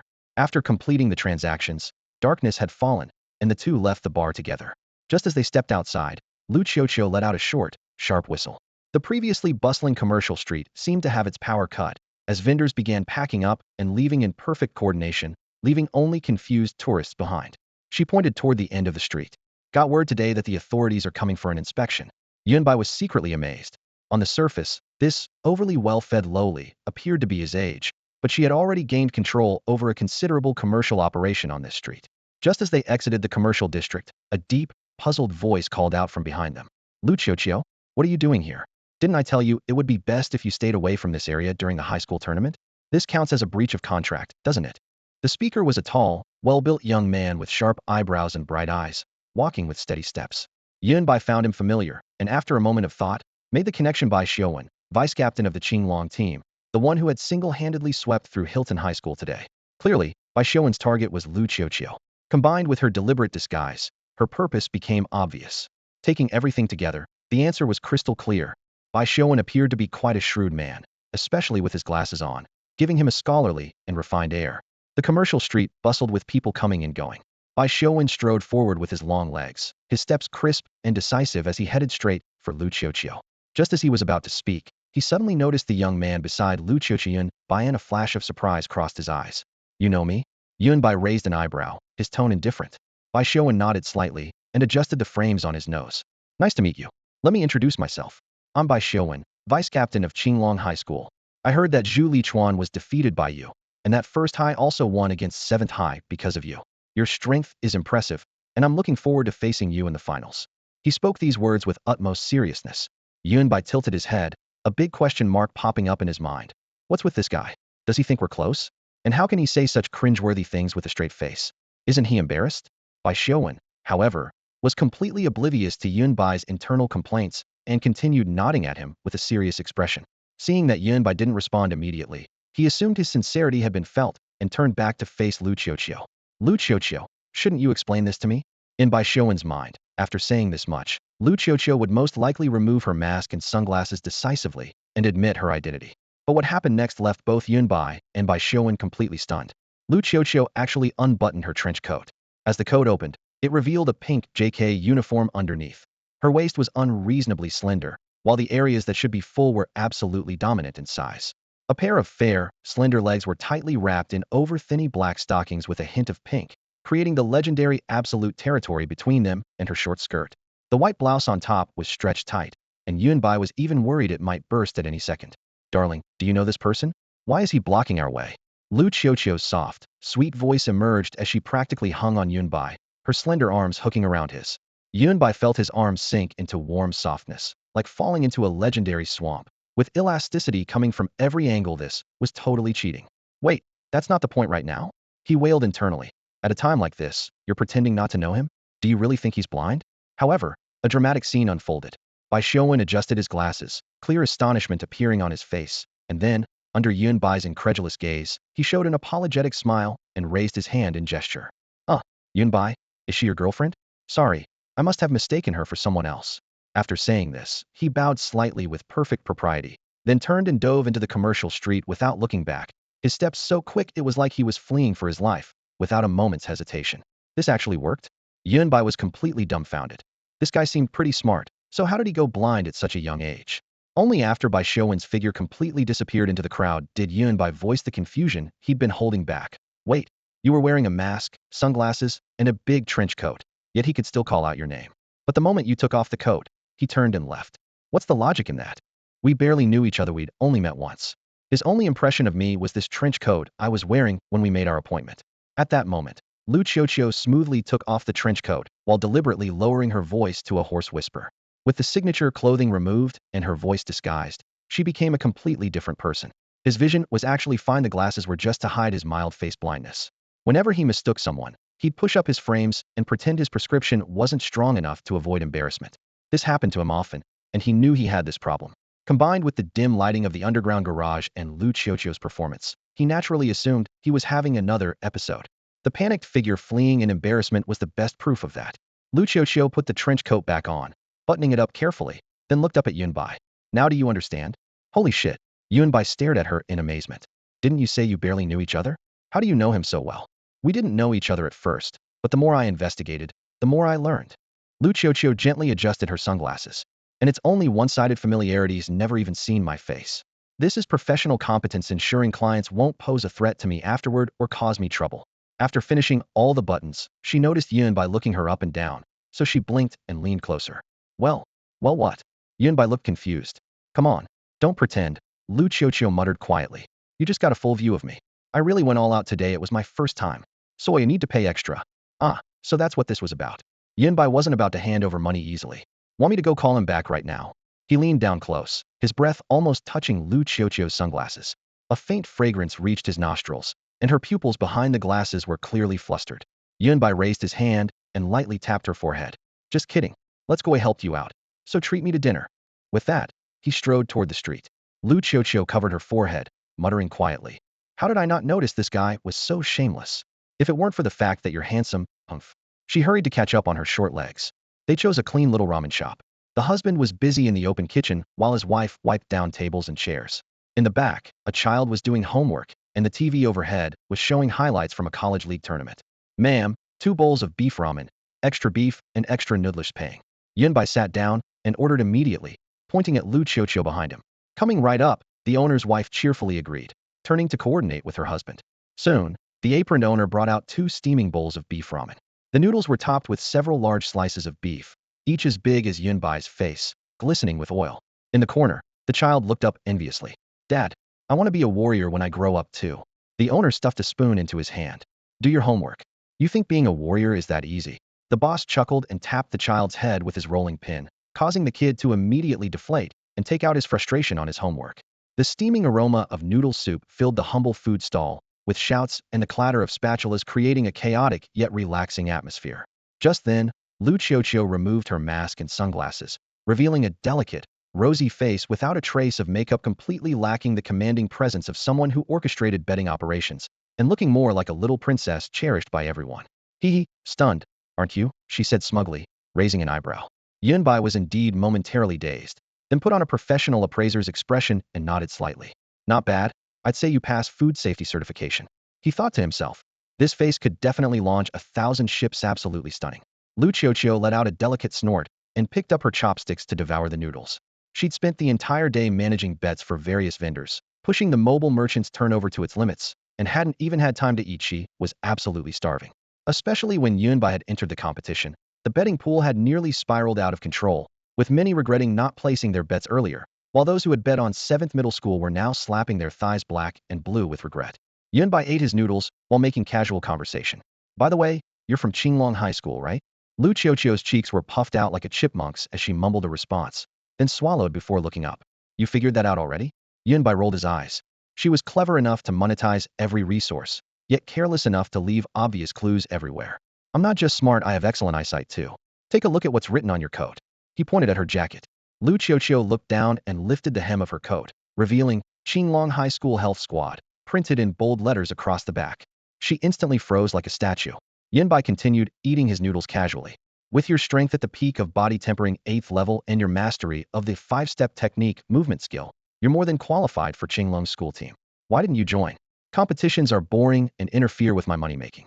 Lu Qiuqiu wiped the soup from the corner of her mouth and winked at him. Do you know how much an official spot is worth? She looked particularly pleased when discussing this topic. Yunbai caught the implication and raised an eyebrow slightly. This little schemer had actually sold her spot? Bai Xiuwen's name flashed through his mind, but he dismissed it. Bai Xiuwen wouldn't need to buy a spot. His strength is sufficient for the school team, and he's even the vice-captain. Of course it wasn't for him personally. Lu Qiuqiu giggled. But he was indeed the buyer, purchased it for his younger brother Bai Yan. Just a weakling at body tempering 7th level. She couldn't help but sneer when mentioning Bai Yan. So that was it. No wonder Bai Xiuwen had looked nervous when he spotted Lu Qiuqiu near the venue today, was afraid she might cause a scene. Yunbai suddenly understood, and everything finally made sense. There are only 5 spots on the school team, and once they're decided, there's no changing them. Becoming a school team member means priority access to all kinds of cultivation resources within the school, and your chances of getting into top universities skyrocket. If you can eventually land a position in government departments, the training and resources you'll receive are beyond what ordinary people could ever dream of. Take the City Defense Force, for example. Just wearing the school team label gets you trained directly as a reserve officer, so you never have to compete with regular candidates in those brutal martial exams. That's exactly why scandals involving backdoor deals constantly break out, not just in Xinjiang, but across all 4 major regions of the Hua Nation. To crack down on this chaos, the authorities established several high-pressure oversight agencies: catch one, punish one, find one, prosecute one. That's why Bai Xiuwen was so nervous. He was just the son of a mid-tier guild president, nowhere near the kind of influence wielded by the 3 major guilds. If evidence of behind-the-scenes manipulation ever surfaced, not only would Bai Yan lose his spot, but Bai Xiuwen's own hard-earned position on the school team would be stripped away, to essentially destroying his future. Meanwhile, Lu Qiuqiu was quietly giving herself a pep talk. I'm not like you rich kids. Everything I have, I've fought for with my bare hands. She was an orphan who'd grown up fast, well aware of how cruel the world could be. She knew she could only rely on herself. Any form of dependence was just wishful thinking. Who isn't? Yunbai picked up his bowl, drained the last sip of soup, and smiled slightly. Lu Qiuqiu didn't quite catch his meaning, but couldn't be bothered to ask. She buried her head in her noodles, slurping away. The beef noodles disappeared quickly. The two of them pushed through the curtain and left the small restaurant, still hearing the owner behind them wielding his rolling pin to beat his son, who kept yelling about wanting to become a martial artist. Yunbai had originally planned to make Lu Qiuqiu bleed a little by paying, but when it came time to settle the bill, he discovered she already knew the owner and his wife, so they got their meal for free. The finals are when the real betting opens. Severe one's odds will be recalculated. At the intersection where they parted ways, Lu Qiuqiu slipped Yunbai the latest intel, then waved goodbye and left. After seeing Lu Qiuqiu off, Yunbai got in his car and drove towards the Jinhua Garden. It was nearly 10 at night, and the sky had long since turned pitch black. When he got home, he took a shower and casually checked his account over 14 million Federation coins, an impressive number, but nowhere near enough to fully equip himself. Right now, the only weapons that could keep up with his upper star ignition realm strength were the Azure Flame Tyrant Blade and Golden Flying Edge. All his other equipment was outdated.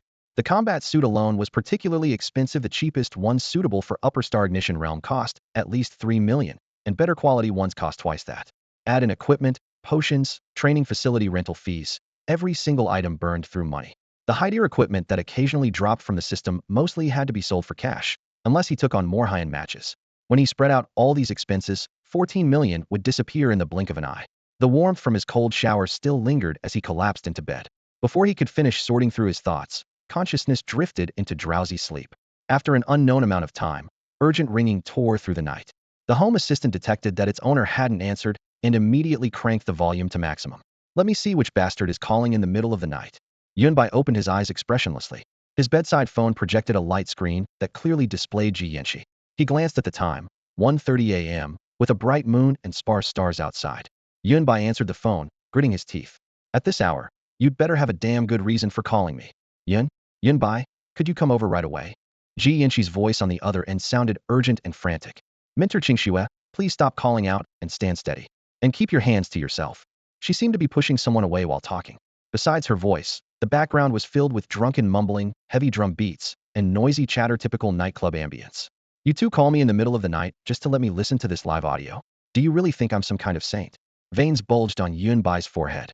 After being teased by Lu Qiuqiu during the day, leaving him frustrated, and now being bothered by these two women at night, he knew he hadn't cultivated the legendary self-control of Lu Xiaowei.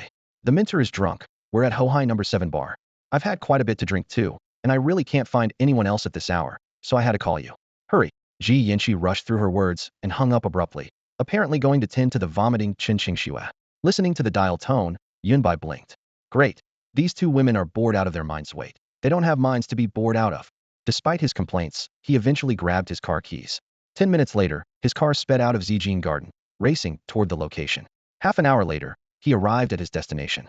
The lights illuminated the night market street like daylight, with upscale cafes, hotels, and various bars lining both sides, their neon signs flashing. The crowd was dressed to impress. Short skirts, long skirts, black, white, and even flesh-toned outfits. Some wore barely anything at all, and many were martial artists with strong qi and blood. The visual impact nearly made Yunbai lose his composure. Following the GPS, he entered Hohai number 7 bar.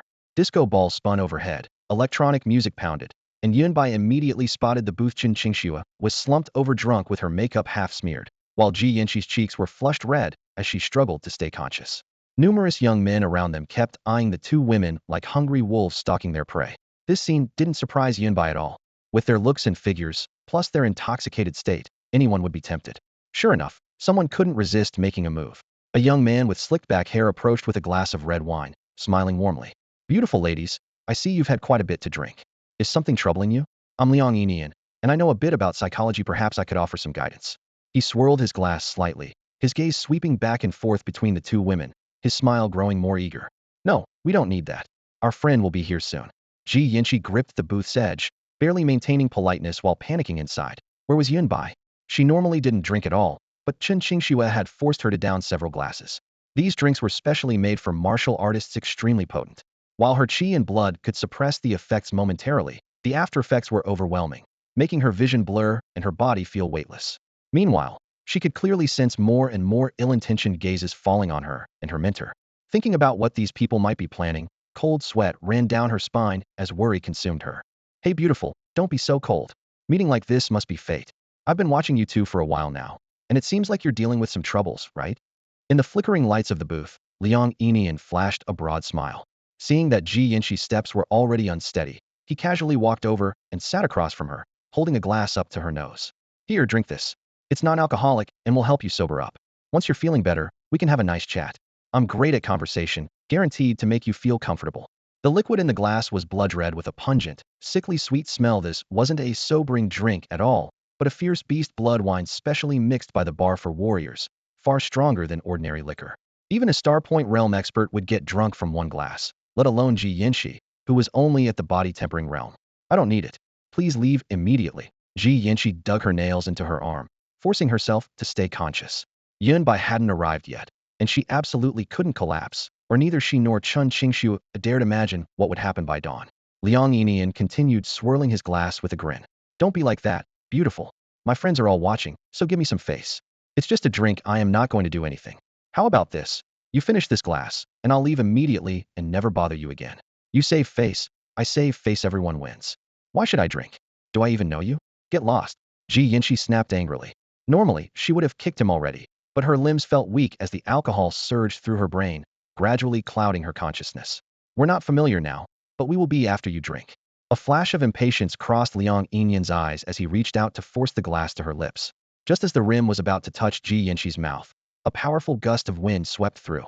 Chun Qingxue suddenly awakened, her long legs sweeping horizontally as the aura of Starpoint Realm 5th level instantly erupted. What?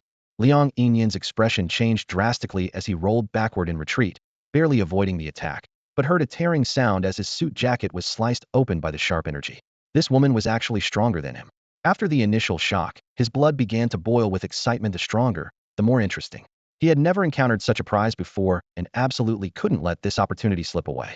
Chun Qingxue staggered to her feet, supporting Ji Yinshi, her body reeking of alcohol. Her once dignified white OL blouse now clung to her curves, and her black pencil skirt outlined her mature allure. Her full legs wrapped in black stockings gleamed enticingly under the neon lights. Liang Yinyan's Adam's apple bobbed as his gaze burned with desire. Bastard. Why does everyone have to push me? I absolutely will not lose. Just you wait and see. Chun Qingxue gritted her teeth, her voice hoarse, yet still struggling to maintain her clarity of mind. Liang Yinyan licked his lips, his heart racing. I never expected that on my first visit to Shunqing, I'd encounter such exquisite beauties. Ji Yinshi was equally stunning, though with a touch of youthfulness. Her delicate features and vibrant aura were utterly captivating. Just thinking about it made Liang Yinyan's heart race. If he could pull both beauties into his arms right now, he'd gladly skip returning to the dorms tonight. Ladies, you're both drunk. Trust me, I'm really not a bad guy. Liang Yinyan smoothed back his hair and introduced himself. As a junior at Shigong Academy, one of China's 4 top universities, I have nothing but good intentions toward you both. My friends here can vouch for me. With that, he eagerly stepped forward, reaching out toward Chun Qingyu's slender waist. His fingertips were barely half an inch from that soft curve when, smack, a crisp sound rang out as his wrist was deflected by a swift, decisive slap. In the same motion, another hand protectively encircled Chun Qingxue, pulling her safely into an embrace. How much did you two drink? The newcomer was Yunbai. Yunbai? You're here. Chun Qingyu, swimming in alcohol, recognized him instantly. His familiar presence made her drop all her defenses. I'll leave everything to you now. Teacher is tired and going to sleep. Before she finished speaking, she melted into Yunbai's arms. Her hands boldly wrapped around his waist as she nuzzled against his chest twice, then promptly went offline, closing her eyes and falling asleep. Yunbai's mouth twitched uncontrollably. Damn. Is drunk Chun Qingyu always this forward? He looked up at Ji Yinshi, who was barely maintaining consciousness, not knowing where to begin his complaints. If you can't handle alcohol, don't drink so much. Especially in this open booth area with people constantly passing by. One's a professor, the other's an injured competitor who just finished a match today and was already exhausted. Being dead drunk like this was practically an invitation for predators. Ji Yinshi shook her head and explained. Professor Qingxue said she was in a bad mood today and wanted to come out for drinks. I ran into them and got dragged along to keep them company. It started with just light sipping, but we kept drinking more and more. By the time I realized what was happening, we'd ended up like this. At least you can still speak coherently. Yunbai sighed helplessly, steadying Chun Qingyu with one hand, while taking Ji Yinshi's hand with the other. Hold on to my shirt. I'll take you both back. Okay. Ji Yinshi obediently gripped his shirt. But just as they started to move, Liang Yinyan's expression darkened. Having beauties within his grasp only to have someone snatch them away? Since becoming a student at Shigong Academy, no one had dared to disrespect him like this. Several students who came with Liang Yinyan also stood up and surrounded them, their gazes shifting between Yunbai and the two beauties with hostile intent. They were all-star realm martial artists, and their combined presence was indeed intimidating. Liang Yinyan asked coldly, Kid, don't you know the rules of nightlife? Yunbai looked back unfazed. What rules? I'm taking my friends and professor home. Do I need your permission? Your friends and professor? Liang Yinyan was taken aback, squinting as he studied them more carefully, finally confirming that Yunbai and Ji Yinshi did indeed know each other. Logically, this should be where he backed down. After all, their friend had arrived, and both Ji Yinshi and Chun Qingxue had clearly expressed their refusal. But that was only under normal circumstances. Both Chun Qingxue and Ji Yinshi were goddess-level beauties in terms of looks and figure, the kind who would instantly stand out in any crowd, absolute perfection among perfection. If he let tonight slip away just like that, Liang Yinian couldn't help but feel unwilling. Moreover, he had just been rudely interrupted by some unknown kid, and if he didn't even make his stance clear, wouldn't he lose all face? Yinian, since they know each other, just let it go. Don't forget our purpose in coming to Shuncheng is to represent Shigong Academy in selecting promising new students. From within the crowd, a young man in a white shirt spoke in a calm voice that was nonetheless loud enough to cut through the noisy music as he tried to persuade him. Seeing him speak, the other few immediately chimed in, urging Liang Yinian not to cause more trouble. Clearly, this young man in the white shirt had no simple background.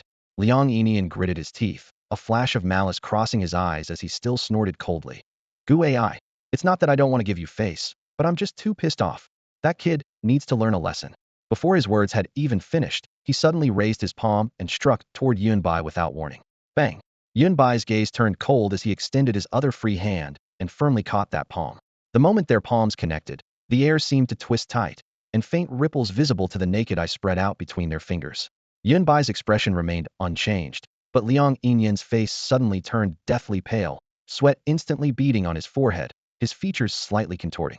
Gu Ai and the others had completely failed to anticipate that Liang Yinyan would suddenly make a move, much less that he would instantly fall into a disadvantageous position. Brother, let's talk this out peacefully. Gu Ai reached out to intervene, but before he could finish speaking, he saw Liang Yinyan's face flush red, as if he was in extreme pain. I've always been reasonable. It's just that your friend here doesn't understand human speech. Yunbai's voice was calm, yet carried a chilling undertone. Crack. As Yunbai's words fell, before the several young men could react, the crisp sound of shattering bone drilled straight into their eardrums. Liang Yinian let out a piercing scream, his eyes rolling back as he fainted from the pain on the spot, though his voice was completely drowned out by the deafening dance music. Yinian, his hand. What? Everyone hurriedly supported Liang Yinian, but when they clearly saw his hand, they all widened their eyes in unison. That palm was completely twisted and deformed, with bone fragments piercing through flesh and blood, ghastly white, and shocking to behold it, had practically become a mass of mangled meat mixed with bone fragments. Yunbai glanced at them, his tone indifferent. Crippling one of his hands serves as a lesson. In the future, listen to what people say, and keep your eyes open, go provoking just anyone. Having said this, he paid them no more attention, supporting the heavily drunk Chen Qingxue and Ji Yinshi as he turned to leave. Before departing, he deliberately looked at the young man in the white shirt. While the others were now in complete chaos, only this person remained completely calm throughout, showing not the slightest reaction even after witnessing Liang Yinyan's palm being crushed with his own eyes. This person is no simple matter. Surname Gu. If there's no mistake, he should be from the Gu family. Running into the Gu family here was clearly not a good sign. The young men at the bar entrance were all elites who had moved beyond high school and entered higher institutions, with their cultivation having reached the star ignition realm. Yunbai's brow furrowed as he remained vigilant, then escorted Chen Qingyu and Ji Yinshi out through the side door. Inside the bar, the lingering music became grating. What do we do now? Inyan's hand is completely ruined. What else can we do? Get him to the hospital fast. Serves him right. We told him not to make a move, but he wouldn't listen. Thank goodness no one around noticed. Or if this reached the city defense corps, he wouldn't have a leg to stand on. Damn it. Where the hell did that kid come from? The young men chattered anxiously, their faces filled with shock. Without a doubt, their opponent was also a star ignition realm martial artist, and ridiculously young at that. Recently, major academies across China had been scouting for talent through interschool competitions, so encountering young star ignition realm practitioners wasn't exactly rare, but such talent still stung their pride. At the back of the group, Gu Ai remained silent, his gaze following Yunbai's departing figure before settling on Liang Yinyan's wrist. His brow deeply furrowed. Things were clearly far more complicated than they had imagined. What concerned him more was that he vaguely remembered seeing that young man somewhere before. Late at night, traffic was sparse, and streetlights swept past the windshield one by one. Yunbai gripped the steering wheel, glancing through the rearview mirror at Chen Qingyu sleeping soundly in the back seat. Ji Yinshi in the passenger seat had taken sobering medication and regained her clarity. Rip. Suddenly, the sound of tearing fabric came from the back seat. Chen Qingyu groggily began undressing, and when the buttons wouldn't come undone, she simply tore them off, revealing large patches of snow-white skin in the dim light. Yunbai's gaze lingered briefly before catching Ji Yinshi's distinctly cold stare directed at him. So, tell me what happened? His expression remained calm, and unbothered. Being caught didn't matter. It wasn't anything inappropriate anyway. Ji Yinshi rubbed her still somewhat aching forehead, turned to look at the Shanghai nightscape flashing past the window, her voice low. I don't know the details. Only that instructor Qingyu is under a lot of pressure. stemming from her family and Qinglong High School. Qinglong High School, Xianghongwan. Yunbai immediately thought of that outwardly refined but inwardly sinister team instructor. Something about a suitor and some kind of wager was mentioned. As Ji Yinshi spoke, she unbuckled her seatbelt, stretched out her long legs, and moved from the passenger seat to the back to help Chen Qingyu adjust her clothing. I think I understand now. Yunbai nodded slightly. Most likely the family was forcing matchmaking, pushing young talents in front of her. Chen Qingyu refused to accept this, and after repeated failed resistance, simply ran off to work as a part-time team instructor at the academy, making some kind of wager with her familiar cliched plot. After all, Li Tsongsheng had recruited her from outside, which in itself explained everything. Textbook case, confirmed. A thought flashed through his mind. Her iron-willed twin sister Chen Qingxiu probably wouldn't encounter this kind of situation. Where does instructor Qingyu live? Or does she stay at the school? Yunbai asked casually while steering with one hand. I'm not sure about that either. Ji Yinshi replied quietly. If it's at the school, it wouldn't look good for people to see instructor Qingyu in this condition. Ji Yinshi bit her lower lip, feeling quite troubled. She had no idea where Chen Qingyu lived during the tournament. All players stayed in the same apartment complex. But once the competition ended, everyone scattered. With 3 days of vacation ahead, no one would stick around there. So, get a hotel room? What are you thinking? Yunbai laughed teasingly. I just meant finding some hotel to crash at for the night. You can't exactly barge into my place in the middle of the night, right? As soon as he finished speaking, he caught a glimpse in the rearview mirror of Ji Yinshi staring at him with the kind of serious, calculating look she usually reserved for analyzing game tactics. Yunbai's heart sank. She wouldn't actually do that, would she? Half an hour later, they stood in front of Villa Number 1 in purple golden flower gardens. We're here. Help mentor Qingyu out of the car. Yunbai's voice carried a note of resignation.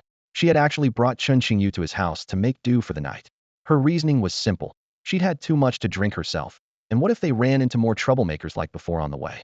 Better to find nearby accommodation. Supporting the completely unconscious Chen Qingyu, Ji Yinshi looked up to take in the sight lights illuminating pristine white columns, the entire villa resembling a miniature palace.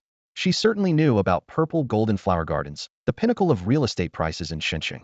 Even for well-off families, the property values here made most people think twice. The fact that Yunbai lived in a place like this once again expanded her understanding of him. Disappointed, Yunbai ahead of them raised an eyebrow. No. She shook her head, dragging Chen Qingyu into the living room. Ji Yinshi quickly tidied up the guest room, and together they managed to get Chen Qingyu onto the bed and tucked her in the inks like bathing would have to wait until she could handle it herself in the morning. By the time they finished, it was already 4 a.m., and both let out simultaneous sighs of relief. Just as they turned to leave, the bed creaked. Chen Qingyu suddenly sat bolt upright, her eyes unfocused, and in the next second pounced toward Yunbai like a hunting cat. Yunbai was horrified, immediately employing his 5-step retreat technique. Never had he imagined needing to use martial arts to dodge a drunk woman's embrace. But the distance was too close, and Chen Qingyu's cultivation level wasn't much lower than his. In the blink of an eye, she had her limbs spread wide, clinging to him like a koala. Yunbai's vision went dark as he instinctively took a deep breath of the sweet, milky fragrance filled his nostrils. Even more deadly, 2 long legs wrapped in black stockings locked around his waist like a vice, impossible to break free from no matter how he struggled. By the time Ji Yinshi snapped back to reality, she saw Yunbai at the doorway getting a face full of face wash, transformed into Chen Qingyu's oversized plushie, while the latter wore a satisfied smile on her flushed face. MMPH, MMPH, MMPH. Yunbai spun in circles trying to shake her off, but didn't dare use too much force. He had to admit this experience was countless men's dream, but actually being smothered to death would be too tragic. Ji Yinshi, an innocent high school girl, had never witnessed such a scene. With alcohol clouding her judgment, her pretty face instantly burned red as she covered her eyes with her hands, yet still peeked through her fingers. MMPH, MMPH, MMPH. Stop looking. Help me pry her off. Yunbai finally managed to gasp for air through a gap and frantically signaled to Ji Yinshi with his eyes. Ji Yinshi blinked, then stepped forward to pull Chen Qingyu away.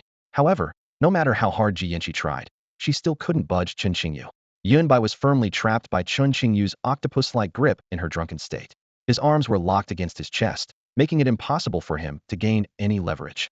The only option was to activate his martial god physique to forcibly break free, but that would inevitably hurt Chen Qingyu. Immediately ruled out that choice. After struggling for a full half hour with no progress whatsoever, they had to give up completely. Ji Yinshi was covered in sweat, leaning against the headboard and panting. She still couldn't understand how things had escalated to this point. If she ever faced such a situation again, she swore she'd rather die than drink with instructor Chen Qingyu. Forget it, let's just leave it like this. She wiped the sweat from her forehead and said to Yunbai, just behave yourself. Once teacher Chen falls into a deep sleep, you should be able to break free. I'm exhausted. Huh? Just like that. Yunbai's eyes widened in disbelief that Ji Yinshi would actually feel comfortable leaving him in such a compromising situation. Being held like a body pillow by such a mature and alluring figure, what man could remain completely unmoved? Moreover, the woman in his arms was a teacher, which added a forbidden element to the situation. Ji Yinshi completely misunderstood his struggle and rolled her eyes. I know you guys love this kind of situation, so just enjoy it. With that, she wiped away all her sweat. Having already endured a deadly battle and consumed quite a bit of alcohol that day, her stamina was completely depleted, and she immediately collapsed on the other side of the bed and fell into a deep sleep. Yunbai was utterly speechless. Who would have thought that the usually gentle Chen Qingyu could possess such absurdly strong grip when drunk? What else could he do now? Sleep. If the young lady wasn't worried, then he, a grown man, had nothing to be fussy about. He just hoped instructor Chen Qingyu wouldn't blame him when she woke up. And so, Yunbai lay down while still being embraced by Chen Qingyu. He hadn't slept well the previous night, was woken up by a phone call in the middle of the night to rush to the bar for a rescue mission, and after all this commotion, he was already too tired to keep his eyes open. He soon fell into a deep sleep. The night passed without incident. It wasn't until the sun was high in the sky that a piercing scream shattered the peace of Villa Number 1. What is going on? Ji Yinshi stood barefoot beside the bed, staring in disbelief at the man and woman on the bed. If she hadn't confirmed that her clothes were intact, she would have already drawn her sword and cut Yunbai in half. Just moments ago, while half asleep, a warm palm had suddenly landed on her chest. Having always lived alone and never shared a bed with anyone, she instantly bristled. The strange sensation on her chest struck her like an electric current, jolting her awake from her dreams. Opening her eyes, she was greeted by such an absurd scene. Yunbai lying in the center of the bed with Chen Qingyu on the other side, both fully clothed and seemingly peaceful. The scream pulled Yunbai and Chen Qingyu from their dreams. Both opened their sleepy eyes. Yunbai reacted fastest, scanning the room situation and raising his hand to clap twice before either woman could speak. Stop. Before you scream, accuse, or get confused, take a moment to recall what happened last night, then come talk to me. With that, he strode out of the room. After all, he hadn't done anything wrong, hadn't even undressed, had acted with complete propriety, and was too lazy to explain. Better to let them remember for themselves. Chen Qingyu and Ji Yinshi looked at each other, stunned for a moment, then both frowned simultaneously. Watching Yunbai's composed demeanor, they only felt the throbbing pain of hangovers in their heads, along with some fragmented memories. Last night I think we went drinking, and then I can't remember anything after that. Also, where are we? Chen Qingyu pressed her palm against her temple, her head feeling heavy and cotton-stuffed. She looked around the unfamiliar bedroom, soft beige wallpaper, a coat and high heels scattered on the floor, and 2 empty liquor bottles on the nightstand, all reminding her that this was someone else's villa. We went drinking. Oh, I remember now. Professor Qingyu, you got drunk, so I called Yunbai to come pick us up, and then... Ji Yinshi patted her forehead, trying to piece together the fragments from last night. She hadn't drunk that much and her memory was relatively clear, but the more she thought about it, the more her face burned.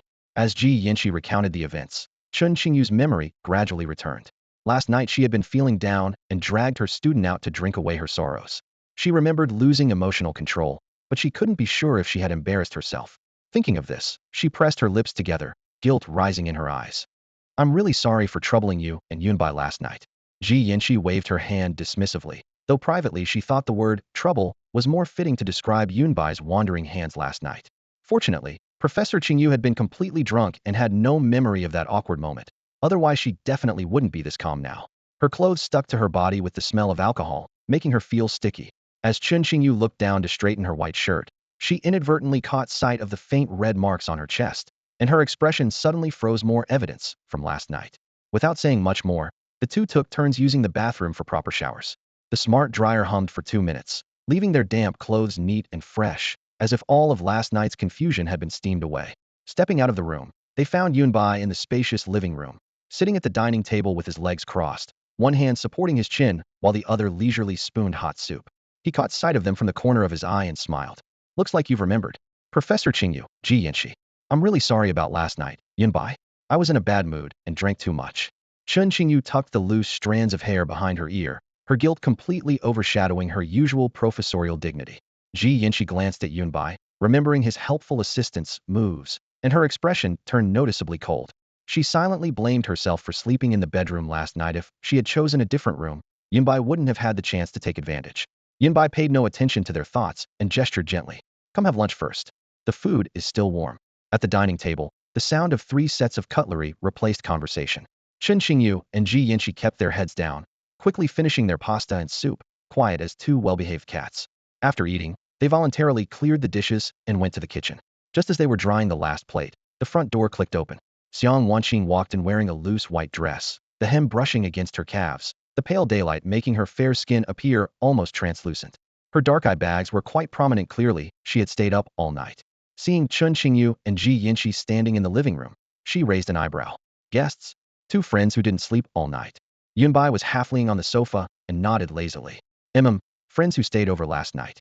As he spoke, he also noticed the fatigue around Xiang Wanqing's eyes. Hearing the commotion, Chun Xingyu and Ji Yinxi emerged from the kitchen and politely greeted her. Chun Xingyu had met Xiang Wanqing before, but this was Ji Yinxi's first encounter. The slender figure, curves that were almost criminally perfect, and skin like white jade made her unable to help stealing a few extra glances. Are you free these next couple of days? Why? That thing you promised me last time, you need to make good on it in the next few days. The thing I promised you? Yunbai paused for a moment, then remembered. Last time, Gong Jin had cornered him at the villa entrance, only to be scared off by Xiang Wanqing. After that incident, this homebody who clearly wasn't used to going out had dressed herself up all sexy and beautiful, followed him around, and eventually manipulated him into promising to seriously consider teaching her the cultivation insights of the Black Dragon 18 forms before finally letting it go. Back then, his consideration was nothing more than a brush-off, but now things were completely different. The Ninefold Thunder Slash was a quasi heavenly grade martial technique, and she had given it away just like that. With such a generous gesture right in front of him, it would seem petty if he continued to make excuses. Don't tell me you forgot. Xiang Wanqing widened her beautiful eyes and stared at Yunbai with displeasure. Almost did, but your reminder brought it back to me. Yunbai shrugged with a casual tone. I'm free for the next 3 days, so you pick the time. That's more like it. Her stomach chose that moment to growl loudly. She scratched the ends of her hair and asked listlessly, is there anything to eat? Want me to make you some noodles?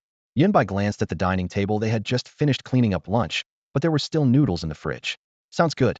Xiang Wanqing's eyes instantly lit up. She wasn't picky about food, and more importantly, Yunbai's cooking skills were legendary. Even a simple bowl of noodles would be aromatic and delicious in his hands. She licked her lips, quickly walked to the dining table, and lay down for a light nap. In the living room, Chun Xingyu and Ji Yinxi exchanged bewildered looks at their incredibly casual conversation, unsure how to comment, while secretly thinking, if this dialogue got out, it would probably get censored. Yunbai tied his apron back on and headed to the kitchen to start cooking. Heating the pan and stir-frying, with scallions and ginger releasing their fragrance, ground meat tumbling about, thick sauce coating the noodles, and finally a sprinkle of fresh green scallions. Steaming bowl of zhajiangmian was ready. He arranged thick slices of bacon on top of the noodles, cut open a soft-boiled egg with its yolk flowing like liquid gold, adding another touch of color, aroma, and flavor. The fragrance drifted into the living room, and Xiang Wanqing's eyes snapped open, lighting up like two little bulbs. The next second, she pounced toward the dining table, grabbed her chopsticks, and began devouring the food with gleaming eyes. Xiang Wanqing was eating the noodles Yunbai had made for her. Only the soft slurping sounds remained at the dining table. Chun Xingyu and Ji Yinxi exchanged glances, realizing it would be awkward to stay any longer, so they stood up to leave. We'll head out now. Take care, and don't drink so much next time. If you really want to drink, at least avoid places like where you went last night. Yunbai walked them to the entrance, offering some advice. Embarrassed by her student's lecture, Chun Xingyu's cheeks flushed red as she mumbled an agreement and hurriedly left with Ji Yinxi. As soon as the two women disappeared from the courtyard, Yunbai returned to the living room sofa to organize his schedule for the next few days. Should he head straight to the Fallen Zones to farm rewards, or first get himself some proper equipment? While he was planning, the sound of running water came from upstairs. After finishing her noodles, Xiang Wanqing had made herself at home in the second-floor bathroom. In fact, over the past few days, she had already picked out a bedroom in the villa to settle into. Yunbai didn't mind tea. She owed her a huge favor and had to accept it for now. Besides, Villa Number 1 was spacious enough that one more person wouldn't matter. More than 10 minutes later, Xiang Wanqing came downstairs with soft, padding steps. Her snow-white skin had a faint pink flush from the steam, and her simple yet form-fitting long dress outlined her full curves. She walked while combing through her damp long hair with her fingers, her neck and collarbones gleaming like porcelain under the lights. Yunbai, I can't wait any longer, she said directly. Yunbai looked up, indicating for her to continue. My understanding of the 18 Black Dragon forms has hit a bottleneck. I need to observe complete combat data of the entire sequence. As Xiang Wanqing spoke, she efficiently outlined her plan, placing 3,400 motion detection points on his body, combined with high-precision capture equipment from the laboratory. Once she could break down the final difficulties, the 18 Black Dragon forms could be properly classified. She believed this ancient martial technique was likely top tier even among heaven-grade martial arts. stronger than any technique she had ever seen. More importantly, through the data, she could also deduce more secrets about Cavern Number 8, who created the 18 Black Dragon forms, the origins of battles between ancient martial artists and cavern beasts, and whether other techniques of equal caliber existed. All this information was hidden within that sequence of movements. Today, Yunbai asked after a moment of consideration. He only had 3 days free, which seemed ample but was actually tight. If they completed the testing early, he could still find time to make a trip to the Fallen Zones and farm some more chi and blood rewards. His battle with Zhu Lichuan had caused his realm to surge dramatically, just a few more accumulations, and he could attempt to break through to the 6th level of Starpoint realm. Yes, there's no time like the present. Let's go. Didn't you pull an all-nighter last night? Don't you want to get some sleep first? Yunbai asked with concern, had clearly seen her fatigue when she arrived earlier. No need. Right now I just want to know exactly how powerful the 18 Black Dragon forms really are. Xiang Wanqing's eyes lit up, her tone decisive. Yunbai could only nod, and the two drove straight to a research facility in Shin City. It was an institution specialized in analyzing martial techniques, capable of precisely tracking the entire process of qi and blood circulation merging with movements, then generating detailed reports. Most martial techniques that emerged after the High Martial Era were created this way. This was Yunbai's first time in such a place. Xiang Wanqing wheeled over a silver-sealed cabinet. As the lid lifted, a pure white combat suit appeared under the lights. While activating the startup program, she explained, over 3,200 motion sensors that monitor qi and blood flow, meridian pulses in real time, and can even capture emotional fluctuations. All data feeds back to the control center. Yunbai took the combat suit. The moment his fingertips touched the biosynthetic fiber, the collar attached to his neck like a living creature. From his collarbone to the back of his head, nanostructures clicked into place, instantly forming a full helmet. The HUD interface filled his vision, body temperature, heart rate, muscle load, blood pressure curves all clearly displayed, with his sonic radar icon glowing in the upper right corner. So many functions, it was overwhelming. Nice gear. How much does it cost? He asked casually, calculating its practical value in the Fallen Zones. 8 million Federation credits, Xiang Wanqing replied through the glass chamber while calibrating instruments, her voice transmitting directly into his helmet. 8. Yunbai fell silent, dismissing the purchasing impulse that had just surfaced. Better just to look. Initiating combat simulation. Practice your martial techniques at your usual pace, Xiang Wanqing's instructions concluded. Yunbai gave an okay gesture. The laboratory lights instantly dimmed, his vision went black, and the familiar simulation battlefield rapidly loaded. Meanwhile, the Gu family mansion blazed with lights, the atmosphere more lively than ever. The Gu family's most promising genius, Gu AI, had returned. Gu AI, 22 years old, a junior at Shigong Academy, one of the 5 top institutions in China, and already a 6th-level star Ignition Realm warrior. He had returned to Shin City with the Academy's recruitment team to select promising new students, making time to visit home first. In the main hall, family elders gathered. Seeing him stride in with his head held high, everyone beamed with joy, as if the shadow cast by Gu Dian's death had been swept away. Grandfather, father, Gu Ai bowed respectfully. Family head Gu Lai nodded with a smile. His father Gu Shan stepped forward and patted his shoulder firmly. After brief pleasantries, Gu Ai immediately inquired about his younger brother Gu Dian's situation. Gu Lai and Gu Shan exchanged glances before having someone bring over a thick dossier. There was an accident during the mercenary trial. Little Dian is gone. Gu Lai lowered his voice. We can't touch Director Gu's daughter for now. The overseas sniper has been eliminated. The only one left to hold accountable is him. Gu Shan handed the file to his son. Gu Ai quickly flipped through it, his gaze falling on a photograph, pupils contracting sharply. The youth who had clashed with him at the hospital entrance last night. After taking Liang Yinian to the hospital last night, he had investigated Yunbai, a reserve member of No. 1 high school's team, peak 9th level body tempering realm, unremarkable record. However, the dossier showed this person had defeated 3rd level star Ignition Realm Liang Yinian with a single move. Yunbai. Gu Ai pronounced the name in a low voice, quickly deducing. The opponent was at least 4th level star Ignition Realm, possibly even 5th. His fists clenched with audible cracks, shock instantly replaced by killing intent. Despite possessing such cultivation at such a young age, Yunbai had stood by and watched Gu Jian die in the mercenary trial. Monster or not, he must die? Even if he's 6th level star Ignition Realm, I can still kill him. Yunbai was completely unaware of the Gu family's affairs at this moment. The 9th form Earth Year power. He instantly grasped the qi and blood circulation patterns and attack principles of the Black Dragon 18 forms, starting gently and deepening gradually, progressing layer by layer, which lowered the entry barrier without weakening the ultimate lethality. Xiang Wanqing's eyes immediately blazed like beacons, and the data flickering on the computer screen made her entire body tremble as her understanding of this martial technique reached new heights. The cold numbers revealed that the Black Dragon 18 forms focused primarily on killing, with terrifying destructive power.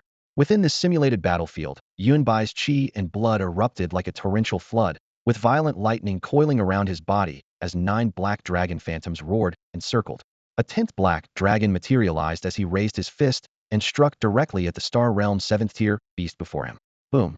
The Star Realm 7th tier beast exploded into a bloody mist under this single punch, so devastatingly that not even fragments remained. Yunbai's expression remained calm, his mind entirely focused on the evolution of the subsequent 8 forms. The 11th black dragon followed immediately, then the 12th, 13th. When the 16th black dragon howled and circled beside him, the entire simulated space began showing cracks, with the ground splitting and air becoming chaotic. In reality, wisps of white smoke began rising from his combat suit. System anomaly detected, forcibly exiting combat simulation. As the notification ended, Yunbai's vision returned to reality, his chest burning with heat. Looking down, he saw his combat suit was actually on fire. He hastily tore off the clothing as 2 mechanical arms extended from the ceiling, spraying fine white furry extinguishing powder. At that moment, Xiang Wanqing kicked the door open and grabbed Yunbai's arm, examining him from head to toe, her round pupils gleaming as if she had discovered a priceless treasure. Heavendeer. The Black Dragon 18 forms is indeed a Heavendeer martial technique. An ancient martial art absolutely incredible. With a wave of her delicate hand, virtual screens unfolded before them, the curves and data making her breathing rapid as the warm breath from her flushed lips brushed against Yunbai's face. Yunbai shuddered. This woman doesn't want to dissect me, does she? The moment this thought arose, the system panel appeared, and as his peripheral vision caught it, his pupils instantly dilated. Ancient martial technique Black Dragon 18 forms. Ancient inheritance, focused on killing. Forms 14 yellow tier, 58 mystic tier, 912 earth tier, 1316 heaven tier. Forms 17-18 unknown.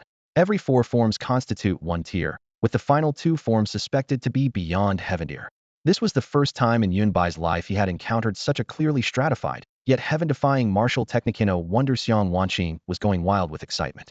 After all, the higher a martial technique's grade, the greater its power, but the cultivation threshold also skyrocketed accordingly. Yellow tier suited ordinary aptitude. Mystic tier corresponded to those with modest talent. Earth tier required profound understanding. And as for heaven tier, only true prodigious geniuses could possibly comprehend it. To popularize martial techniques, China had once dismantled and simplified certain mystic tier techniques into yellow tier versions, a measure hailed as the most significant advancement of the high martial era, as it dramatically increased both the number of martial artists and overall combat strength. Some martial techniques even require specific elemental powers and materials to practice, with extremely harsh conditions. Yet this ancient martial art, the 18 forms of the Black Dragon, already incorporated such sophisticated design elements truly ahead of its time. Let's call it a day? Yunbai, you've given me such wonderful surprises today. Xiang Wanqing closed the terminal and excitedly threw her arms around Yunbai. The soft sensation from her chest pressed against him instantly, and Yunbai thought to himself, how nice. Another moment of unexpected pleasure, still so soft and supple, and far more impressive than Chunqingyu could ever hope to match. In this regard, Xiang Wanqing was absolutely unrivaled. On the ground, the combat suit that had been damaged by the energy burst lay scattered in pieces. Yunbai touched his nose and quickly cleared himself of responsibility. That combat suit breaking has nothing to do with me. Don't worry, there are people to handle it. It's only 8 million.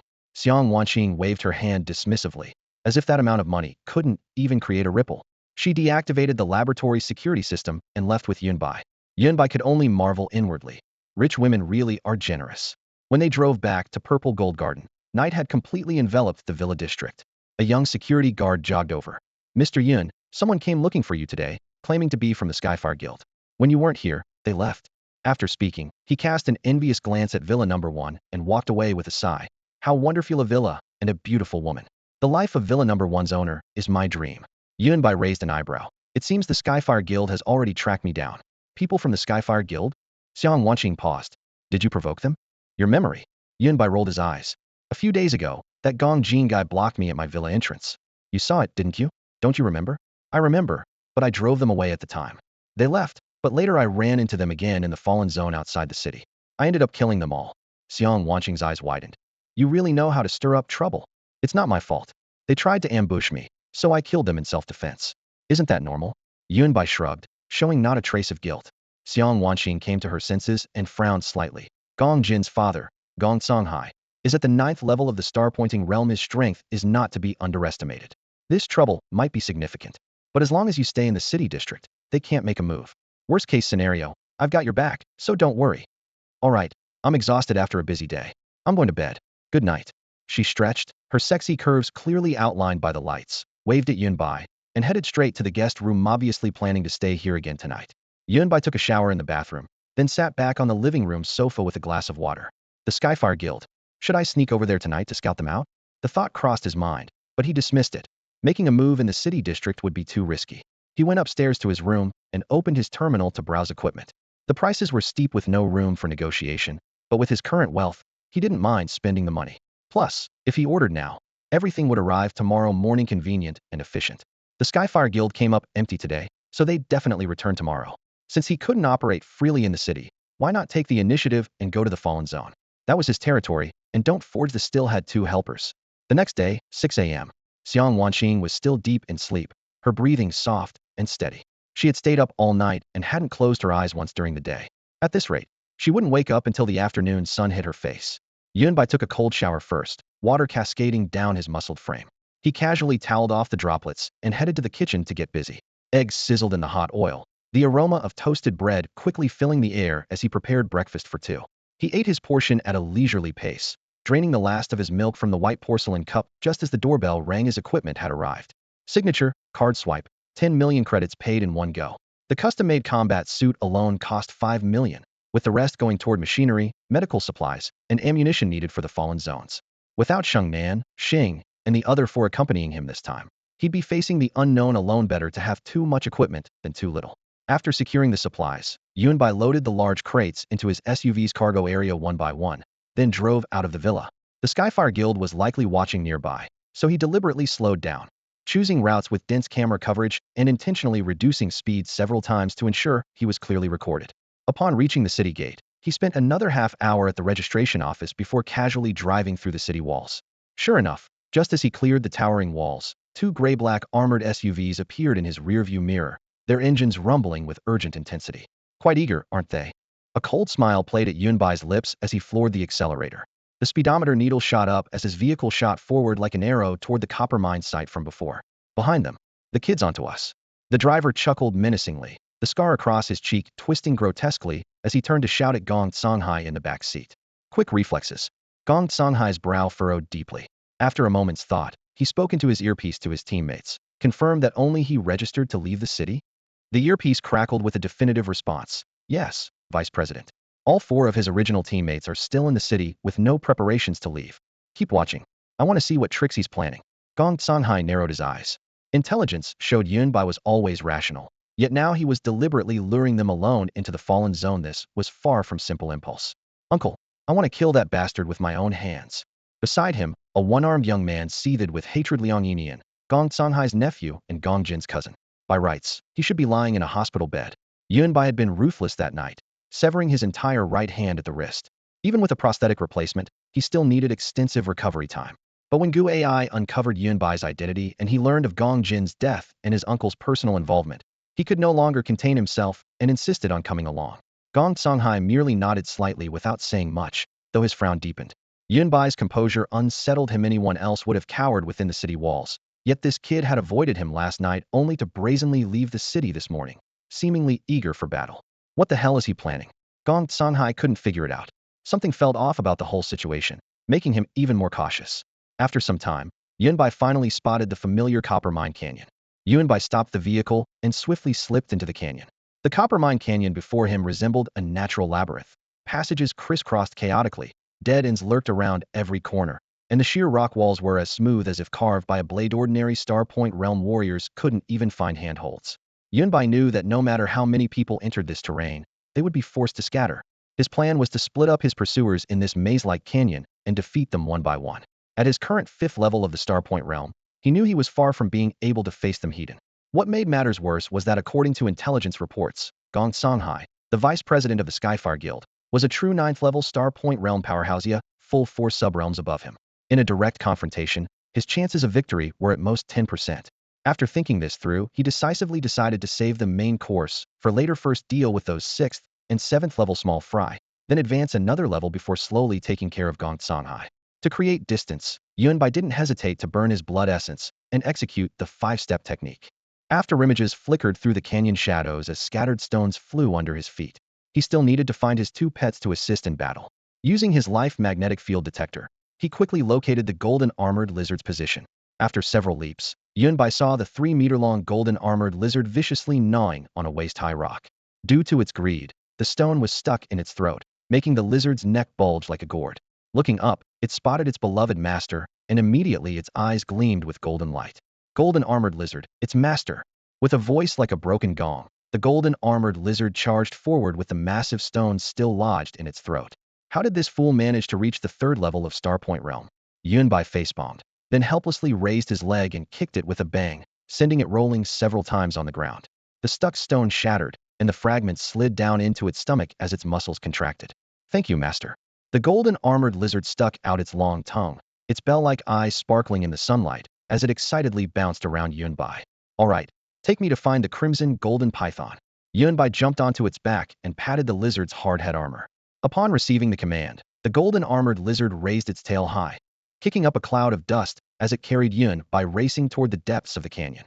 Meanwhile, in another branch of the passage, Gong Songhai's group was indeed slowed down by the complex terrain.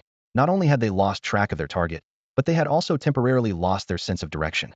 It seems he wants to use the terrain to trap us. Gong Songhai glanced at the surrounding cliffs and sneered. But isn't he underestimating us? He had grown tired of such tricks 20 years ago, and now being subjected to them by a junior only amused him. Yunbai's intention was nothing more than divide and conquer. This tactic only worked when both sides had similar strength, but unfortunately, he was facing a 9th-level Starpoint Realm warrior. Trying to escape from his grasp? It was nothing short of a pipe dream. At this moment, a middle-aged warrior over 2 meters tall but thin as a withered tree spoke up. Vice President, since that kid wants to play games, why don't we go with the flow and see who ends up playing whom to death? His name was Mao and, one of Gong Songhai's trusted subordinates in the guild, at the peak of the 6th level of Starpoint Realm. Cat and mouse, that could be interesting. Another middle-aged warrior chimed in. His figure was grotesquely obese, like a round meatball, with layers of fat on his face that nearly squeezed his eyes into slits. This man was also one of Gong Songhai's confidants, at the peak of the 6th level of Starpoint Realm, named Miao Tiao. What do you say, Vice President? The last person in the team showed no expression on his face. He wasn't much of a talker and looked like an ordinary middle-aged man, yet his refined aura clearly indicated he had reached the peak of the 7th level of the Starpointing Realm. Uncle, I think they're right. It saves time and effort. Liang Yinian licked the corner of his mouth, excitement and ferocity gleaming in his eyes. Since entering the academy, he had frequently ventured into fallen territories with his mentor, but this was his first encounter with such a free-spirited, hunting approach. Yunbai's intention was crystal clear: divide and conquer. But in Liang Yinyan's group's eyes, he was nothing more than a cornered lab rat that would soon become their plaything. Gong Songhai had always been cautious. Even with victory seemingly assured, he still ran through every possible scenario. After a moment of contemplation, he nodded and said, "Let's proceed with this arrangement. Split up, but stay in contact. Don't forget, although our opponent is young, he's very likely at the 4th level of the Starpointing Realm. We absolutely cannot be careless." Inian, Gong Songhai added with concern, "Stay safe. Your parents only have one son left." "Don't worry, uncle." Liang Yinian raised his prosthetic right arm, the metal joints clicking softly. "Though my cultivation level isn't as high as his, I didn't waste my time at university. In a real fight, he might not be my match. Not to mention, this arm, while the integration isn't completely finished, it's boosted my strength by at least 10%. If he dares take one of my punches, I guarantee he'll die ugly." At this point, his smile turned even colder. Once he caught Yunbai, he'd cripple both hands first, then the third leg. Every time he thought about those two stunning beauties being defiled by Yunbai, jealousy consumed him. Soon, the group infiltrated the Coppermine Canyon from different directions according to their predetermined routes. Meanwhile, Yunbai had already located the crimson gold python deep within the canyon. Unlike the golden armored lizard's bootlicker reaction of tail-wagging flattery upon seeing him, the crimson gold python paused for a moment, then slithered over with its massive body, scales scraping against the rock walls with metallic friction sounds. It lowered its serpentine head and performed a perfectly standard snake bow to Yunbai. Yunbai nodded approvingly, but noticed the crimson gold python's aura had grown even more substantial since their last meeting. He couldn't help but tease the golden armored lizard. "You've been slacking off, haven't you? At this rate, when the crimson gold python advances to the 5th level, you'll still be dawdling at the 3rd. The golden armored lizard immediately bared its teeth and growled at the crimson gold python. But the python's scales instantly shifted from dark gold to ink black, and it merely cast a cold glance. The lizard's body stiffened, and the next second it pretended nothing had happened, opening its mouth to gnaw on nearby black gold or with crunching sounds, not even daring to swish its tail. Golden, armored lizard. Crimson gold python, underscore. Yunbai facepalmed. To think he'd wasted a precious beast-binding talisman on this fool. All right, down to business. He stopped the two spirit beasts' antics and laid out his plan. Upon hearing human martial artists, the golden armored lizard immediately showed a fierce expression, while the crimson gold python nodded seriously, cold light flashing in its vertical pupils. After both beasts understood, Yunbai leaped onto the crimson gold python's head and patted its skull. Let's go. Let's see which lucky contestant will be our first target. He grinned widely as the blazing flame tyrant blade on his back hummed incessantly, seemingly eager to taste blood. System, are you ready to shower me with rewards? Damn bastard. This terrain is ridiculously complicated. Just wait until I find that kid, I'll show you what I'm made of. Liang Yinian cursed as he struggled through the canyon floor for over half an hour. His eyes swept the surroundings, but there was no trace of Yunbai, and even fierce beasts were pitifully scarce. What made matters worse was that the canyon's rock composition was extremely complex and hard as alloy. When Liang Yinian attempted to climb upward, he had barely jumped a dozen meters before encountering a smooth cliff face with an angle exceeding 90 degrees, offering no handholds whatsoever, forcing him to tumble back down to the valley floor in defeat. The scorching air made his vest drip with sweat, so he found a shaded rock to sit on, contemplating whether to simply retreat. Just then, the gravel beneath his feet trembled slightly, and a subtle vibration spread through the ground. Well, what's that? Before he could finish speaking, a massive shadow descended from above. Liang Yinian jerked his head up to see a gaping maw suspended overhead.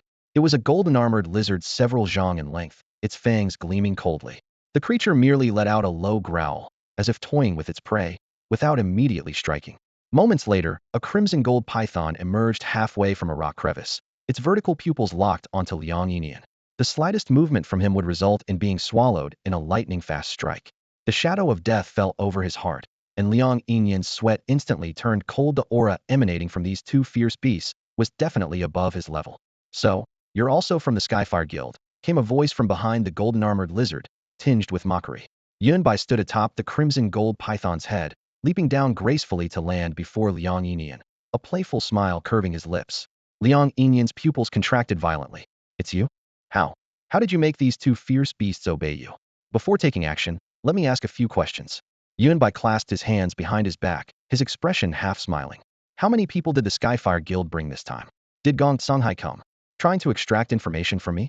Liang Yinian's heart sank, though he forced himself to remain composed. Suddenly spotting what seemed like a lifeline, he put on a confident sneer. Yunbai, you've got some nerve threatening the Skyfire Guild. Of course my uncle Gong Songhai Kami is a 9th-level Star Point Realm expert. If you release me now, too much nonsense. Yunbai interrupted impatiently with a cold shout, pushing off with his toes to become a blur as he lunged forward. Wah! Before Liang Yinian could finish, his chest was locked onto by violent energy. Wait! Let's talk this through. You can't kill me. My uncle will never let you. Let you go? What a coincidence. I won't let him go either. Yunbai sneered, opening his right palm as a ball of lightning exploded in his grasp, electric arcs crackling loudly. Overwhelming blood energy transformed into mountain-like pressure bearing down. Liang Yinian felt his breathing freeze, his brain sending suffocating alarms. Crack! Brilliant lightning pierced through his chest. Yunbai's 5 fingers pressed deeper, pushing his palm force forward and completely flooding Liang Yinian's body with electricity. The air filled with the smell of burning flesh and blood. Liang Yinian's eyes suddenly became vacant. Even in death, he couldn't comprehend how this 18-year-old youth had already reached the 5th level of Starpoint Realm. If those self-proclaimed geniuses at West Palace Academy witnessed this scene, would they still dare call themselves geniuses? The life force in Liang Yinian's eyes was completely extinguished. Dead, stone cold dead. Ding. Damage dealt. 3 months of cultivation blood energy acquired. The 3 months' worth of cultivation blood energy instantly surged into his body. Yunbai's originally roiling blood energy, which had been churning like wolf smoke, immediately became several times more turbulent, causing his chest to swell as if it might burst. Peak of the 5th level of Starpoint Realm. Moreover, he could already faintly sense the next bottleneck just one step away from breaking through. Excellent. One more kill should be enough. He clenched his fists secretly, his gaze burning with intensity. If I can advance to the 6th level, I'll dare to face even Gong Songhai at the 9th level of Starpoint Realm Hedon. He grinned and leaped back onto the crimson gold python's forehead. Having 2 contracted fierce beasts scout ahead was naturally much faster and more accurate than Gong Songhai's group spreading out to search. Moments later, the golden armored lizard was the first to sense the next experience package.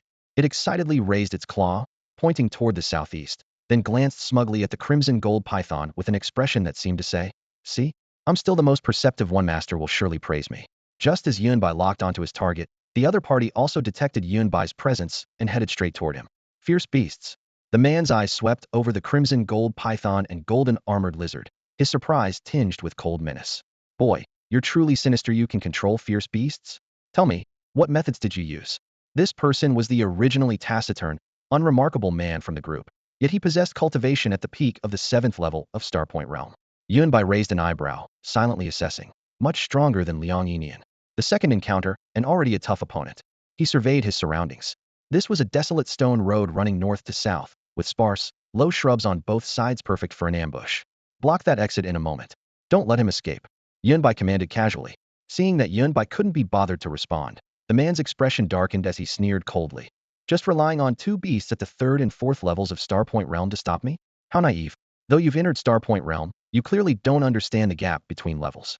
These two fierce beasts have at most 5th level combat power, while I'm at the peak of the 7th level. They pose no threat to me whatsoever." Yunbai grinned, wiping his nose with his thumb. "Too much chatter. Attack." As his words fell, the crimson gold python and golden armored lizard simultaneously charged forward, their movement creating sharp whistling sounds through the air. "Humph," the man grunted, shifting his stance and flickering past the two beasts' pincer attack.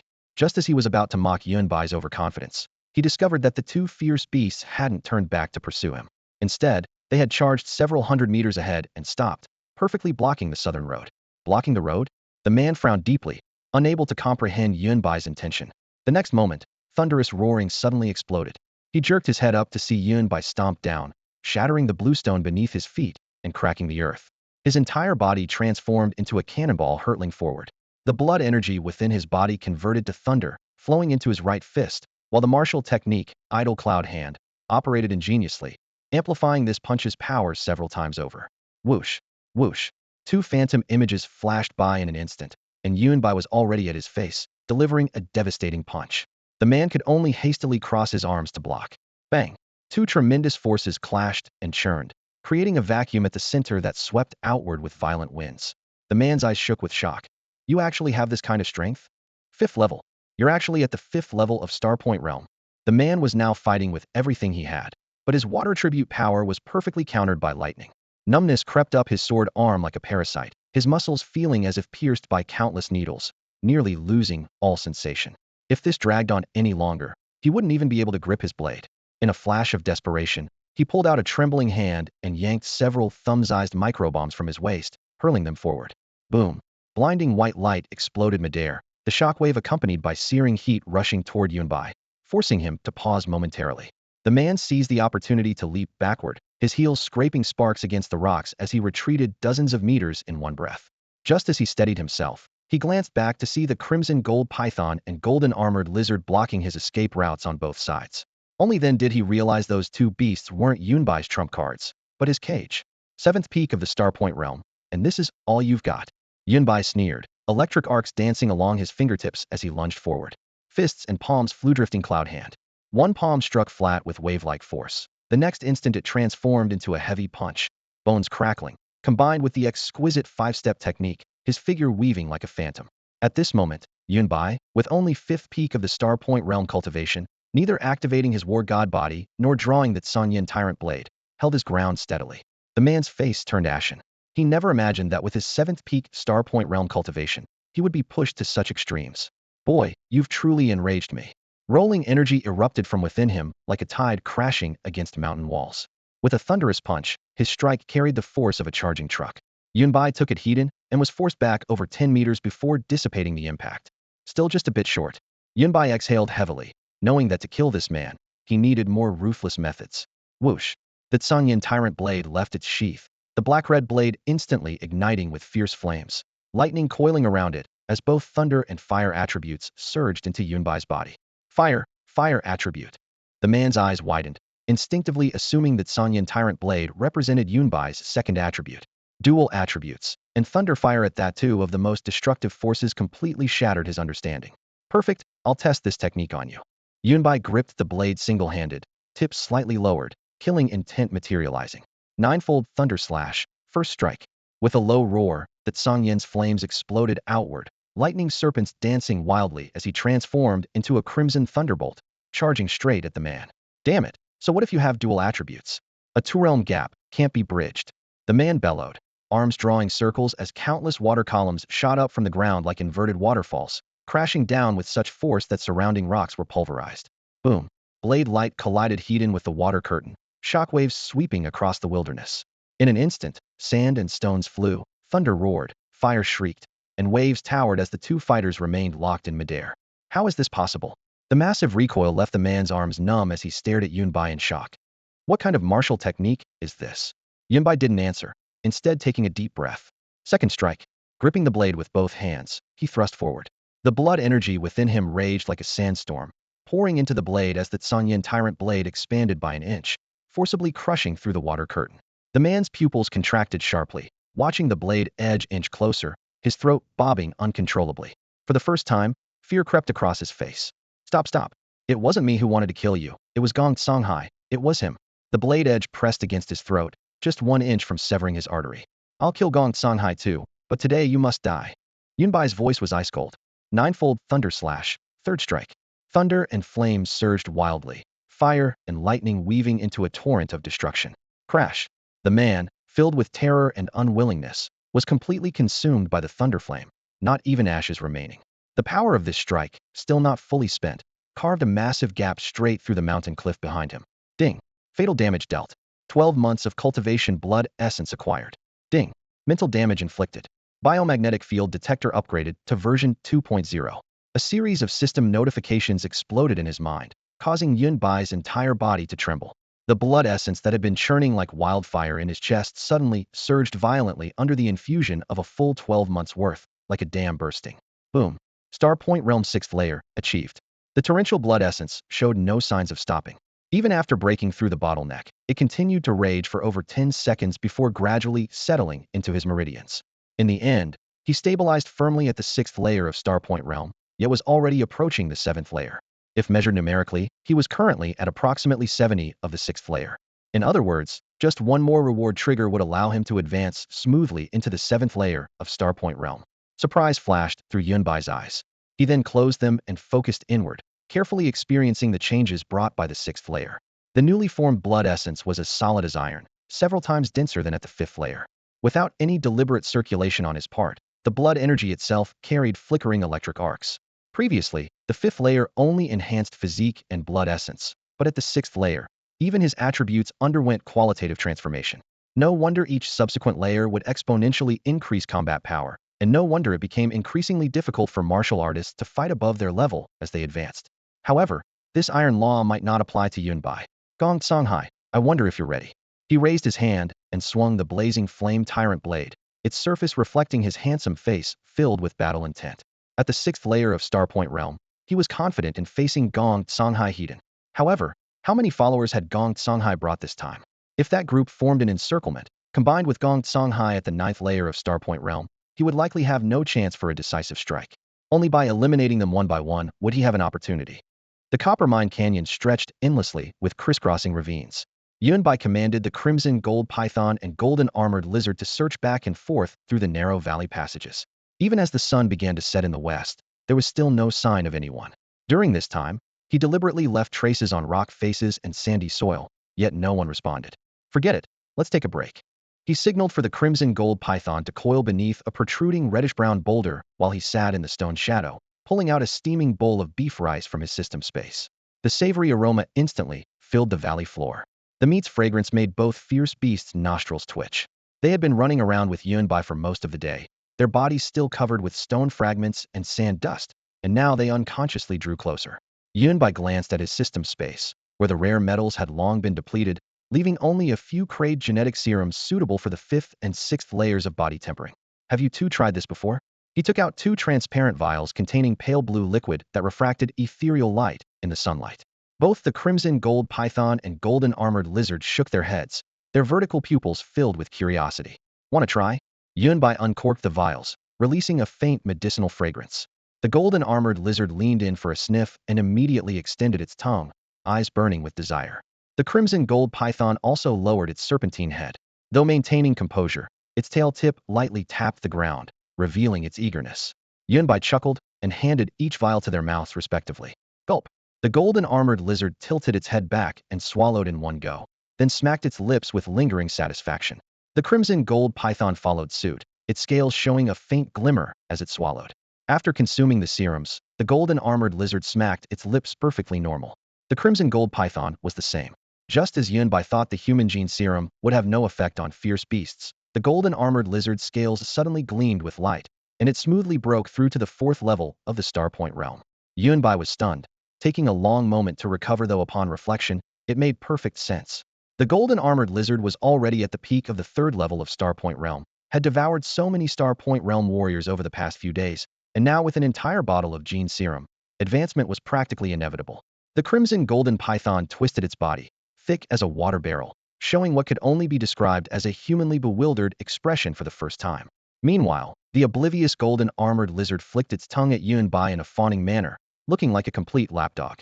Yunbai shook his head, turning his attention back to lunch, casually opening his food container and digging into his meal. Meanwhile, in the broken tunnels of the copper mine, Gong Songhai stared at Liang Yinyan's severed limbs on the ground, his expression so dark it seemed water might drip from it. Maoan and Miao Tiao stood hunched beside him, not daring to make a sound. Though young, Liang Yinyan was at the 3rd level of Star Point realm, and equipped with the latest combat prosthetics on the market, he could hold his own against 4th level opponents and still had the ability to escape even when facing 5th level masters. Yet now, he had become nothing but cold, dismembered flesh. We still underestimated him. Gong Songhai crouched down, examining the scorch marks and claw scratches around them. The battle ended extremely quickly, without suspense. That kid's cultivation level is at least at the peak of the 5th level of Star Point realm, or perhaps even the 6th level. As he spoke, he collected the severed limbs into a specially made alloy case, his voice ice cold. From now on, the 3 of us act together. We must kill him here before he returns to the city. As his words fell, a thick, dark green liquid seeped from beneath his feet, immediately corroding the rocks with a hissing, smoking sound upon contact. Maoan and Miao Tiao exchanged glances and nodded silently. The vice president's fury was approaching the point of losing control. Time moved to 5 o'clock in the afternoon. Through intelligence gathered by the golden armored lizard's subordinates, Yunbai learned that only Maoan and Miao Tiao remained with Gong Songhai, and they stayed close together at all times. One 9th level Star Point realm cultivator was troublesome enough, and with 2 other elites added, he had no chance in a direct confrontation. I need to find a way to separate them. Yunbai followed from a distance, his temple twitching slightly. At that moment, the crimson golden python's head quietly approached. Master, I have an idea. Speak. After you took that special stone earlier, the original site collapsed into a giant pit. Deep within, numerous passages have formed, emanating a scent that we fierce beasts are naturally drawn to. After Yunbai left that day, the entire giant pit suddenly subsided, extending into winding tunnels like a honeycomb, creating an environment naturally attractive to fierce beasts. The crimson golden python had originally planned to explore it with the golden armored lizard after stabilizing its realm, but was summoned by Yunbai beforehand. Exactly. The golden armored lizard wagged its tail in agreement. Master, that place is so comfortable. Once the warriors go in, we'll separate the mile, eat the head. This dead python eats the body, and you can take the heart and lungs. Perfect. Could you please stop learning human profanity? Yunbai rubbed his forehead, slapping its head. But the idea isn't wrong. To get them down there, we need to lure them first. The plan was thus settled. 1 person and 2 beasts would act separately. The crimson golden python and golden armored lizard would go to the giant pit first to set up an ambush, while Yunbai would be responsible for showing himself to lure Gong Songhai's group. Evening twilight descended. Gong Songhai led his team searching among the rocky terrain, quickly locating the morning's battle site. The blackened rock layers, grooves carved by water flow, and the massive claw prints and shed snake skin left by the crimson golden python and golden armored lizard all testified to the previous carnage. Only the man's corpse was missing. Yunbai had already burned the remains to ash with his azure flame. If only his fate is likely sealed. Gong Songhai murmured to himself, a strong sense of unease rising in his heart. Maoan and Miao Tiao exchanged glances, chills running down their spines. This mission was very dangerous indeed. Before setting out, they hadn't really taken it seriously. Although Yunbai's talent was terrifying, stepping into the Star Point realm at such a young age, making him one of the rare prodigies not just in Shin City, but throughout the entire Hua Nation. In the eyes of the Skyfire Guild, only truly matured geniuses were worth fearing. Anyone who dared provoke them faced only one outcome: death. This time, Vice President Gong Songhai was personally leading the mission, with the entire squad at maximum configuration, using a sledgehammer to crack a nut to the absolute extreme. But the plan went sideways the moment it hit the ground. They hadn't even caught a glimpse of their target, yet they'd already lost a nephew's life. And now even Feng Li, who was at the peak of the 7th level of Starpoint Realm, was missing in action with uncertain fate. The remaining two Mao Un and Miao Tiao, both at the 6th level of Starpoint Realm, suddenly felt chills down their spines. If someone as powerful as Feng Li was in mortal danger, weren't they in even greater peril? Among the scattered rocks in the valley, a suffocating pressure spread, as if the very air was about to solidify. Just as the atmosphere reached a breaking point, a voice tinged with amusement suddenly broke through to everyone's ears. "Are you looking for a tall, handsome young man?" The voice came out of nowhere, abruptly cutting through the oppressive silence.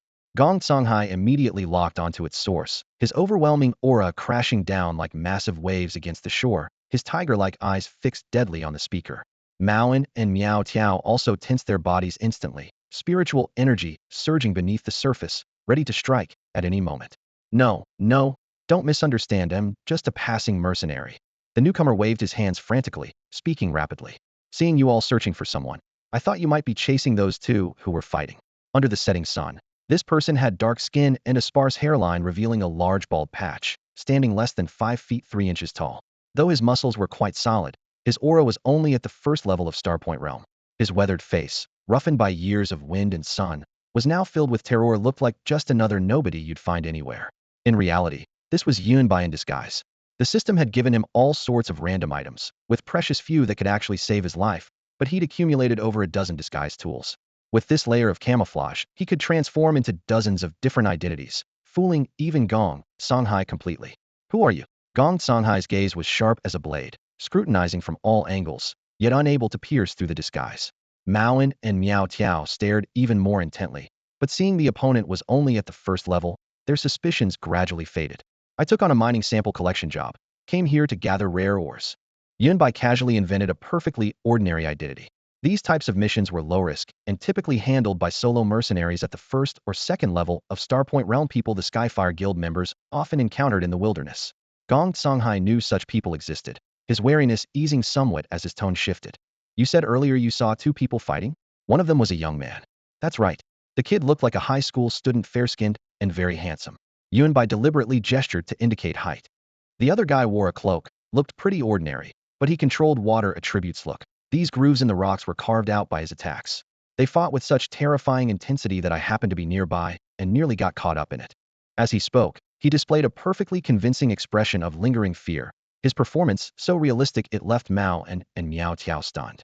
Gong Songhai's frown deepened as he pressed further. What happened after that? He was now certain that those two were Yunbai and Feng Li. Later, the young man was clearly outmatched and fled in that direction during the chaos, with two Starpoint Realm fierce beasts chasing behind him.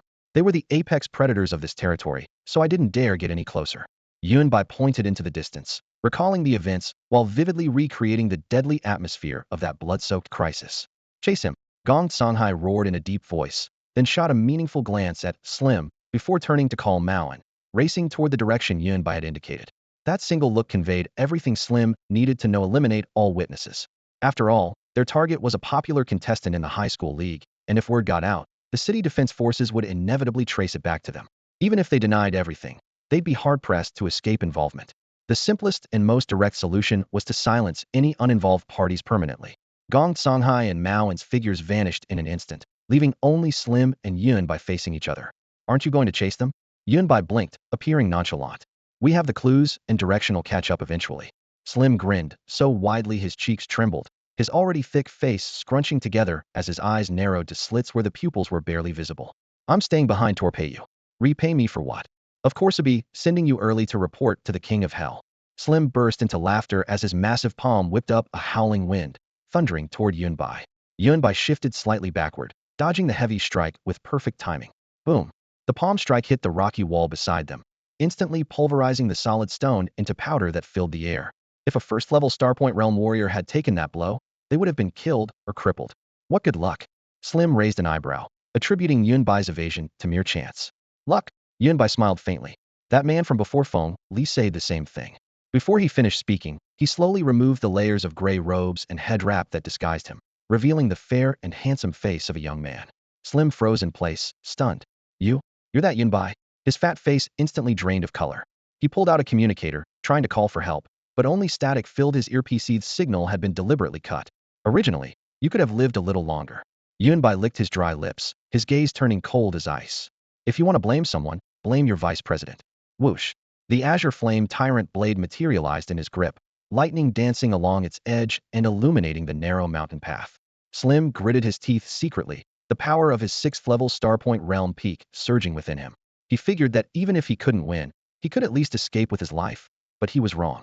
Thunder and flame intertwined as a brilliant arc cut through the air. Sizzle.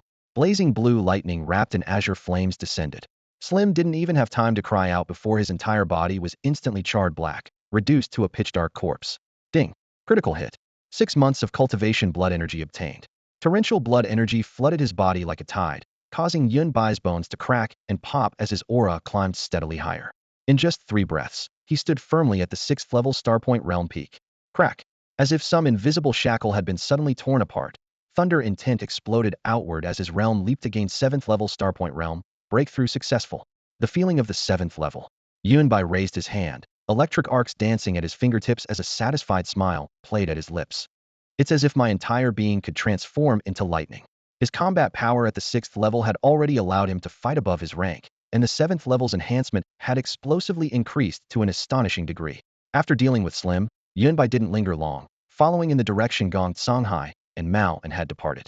Gong Songhai and Mao and followed the traces left by the crimson gold python and golden armored lizard on the ground, arriving at the massive crater where the strange stone had once been.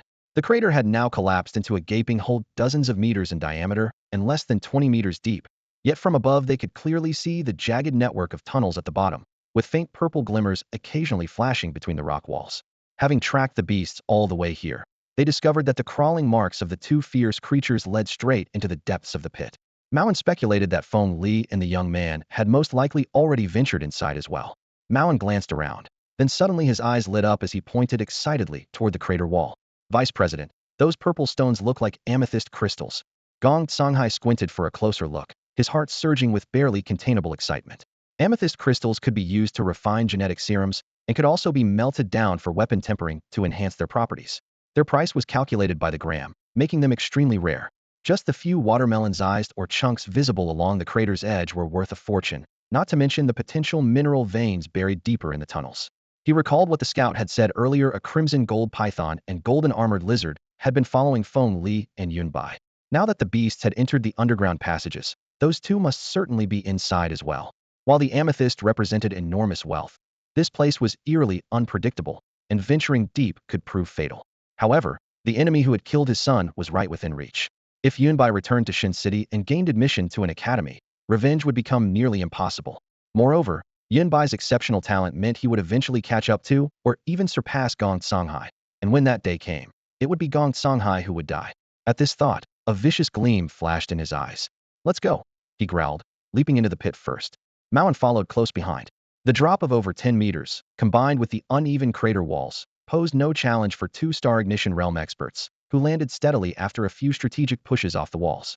The moment his feet touched the cave floor, Maoan eagerly pulled out his spatial storage device, wanting to collect the exposed amethyst crystals piece by piece. Gong Songhai raised his hand to stop him. The treasure isn't going anywhere. Deal with that boy first. Before he finished speaking, his brow furrowed slightly as he vaguely sensed that the surrounding magnetic field seemed to be impeding the flow of qi and blood within his body. Though the effect was minimal, it still made his heart sink. Maoan could only sigh in disappointment, but consoled himself with the thought that he could return to mine later. At the same time, he wondered to himself, with Feng Li's 7th-level Star Ignition Realm strength, dealing with a mere boy should be effortless. Why all this urgency? He simply couldn't believe that even Feng Li would struggle against Yunbai. What the 2 men didn't know was that shortly after they entered the underground cavern, Yunbai had quietly followed them down from the crater's edge. The instant he landed, he noticed that the magnetic field here was completely different from the surface, almost identical to the waves emitted by the magnetic field stone, only much more diluted. Yunbai retrieved a piece of magnetic field stone that Xiang Wanqing had helped polish from his system space and fastened it to his wrist. Wearing such a magnetic field stone could synchronize one's magnetic field to some extent, thereby avoiding its effects. According to Xiang Wanqing, the assimilation field was only needed inside underground caverns, so could it be that? Forget it, no point overthinking this. As long as it could weaken Gong Songhai, his chances of winning would improve. Yunbai shook off his doubts. The priority was dealing with the immediate threat. He flashed forward, silently positioning himself dozens of meters behind Gong Songhai, maintaining a barely perceptible distance. According to the plan, the crimson gold python and golden armored lizard had already used the cave's complex terrain to circle around for an ambush. As long as he could separate Gong Songhai from Maoan, he'd have room to maneuver. In the cold, damp cavern, water droplets fell from stalactite tips, striking the scattered stones at their feet with crisp echoes that reverberated endlessly. Gong Songhai and Maoan wound their way through countless turns before finally entering a chamber several times larger than the previous passages. Sudden chaos erupted. Boom, boom. The left stone wall exploded without warning, debris flying everywhere as the crimson gold python's massive, menacing head burst through with a putrid wind. Almost simultaneously, from a dark crevice on the right, the golden armored lizard lunged forward amid swirling dust and rubble. Both beasts reared their necks and opened their jaws, thick energy beams instantly condensing between their fangs, aimed directly at Mao and before unleashing in unison. The ambush came with shocking suddenness and extreme speed. Maoan had no time to react before both beams struck his chest simultaneously. The violent roar exploded through the chamber, as if the entire cavern might collapse. Gong Songhai, however, leaped backward in that instant, barely avoiding the impact. When the dust settled, the air still reeked of scorching smoke. Where Maoan had stood, a deep black hole now gaped, its walls charred and bottom invisible. Having struck successfully, the crimson gold python and golden armored lizard immediately retreated into the shadows without a moment's hesitation, showing remarkable intelligence. Damn beasts. Son of a bitch. Bastards. Gong Songhai's face turned ashen, his chest heaving violently. Peering into the hole, he saw it was bottomless. Clearly the underground was riddled with caverns, giving the beasts their opportunity. He couldn't risk going down now, and could only suppress his rage while continuing deeper. They'd started with 5 people, and now without even seeing Yunbai's shadow, 2 were already lost. The remaining 2 subordinates were likely doomed as well be his count. Only he remained. Meanwhile, the crimson gold python and golden armored lizard fled desperately. They knew well that Gong Songhai's strength far exceeded their own. Without the scent-masking pills Yunbai had given them beforehand, plus the dual cover of the underground magnetic field and terrain, they never could have succeeded with one strike. Receiving the message from his 2 beasts, Yunbai's eyes blazed with sharp light as he streaked through the dark cavern like cold blue fire, racing to rendezvous with them. The golden armored lizard's naturally keen sense of smell locked onto the scent, and the trio moved like shadows through the night, soon detecting Maoan's location.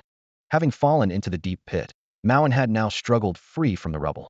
Though his armor was blackened, he'd only suffered superficial wounds. What the hell was that? He wiped the dust from his face and examined his injuries, grinning coldly. Just a few scratches. The vice president probably won't come down looking for me, so I'll go dig for purple crystals first. With the vice president watching, that kid can't escape. He groped his way forward step by step, his mind still calculating purple crystals and bounties. In the darkness, a blue flame suddenly flickered to life like a signal illuminating the path ahead. Yunbai emerged slowly from the shadows, the crimson gold python and golden armored lizard rising behind him with blood-red maws. The 3 figures converged, radiating murderous intent. Maoan startled at first, then recognized the newcomer. Delight and greed simultaneously crawled across his face. It's you. Haha. Lucky me running into you here. He laughed wildly. I've been searching everywhere for you. Kid with the 30 million bounty, do you know how much you're worth? This trip, I'll not only grab a pile of purple crystals, but with your 30 million head added on, I'm going to strike it rich. As for those 2 beasts that hadn't even reached the 5th level of Star Realm, Maoan glanced at them dismissively, could kill them with a wave of his hand. I'm quite valuable indeed, but you don't have the luck to claim that bounty. Yunbai stepped forward menacingly, his boots clicking crisply against the scattered stones, a mocking smile playing at the corners of his mouth. Whoosh! The moment his words fell, surging azure flames erupted forth like a towering tidal wave, scorching heat instantly engulfing the entire rock face. What? Maoan's pupils contracted sharply, his smile freezing in an instant. The searing sense of danger made his scalp tingle. He absolutely couldn't take this heat in.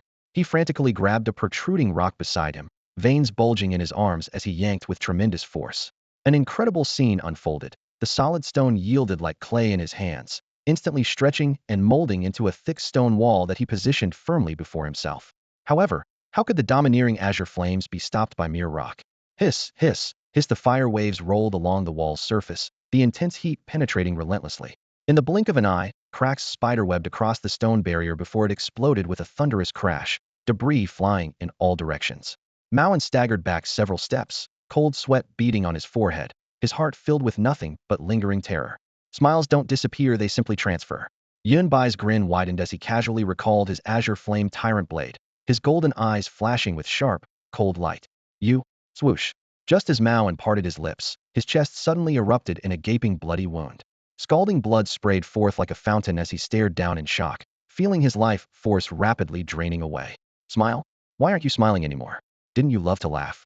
Yunbai advanced leisurely, a golden flying blade hovering beside him with flowing radiance, while behind him a crimson gold python and golden armored lizard writhed menacingly with terrifying auras. Mao's chest burned with agony, suffocating pressure overwhelming him. You're actually at the 7th level of Starpoint Realm? Cough, cough. He coughed up blood violently, his face deathly pale, limbs growing cold, pupils dilated wide. His voice trembled as he struggled to speak. But Yunbai had no interest in hearing more nonsense. He stepped forward and stomped heavily on his opponent's chest. Crack ribs caved in, organs ruptured, and Maoan died with his eyes still wide with fury. Ding. Critical damage dealt. 8 months of cultivation blood essence obtained. Boom. Tremendous blood essence surged into Yunbai's body. He closed his eyes in concentration, feeling power like a roaring river rampage through his meridians before being rapidly absorbed and integrated. After more than 10 breaths, his aura stabilized, still remaining at the 7th level of Starpoint Realm, approximately 50% complete. He was thoroughly satisfied with this result. As one's realm advanced, the blood essence required for each breakthrough increased exponentially, often requiring years of accumulation. Yet in just a few short hours today, he had achieved 2 consecutive breakthroughs simply through killing. How could he not be content? The system notifications weren't finished. Ding. Psychological damage inflicted. Fusion Battle Armor 2 obtained. Realm, Starpoint Realm Level 1. Fusion Battle Armor, crafted using advanced Ares technology. Regardless of whether the wearer possesses martial artist qualifications, they can instantly gain basic combat power equivalent to a Starpoint Realm Level 1 warrior. Note: this equipment has no physical requirements for users. Fusion Battle Armor. What a strange new gadget. The system's rewards were always bizarre and unpredictable, and Yunbai had grown accustomed to their oddities. However, this particular Fusion Battle Armor truly piqued his interest. The manual was straightforward. The armor required no prerequisites from its wearer. Simply putting it on would grant the combat power of a first-level Starpoint Realm cultivator. In other words, any ordinary person could instantly become a first-level Starpoint Realm fighter? If this were true, wouldn't it be possible to mass-produce an entire army of Starpoint Realm warriors? Yunbai was secretly amazed. With this thought settled, he casually retrieved the armor from his system space. The armor was currently only the size of a water cup, shaped like a smooth fusion capsule, with a protruding silver button embedded in its center. Just press it like this? Yunbai pressed down with his thumb click. The next second, the capsule exploded into countless tiny metal particles, like a layer of living liquid that adhered to his body's surface. In the blink of an eye, the cool metal crawled along his limbs to cover his entire body, and even his field of vision was covered by a thin membrane. Looking down again, red and black full-coverage battle armor had tightly wrapped around him, and the power structures at the joints hummed as they contracted within the dark red light patterns.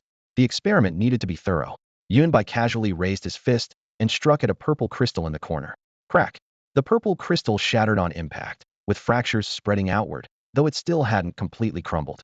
Given the hardness of purple crystal, a first-level Starpoint Realm cultivator could only achieve this much damage. The result was clear. This armor had indeed suppressed his cultivation to the first level of Starpoint Realm. Interesting, but it's just a toy to me. Yunbai shook his head, deactivated the armor, and returned it to his system space. Though it would fetch a good price if sold. With this thought passing, he turned his attention back to the final main course beside him. The golden armored lizard swished its thick tail and flicked its tongue, swallowing Maoan's corpse into its belly. The body of a 6th-level Starpoint Realm warrior was an excellent supplement for it. After finishing its meal, the brightness of the golden armored lizard's scales visibly increased, as if it might break through again at any moment. Delicious. Accompanied by a satisfied hiss, the golden armored lizard, iron armored rat, and Yunbai left the depths of the cave together, their figures quickly disappearing into the dim crevices of the rock walls. At this time, Gong Sanghai was still sparing no effort in searching for Yunbai. He had been tracking for a full 2 hours. By rough calculation, it should now be close to 10 o'clock at night. Exhaustion crept in, and he finally chose to stop at a dry, rocky platform, lighting a campfire and planning to rest for the night first. As for those two, Maoan and Miao Tiao, he couldn't be bothered with them anymore. It was fine that he hadn't seen their bodies. Their life or death was none of his concern. He now only wanted to do one thing: find Yunbai and kill him with his own hands. On the other side, Yunbai was also wandering through the cave. After resting for half an hour, the golden armored lizard suddenly crawled over excitedly, snorting hot air from its nostrils. It had caught Gong Sanghai's scent. Yunbai looked up and used his perception to lock onto the direction, directly above, where they had previously fallen through the opening, and Gong Songhai was nearby. After going in a big circle, they had actually returned to the starting point. He couldn't help but smile. After a day of continuous deadly battles, he was indeed exhausted. If he could end this quickly, that would be best. So Yunbai led the two fierce beasts, using the dim light reflected off the rock walls, and silently approached his target. Soon, he spotted the campfire around a corner. The firelight flickered as Gong Songhai knelt on one knee, eyes closed in meditation, the dark golden flames reflecting off his armor, making him appear particularly solemn. Perfect opportunity. Yunbai's mind stirred as he prepared to first use his psychic power to control the golden flying blade and launch a surprise attack on Gong Songhai. Just as Yunbai was about to use his psychic power to control the golden flying blade for a surprise attack to severely wound Gong Songhai, Gong Songhai seemed to sense something and suddenly opened his eyes. A dark green water orb condensed in his right palm, transforming into a thick, long arrow that shot straight toward Yunbai. Such keen perception, truly a 9th-level Star Point Realm cultivator. Alarm bells rang in Yunbai's mind as his muscles tensed instantly, blood surging wildly through his veins. Lightning crackled around his feet as he executed the 5-step technique, dodging sideways in a flash. Boom! The arrow struck the rock wall, piercing through the solid stone layer in one blow. The edges of the hole were immediately corroded by the emerald water vapor, producing a hissing sound as white mist spread and a pungent, fishy odor filled the cave. Had he not reacted in time, that single arrow would have been fatal. Even so, a few drops of the splattered dark green liquid fell onto his combat suit, causing the fabric to shrivel instantly like snow meeting red-hot iron, leaving several finger-sized holes. Water attribute with corrosive power? Yunbai's expression darkened slightly. The already overwhelming gap in cultivation levels, now combined with this special attribute, made the situation undoubtedly more perilous. I never expected you to dare come looking for me directly. I'm quite curious what gives you such confidence. Gong Songhai slowly rose to his feet, unhurried and deliberate, his voice carrying a mocking tone. This was their first face-to-face encounter. Seeing that Yunbai could actually dodge his opening strike, his gaze held a few traces of interest. From deliberately exposing his whereabouts in Shunsheng to leading them on a chase all this way, Yunbai's audacity was evident. Now he had appeared alone. Wait, that wasn't quite right. He had brought two beasts with him. The crimson gold python coiled on one side, while the golden armored lizard crouched on the other. However, in Gong Songhai's eyes, demonic beasts at merely the 4th level of Star Point Realm posed no threat whatsoever. He merely cast them an indifferent glance before returning his attention to Yunbai. So his confidence stemmed from his own abilities? Yunbai silently glanced down at his feet, where the corroded crater lay, and took a deep breath. The pit walls were still hissing with black smoke, and the scattered rocks were riddled with countless holes from the acid, demonstrating the terrifying power of the attack. 9th level of the Star Ignition Realm. This was the strongest and most dangerous battle he had ever faced. Oh, lightning attribute. Ahead, Gong Songhai's eyes flashed with surprise as his gaze locked onto the fine layer of lightning surrounding Yunbai. Is this the elemental power you awakened after igniting your destiny star and entering the Star Ignition Realm? Indeed, quite rare. His tone was casual, yet carried the excitement of a predator.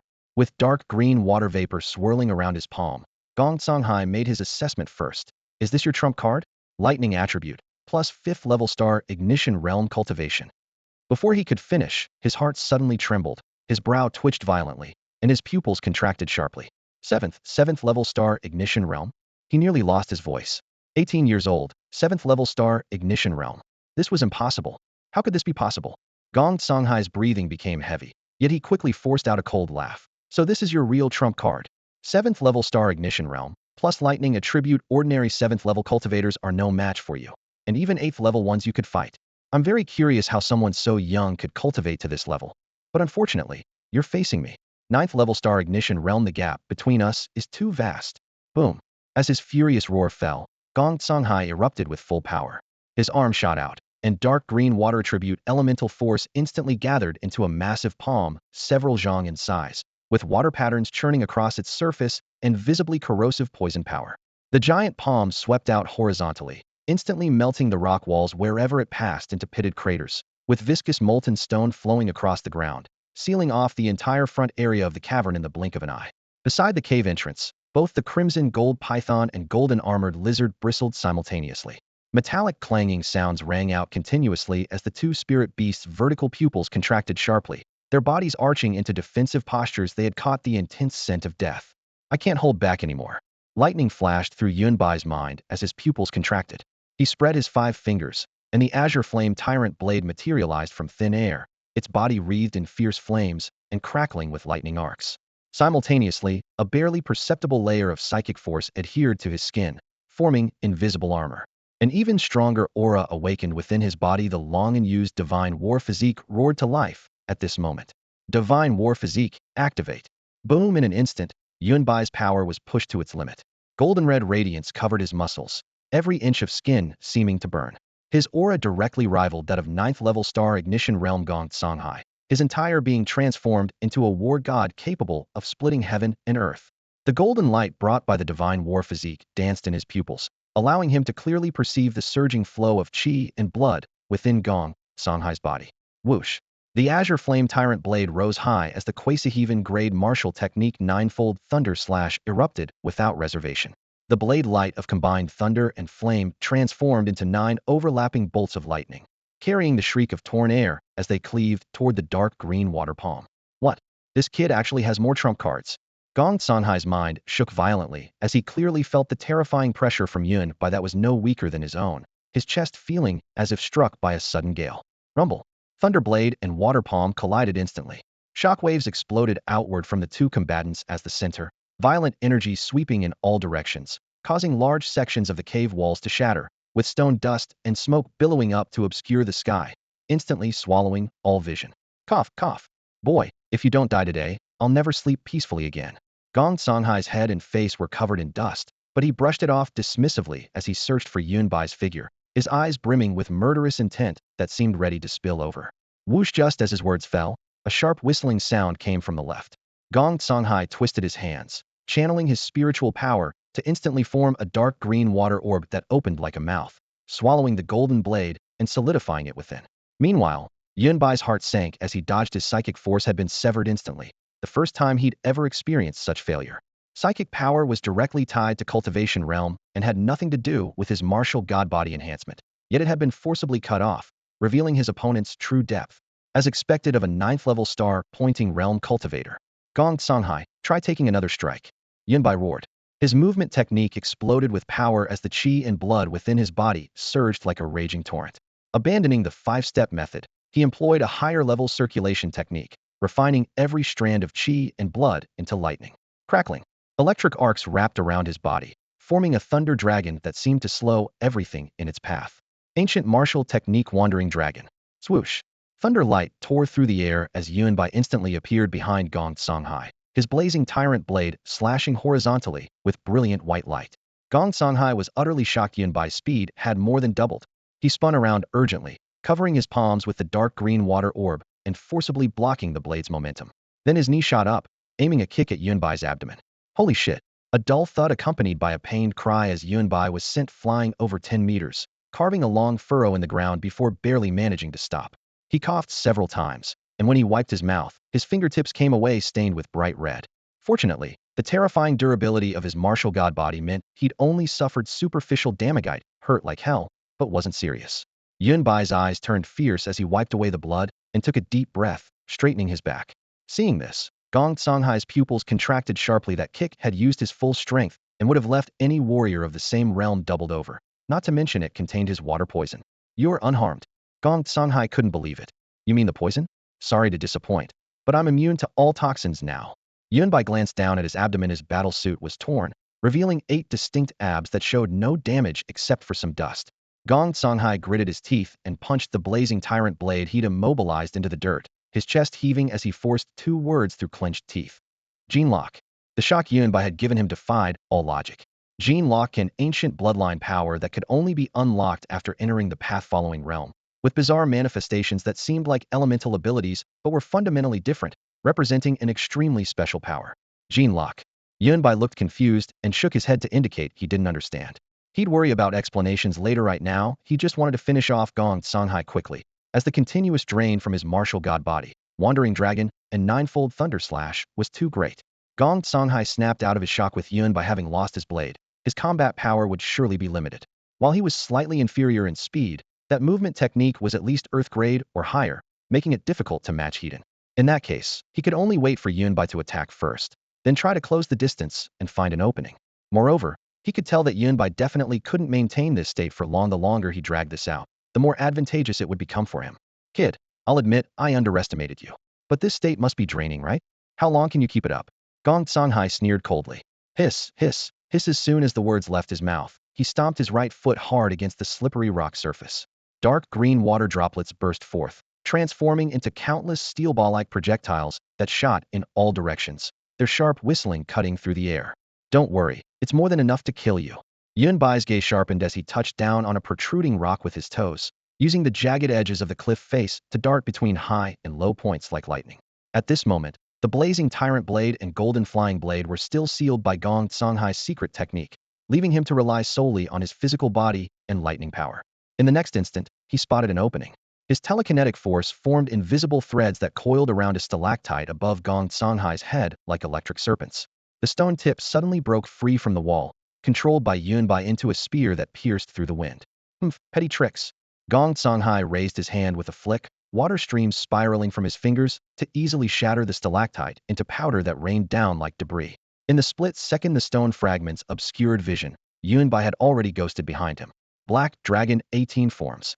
He spread his arms wide in sweeping motions as a black dragon phantom coiled behind him, lightning coursing along its scales while its roar shook the cavern. Perfect timing.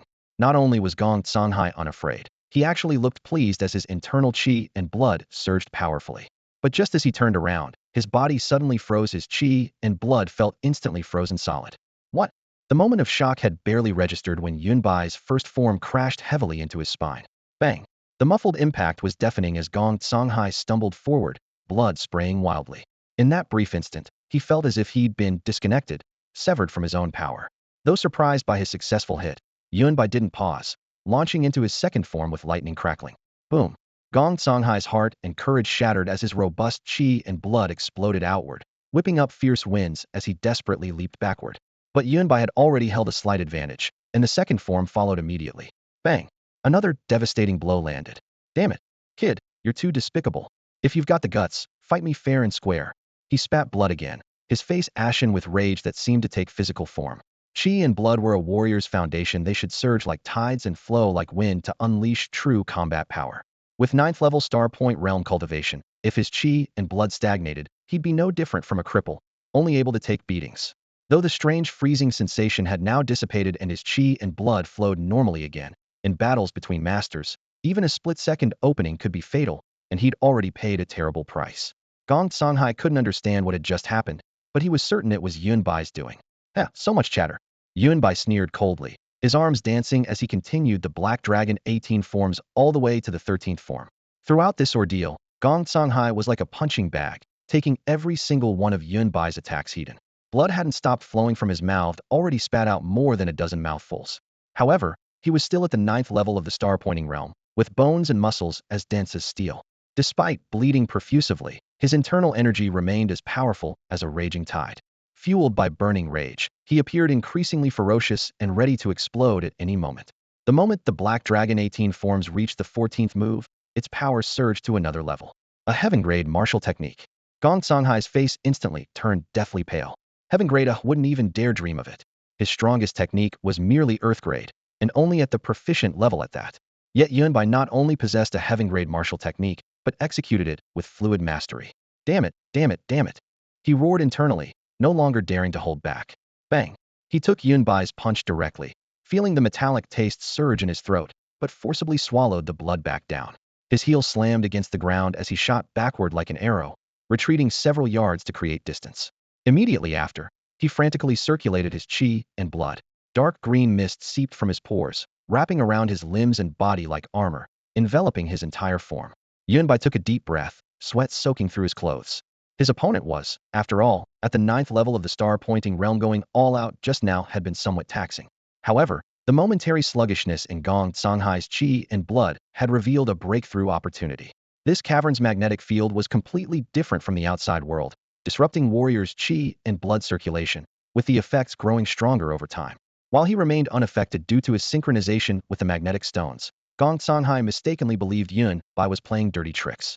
In that case, all he needed to do now was stall for time. Gong Songhai, weren't you so arrogant? Didn't you say the gap between us was huge?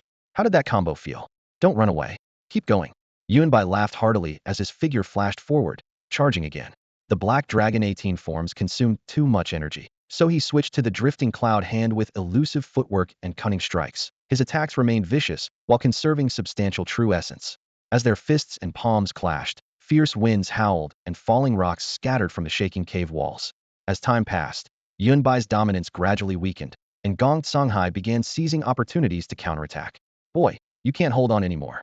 Now it's my turn. Gong Songhai laughed savagely, raising his palm to strike. But the next moment, his internal chi and blood felt dragged down by a quagmire again, their circulation grinding to a halt. What? How is this possible? Damn it. What kind of dirty trick are you using? Shocked and enraged, panic flickered in his eyes for the first time. Haha, the kind that'll kill you now die.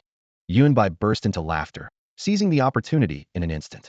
With a sweeping gesture, the previously restrained golden flying blade shot forth with a whoosh, aimed directly at Gong Songhai's forehead. You think that'll work? Get the hell away from me.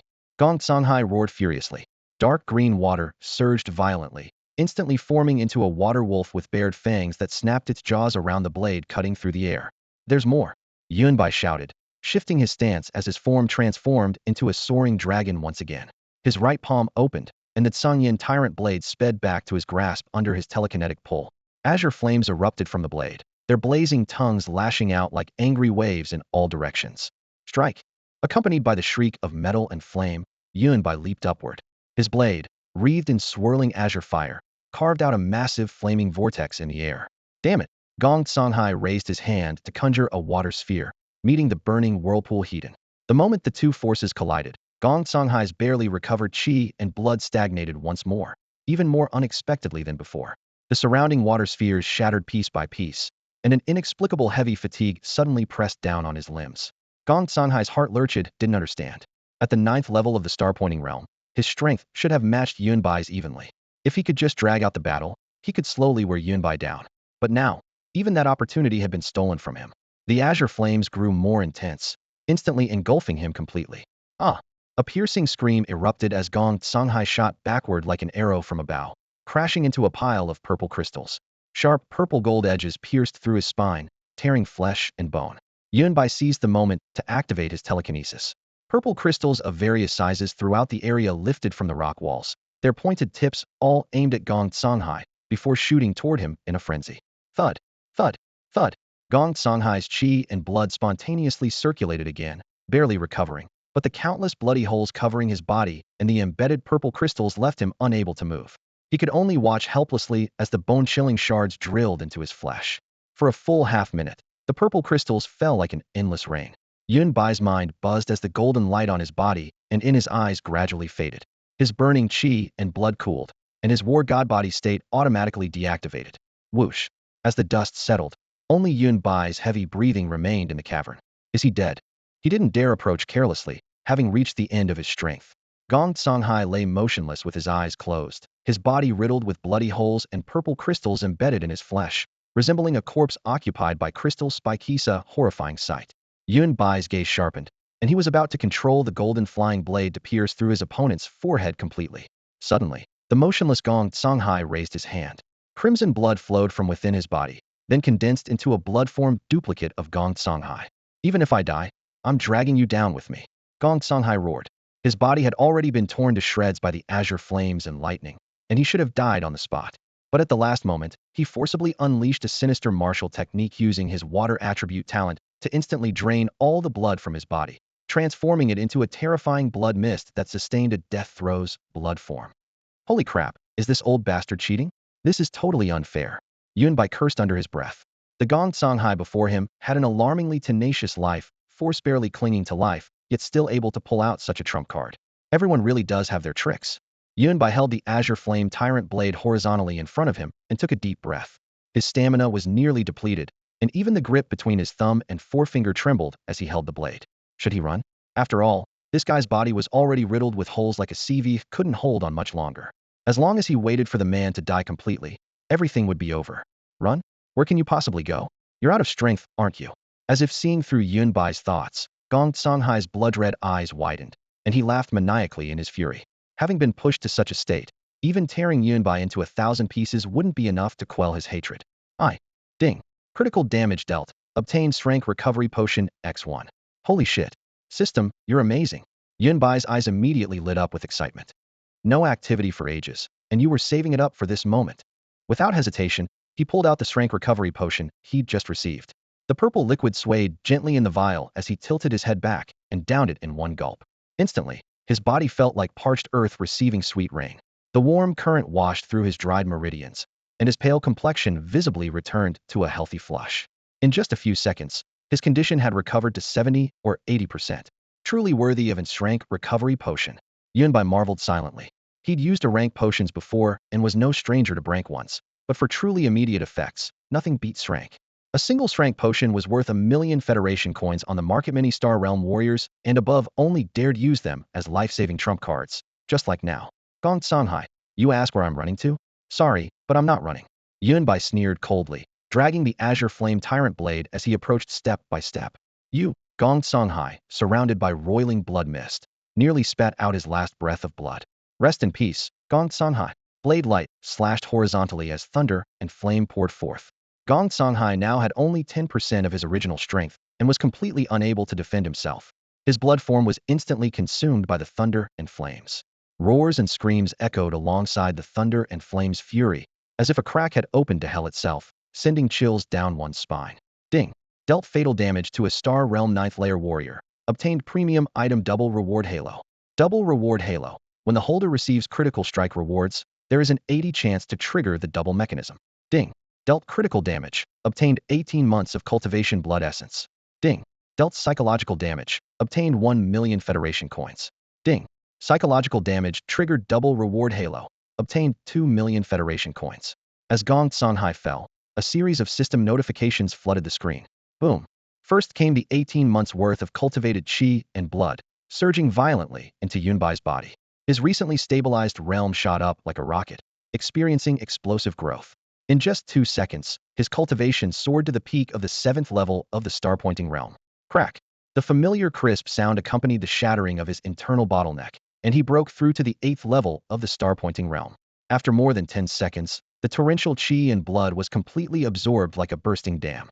Yunbai's realm finally stabilized at 20% into the 8th level of the star-pointing realm. In a single day, he had forcefully broken through 3 levels, jumping from the 5th to the 8th level. This exhilarating feeling made him want to clench his fists and laugh out loud. Probability-based double reward aura. Why couldn't it have been double chi and blood instead? Well, 1,000,000 becoming 2,000,000 is still better than nothing. He looked at the reward line on his panel, feeling some regret, but also satisfaction if his chi and blood had doubled. Even if he couldn't reach the 9th level, he could have at least pushed to the peak of the 8th level. Fortunately, there would be more opportunities, so he set aside these thoughts for now. Collecting his thoughts, he looked down to examine his battered body. His combat suit was practically in tatters, his arms and abdomen were covered in blood, and his internal organs ached dully. He had to hastily retrieve wound medicine and new clothes from his system space to treat himself. The cost of fighting across 2 realm levels was too great. This lesson taught him never to push himself so hard again. The crimson gold python and golden armored lizard, who had been watching from afar, finally poked their heads out cautiously after the smoke cleared. Seeing the charred bloodstains and the body riddled with holes, both beasts first bristled with fear, then showed wild joy. Their master had won.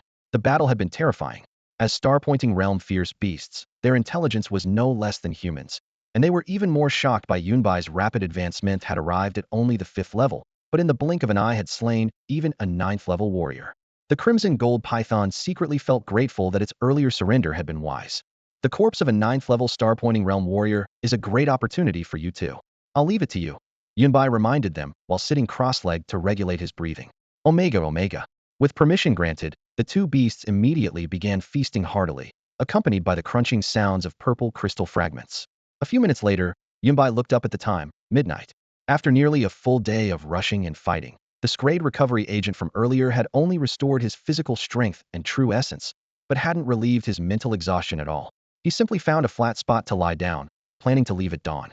The crimson gold python and golden armored lizard, having finished devouring Gong Songhai, also coiled up separately and began slowly digesting that massive surge of chi and blood. The next morning, Yunbai opened his eyes from deep sleep, feeling refreshed and clear-headed. Ah, that feels good. His long-accumulated fatigue was completely swept away. He surveyed the dim cave, where purple light still flowed along the stone walls, and the 2 giant beasts slept soundly. Brushing dust from his clothes, he said softly, "Time to head back." After waking the crimson gold python and golden armored lizard, he followed the same route back. Half an hour later, he finally welcomed the first ray of sunlight from the surface. However, the moment his foot stepped out of the cave entrance, his phone went crazy with a string of missed calls and text messages. Li Tsongsheng, Chen Qingyu, and also Gu Lian, Xiang Wanqing, Ji Yanqi. There were over 100 call records alone. So many calls in just one day? Are they crazy? Yunbai's heart tightened, vaguely sensing something was wrong. The special magnetic field in the culvert had blocked signals, so he couldn't receive anything earlier. Before he could call back, his phone vibrated with an incoming video call from Chen Qingyu. Yunbai swiped his finger, and a light screen appeared. Chen Qingyu's face was delicate, but her eyes were red-rimmed, anxiety written all over her features. The moment she saw Yunbai, she looked relieved but immediately questioned him. Yunbai, where are you? The University League Championship Finals started half an hour ago. What? Yunbai was stunned. He looked up at the blazing sun and laughed self-mockingly. Could he, a warrior, really have gotten so disoriented by the sun? In August and September, at 10 in the morning, the sun was at its most scorching point of the day. Yunbai felt beads of sweat forming on his forehead, his head throbbing as he wondered if he was getting heat stroke from the blazing sun. He had clearly left Shuncheng just yesterday, yet he was hearing an absolutely bewildering piece of news over the phone. The Collegiate League had already begun? Are you playing truth or dare with me? Yunbai blinked his somewhat dry eyes, suspecting that Chen Qingyu was pulling his leg, probably another prank orchestrated by that old man Li Tsongsheng. Teacher Chen Qingyu, stop joking around. I just left Shenzhen yesterday, and there are still 2 days before the Collegiate League officially starts. He shook his head with certainty in his voice. What? You're saying you're not in Shenzhen? Then where are you? Chen Qingyu's voice on the other end of the phone suddenly shot up. Yunbai raised his phone and slowly rotated the camera, showing the desolate, crumbling buildings around him and scattered flames. In the fallen zone. Chen Qingyu was momentarily speechless. Just as she was about to ask more questions, the loud announcement from an on-site referee suddenly came from beside her, followed by thunderous cheers from tens of thousands of spectators. Hearing that deafening background noise, Yunbai immediately broke out in a cold sweat. Yunbai classmate. In the video interface, Ji Yanqi's beautiful face suddenly appeared. Her expression was cold, yet she urged him word by word like beating a drum. If you don't come now, our first high school is going to lose. Yunbai stood frozen in place, his mind completely blank. Yesterday he had definitely left Shuncheng, and had even dealt with several members of the Skyfire Guild along the way. There was absolutely no mistake. But now it sounded like had he somehow slept for 3 days? Impossible. Yesterday he had only been mentally exhausted, and with his experience of staying up all night practicing the ninefold thunder slash, a few hours of sleep would be enough to recover. Moreover, his phone clearly showed that only 1 day had passed. Wait. He suddenly turned his head to look at the cracked culvert beneath his feet. A wild thought emerged. Could the flow of time in the space below be different from the outside world? As soon as this thought formed, he couldn't be bothered to verify it, and immediately wanted to rush to the competition venue, but he was in the fallen zone, far away, with no time to make it. Suddenly, he thought of Gu Lian. Yunbai immediately called Gu Lian. Gu Lian was first surprised that he hadn't arrived at the finals venue, and after hearing the entire situation, she was equally shocked. Send me your coordinates. I'll arrange for someone to pick you up. She readily agreed. After hanging up, Yunbai finally breathed a slight sigh of relief, only able to pray that everything would still be in time. During the wait, he contacted Xiang Wanqing again to inquire about the time flow anomaly in the culvert. Xiang Wanqing confirmed his suspicion. The interior of underground caverns indeed had different time flows from the outside world, sometimes fast, sometimes slow, with no pattern whatsoever, sometimes synchronized, sometimes completely opposite. So you're saying, this place below is slowly evolving into the legendary underground cavern. Yunbai looked toward the deep cave entrance, his brow furrowed tightly. More than 10 minutes later, buzz buzz buzz, a military shuttle craft cut through the low sky and hovered steadily above Yunbai.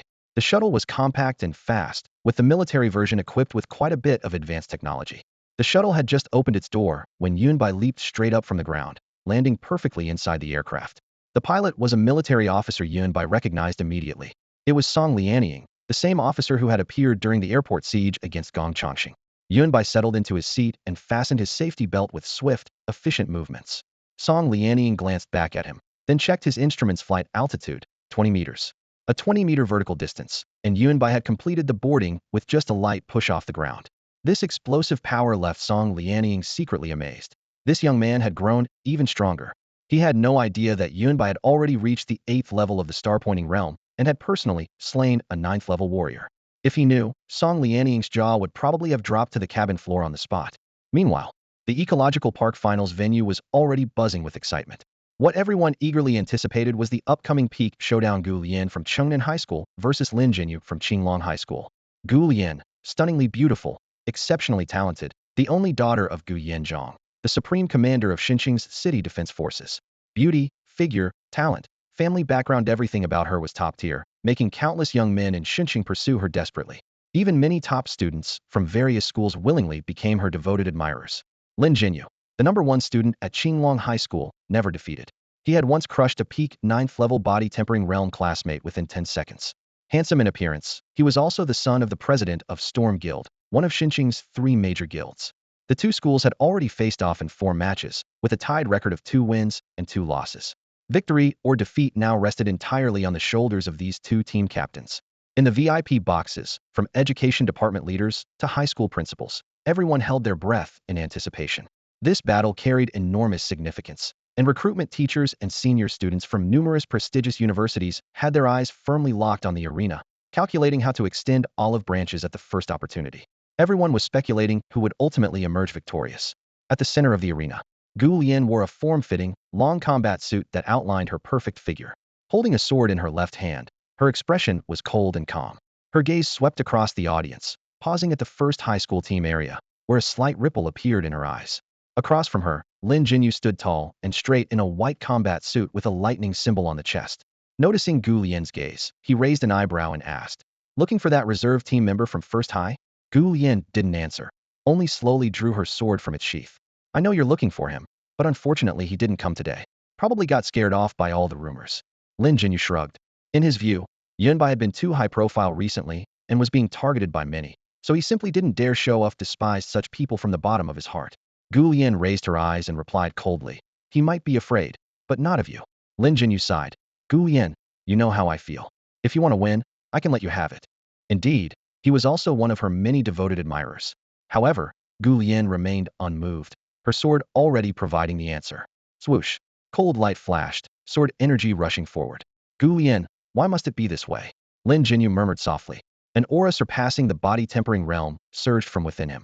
Facing that sharp sword strike, he made no unnecessary movements, simply extending 2 fingers calmly. Clang! The metallic sound of a blade striking something incredibly hard rang out. At the center of the arena, Gu Lian's sword had just descended, but its tip was firmly caught between Lin Jinyu's 2 fingers. The blade trembled slightly as sparks flew in all directions. In the VIP box, 11 high school principals shot to their feet in unison, their faces filled with disbelief. Several leaders from the Ministry of Education also furrowed their brows. Only Gu Yanzhong remained composed, quickly regaining his calm after a brief moment of surprise, as if he had anticipated this outcome. The audience erupted while the live stream chat exploded with rapidly scrolling comments. Everyone had expected an evenly matched battle between titans, yet no one had imagined that Gu Lian's fierce opening strike would be so effortlessly neutralized by Lin Jinyu. "Star Point Realm." Someone in the crowd cried out in shock. Lin Jinyu looked down at the blade caught between his fingers, his voice carrying both confidence and fervor. "Gu Lian, you are heaven's chosen daughter. Only a true genius could be worthy of you. Won't you give me a chance?" "Lin Jinyu, you've got it wrong," Gu Lian replied, slightly rotating her sword arm as her voice rang out clear and cold yet powerful. "This is an arena where only victory and defeat matter, nothing else. Though there may be a gap between us, defeating me won't be so easy. I hope you'll give it your all." As her words fell, she suddenly twisted the sword hilt. The blade split apart with a sharp crack into 5 fragments, streaking through the air like meteors as they shot toward Lin Jinyu from different angles. While others might have been caught off guard, Lin Jinyu remained unhurried. Taking a deep breath, he spoke with pride. "Excellent. Let me show you my true strength." Bang! He caught the first blade fragment with his bare hand. Immediately after, he spun in place and kicked the second piece away.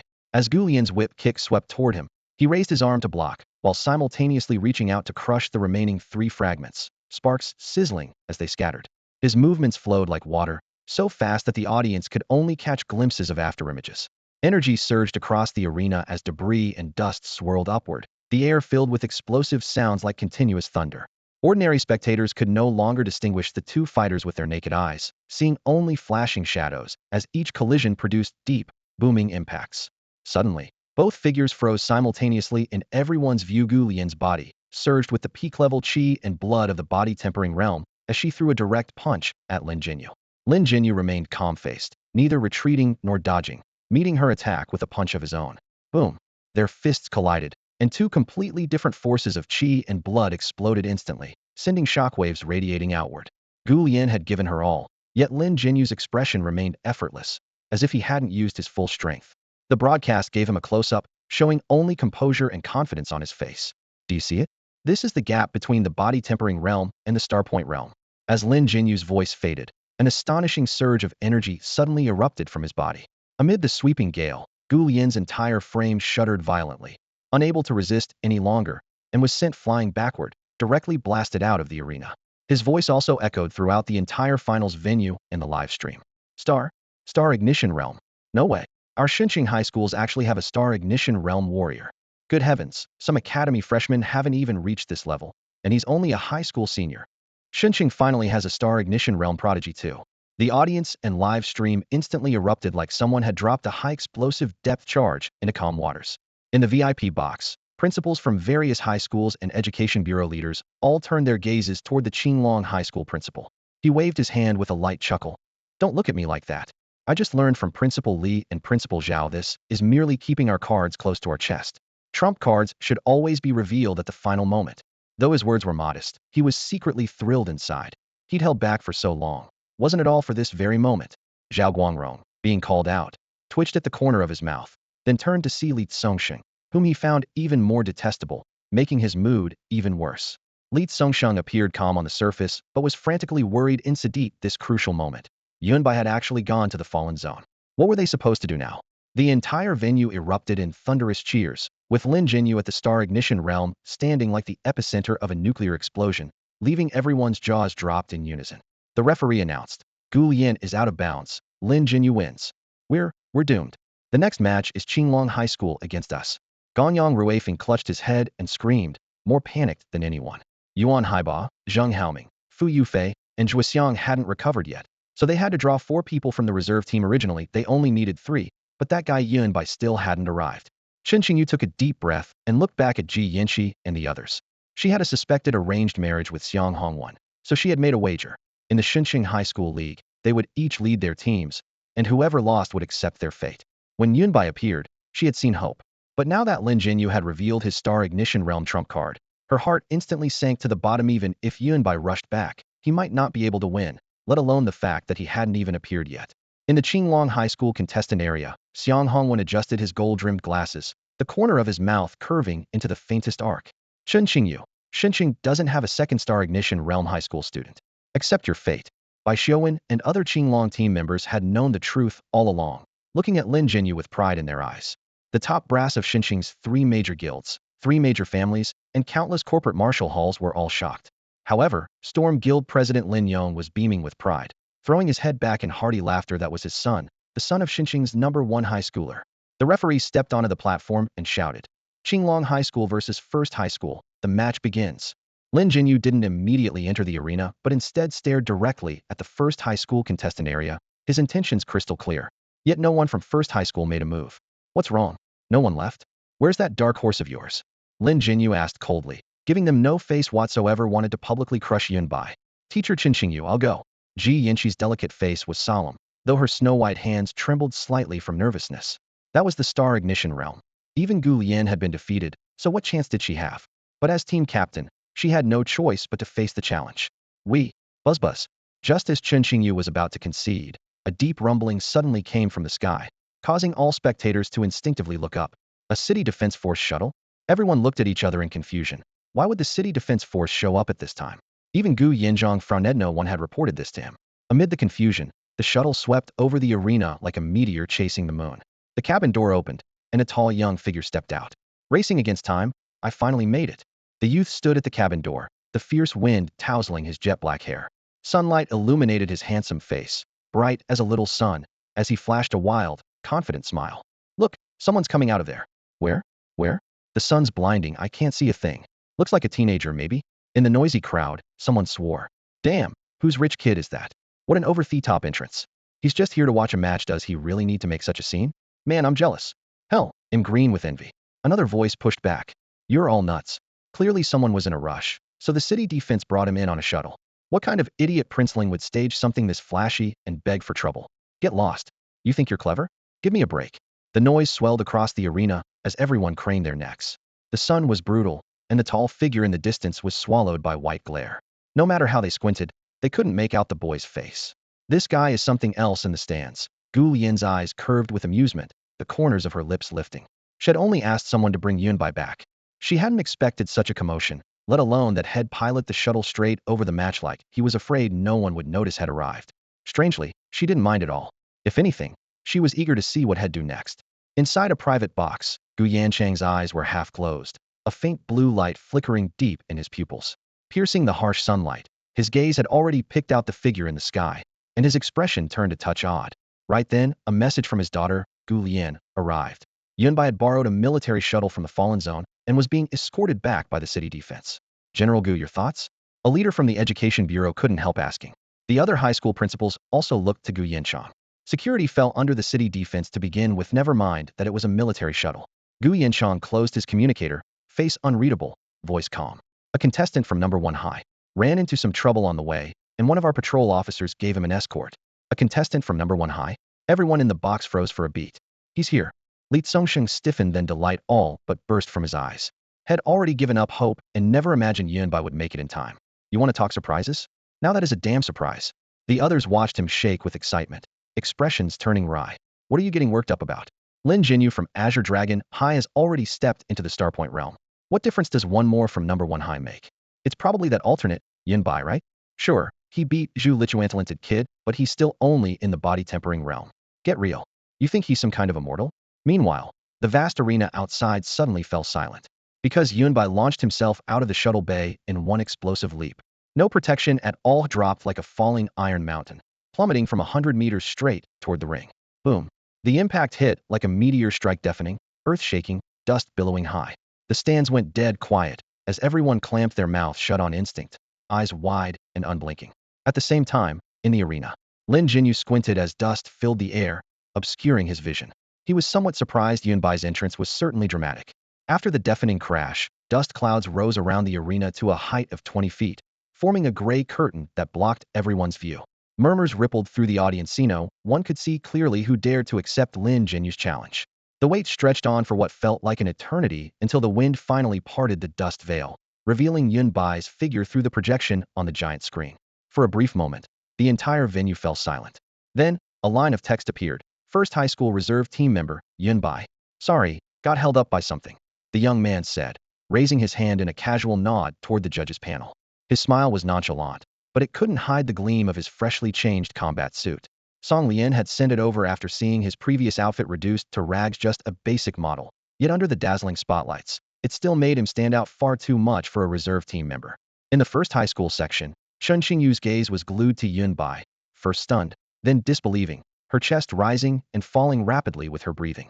Ji Yanxi also breathed a heavy sigh of relief, though she couldn't help muttering under her breath, that bastard always loves playing with people's nerves. But then she remembered that Lin Jinyu had already entered the star-pointing realm, and her relief instantly turned to worry. Having a star-pointing realm contestant in this year's high school tournament was like a massive mountain crushing all their peers. At the center of the arena, tension filled the air. Lin Jinyu stood with his hands clasped behind his back, his voice cold and hard. I thought you were too scared to show up. Since you're here, it just means I'll have to make one more move. I'll give you a chance to answer one question honestly, and I'll make sure you suffer less later. What's your relationship with Gu Lian? Yunbai tilted his head, not even bothering to look at him directly. Instead, he glanced up at the rankings board. First place, Lin Jinyu. Second place, Gu Lian.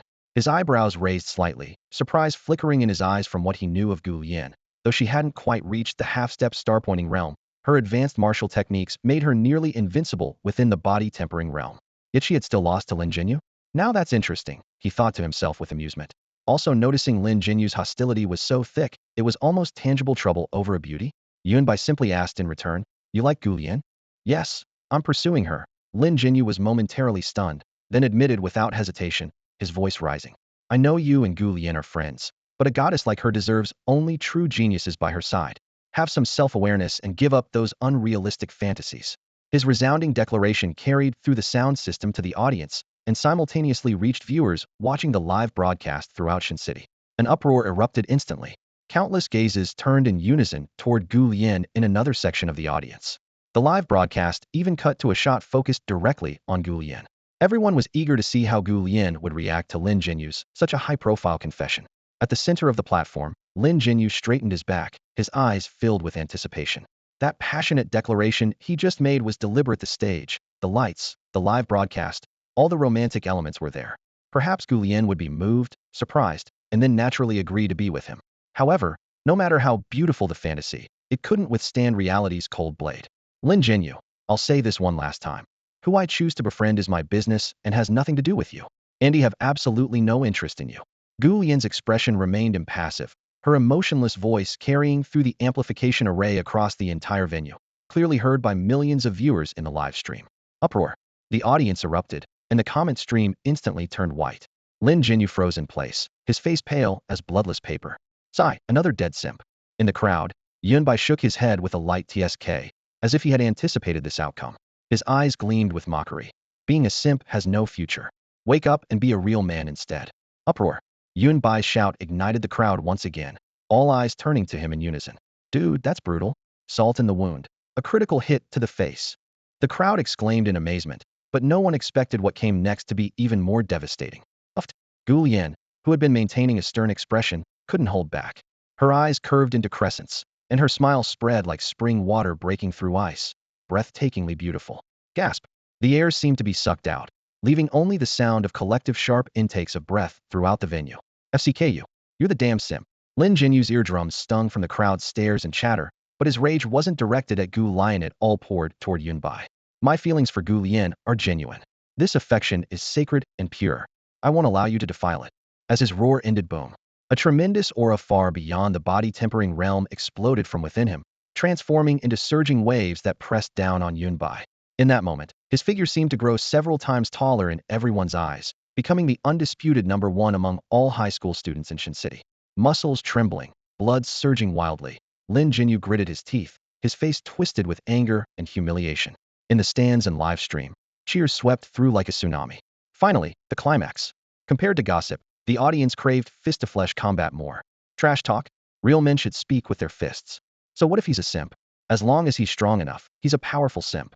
They couldn't wait to see whether that death-seeking maniac, Yunbai, would be scared into running away when facing Lin Jinyu, who had just stepped into the star ignition realm. The camera panned over to show Yunbai simply standing there calmly, not even lifting an eyelid. No one knew that he had just finished a brutal battle with Gong Songhai, and his cultivation had now reached the 8th level of the star ignition realm. His presence at this ceremony was already giving enough face. Lin Jinyu is just a small fry who barely entered the star ignition realm. Yunbai sighed inwardly. I'm really afraid that if I use too much force with one slap, I might directly knock his head clean off. Poor kid, a simp through and through simping until he's left with absolutely nothing. Yunbai looked at Lin Jinyu with eyes full of pity. Simps have no future. Gu Lianxing was extraordinarily beautiful, with countless suitors surrounding her. Yunbai remembered seeing Ho Haonan during the Gudian trials, and had encountered other simps as well, but none could compare to Lin Jinyu, before him the ultimate supreme simp. Lin Jinyu wasn't actually that bad.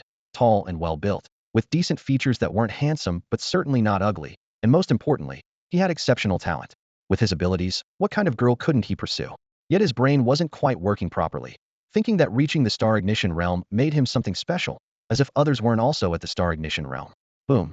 As Yunbai's last word left his lips, the spiritual energy within his body suddenly erupted, unleashing an aura far more turbulent than Lin Jinyu's that instantly swept across the entire arena. The air was torn apart, and fierce winds whipped up from nowhere.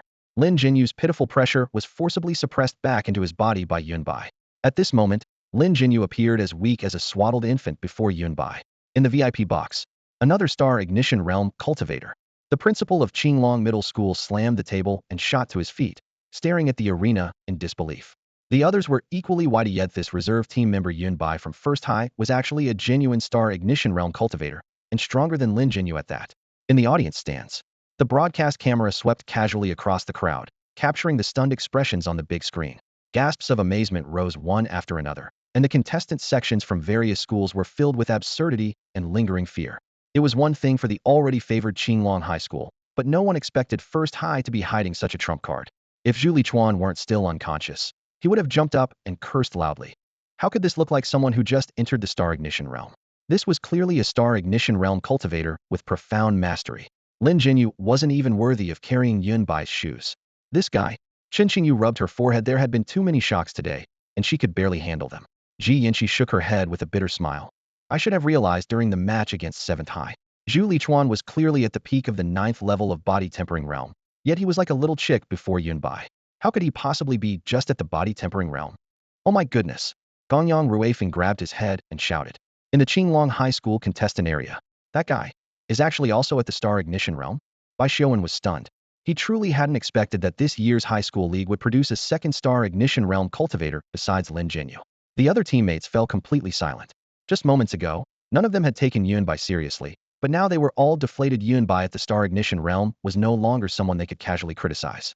At the center of the arena, Yunbai slightly restrained his excess aura, a smile playing at the corners of his lips as he stepped forward, pressing toward Lin Jinyu. Lin Jinyu snapped out of his brief shock, and, sensing Yunbai's approach, his face alternated between pale and flushed, shocked, furious, and feeling utterly humiliated. So what if you're also at the Star Igniting realm? Lin Jinyu roared furiously, his voice exploding across the arena. The attributes awakened in the Star Igniting realm vary in strength, and my lightning has the most destructive power. What do you have to defeat me with? He threw his arms wide, crackling lightning instantly surging forth, coiling around him as his aura climbed steadily. His realm wasn't his true reliance, his real confidence lay in the thunder itself. With this power, he had once fought evenly against a second-tier star-igniting cultivator without falling behind. Blazing arcs made him the center of attention as the audience whispered in amazement. Among the many attributes, lightning had always been rare and possessed top-tier combat power, with awakeners almost destined for a promising future. However, he soon froze in shock. Despite the lightning raging wildly, the deep chi and blood within Yunbai remained as steady as a mountain, completely unmoved, like an ant trying to shake a towering peak, futile and laughable. Have you had enough fun? Now it's my turn. Yunbai smiled slightly at the corner of his mouth and stepped forward lightly, a trace of lightning blooming at his sleeve. Lin Jinyu's heart tightened. At first it was just confusion, but as lightning rapidly surged around Yunbai, his breathing became labored and his raised finger trembled uncontrollably. Ew. Crackle crackle. Electric serpents danced, illuminating the entire arena. Boom.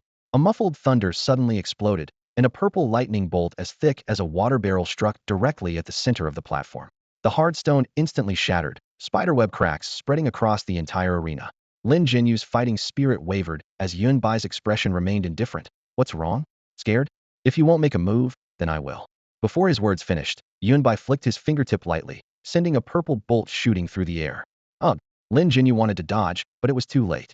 He could only frantically channel his lightning power. Electric currents surged like a flood, all converging into his palms to form a blazing white lightning orb that fiercely met the purple bolt. Boom! The thunderstorm exploded, and the audience screamed in terror, covering their ears yet still feeling their eardrums about to burst. After several moments, the thunder finally returned to silence.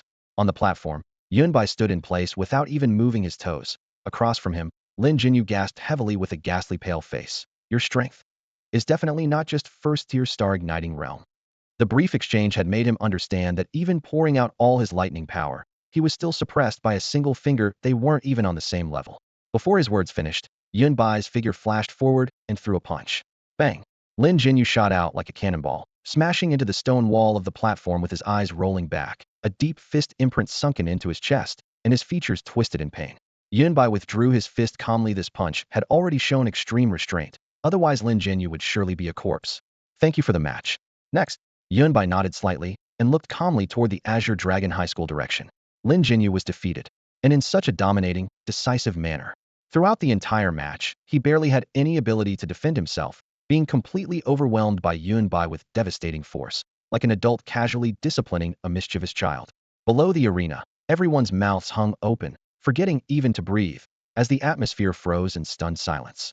Yunbai stood at the center of the arena with an indifferent expression, as if he had just casually handled some trivial matter. In fact, for him, this truly was effortless. Ding. Critical damage dealt. Gained 3 months of cultivation chi and blood. Not bad. Actually 4 months of cultivation chi and blood reward. Yunbai raised an eyebrow slightly, mildly surprised. With his current 8th level star-pointing realm cultivation, the gap between him and Lin Jinyu was too vast. The system usually only dropped potions or strange little items he couldn't use. Obtaining cultivation chi and blood was already rare, let alone measured in months. However, it was only mild surprise. 3 months of chi and blood power meant little to him now. In moments, the tremendous chi and blood surged through his limbs and bones, his cells seeming to be washed by warm torrents. His realm rising accordingly. His 8th level star-pointing realm progress jumped from 20 to 40 instantly. He quietly assessed. Not bad, I suppose. The private box was so quiet you could hear a pin drop. Everyone's faces still bore traces of shock. Even the usually composed Li Zongsheng frowned slightly, clearly stunned by the gap Yunbai had displayed. He had known Yunbai had entered the star-pointing realm and estimated their strengths were comparable, hoping to enjoy an evenly matched duel. Who would have expected such a one-sided crushing victory, ending so swiftly? On the arena, Yunbai's casual strike required Lin Jinyu's full effort to receive the gap was suffocatingly vast. Haha, Xinqing is truly abundant with talent this year. Gu Yinzhang's hearty laughter broke the stagnant air, his eyes full of appreciation, as if he had been confident of the outcome all along. In the previous trial mission, even Gong Changxing, a third-level star-pointing realm cultivator, had died at Yunbai's hands. What was a mere first-level star-pointing realm Lin Jinyu? He remained amazed Yunbai hadn't used his full strength on the arena, yet was clearly stronger than during the trials. Now he's at least 5th-level star-pointing realm, or even higher. Gu Yanzhang silently judged. An 18-year-old youth possessing such terrifying talent was spine-chilling to contemplate. Only then did Li Zongxing snap back to reality. Someone raised their glass in congratulation. Congratulations, Principal Li. Your school not only won this year's championship, but also cultivated such a brilliant genius, truly enviable. Several principals nodded to each other according to higher-ups' intentions. Principal Li would surely advance further after next month's 100 schools battle. The principals from surrounding high schools couldn't help but stand to offer their flattery and congratulations. Cultivating such an outstanding genius would be remembered by the Ministry of Education, securing substantial resources for the following year, not to mention the upcoming National Interschool Tournament nationwide competition with even more generous rewards. With the combat prowess Yunbai had just displayed, he would definitely rank among the top contenders in the National Interschool Tournament. Both on and off the stage, that envy had completely escalated to burning jealousy. Especially for the principal of number 7 high school had been absolutely certain that all of this should have been written in his own script, and now could only repeatedly roar, "Why not me?" in his heart. Number 1 high school's contestant area. We won. We won. Chen Qingyu was so excited her cheeks flushed red. All composure abandoned as she hugged Ji Yanxi and jumped up and down, her crisp cheers exploding through the crowd. At this moment, she was like a morning flower fresh with dew, radiant and full of vitality. At the other end of the venue, Lin Jinyu, who had been blasted against the wall by lightning, was finally pried off by the staff. Storm Guild President Lin Fenghe arrived with several accompanying members carrying a stretcher, rushing Lin Jinyu to the hospital. Before leaving, Lin Fenghe turned back, his gaze darkly fixed on the white-robed youth in the arena. Yunbai naturally caught that stare. One of the 3 major guilds, Storm Guild, another one to hold a grudge against me. He sneered inwardly. Anyway, I've already offended Skyfire Guild, and the 3 major families will get involved sooner or later. When you have many lice, you don't feel the itch, just wait to settle the score. The match isn't over yet.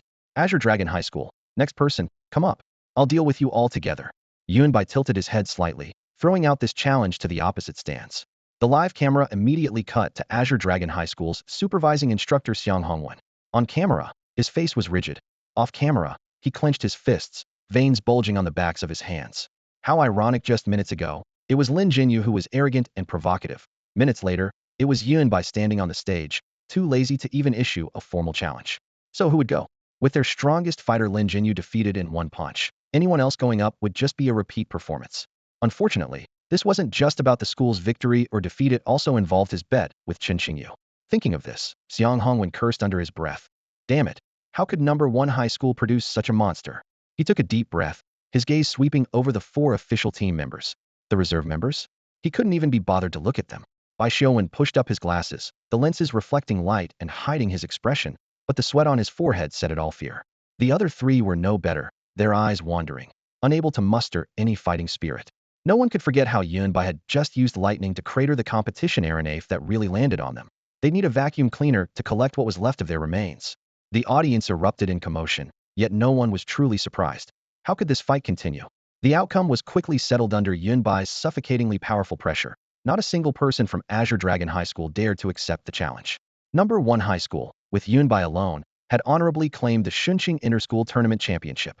In the stands, Xiang Hongwen nearly ground his molars to dust, his gaze sweeping over Chen Qingyu, who was celebrating joyfully, spinning like a little girl, before snorting coldly. Having lost all desire to continue fighting, he pulled out his phone to arrange for a plane departure. This arena held no meaning for him anymore. Thus, the Xunqing Interschool Tournament came to an end. The audience filed out in an orderly fashion, countless people talking excitedly about the name Yunbai. After today, this name was destined to resonate throughout Xunqing. Some had already begun inquiring about his background and origins, While recruitment officers from major academies immediately called Li Kongshan such an outstanding student absolutely could not be missed. Shigong Academy, one of the 5 top-tier institutions in the Hua Kingdom, was among them. This revelation made everything clear to the crowd. No wonder Enian couldn't gain even the slightest advantage against Yunbai. With such abilities, he would be considered first-tier talent at any of the 5 premier academies. High in the spectator stands, the recruitment team from Shigong Academy huddled together. If Yunbai had turned around, he would have recognized these people as the same group who had caused trouble at the bar a few days ago. Gu Ai stood at the center of the group, his expression dark as his gaze remained fixed on Yunbai. While his companions whispered admiringly about Yunbai's stunning performance, he merely said coolly, "Great talent, but he still needs to survive long enough to grow." Those around him couldn't help but glance his way. Everyone could hear the hostility in Gu Ai's voice toward this newly crowned league champion. Meanwhile, the 3 great families had also watched the entire competition through the live broadcast. In Xincheng, at the Gu family estate, the living room was dimly lit as Gu Lai repeatedly struck the floor with his walking stick. The dull thuds echoed through the spacious hall. Those familiar with him understood. The old master's rage was like an inflated balloon, ready to burst at any moment. After a long silence, Gu Lai said quietly, "The league is over." "I understand," Gu Shan replied, a flicker of hesitation crossing his eyes before he finally nodded. He understood his father's implication and knew clearly that his visit was to gauge the family's stance. Now that Yunbai had displayed such remarkable talent before countless witnesses, official departments like the City Defense Force and Ministry of Education would inevitably pay close attention to him. Yunbai's status and position were completely different from before. Anyone wanting to move against him would first need to consider whether they had the weight to do so. This was precisely why Gushan hesitated. Who could have predicted that Yunbai would prove so exceptional? But at this moment, Gulai had clearly made his decision. Even if Yunbai was the league champion, he would not be spared. The Gu family's decision quietly began to unfold under Gulai's will. The news reached Gu Ai's ears immediately. In his study, he closed his optical brain terminal and instructed his clan members to secretly mobilize enough force for a decisive strike. Before making his move, he planned to first probe Yunbai's true capabilities.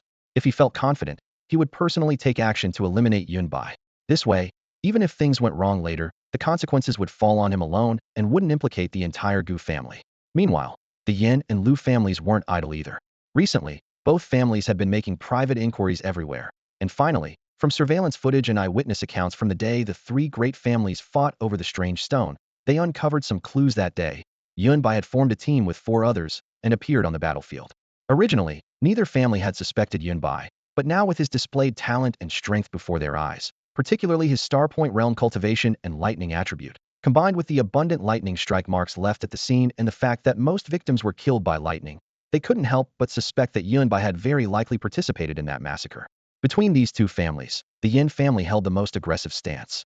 Compared to the Lu family, the Yin family had suffered the most devastating loss. A group of young clan members had died tragically, along with 3 core fighters at the 4th level of Starpoint Realm. Their hatred had taken deep root, and they would never let this go. In summary, since Yunbai had forcefully suppressed Lin Jinyu, his talent and strength had pierced like a sharp blade into the hearts of various factions in Shin City. Many local forces within the city were reassessing the future power structure, while some external organizations were actively reaching out to Yunbai, attempting to win him over or form alliances. Amidst all this turbulence, Yunbai remained completely unaware. At this moment, he was riding back to school with Ji Yinshi and the others. In the vehicle, a trophy half the height of a person stood steadily between the seats, its brilliant metallic gleam reflecting on everyone's faces. Ji Yinshi, Chun Ange, and the others kept reaching out to touch the cool metal edges of the trophy, afraid it might vanish if they blinked. The high school league championship had somehow effortlessly fallen into their hands, as if in a dream. The car entered the campus, and the moment Yunbai stepped out, Li Tsongsheng was already waiting at the entrance of the academic building, leading him directly to his office. In the spacious office, the 2 sat facing each other across a wooden desk.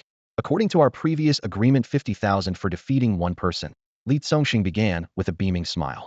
"Technically, since you only defeated Lin Jinyu, I should give you 50,000, but..." He raised his hand, pulling out a black bank card from his sleeve and rotating it gently in his palm.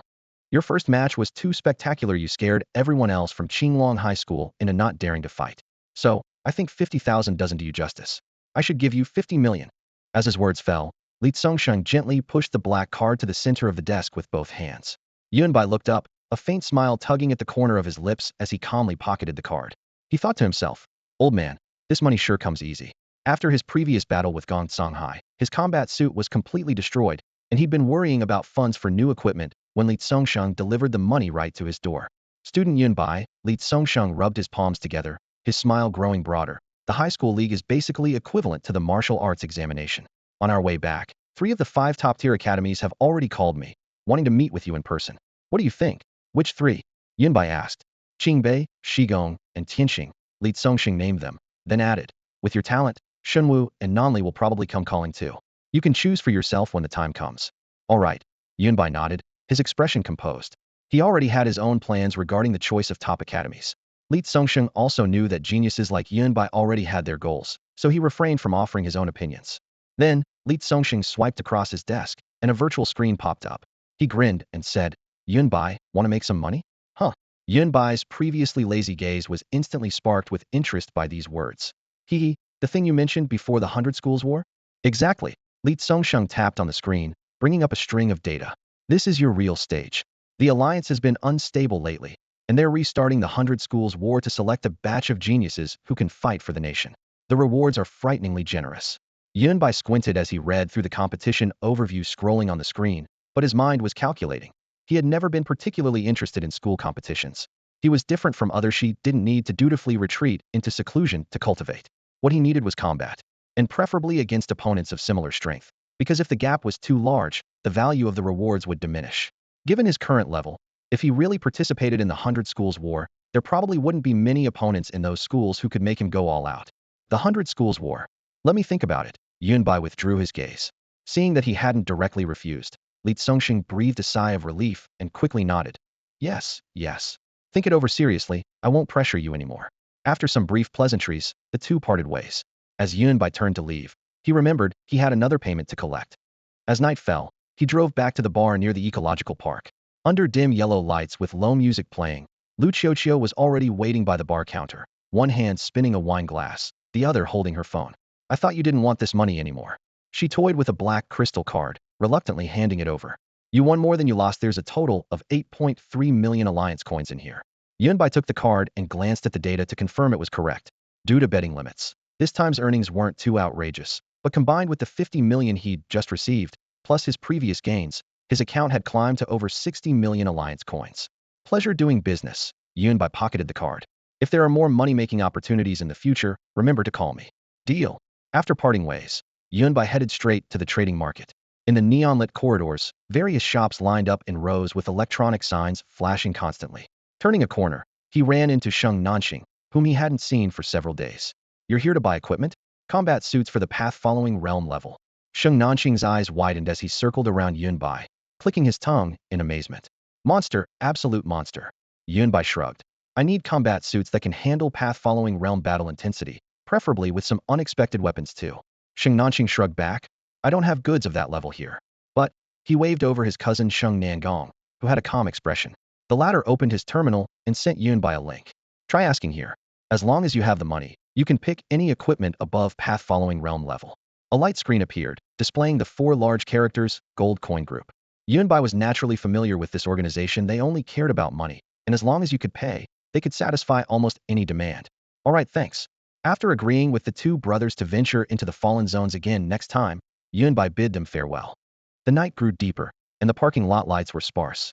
Yunbai saw his car in the distance and had barely taken 2 steps when he heard a dull thump. Then, the car exploded.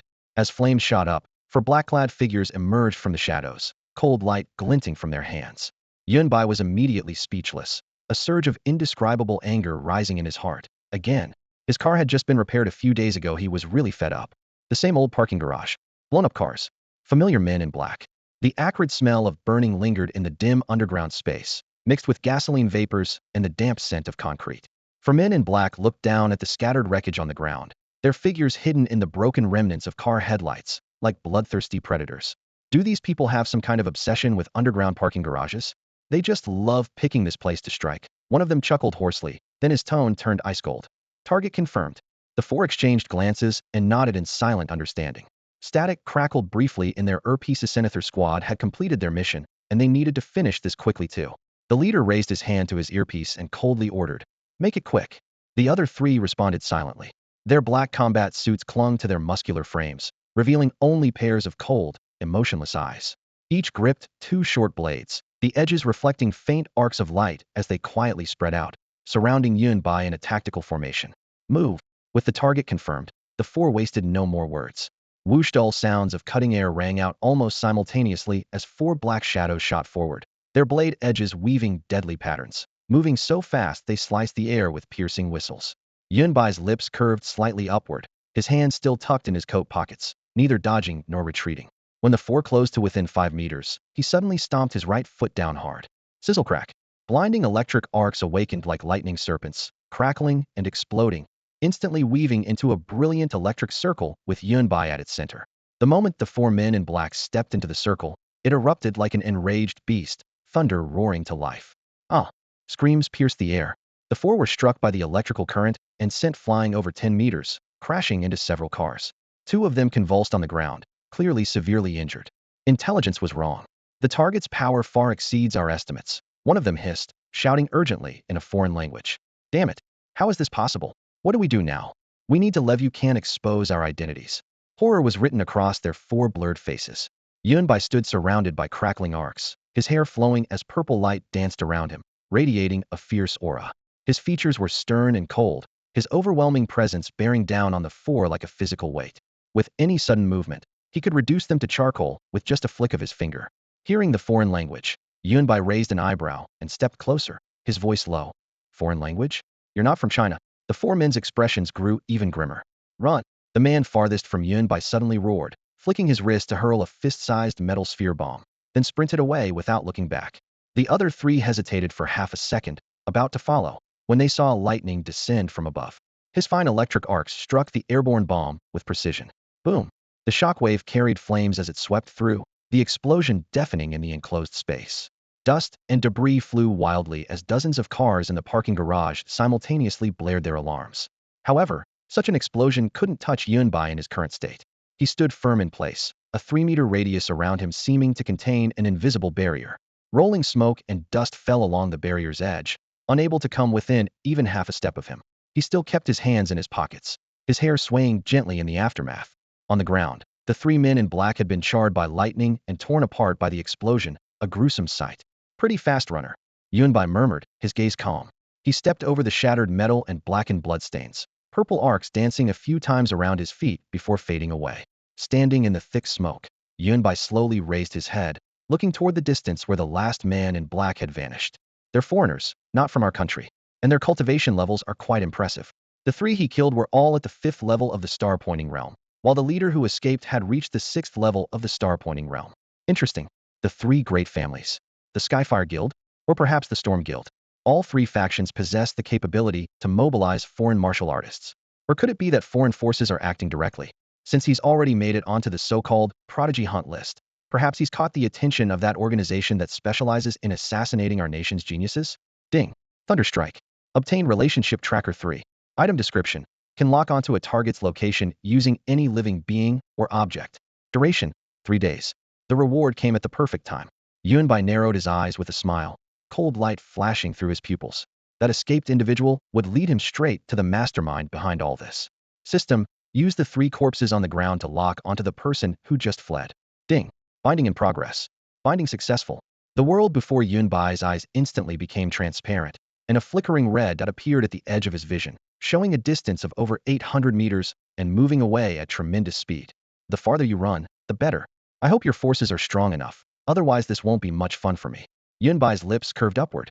Whether it's the 3 great families or the Skyfire or Storm Guilds, they're all top-tier powers in Shin City. A few days ago, he indeed couldn't afford to provoke them, but now things are different at the 8th level of the star-pointing realm, plus his various trump cards. Even facing someone at the peak of the 9th level, he dares to fight. Endure? That would only make him angrier the more he thinks about it. Tap, tap, tap. Urgent footsteps came from the parking lot direction. Over 20 body-tempering realm security guards arrived, first staring wide-eyed at the burning car, then at the calm-faced Yunbai, and finally discovering the charred corpses on the ground. Leading them was a bearded, middle-aged man, the same person who had handled the previous assassination incident. Recognizing Yunbai, he didn't panic. Mr. Yunbai, what happened this time? Foreign martial artists tried to assassinate me, so I killed them instead. When the city defense army arrives, just report it truthfully. As Yunbai spoke, he transferred a sum of money to the middle-aged man's account through his phone. This is for your trouble. Please handle the aftermath. If the city defense army wants to understand the situation, tell them to find me. The middle-aged man was momentarily stunned, then immediately understood, patting his chest in assurance. Don't worry, leave it to me. Then I'll be going first. Yunbai waved and left. Several newly recruited college student security guards asked in confusion. Captain, you're just letting him go? The regulations. Regulations? Use your brain. Regulations are dead, but people are alive. The bearded man frowned. You're still green. Go get more experience in the fallen zones. Besides, don't you know who he is? Who? Yunbai? The star-pointing realm genius who dominated Qinglong High School in today's inter-school tournament. The squad leader paused, then lowered his voice. A similar incident happened before. After I reported it, the city defense army personally took over and told us to keep quiet. Military background. The newcomers were both surprised and envious. Outside the trading market, Yunbai hailed a taxi and pursued in the direction of the red dot. Just as the car door closed, his phone buzzed to life. The caller was Chun Qingxue, whom he hadn't contacted in a while. The military officer, big sister? Looking for me. It's not related to what just happened, is it? He speculated inwardly, then answered the call. Yunbai, did Xiao Lian come looking for you? Chun Qingxue's voice was tense. No, what's wrong? After the tournament ended, she said she wanted to see you. It's almost 11 at night now and she still hasn't returned, and her phone isn't answering. I went back to school right after the match ended. If Gu Lian wanted to find me, she should have contacted me beforehand. Yunbai's voice paused, his brow furrowing slightly. Wait, I think I might know where Gu Lian is. Yunbai's expression gradually darkened, and a sinister cold light emerged in his eyes. Foreign forces targeting Huagua's genius. Chun Qingxue stood in her crisp military uniform, the badges on her sleeves gleaming coldly under the light. Her delicate eyebrows furrowed as her movements came to an abrupt halt. Gu Lian had just gone missing, yet Yunbai was pointing the finger directly at foreign forces, leaving her both confused and shocked. On the other end of the phone, Yunbai recounted his recent encounter in the most concise manner possible. When he finished speaking, Chun Qingxue's full chest rose and fell rapidly. Those damned bastards. We haven't even made our move yet, and they couldn't wait to act first. You're planning to move against foreign forces? Yunbai remained silent, which was as good as confirmation. Chun Qingxue's mind raced back through recent events. After the Gong Chongqing incident, Gu Yanzhong had been furious and directed the action team to identify several foreign force strongholds in Xinjiang, with only the final sweep remaining. But with the university tournament happening, he had postponed the cleanup operation until after the competition to minimize its impact. Who would have thought that the enemy would take advantage of the chaotic environment during the tournament to strike first? I'm reporting to Chief Gu immediately. We can't wait any longer, or Xiao Lian will be in danger. She spoke rapidly, raising her hand to hang up. Wait, perhaps I can rescue Gu Lian ahead of time without alerting them. Yunbai, still in pursuit, called out to stop her just seconds ago. He had spotted Gu Lian's figure in a slowly moving gray commercial vehicle, while the target assassin was now standing by the roadside, dismantling his combat gear to reveal the face of an ordinary middle-aged office worker wearing black-rimmed glasses. The vehicle had circled the area several times, apparently screening for potential pursuers. Yunbai was certain this group was targeting both him and Gu Lian. Without time for further explanation, he cut the call, opened his car door, and strode quickly toward the assassin. The assassin was silently surveying his surroundings. Upon seeing the pickup vehicle approaching, he breathed a sigh of relief. Though anger simmered within him due to the intelligence failure, he would definitely file a complaint against the intelligence department when he returned. Damn it. This is infuriating, he muttered through gritted teeth, then showed relief at having survived the ordeal once he confirmed the area was secure. You seem quite pleased? A cold voice whispered near his ear as a hand silently landed on his shoulder.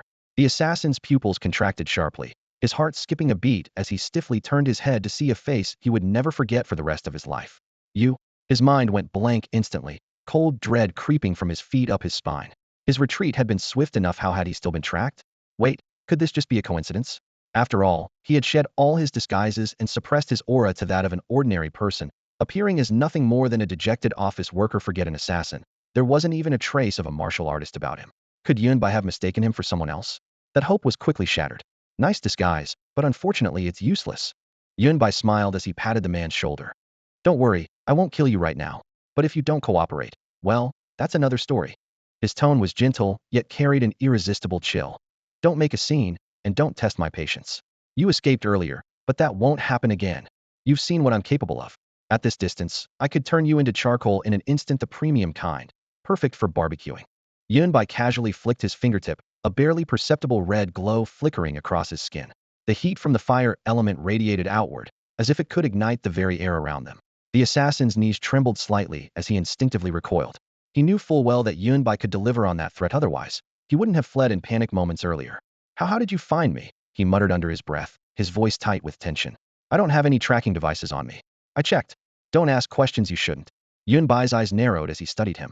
Now that I've caught you, try to look happy about it. Stop acting like your father just died. Ah, here comes our ride. Screech. A gray van pulled up to the curb with a sharp brake, tires grinding against asphalt.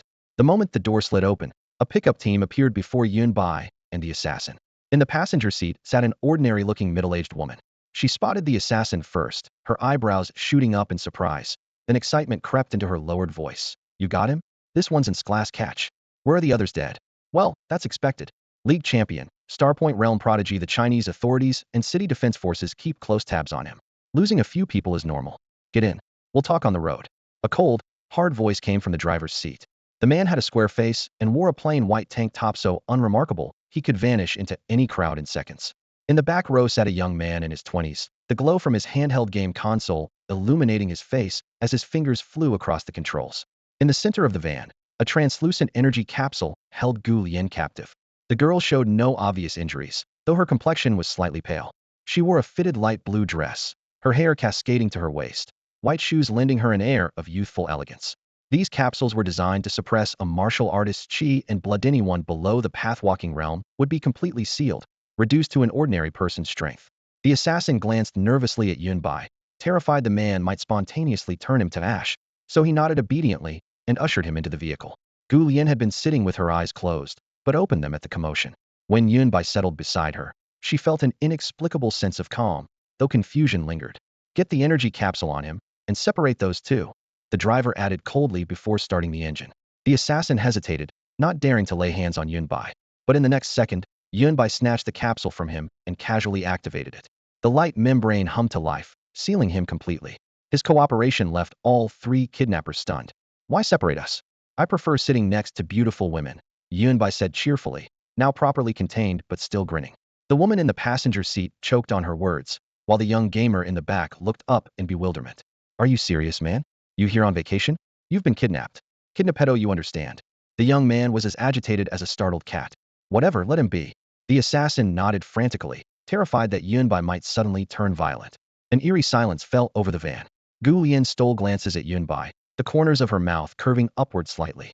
The gaming youth looked away, muttering darkly. So this is the Shanghai High School League champion? The Starpoint realm prodigy? Pathetic. Damn education department training trash like this instead of me. He angrily shut off his console screen. The vehicle sped through the city as towering buildings and neon lights blurred past. Yunbai noticed their route was taking them away from Shanghai's center, heading straight for the suburbs. Meanwhile, Chen Qingxue had followed Yunbai's instructions and locked onto his location, discovering that his position was constantly changing. Chen Qingxue watched the coordinate movements on the screen and listened to the conversations through her earpiece, her beautiful eyes gleaming with barely contained excitement. Over the past period, following Gu Yanzhang's orders, she had been secretly investigating all potential hideouts of foreign forces in Shenzhen. She had identified over 100 suspicious locations, screened them one by one, and finally pinpointed 10 targets along with 381 high-risk suspects.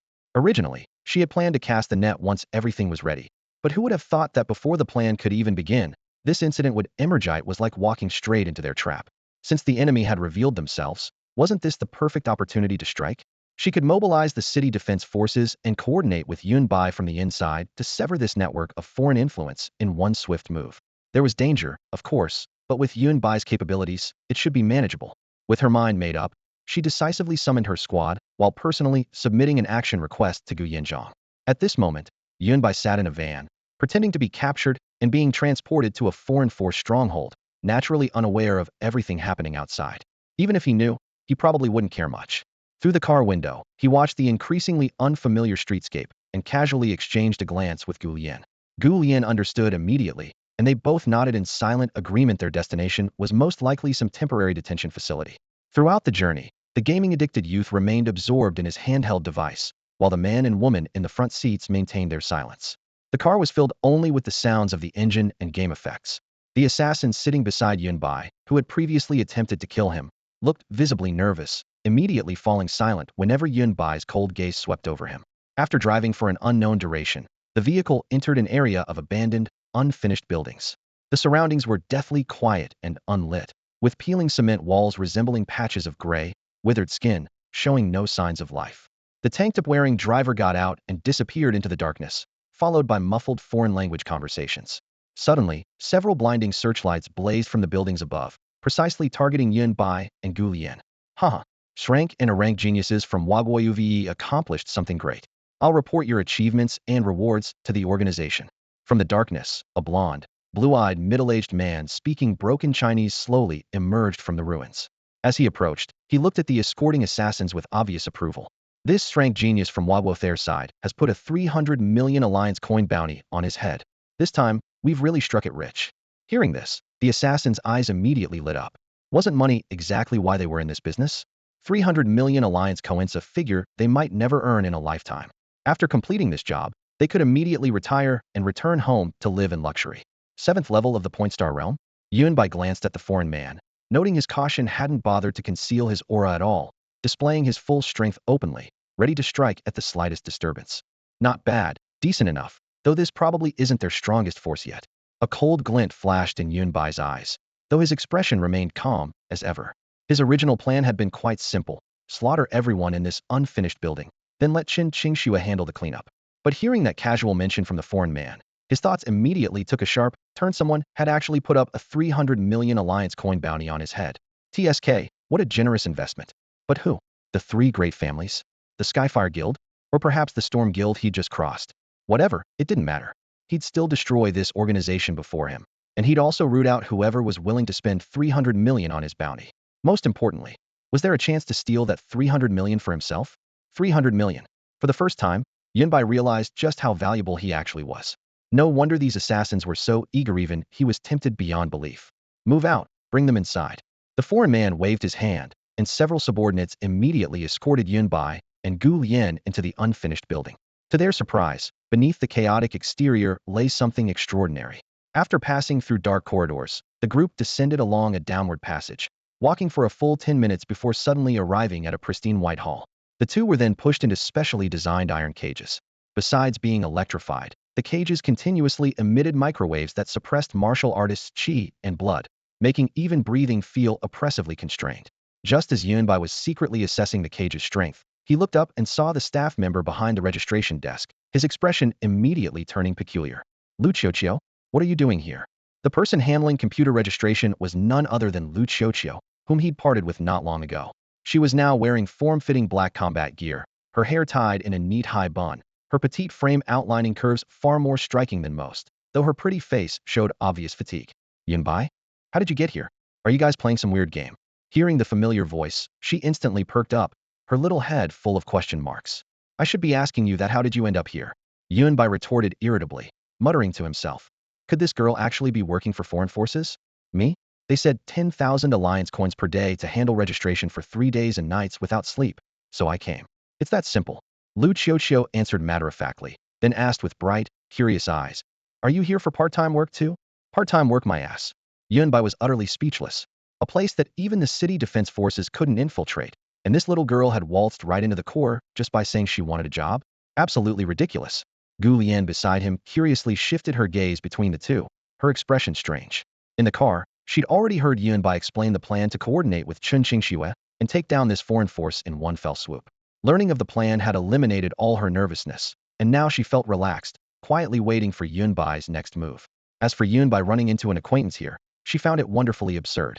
Yunbai collected his thoughts and gave Lu Qiuqiu a brief warning. When the real fighting starts, don't worry about anything else, stick close to me. Don't run around randomly, or you might get caught in the crossfire. Huh? This is my first day on the job, and I haven't even gotten my 10,000 alliance coins yet. Is my employer about to go bankrupt? Lu Qiuqiu immediately looked conflicted. Hearing this, Yunbai really wanted to crack open this girl's head to see what was inside. All the nutrition went to your chest, leaving absolutely nothing for your brain. Yunbai ignored Lu Qiuqiu and let her follow standard procedures. Lu Qiuqiu's current responsibility was merely to monitor and register newly detained prisoners, and her computer access was extremely limited. She couldn't check any external information. Yunbai had no idea what was happening with Qin Qingxue. The signal jamming had locked him in a cage, making any communication impossible. As he pondered escape strategies, the main door creaked open. Footsteps approached from far to near, scattered at first, until 5 people finally entered. Leading them was the foreign man he'd seen before, while the remaining four had Chinese faces, all wearing masks with deliberately altered voices that Yunbai had never heard. It really is Yunbai. The four Chinese men approached the iron cage. One of them, with his right arm in a cast, couldn't help but gasp softly upon seeing Yunbai imprisoned. They had originally thought this bounty would likely fall through after the University League tournament. Yunbai had gained fame throughout Shin City, with the city defense forces and educational institutions providing him special protection, making any move within the city nearly impossible. Well then, money for Goot's a pleasure doing business. The foreign man smiled with narrowed eyes, extending his hand first to shake with the team leader standing beside the man in the cast. Yunbai squinted. So these were the people willing to put up a 300 million bounty on him? How generous. If they'd told him earlier that he was worth 300 million, he might have delivered himself. 300 million Federation credits enough for him to become a top-tier player. Combat power didn't have to rely on talent. It could be bought with money too. After the four Chinese men confirmed that Yunbai and Gu Lian were indeed in the cage, their leader nodded for his companion to retrieve the briefcase. The moment the case appeared, the foreign man's eyes immediately flashed with greed. His breathing quickened. Clearly the contents were far more than just 300 million. Just as the exchange was about to happen, the man in the cast suddenly froze.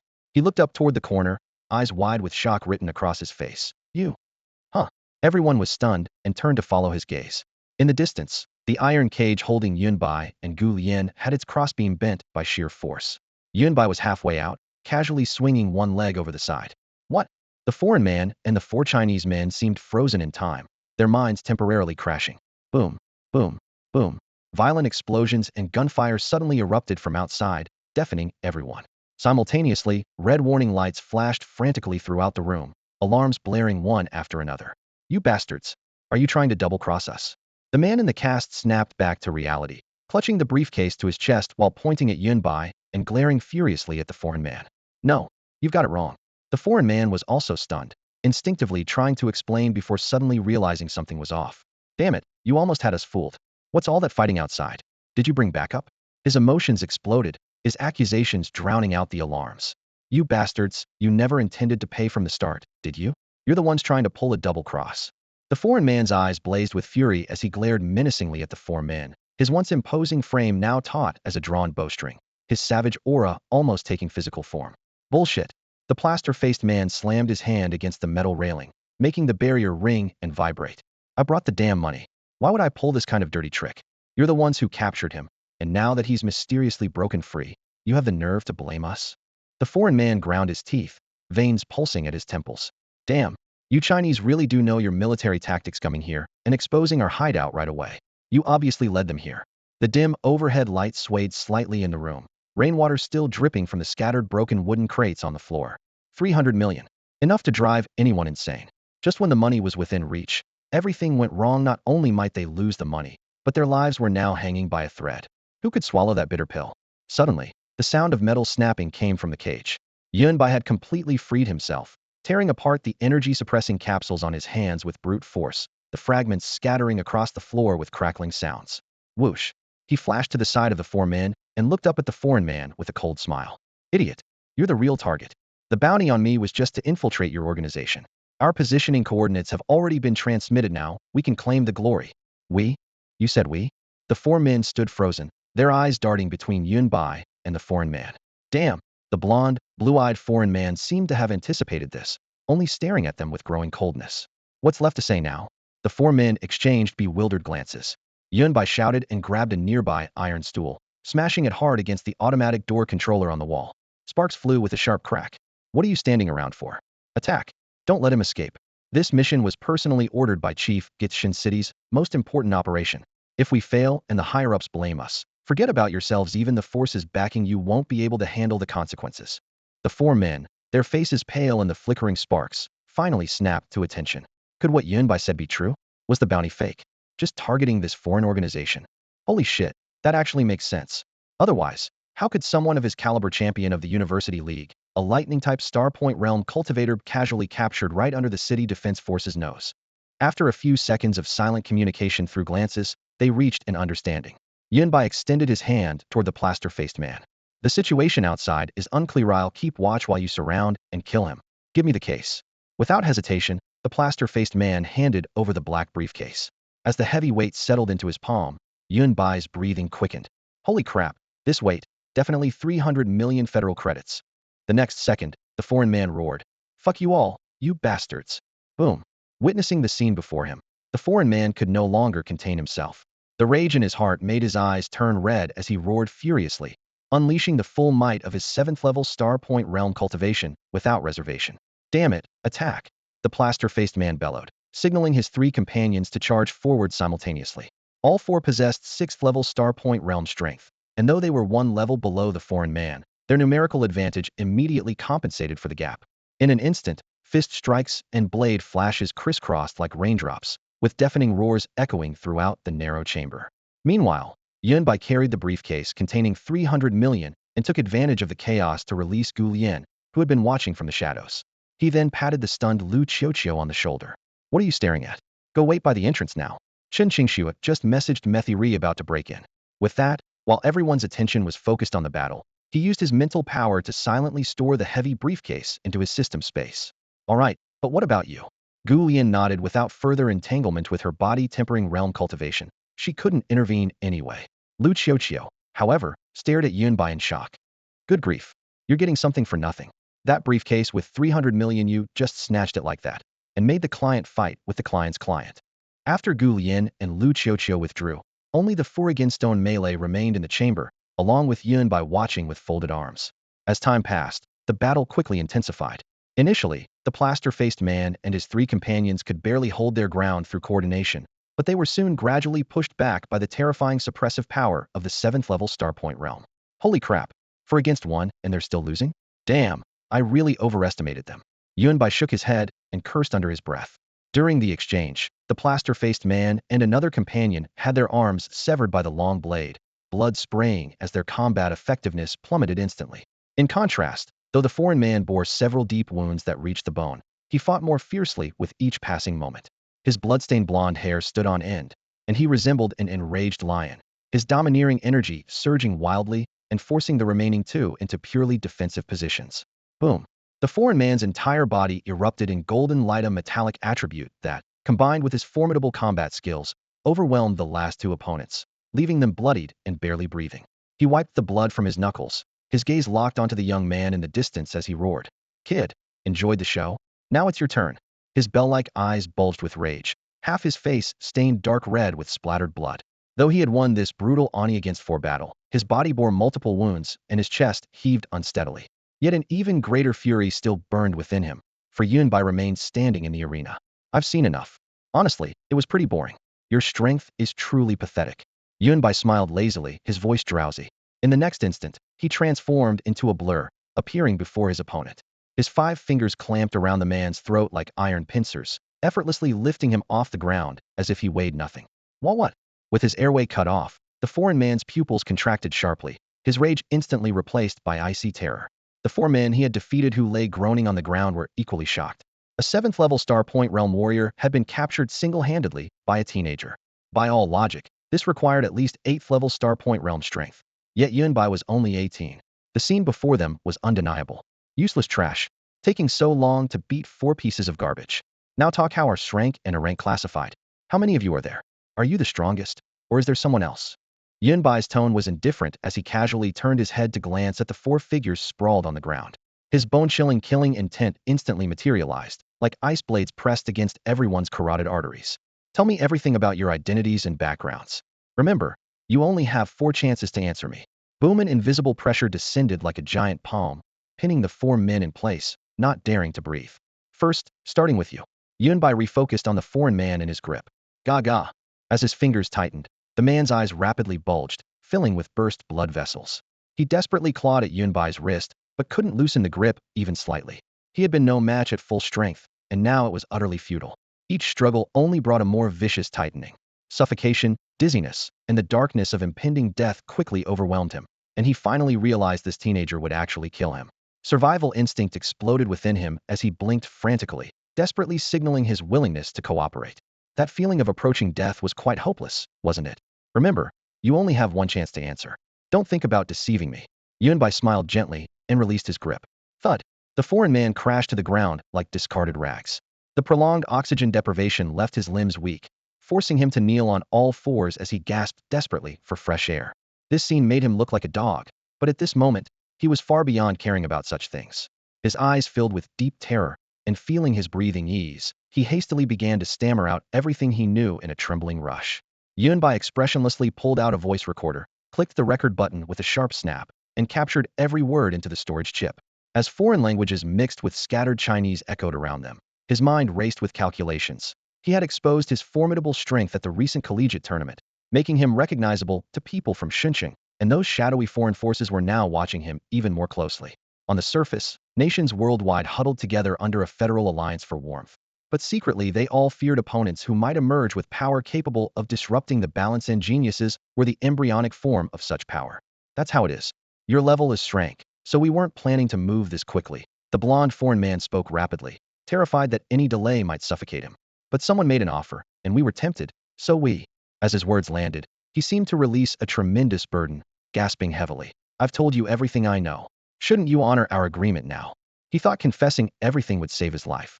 Unfortunately, he didn't understand Yunbai. Did I ever say I wouldn't kill you? Yunbai tilted his head, his lips curving into a polite yet icy arc. Sorry, you must have misremembered. But thanks for your cooperation anyway. The man stiffly raised his arm, about to protest. Swoosh. A golden blade flashed like lightning, cleanly piercing through his forehead. Ding. Critical hit achieved. Gained 6 months of cultivation chi and blood. Not bad. Quite generous. Yunbai murmured to himself. Boom. 6 months worth of chi and blood transformed into a blazing torrent surging through his limbs and bones, his aura instantly skyrocketing. From 40 of the 8th level of Star Point Realm, he climbed all the way to 80, his bloodline roaring like war drums within. Yunbai narrowed his eyes slightly, letting that surging power crash through his bones, his lips curving with satisfaction. This feeling. Exhilarating. As his chi and blood gradually settled, he rolled his neck, joints crackling in succession, then turned to focus his gaze on the 4 plaster-covered men nearby. The 4 had originally been severely injured and were now all lying on the ground. Having witnessed Yunbai instantly kill a 7th-level warrior, each of their faces turned deathly pale, pupils contracting to pinpoints. Wasn't this supposed to be about negotiating terms? How did he turn hostile so suddenly? And right in front of them, no less. That was a 7th-level Star Point Realm warrior gone, just like that. Yunbai's gaze remained calm. I gave you a chance, but unfortunately, you didn't treasure it. As his words fell, he raised his hand and flicked lightly, 2 streams of psychic force wrapping around the golden blade like invisible threads. Squelch. The least injured man's forehead bloomed with a bloody hole, his body collapsing like a puppet with its strings cut. Ding. Critical hit achieved. Gained 3 months of cultivation chi and blood. Another cultivation burst. Yunbai raised an eyebrow, surprise flickering in his eyes, though satisfaction dominated his expression. Today's luck is pretty good. Boom. For months of painstaking cultivations, accumulated chi and blood surged into Yunbai's body. His realm, which had only reached 80% completion, instantly soared like a rising tide, directly climbing to the peak of the 8th level of the star-pointing realm. Unfortunately, the bottleneck stood like an iron wall, making further progress nothing but wishful thinking. However, he didn't mind. This wave had already brought massive gains, leaving him just 1 step away from the 9th level of the star-pointing realm. He opened his eyes, his gaze falling on the 4 captives before him. The first one to fall lay with wide-open eyes that refused to close in death, his face deathly pale. Of the remaining 3, one was wrapped in thick plaster, while the other 2 looked terrified yet still gritted their teeth stubbornly. Yunbai smiled, his tone relaxed. Everyone gets a chance. You just wasted one, so I had to kill one of you as punishment. Now let's continue still not talking. The 3 exchanged glances, their lips remaining tightly sealed. Fine, tough enough. Yunbai gave them a thumbs up as golden light flashed from his fingertip, the flying blade cutting through the air. Swoosh, swoosh. The 2 men besides the one in plaster widened their eyes, blood spilling from their throats as they collapsed to the ground. Ding. Fatal strike achieved, 2 million Federation coins obtained. Trash. Yunbai curled his lip and shook his head. A mighty 6th-level star-pointing realm cultivator, no chi and blood explosion, and only 2 million coins. After thinking about it, he felt better rewards were random anyway. His cultivation had already reached the 8th-level peak, and another reward could break through the bottleneck at any time. No rush. He toyed with the flying blade, looking at the remaining man in plaster. You're in a cast, and shaking nonstop. Don't tell me you're an undercover agent. The man in plaster was around 30, medium build but thin, with a waxy complexion, scraggly beard, and diagonal bangs covering half an eye. His expression was shrewd yet full of bitterness, reminding Yunbai of a character from some movie. The man in plaster opened his mouth, finally unable to hold out any longer. With a bitter expression, he confessed, actually, I really am undercover, belonging to another assassination organization, ordered to sabotage this transaction. Who would have thought who could have imagined a monster like you would show up? Yunbai's mouth twitched slightly. He had only been joking around, yet actually managed to expose a real undercover agent. The relationships were ridiculously complicated. Someone had put a 3 billion bounty on him, others wanted to capture him for that massive sum, and yet another killer organization was interfering because the amount was too large. His thoughts swirling, he simply shook his head. What a mess.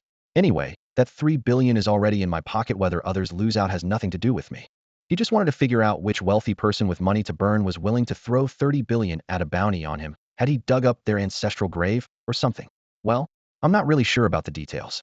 I was just following orders from above. The bounty was posted at noon today, and if we fail, the 300 million has to be returned.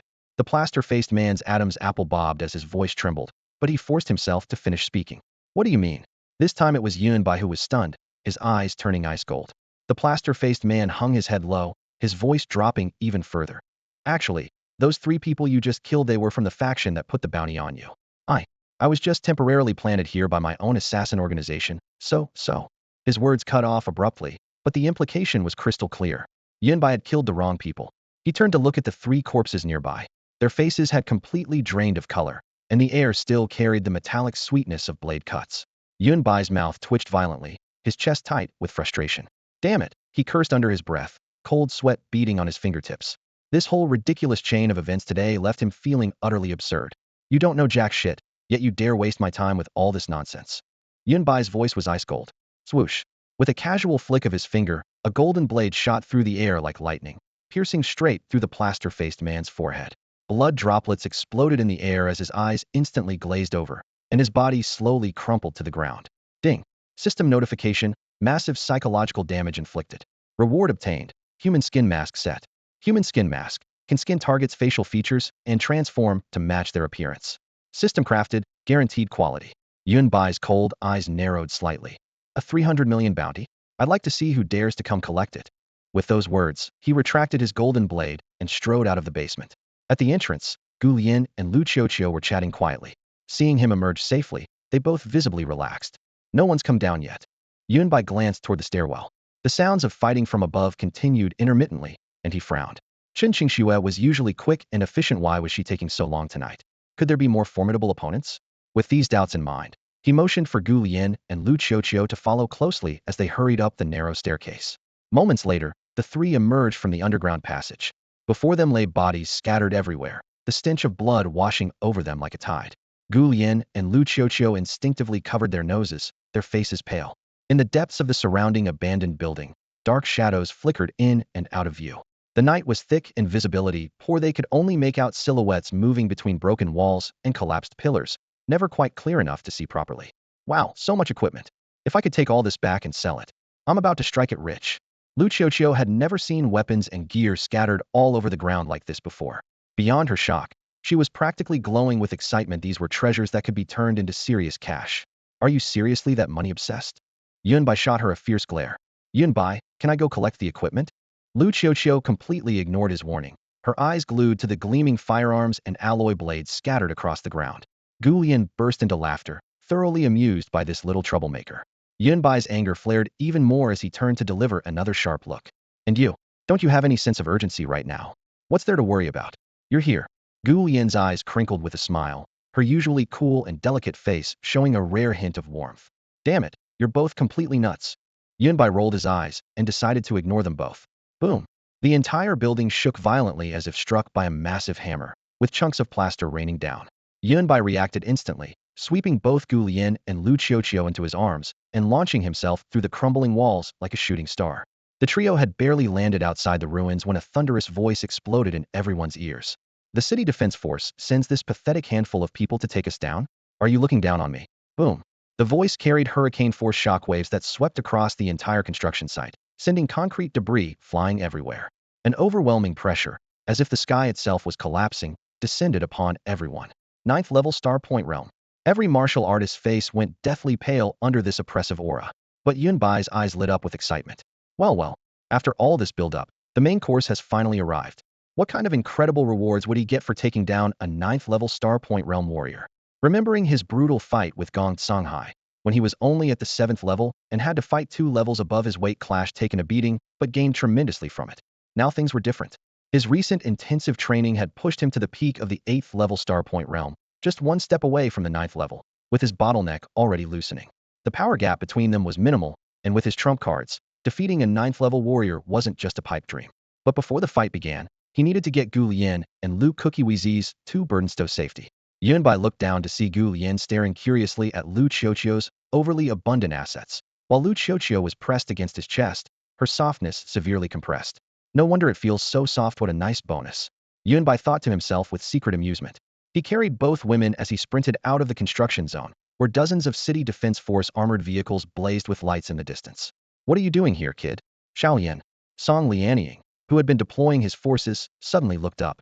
What he'd initially taken for foreign armed remnants turned out to be a familiar figure. He'd been about to take action when he froze mid-motion. Taking a closer look, his eyes immediately widened in shock. Fame brings trouble, just like a fat pig attracts the butcher's knife. It's a long story, but you two should stay here for now while I go check out the situation. Yunbai bent down and gently placed Gu Lian and Lu Qiuqiu in a sheltered corner against the wall. Lu Qiuqiu, always obsessed with money, had finally laid eyes on rows of heavily armed city defense troops, and her heart now hung in her throat, her fingers clutching tightly at her clothes.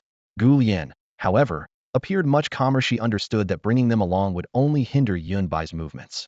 Yunbai, be careful and stay safe. Gu Lian looked up, her voice low but clear. Lu Qiuqiu didn't speak, but her bright eyes followed Yunbai's figure without blinking, her little head nodding repeatedly. Haha, I'm not the one who needs to be careful. Wait for my signal. Yunbai could no longer contain his excitement. With his back to the 2 women, he waved casually, and in the next second, purple lightning enveloped his body as he transformed into a streak of light, tearing through the darkness of the unfinished building and racing toward the most intense area of battle. Such speed, Song Lianying's pupils contracted sharply. As someone at the 6th level of the Star Point realm, he couldn't even catch a glimpse of Yunbai's afterimage. A chill instantly crawled up his spine. To possess such velocity, Yunbai's true strength must far exceed his own. Meanwhile, elsewhere, on the rooftop of a tall building, cold wind swept across steel and concrete with a howling sound. A tall foreign man stood with his hands clasped behind his back, his blue and white exoskeleton combat suit reflecting cold light in the night. He calmly observed the expressions of the 3 people facing him, then curled his lips into a mocking smile. Standing opposite him were Chen Qingxue and 2 other Xinjiang City Defense officers. All 3 had their energy tightly coiled, with one already at the 8th level of the Star Point realm. This raid had been planned by Chen Qingxue, with the 8th level officer in command. They had expected only 2 7th level Star Point realm leaders at the stronghold. Who could have predicted that after capturing just one person, a terrifying existence at the peak of the 9th level of the Star Point realm would emerge? Without even making a move, his mere presence caused Chen Qingxue and her companions' blood to stagnate and their chests to feel oppressed. What made matters worse was that they recognized this man. Figaro, 40 years old, Nordic nationality, peak 9th level of the Star Point realm. 5 years ago, he was a bounty hunter who later became an assassin, specializing in hunting young talents and government officials from various countries with extreme brutality. The Federation had issued a global warrant for his arrest with a bounty of 120 million Federation credits. Such a notorious figure should have been active overseas. Yet here he was in Shuncheng, and they had encountered him. Chen Qingxue and her team instantly realized the gravity of the situation. Figaro, this is Huagua, not a place where you can act with impunity. Chen Qingxue shouted coldly, her gaze sharp as a blade. Since the confrontation had become reality, they could only fight. The other 2 officers exchanged glances and simultaneously released their auras, combining 3 forces to barely contend with that overwhelming killing intent. Figaro let out a light sneer. Don't waste your energy trying to get information out of me. From the moment you stepped into this building complex, I've been watching your every move. Yes, there are plenty of people in Xinjiang who could kill me, but they're not here. By the time they arrive, they'll only find 3 cold corpses. Oomph, you're far too confident. Chen Qingxue and her companions' faces darkened. This isn't confidence, it's fact. If you don't believe me, try making a move and see if you can escape. Figaro shrugged, his deep blue eyes blazing with fierce confidence. With words exhausted, there was no need for further pleasantries. Time to fight. Boom, boom, boom. Chen Qingxue let out a thunderous roar as her aura exploded alongside the 2 officers, all 3 choosing to strike first in the same instant. Intelligence about Figaro's appearance had already been sent out through secret channels, though whether Gu Yanzhang could receive it in time remained uncertain. For now, all they could do was desperately buy time. Haha, you Chinese have an old saying, a mantis trying to stop a chariot. How perfectly fitting it seems now. Figaro laughed heartily, his figure flashing like lightning as he charged straight into their combined assault. Whoosh! In just one breath, he appeared abruptly before the 7th level Star Point realm officer. What? The officer's heart pounded wildly. Too weak. Figaro's lips curved into a cruel smile as he swept his leg horizontally, sending his opponent flying into a nearby building. Damn it, Doc. The other 8th level Star Point Realm officer roared in fury, his spear erupting with energy as its cold gleam aimed straight for Figaro's throat. Simultaneously, Chun Qingxua pressed her palms together, her fingers dancing through mystical seals. Frost surged from her body, instantly covering the entire rooftop before finally solidifying beneath Figaro's feet. You simply don't understand the gap between Usho laughable. Figaro neither dodged nor counterattacked, allowing the spear tip to pierce his throat and the frost to spread from his feet throughout his entire body. Got him. The 8th level officer felt his spear penetrate solid resistance, wild joy spreading across his face. Yet Chen Qingxue remained tense. She knew Figaro's notorious reputation across nations. She wouldn't fall so easily. She channeled her full spiritual power, attempting to freeze even his bone marrow completely. Crack. Fissures suddenly appeared across the ice sculpture's surface. No good. Get away. Chen Qingxue's face went pale, blood surging in her throat, but she ignored it to shout her urgent warning. Whoosh. The ice shattered as Figaro burst free like a caged beast, instantly grasping the 8th level officer's neck and lifting him single-handedly off the ground. I told you you're no match for me. Squelch. He seized the spear, clenched his 5 fingers, and snapped the shaft with a crack before slowly driving the sharp spearhead into his opponent's left chest. Ugh.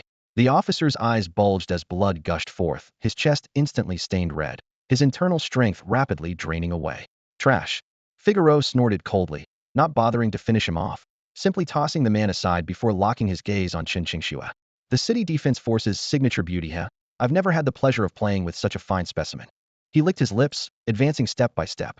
Figaro had long noticed Chen Qingxue's straight, long legs, the voluptuous curves beneath her form-fitting armor, and that temperament combining both elegance and heroic bearing.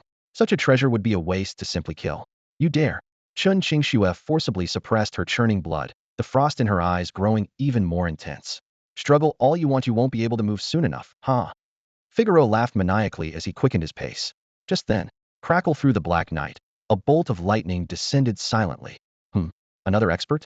Figaro's head snapped up, his smile instantly freezing as a cold gleam spread through his eyes. He stared at the tall figure that had appeared in the darkness, a young man outlined by the lamplight, with sharp features and a keen aura. His sixth sense, honed through countless battles to the death, told him, this guy is no ordinary opponent. Yunbai? Chen Qingxue's beautiful eyes widened suddenly, unable to hide her shock. Officer Chen, I'm not too late, am I? Yunbai waved with a cheerful smile, his tone relaxed. What are you doing here? This guy is extremely dangerous. You're no match for him. Get out of here, Chen Qingxue spoke rapidly. The overwhelming pressure Figaro had displayed earlier was nearly suffocating. Barging in now was tantamount to suicide. Though Yunbai's appearance warmed her heart, reason still screamed warnings. Dangerous? Actually, I'm pretty dangerous myself. Yunbai chuckled softly, stepping forward. Boom. As his foot touched down, the surging blood energy within him erupted like a bursting dam. In the next moment, fierce winds howled and lightning serpents danced. Yunbai seemed like the eye of a storm. With each step, another purple bolt of electricity coiled and roared around him, while hurricanes scattered debris and dust in all directions. What is this? Chen Qingxue stood frozen in place. That overwhelming aura far exceeded her own, clearly at the peak of the 8th level of Starpoint Realm. How was this possible? Yunbai was only 18. Even for a genius, there had to be some logic. This was clearly monstrous talent. Thud. At the edge of the rooftop's highest level, Yunbai looked down upon all below. Purple lightning crackled and sparked, making him appear like a descending Qilin, with the half-moon hanging behind him adding to his imposing presence. Peak of 9th level Starpoint Realm. Having lost the magnetic field advantage, your realm is slightly higher, but that doesn't mean you can't be killed. The corner of his mouth curved upward, sharp desire flickering in his calm eyes, a hunter who had finally caught prey worthy of a satisfying meal. Such terrifying talent, truly a remarkable young man. However, I really don't like that look in your eyes. Figaro felt a sudden surge of alarm. He couldn't understand why. When facing a mere 8th level Starpoint Realm youth, his body was sending out danger signals even stronger than when confronting the 3 city defense officers. Yet reason still told him, the realm gap was clear, and this opponent couldn't possibly threaten his life. Prey never likes the hunter's gaze. Yunbai grinned, his toes touching the ground lightly. Whoosh. The scenery before Chen Qingxue suddenly stretched, and Yunbai had already appeared silently in front of her. She was completely stunned. That speed was terrifying. If Yunbai were an enemy, she wouldn't even have a chance to react. She hadn't felt this way even when facing Figaro earlier. Whatever you want to say, save it for later. Yunbai crouched down beside Chen Qingxue, gazing steadily into her eyes before retrieving a healing potion from his system space and placing it in her hands. Stay back with your colleagues during the upcoming battle, he whispered, his voice barely audible as he pressed the potion into her palm. In Yunbai's memory, Chen Qingxue had always been strong, confident, and reliable. But now her face was pale as snow, her delicate brows furrowed, and a trace of worry flickered in her stubborn eyes.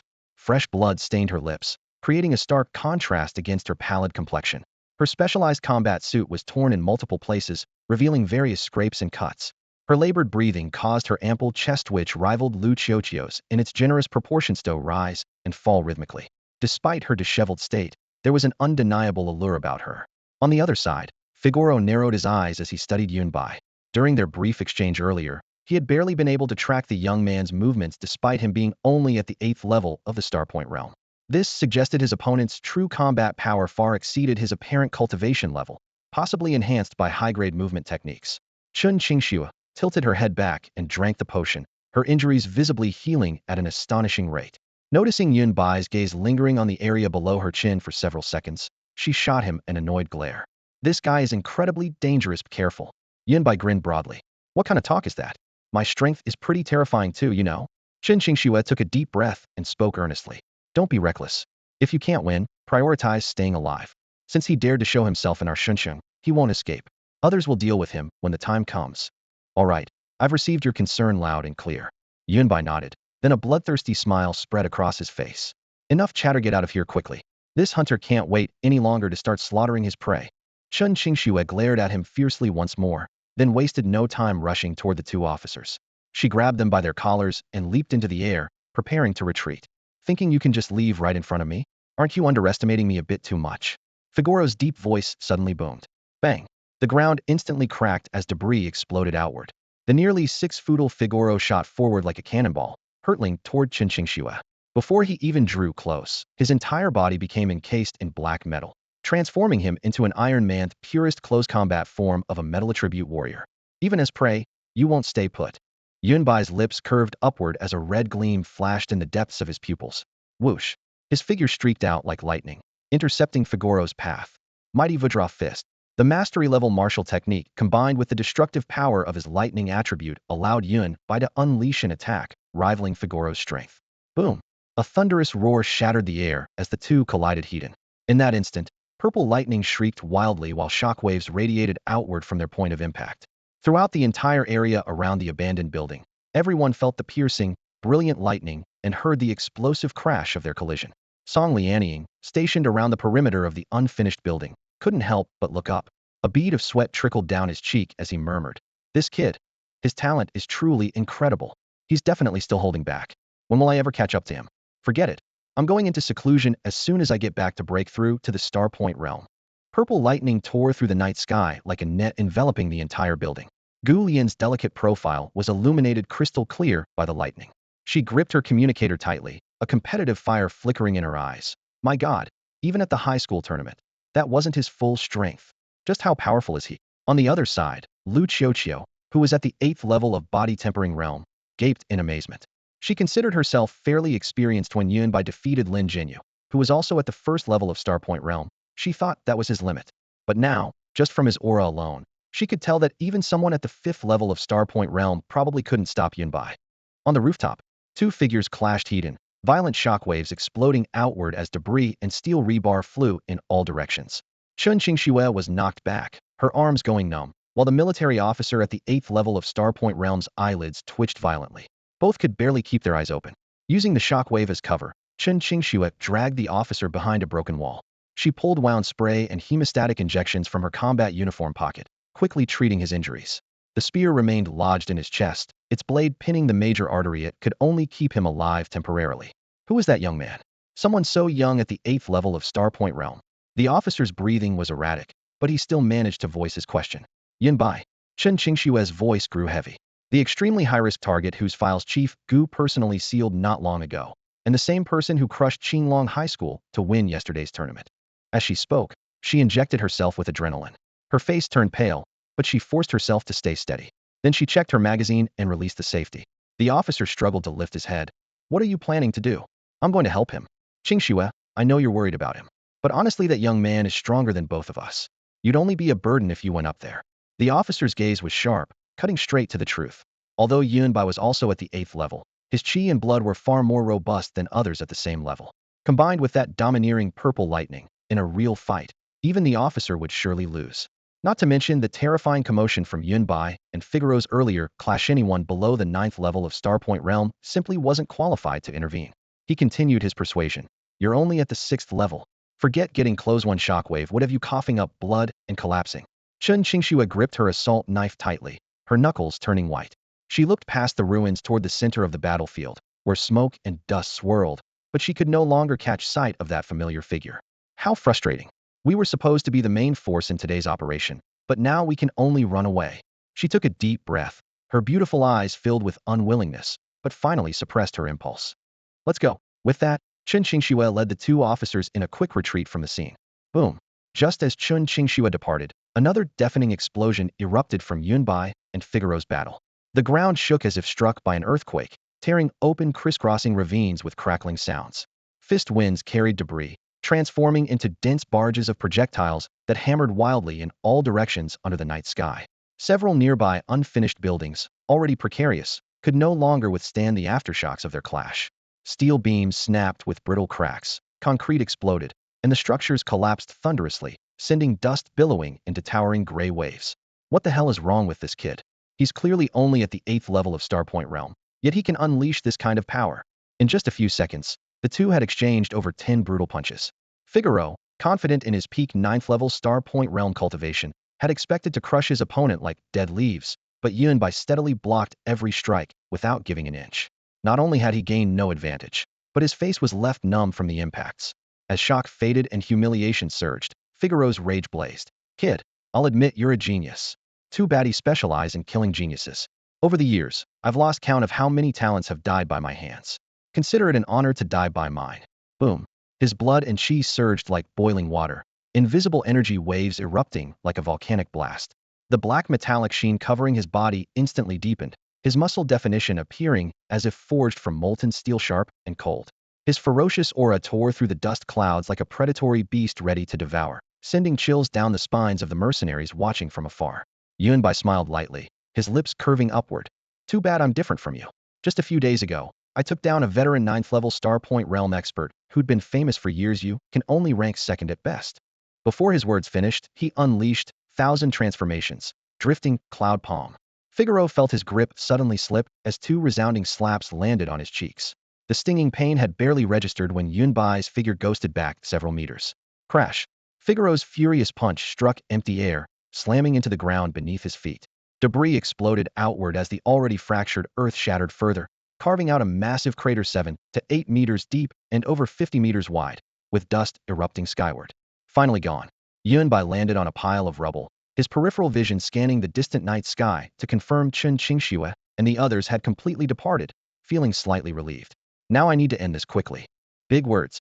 Figaro's eyes blazed crimson, his black metallic skin gleaming coldly. This was his ultimate form, requiring no fancy techniques, his fists and feet alone sufficient to destroy steel. Your strength is indeed impressive, but thinking you can kill a 9th level Starpoint Realm expert with just this? Dream on. You weren't my original target today, but you've enraged me. Even if you kneel and beg for mercy, I'll tear you apart. Kneel and beg for mercy? Yunbai glanced over with a half smile. I suspect your brain doesn't work too well. Oh right, I forgot you're a foreigner. Let me put it simply, are you an idiot? You don't actually think what you just saw was my true strength, do you? After all these years as a heavily wanted fugitive with such a massive federal bounty on his head, he really doesn't have a brain at all. If I wasn't confident, do you think I'd dare stay behind alone? In the center of the ruins, Yunbai's voice rang out clear and cold. He raised his eyes to lock onto Figaro across from him, his lips curling upward. I told you before, you are my prey. Before his words had even finished, he opened his right palm, and a wisp of azure flame rose from the void, blazing without wind. Figaro's pupils contracted sharply as instinctive alarm bells rang frantically in his mind. Sure enough, in the next moment, Yunbai closed his 5 fingers, and that wisp of azure flame materialized into substance. Condensing into a straight-bladed tang, soared the azure flame tyrant blade. The moment the blade's edge appeared, azure flames climbed along the spine of the sword, the brilliant firelight revealing the sharp lines characteristic of a tang blade. Simultaneously, purple lightning crackled and danced along Yunbai's palm and arm. Fire and lightning, dual attributes converging. An aura of destruction and devastation instantly enveloped the entire battlefield, while surging vital energy rolled like a crimson flood, as if it would burst through the heavens themselves. Yet this still wasn't his limit. Figaro was at the peak of the 9th level of the star-pointing realm, just one step away from entering the path-following realm. Naturally, Yunbai would hold nothing back, pressed his other hand against his chest, and silently recited the battle formula. Boom. Divine Warrior Body Activate. His boiling vital energy exploded instantly, muscles sculpted like cast iron, perception expanding to every grain of dust. In the depths of his pitch-black pupils, red and golden light intertwined in an eerie, unfathomable display. Witnessing this scene, Figaro felt bone-deep coldness for the first time. Dual tyrannical attributes enhanced by terrifying amplification. Even someone like him at the peak of the 9th level star-pointing realm found his heart pounding wildly. Meanwhile, Yunbai reveled in his unprecedented power. Recalling his previous battle with Gong Songhai, he had similarly revealed all his trump cards, yet was merely at the 7th level of the star-pointing realm. Now, he stood at the peak of the 8th level. With all his cards on the table once more, his strength had exploded to an entirely new dimension. Was almost certain that with just one punch now, he could leave the Gong Songhai of that time severely injured and coughing blood. Come on, round 2 begins. Yunbai's eyes snapped open, his fists clenched tight, the air seeming to explode with deep, thunderous cracks. He raised his head to look at Figaro in the distance, who was already stunned and bewildered, a cold smile spilling from the corner of his lips. Bang! He stomped down hard, shattering the rocks beneath his feet into powder and dust. The azure flame tyrant blade rose high above his head. Ninefold thunder slash first strike. He opened with a killing move, without the slightest hint of probing. In that split second, alarm bells rang frantically in Figaro's heart, intense crisis enveloping his entire body, yet he had no time to think. With a thunderous roar, his muscles swelled, veins bulging explosively along his forehead and arms, his breath turning to white mist as he charged toward the incoming blade light like an enraged beast. Whoosh! The azure flame tyrant blade sliced through the air. Under the divine warrior body state, Yunbai's vital energy roared to its peak, his speed soaring accordingly, directly outpacing Figaro by a significant margin. As the saying goes, an inch longer means an inch stronger. The moment the two fighters closed in, Yunbai's blade flashed like lightning. The Tsangyan tyrant blade slashed down from above, and before Figaro could even touch his opponent, his chest split open with a smooth, bone-deep wound as blood gushed forth. What? His entire body shuddered, and his movements came to an abrupt halt. Looking down, he saw that his metallic body, which he had always taken pride in for being as tough as steel, had been cleanly sliced open by this single strike. Crimson blood and writhing intestines were now exposed to the cold night air. This blow was devastatingly heavy. But this was only the beginning. Yunbai lifted his leg and brought his heel crashing down with tremendous force. Figaro gritted his teeth against the searing pain in his chest, crossing his arms to protect his head, but was still hammered into the ground by this kick.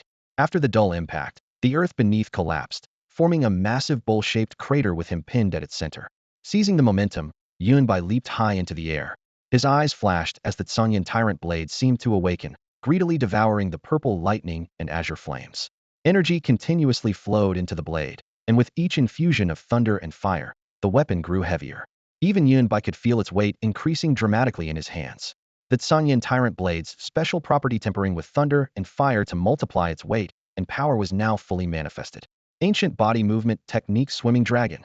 Ninefold thunder slash, second strike. He descended through the air with 2 ethereal thunder dragon phantoms spiraling around his feet, carrying the ultimate speed of a diving attack. The blade was heavy as a mountain, and combined with the explosive power of the ninefold thunder slash's second strike, this blow was terrifyingly formidable. Damn it, damn it, damn it. What kind of monster is this kid? Figaro clutched desperately at the gash in his chest, his face deathly pale. The aura of death emanating from that blazing blade light above made his scalp tingle with dread. He had traveled across nations, assassinated kings of small countries, hunted countless prodigies, and struck fear into the hearts of numerous political figures. Even when facing multiple sieges and being pursued by Tao-following realm warriors, he had always managed to escape unscathed. Yet now, an 18-year-old youth was making him smell death with crystal clarity. No, if this continues, I'll die. For the first time, fear gripped this heavily wanted federal criminal. Without further hesitation, he frantically mobilized his remaining chi and blood, turning to flee into the night. In the deep hours before dawn, with silence all around, he was confident that once he melted into the darkness, he could evade the Xinjiang city defense forces outside the unfinished building. Those people couldn't stop him. Unfortunately, he underestimated Yunbai's speed. Just as he leaped out of the deep crater, Yunbai had already positioned himself directly above. His calm eyes revealed an almost arrogant coldness, like the deadly stillness before a storm. No, no. The shadow of death made Figaro's blood nearly freeze, and his speed immediately slowed by half a beat. When he looked up, all he could see was the churning purple lightning and azure flames overhead. This assassin who had rampaged unchecked in foreign lands suddenly widened his eyes, his face turning ghastly pale, without a trace of color. Fear and despair were written across his features as he desperately tried to escape, yet couldn't break free from the destructive radiance covering him from above. Just like that, Yunbai raised the heavy Tsungyan tyrant blade and brought it slashing down. Whoosh through the pitch-black night sky, a blinding blade light descended with unmatched terrifying momentum, slashing down mercilessly. Boom. The thunderous roar sounded like a meteor crashing to earth or a waterfall cascading down. Purple lightning intertwined with azure flames, weaving together into a torrent of destruction that poured down in an instant, carving another deep trench nearly 100 meters long into the already scarred and battered earth. Figaro didn't even have time for his cells to struggle before his entire body disintegrated and turned to ash under this horrifying impact. Bang! Yunbai plummeted from high above, crashing heavily and creating a cracked crater. The purple lightning and azure flames quickly extinguished as he waved his 5 fingers, returning the azure flame tyrant blade to his system space, while simultaneously deactivating his war god body. Finally dead, Yunbai wiped the cold sweat from his forehead and let out a long breath of stale air. Honestly, this Figaro's strength far exceeded Gong Songhai's stuff. Both were at the 9th level of the star-pointing realm. Figaro had already approached the peak of the 9th level, while Gong Songhai still had a long way to go. More critically, Figaro's awakened metal attribute was perfectly suited for direct confrontation. After full body hardening, he became like a humanoid weapon that even heavy artillery bombardment might not penetrate.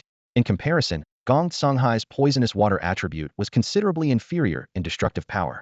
Furthermore, Figaro was a major wanted criminal who had walked the edge between life and death for years, giving him combat experience, awareness, and sensitivity to death far beyond ordinary people. Although the entire battle seemed like Yunbai dominated throughout and lasted only briefly, the underlying dangers were unimaginable to outsiders. Who could guarantee such a person didn't have trump cards for a desperate counterattack? Fortunately, Yunbai's strength had improved dramatically since his battle with Gong Songhai, and his combat power surged when all his trump cards were revealed.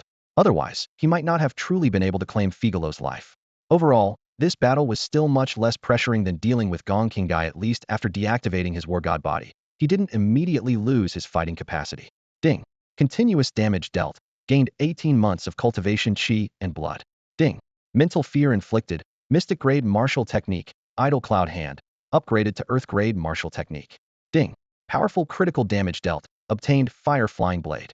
The fire flying blade is forged from the most refined fire attribute fire seed stone among the 5 elements, naturally carrying high temperature and collision explosion effects. Ding. Continuous damage triggered double reward aura. Gained 36 months of cultivation chi and blood.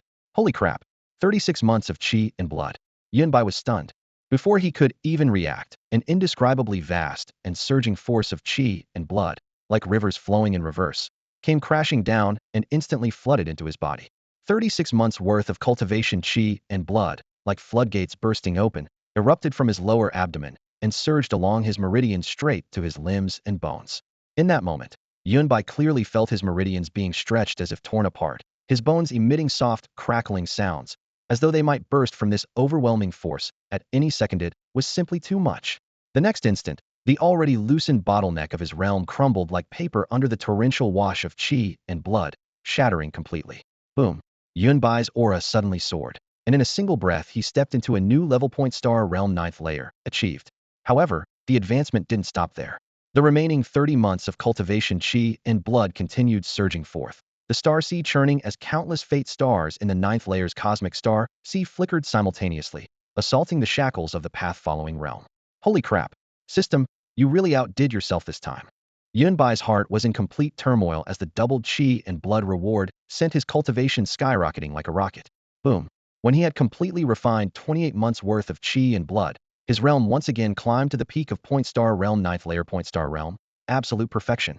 2 months worth of chi and blood still churned within his body, but no matter how he tried to channel it, he couldn't shake that final bottleneck that stood like a natural barrier. Finally, the remaining 2 months of chi and blood were completely absorbed, his realm settling firmly at the peak of Point Star Realm 9th layer, the bottleneck unmoved.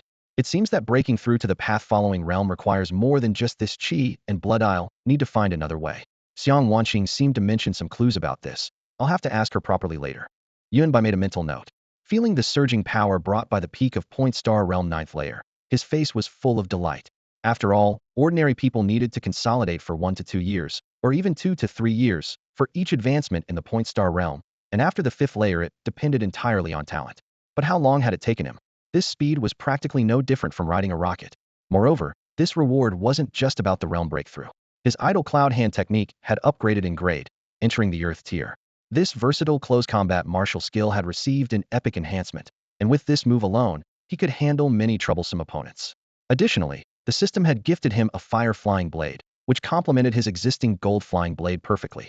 1 gold, 1 fire. Could it be that he would eventually collect all 5 elemental flying blades? If so, that would be quite interesting. With a thought, Yunbai retrieved both the gold flying blade and fire flying blade from his system space. Under his mental control, the 2 blades hovered before him, their designs largely similar, both about 30 centimeters long, flat-bodied with sharp edges on both sides and pointed tips. The only difference was that the golden flying blade gleamed entirely in gold, radiating an aura of extreme sharpness, while the fire flying blade blazed in crimson red like a raging flame, not only devastatingly sharp, but also continuously emanating heart-stopping heat. Ordinary people wouldn't dare touch it, and even warriors attempting to grasp it barehanded would surely be scalded with blisters. Go! With a light flick of his finger, Yunbai sent the fire-flying blade streaking like a crimson meteor toward the rubble pile, formed by a collapsed, unfinished building dozens of meters away. Sizzle! The concrete heap, standing 7 to 8 meters high and 4 to 5 meters thick, was pierced through by the intense heat, opening silently like tofu. Steel reinforcements were instantly severed, and the center of the ruins was directly melted into molten lava, with steam and debris shooting skyward. Witnessing this scene firsthand, Yunbai marveled inwardly. This temperature rivals that of the Azure Flame, and combined with telekinetic control, it's practically a natural weapon of mass destruction.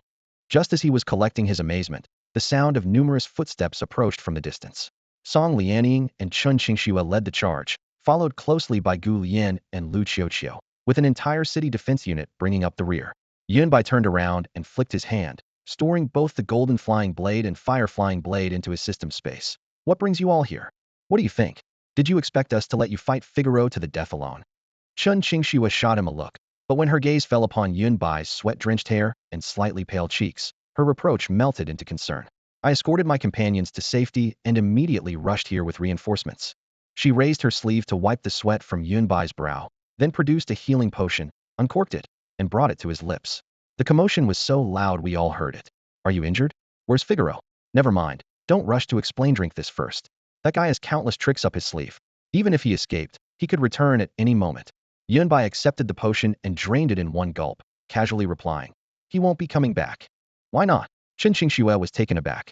Gu Lian, Lu Qiuqiu, and Song Lianying, all wearing equally surprised expressions, turned their gazes toward Yunbai. Because I've already killed him. Yunbai tossed aside the empty vial and chuckled softly. There wasn't even a complete corpse left. If he manages to crawl back from that, I'd have to admire his tenacity. What? Figaro is dead? Without even leaving a whole body behind. Chun Qingxue was completely stunned. Song Lianying's eyes widened as well. Almost doubting his own ear, she had learned of Figaro's identity from Chun Qingxue. This globally wanted criminal possessed combat prowess, nearly reaching the path-following realm, and was notorious for his vicious reputation. Yet such a formidable figure had been dismissed by this young man with a casual, I killed him. The shock in everyone's hearts was difficult to calm. Someone of this caliber was actually participating in the high school tournament. Wasn't this pure dimensional suppression? Gu Lian's rosy lips parted in shock, her beautiful eyes staring blankly at Yunbai. Her chest heaved violently as her mind raced through everything that had happened that day, first being kidnapped by several assassins, her life hanging by a thread, then encountering Yunbai by chance, and being escorted by him to this battlefield. After that, witnessing Yunbai effortlessly swindle 300 million in bounty money with just a few words, and then watching him brazenly display power capable of sweeping the entire field. Wave after wave of shocking revelations had made Gu Lian think she had seen enough. But the scene before her eyes shattered her understanding once again. Figaro, a peak 9th level Star Point Realm cultivator, had actually been killed by Yunbai. It sounded like a fantasy, yet it had truly happened. Only Lu Qiuqiu remained composed among those present. She had long known that Yunbai was far more complex than he appeared on the surface, and now her attention was focused on the scattered equipment around them: firearms, magazines, and tactical watches buried under dust. Her gaze swept rapidly through the ruins as she secretly calculated how to sneak away a few items while others weren't paying attention. Her thieving instincts remained strong, yet she dared not act rashly. Yunbai raised his hand to rub his shoulder and casually explained, I went a bit overboard, burned the body completely to ash. But genetic traces remain in the soil, so it won't be difficult for the city defense force to extract evidence with their technology. After speaking, he stretched lazily and let out a long yawn. Chun Qingxue stepped forward, taking a deep breath to suppress her churning emotions, her voice low but firm. Don't worry, you don't need to handle the aftermath, leave it to me. Yet the shock in her heart was beyond measure. Figaro was a peak 9th level Star Point Realm cultivator. Not only had Yunbai faced him heated, but he had completely annihilated him. This level of combat power far exceeded her previous estimates. During the cleanup, Chun Qingxue ordered Song Lianing to lead a team to seal off the scene and contact relevant departments. With Lu Qiuqiu's technical assistance, they successfully intercepted intelligence that the foreign organization had accumulated over many years. The files revealed that they had assassinated no fewer than 31 talented individuals in China, even turned multiple government officials, and planted sleeper agents across various industries. The intelligence was invaluable, but it also revealed the depth of the potential threat. This operation had also come at a heavy cost. A 7th level Star Point Realm officer from the city defense force was killed on the spot, several body-tempering realm soldiers sacrificed their lives, and over 100 were wounded. The 8th level Star Point Realm officer, though saved at the hospital, had his cultivation level dropped to the 6th level due to excessive blood loss. Fortunately, his life was spared. Of course, if Yunbai hadn't arrived in time to save the day, the outcome wouldn't have been these casualties, it would have been total annihilation.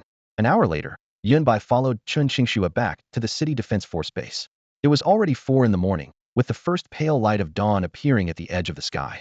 In just a few short days, he had fought 2 life-or-death battles against higher-level opponents, pushing his mental state to its absolute limit. The moment he sat down in the military transport aircraft, his heavy eyelids felt like lead, constantly drooping. The cabin was narrow and dim, with the engine's roar becoming a monotonous lullaby. Before long, Yunbai began to drift off to sleep. With a soft thud, his head tilted and fell directly onto Gu Lian's long, straight, pale thighs. His breathing became steady as he quickly fell into peaceful slumber. Chun Qingxue and Lu Qiuqiu turned back, their gazes lingering on the pair for a moment. Gu Lian's pretty face flushed slightly red, but she didn't move her legs.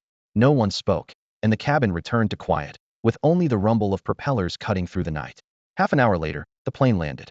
The moment the wheels touched ground, the vibration jolted Yunbai awake from his dreams.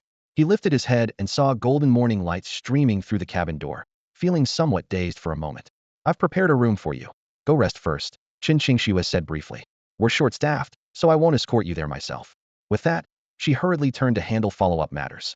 Yunbai didn't make a fuss, raising his hand to shield his eyes from the glaring morning sun as he followed the guide deeper into the compound. Lu Qiuqiu was arranged in an adjacent room for temporary rest, while Gu Lian went home first to meet with Gu Yanzhong and report that she was safe. The rising sun completely broke through the horizon, bathing the city in golden light.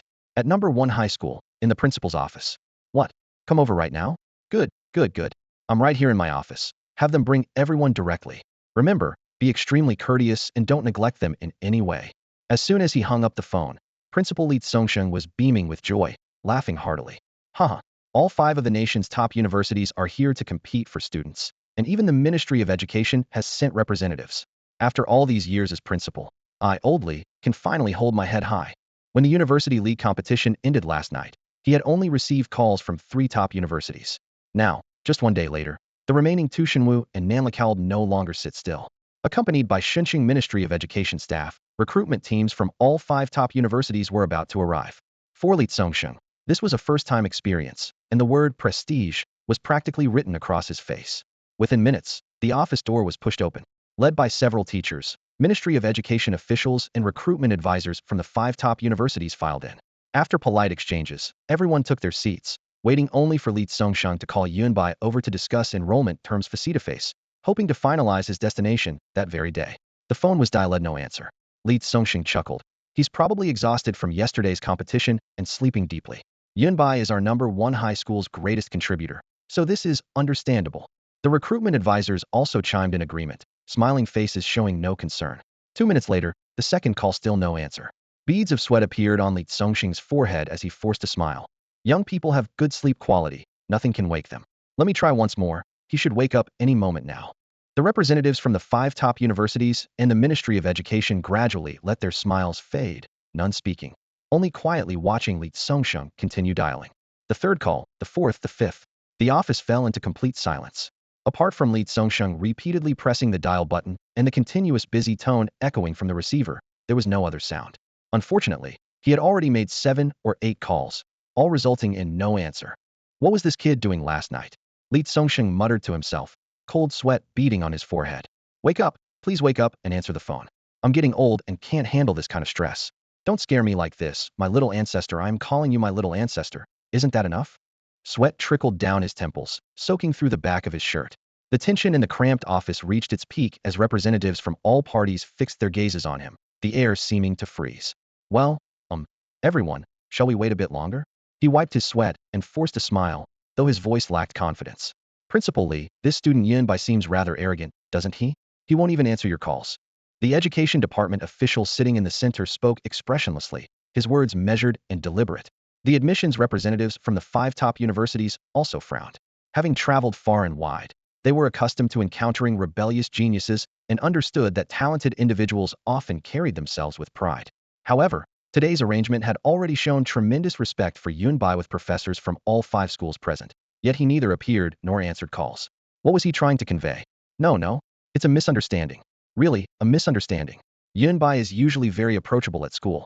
Li Tsongsheng hastily explained while frantically texting Chun Qingyu under the desk, hinting for her to find a way to contact Yunbai. Just as the professor's expressions grew increasingly displeased, Gu Ai from Shigong Academy slowly stepped forward from the back of the group, wearing a subtle smile. Haha, Yunbai managed to defeat Lin Jinyu of the same level. It's natural for such a prodigy to have some pride. This seemingly casual remark acted like a catalyst, causing visible changes in the 5 admissions professors' expressions, their dissatisfaction now mixed with a hint of wariness. Principal Li, the admissions professor from Qingbei University, adjusted his gold-rimmed glasses, his tone gentle yet emotionally unreadable. Our university already communicated with your school yesterday, but Yunbai still hasn't appeared. Does he have some objection to Qingbei University? Gu Ai glanced at the speaker, a slight smile playing at the corners of his mouth. After the University League competition, Yunbai had become completely famous in Shenzhen, with his name flooding the internet last night. Gu Ai understood that this young man possessed monstrous talent and had already shown his brilliance in high school. If he truly entered a top university, he would only become more formidable in the future. Now that there was an opportunity to add fuel to the fire, he was naturally happy to fan the flames. After a few seconds of silence, Shigong Academy's admissions professor checked his watch, then stood up and smoothed his suit jacket. Principal Li, we have a tight schedule today. Since Young Yun is unavailable, we'll head to Qinglong High School first. We can discuss this when he's free. Farewell. With that, the Shigong Academy delegation was the first to leave number 1 high school. Seeing this, the Qingbei University representatives followed suit. Principal Li, Huagua is vast, and talented individuals at the Point Star realm aren't exclusive to Shenzhen. We'll leave this student Yunbai for others to pursue. We take our leave. The admissions director from Qingbei Academy spoke in a flat tone, yet with an unquestionable finality. Having said this, he pushed back his chair and stood up with decisive movements. In that case, Shenwu Academy won't stand on ceremony. Safe travels, we won't see you out. The admissions director from Shenwu Academy chuckled softly in response. As the other party departed hastily, he seemed quite pleased with the turn of events. The man wore a crisp military uniform, his back straight as a spear, with shoulder insignia reflecting cold metallic light under the illumination. His name was Dong Shanhai, a veteran from the military city defense system. Simply sitting there, he exuded an intimidating presence of natural authority that no one else in the room could match. As Shenwu Academy's liaison representative with the military, he possessed far more intelligence than the other 4 major academies. Most crucially, he was the personal instructor of that military prodigy Gu Yanchang. Originally, this recruitment mission didn't require his personal involvement, but when Gu Yanchang handed him a dossier on Yunbai, he reviewed it, and that very night boarded a military aircraft from Tianwu City straight to Shenzhen. If the information proved accurate, such a prodigious talent must be recruited at all costs. Upon hearing "safe travels, we won't see you out," the Qingbei Academy admissions director's expression stiffened momentarily. In terms of status, he truly couldn't hold his head high. In any other setting, he would have already fired back. Fortunately, Dong Shanhai only had eyes for Yunbai. Otherwise, competing for other students afterward, they truly wouldn't dare clash head-on with such a Titan-level figure. After Qingbei's departure, the representatives from Tianqing Academy also rose to take their leave. For them, rather than waste time here, it was better to hurry and compete for other promising prospects before other academies beat them to it. This. Principal Li Tsongsheng of number 1 high school could only stare helplessly. He couldn't fathom how things had developed to this point. Where on earth had that little ancestor Yunbai run off to? The office quickly emptied, leaving only the directors from the 2 top-tier academies, Shenwu and Nanli. sitting leisurely without showing the slightest trace of anxiety. Xinwu's powerful backing needed no elaboration. Nanli was the most mysterious among the 5 major academies, recruiting the fewest students annually and valuing fate over talent. The faces of several officials from Xinqing's education department looked extremely grim. In their eyes, Yunbai completely lacked proper etiquette. While youthful arrogance was understandable, having all 5 top-tier academies gather to compete for a single student was not only a matter of number 1 high school's prestige, but also concerned Xinqing's honor, yet it had become a laughingstock. Though Point Star realm talents in high school were rare, they weren't entirely unprecedented. Yunbai's attitude alone showed complete disregard for others. Principal Li, since Yunbai won't appear, we won't waste any more time here either. We still need to accompany the other academies with their recruitment processes. Farewell. The education department officials also hurriedly departed. The recruitment quotas from the 5 major academies were far too important for them to continue wasting time over one Yunbai. Just then, Dong Shanhai's phone rang, his earpiece flashing with light. Hello, this is... Yes, that's right. Dong Shanhai leaned back in his chair, eyes half closed, his face betraying no emotion. As the voice on the other end of the phone droned on, his tiger-like eyes suddenly snapped wide open, gleaming with intensity. Excellent. Truly excellent. Principal Li, this student Yunbai is definitely going to Xinwu Academy, and no one can take him away from us. His voice boomed like thunder, then he shifted tone abruptly. I have urgent matters to attend to, so I must leave now. I'll contact you again later. Farewell. With that, he snapped his phone shut and threw his head back in hearty laughter. Immediately after, he cast his gaze toward the representatives from Nanli Academy, still waiting on the other side of the corridor, his eyes openly displaying threat and possession. Having made his point clear, he swept his sleeves and rose, striding out of number 1 high school with his entourage. What the hell just happened? Li Songxing stood frozen in place, but Dong Shanhai's intense reaction had already revealed everything. The worry that had been weighing on his heart for so long suddenly lifted, and his face, which had been wrinkled like a bitter melon, instantly broke into a smile. He couldn't help but slap the table hard. That kid really hit the jackpot. He muttered under his breath. It's rare for our Tianqing Academy to open its doors so wide. I hope the old dean's prediction wasn't wrong this time. His tone carried both surprise and delight. At that moment, the recruitment instructor from Nanli Academy stepped forward. She was a mature, sophisticated woman wearing thick-framed glasses, around 30 years old, with a tall figure standing nearly 6 feet. Impossibly long legs, graceful curves, a slender waist contrasting dramatically with her full chest, her blouse buttons straining tightly. Her skin was fair and her features delicate, which should have conveyed intelligence, but the glasses added a touch of drowsy, just awakened charm. Principal Li, she gently adjusted her glasses, her voice soft yet decisive. Although Vice Dean Dong claims he's securing student Yunbai, Nanli Academy would still like to compete for him. This contract represents our sincerity, and I'd appreciate it if you could pass it along. With that, she handed over a stack of pre-prepared contracts. Li Songxing took them and glanced down, nearly popping his eyes out of their sockets. At that moment, he felt somewhat envious. There was no helping it. The conditions offered in this contract were simply too attractive, the kind no martial artist could possibly refuse. Are you absolutely certain about these terms? Li Songxing held the thin contract between his fingertips, the paper trembling slightly, could feel the sweat beading in his palms. This was too surreal. Such an earth-shattering offer, all for recruiting a freshman who had just entered the first level of Starpointing Realm? Worried he might have missed some crucial details, he couldn't help but ask again. Freshmen in Starpointing Realm were indeed highly sought after, but the world wasn't short of such talents. Would Nanli Academy really pay such a price for this? The contract contained just one stark sentence. Spare no effort in providing all cultivation resources to help Yun by become a King Realm warrior. King Realm, what did this mean? Or rather, what kind of cultivation path was this? Everyone knew that ordinary people entering the martial path must first temper their bodies, strengthening muscles, bones, blood, and flesh. This stage took the longest. Many children began building their physical foundation from the moment they learned to walk. Those from prestigious families went even further, soaking their babies in genetic serums, spiritual medicines, and heavenly treasures from just a few months old to lay the groundwork for future cultivation. This was the body tempering realm. Above body tempering came Starpointing Realm. Only upon entering Starpointing could one be considered a true warrior, immediately eligible to leave the city districts, venture into fallen zones to hunt fierce beasts, form warrior teams, or travel to other cities and even more dangerous battlefields. Beyond Starpointing Realm lay Path-Following Realm.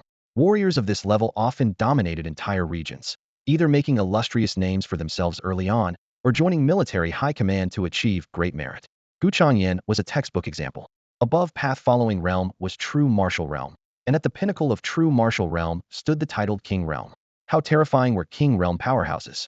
The simplest comparison: the vast Xinqing city could be wiped clean with a casual gesture from a King Realm warrior, leaving not even a trace behind. Throughout the entire Huan nation, King Realm warriors could be counted on one's fingers, each one guarding vital national interests, truly deserving the title National Treasures. Nanli Academy had always been mysterious, following fate's guidance. Yet now they were offering such heaven-defying conditions for Yun Bailey. Songsheng couldn't fathom it no matter how hard he tried. Yes, student Yunbai has destiny with our Nanli Academy. The female instructor added solemnly this was a result their old dean had foreseen using his own abilities. Having said this, she lingered no longer. This recruitment cycle, the academy had destiny, with quite a few students, but Yunbai was specifically requested by the old dean, for reasons she couldn't explain. Their sincerity was laid bare. What came next depended entirely on Yunbai's choice. After seeing everyone off, Li Zongxing stared at the contract on his desk, still feeling like he was dreaming. He had to notify Yunbai immediately and let the boy make his decision quickly. Such opportunities were unseen a lifetime. Knock, knock, knock. The door was rapped. Chun Qingyu pushed in, fine beads of sweat on her forehead, her voice urgent. Principal, I know where Yunbai went. He's at the City Defense Corps.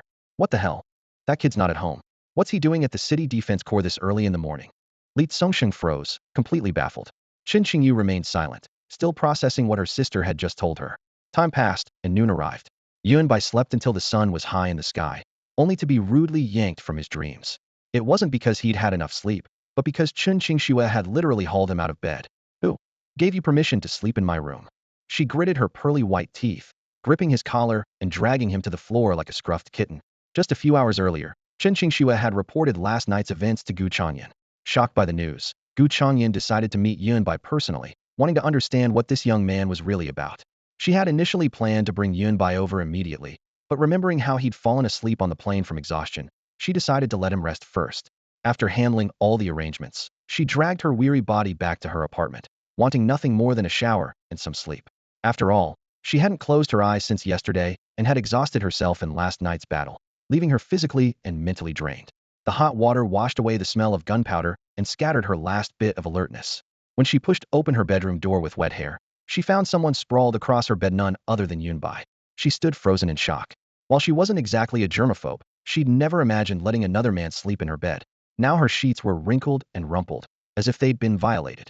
Yunbai rubbed his sleepy eyes, and upon recognizing her, let out a big yawn. Oh, you mean this? The female soldier who brought me here said to go straight and turn the corner, so I came in. Seems right to me. Chun Qingxue's mouth twitched. Straight and turn the corner is next door? I arranged your restroom there. You went to the wrong place. She took a deep breath, barely suppressing her irritation. Oh, I see. Yunbai nodded, but his stomach chose that moment to growl loudly.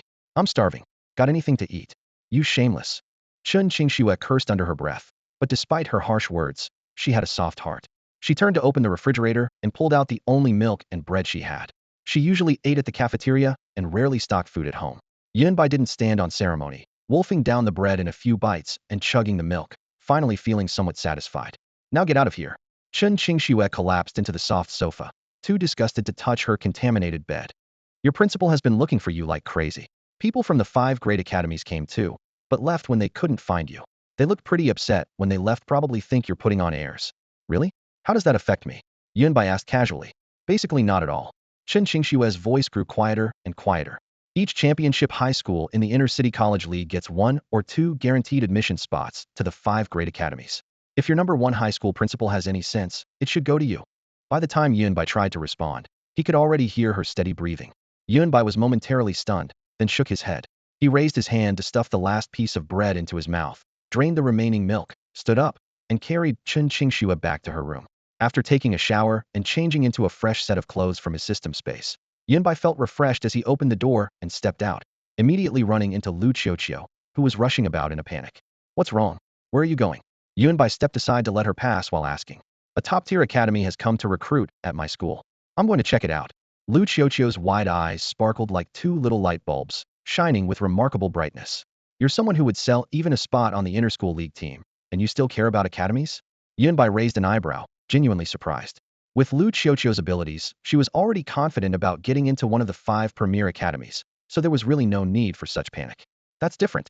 Lu Qiuqiu grabbed his sleeve and lowered her voice. If I get early admission, Qinglong High School will award a 500,000 federal coin scholarship. 500,000. That huge pile of money could bury both you and me. Her bright, watery eyes instantly transformed into gleaming currency symbols. Qinglong High School is certainly generous. Yunbai looked her up and down, half-jokingly saying, burying you shouldn't be a problem, but burying me? That's still not quite enough. Humph, I'll keep growing. Sooner or later, I'll be able to bury you. Lu Qiuqiu swatted his hand away. I'm not wasting any more time talking to you, I need to hurry. With that, she rushed out of the city defense base like a gust of wind. The city defense force had previously conducted a thorough investigation of her, and the results showed everything was normal, which was why she was allowed to come and go freely. Just as Lu Qiuqiu's figure disappeared, Yunbai looked up to see Song Lianying approaching from the opposite direction. Yunbai? You're awake. Song Lianying smiled heartily. Perfect timing, the first commander of Xinqing's city defense force wants to meet you. I'll take you there. His eyes couldn't hide his amazement. When he first met Yunbai, the latter had just advanced to the Star Point realm, but in just this short time, his cultivation and combat power had already surpassed his own. It was simply terrifying. The first commander? Yunbai raised an eyebrow but didn't think much of it and followed along directly. The two walked through the base's training area and entered the administrative building. In the spacious corridor, the metal walls reflected clean images, and their footsteps echoed clearly.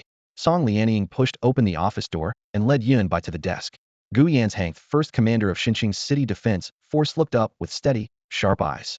This was Yunbai's first close encounter with this figure who frequently appeared in the news. In reality, Gu Yanzhang appeared more distinguished than he did on camera.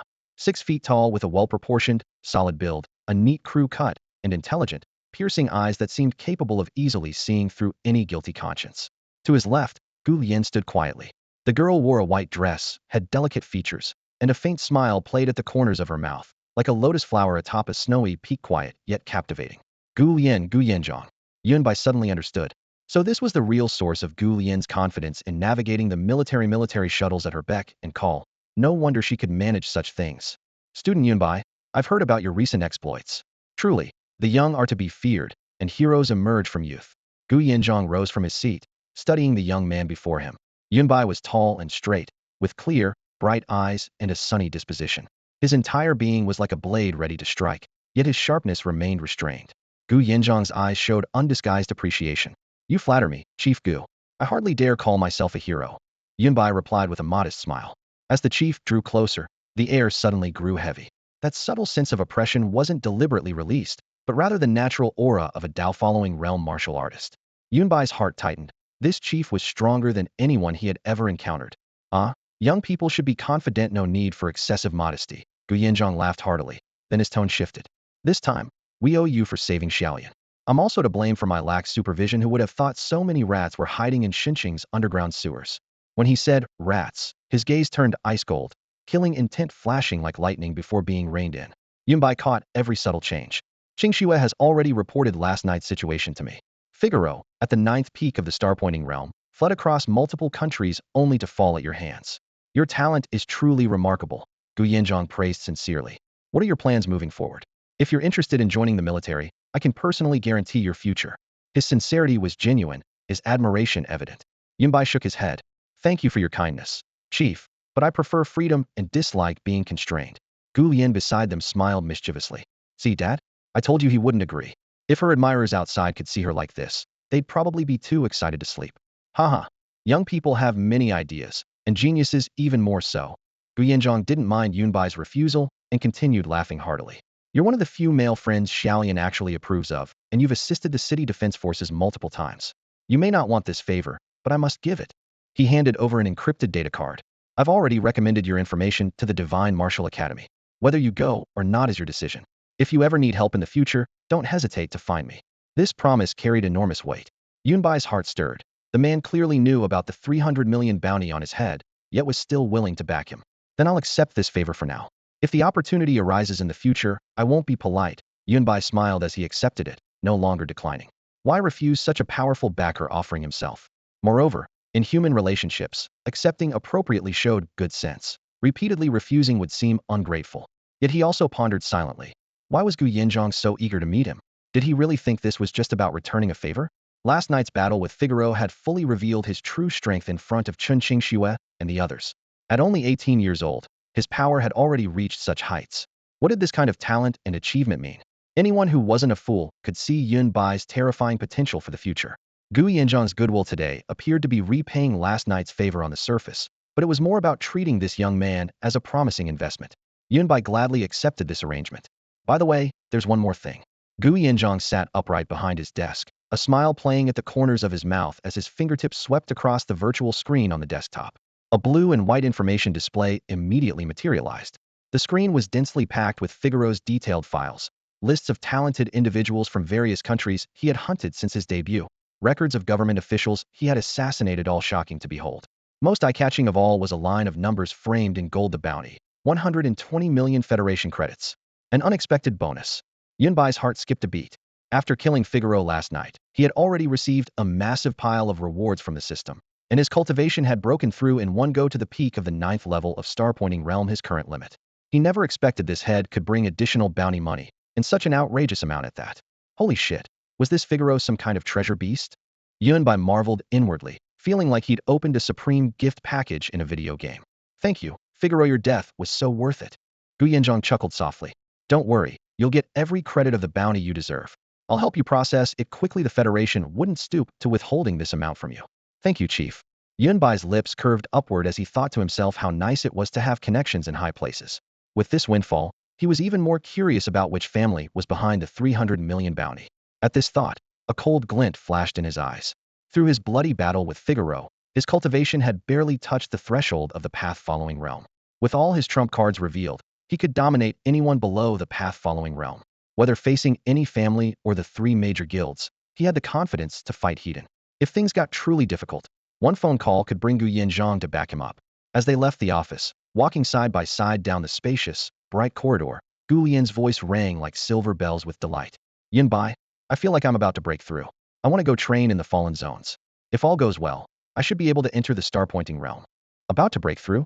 Yunbai raised an eyebrow and pulled the last pitch-black martial arts pill from his system space, extending it in his palm. Perfect timing, try this. This pill had once allowed Sheng Nanxing, who had been stuck in the body-tempering realm for 10,000 years, to break through his limits in one go. Gu Yan's talent was 10 times greater, so it was only a matter of time anyway, but having an extra safeguard was always good. Yunbai briefly explained the pill's effects, and Gu Yan listened with curiosity and serious attention. Though the Federation had various potions for igniting fate stars, truly effective ones were few and far between, making this martial arts pill incredibly precious. Thank you. Gu Yan expressed her gratitude solemnly and carefully stored the pill. When you break through to the star-pointing realm, come back and treat me to dinner. Yunbai waved his hand with a smile. Sure, it's just a meal. I'll treat you when I get back. A delicate smile bloomed across Gu Yan's exquisite face, like a lotus flower under sunlight, cool and pure, radiating an untainted beauty. She had originally planned to invite Yunbai to join her in the Fallen Zones, but quickly dismissed the thought. The gap in their abilities was widening. The Fallen Zones Yunbai frequented required at least point-star realm cultivation as a starting point, making them virtually hellish for her current level. Gu Yan silently resolved to improve her strength before suggesting they team up again. After parting ways, Yunbai hailed a taxi back to Purple Gold Garden. In the car, he noticed dozens of missed calls from Chun Qingyu and Li Tsongsheng on his phone screen, undoubtedly about the 5 Great Academies recruitment. Too lazy to deal with it, he shoved the phone into his pocket. What was done was done. Calling back would only mean listening to that old man Li Tsongsheng's complaints, which served no purpose. Arriving at Villa Number 1, Yunbai pushed open the door, and the scene before him nearly gave him a heart attack. Hey, Xiang Wanqing, what happened to you?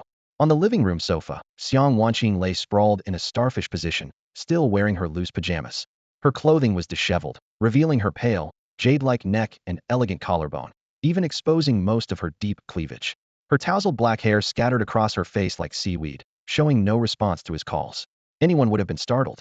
Yunbai rushed over, glanced briefly at her chest, then immediately turned her over and brushed away the hair covering her face. Her complexion was deathly pale, her breathing weak, as if it might stop at any moment.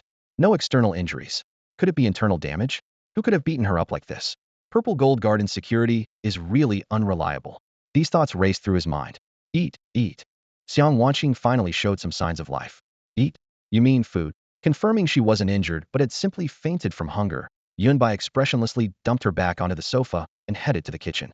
Damn, I'm such an idiot for thinking someone actually beat up this woman, he muttered. With Xiang Wanqing's point-star realm 6th level combat power, plus her martial fanatic constitution and obsessive martial arts collecting habit, she could master and advance in virtually any technique. The heaven-grade martial art, 18 Black Dragon forms, had improved dramatically after he shared his insights last time. Even point-star realm 7th level experts might not be able to handle her now. Half an hour later, the fragrant dishes were completely devoured. Xiang Wanqing clutched her bowl, finishing the last bite like a whirlwind. Yunbai handed her a bottle of water while brewing himself some tea, settling onto the opposite sofa. MMM. Delicious, I'm finally alive again. Her cheeks bulged as she gave him a thumbs up. Oh, congratulations on the tournament championship, very impressive. Thanks. Yunbai's expression remained calm. This woman had long seen through his true abilities. The tournament was merely child's play for him. Xiang Wanqing wiped the grease from her lips, suddenly remembering something. Oh right, when I came to your place, I saw the president of Skyfire Guild looking for you. He left when he couldn't find you. Skyfire Guild. Yunbai raised an eyebrow. Thinking about that 300 million bounty, most likely they were behind it.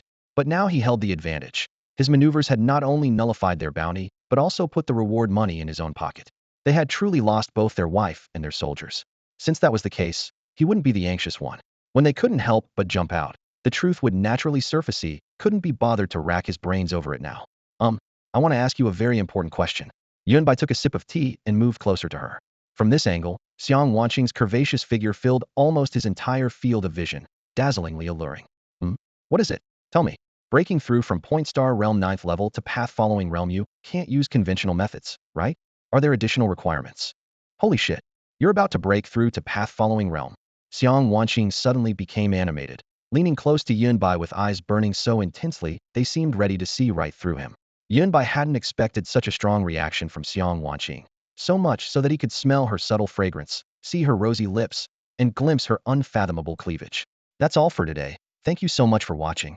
I hope you guys enjoyed. If you wish to have another part of this recap, please give us at least 1,000 likes. Please don't forget to comment and subscribe to our channel for more content like this. Until next time.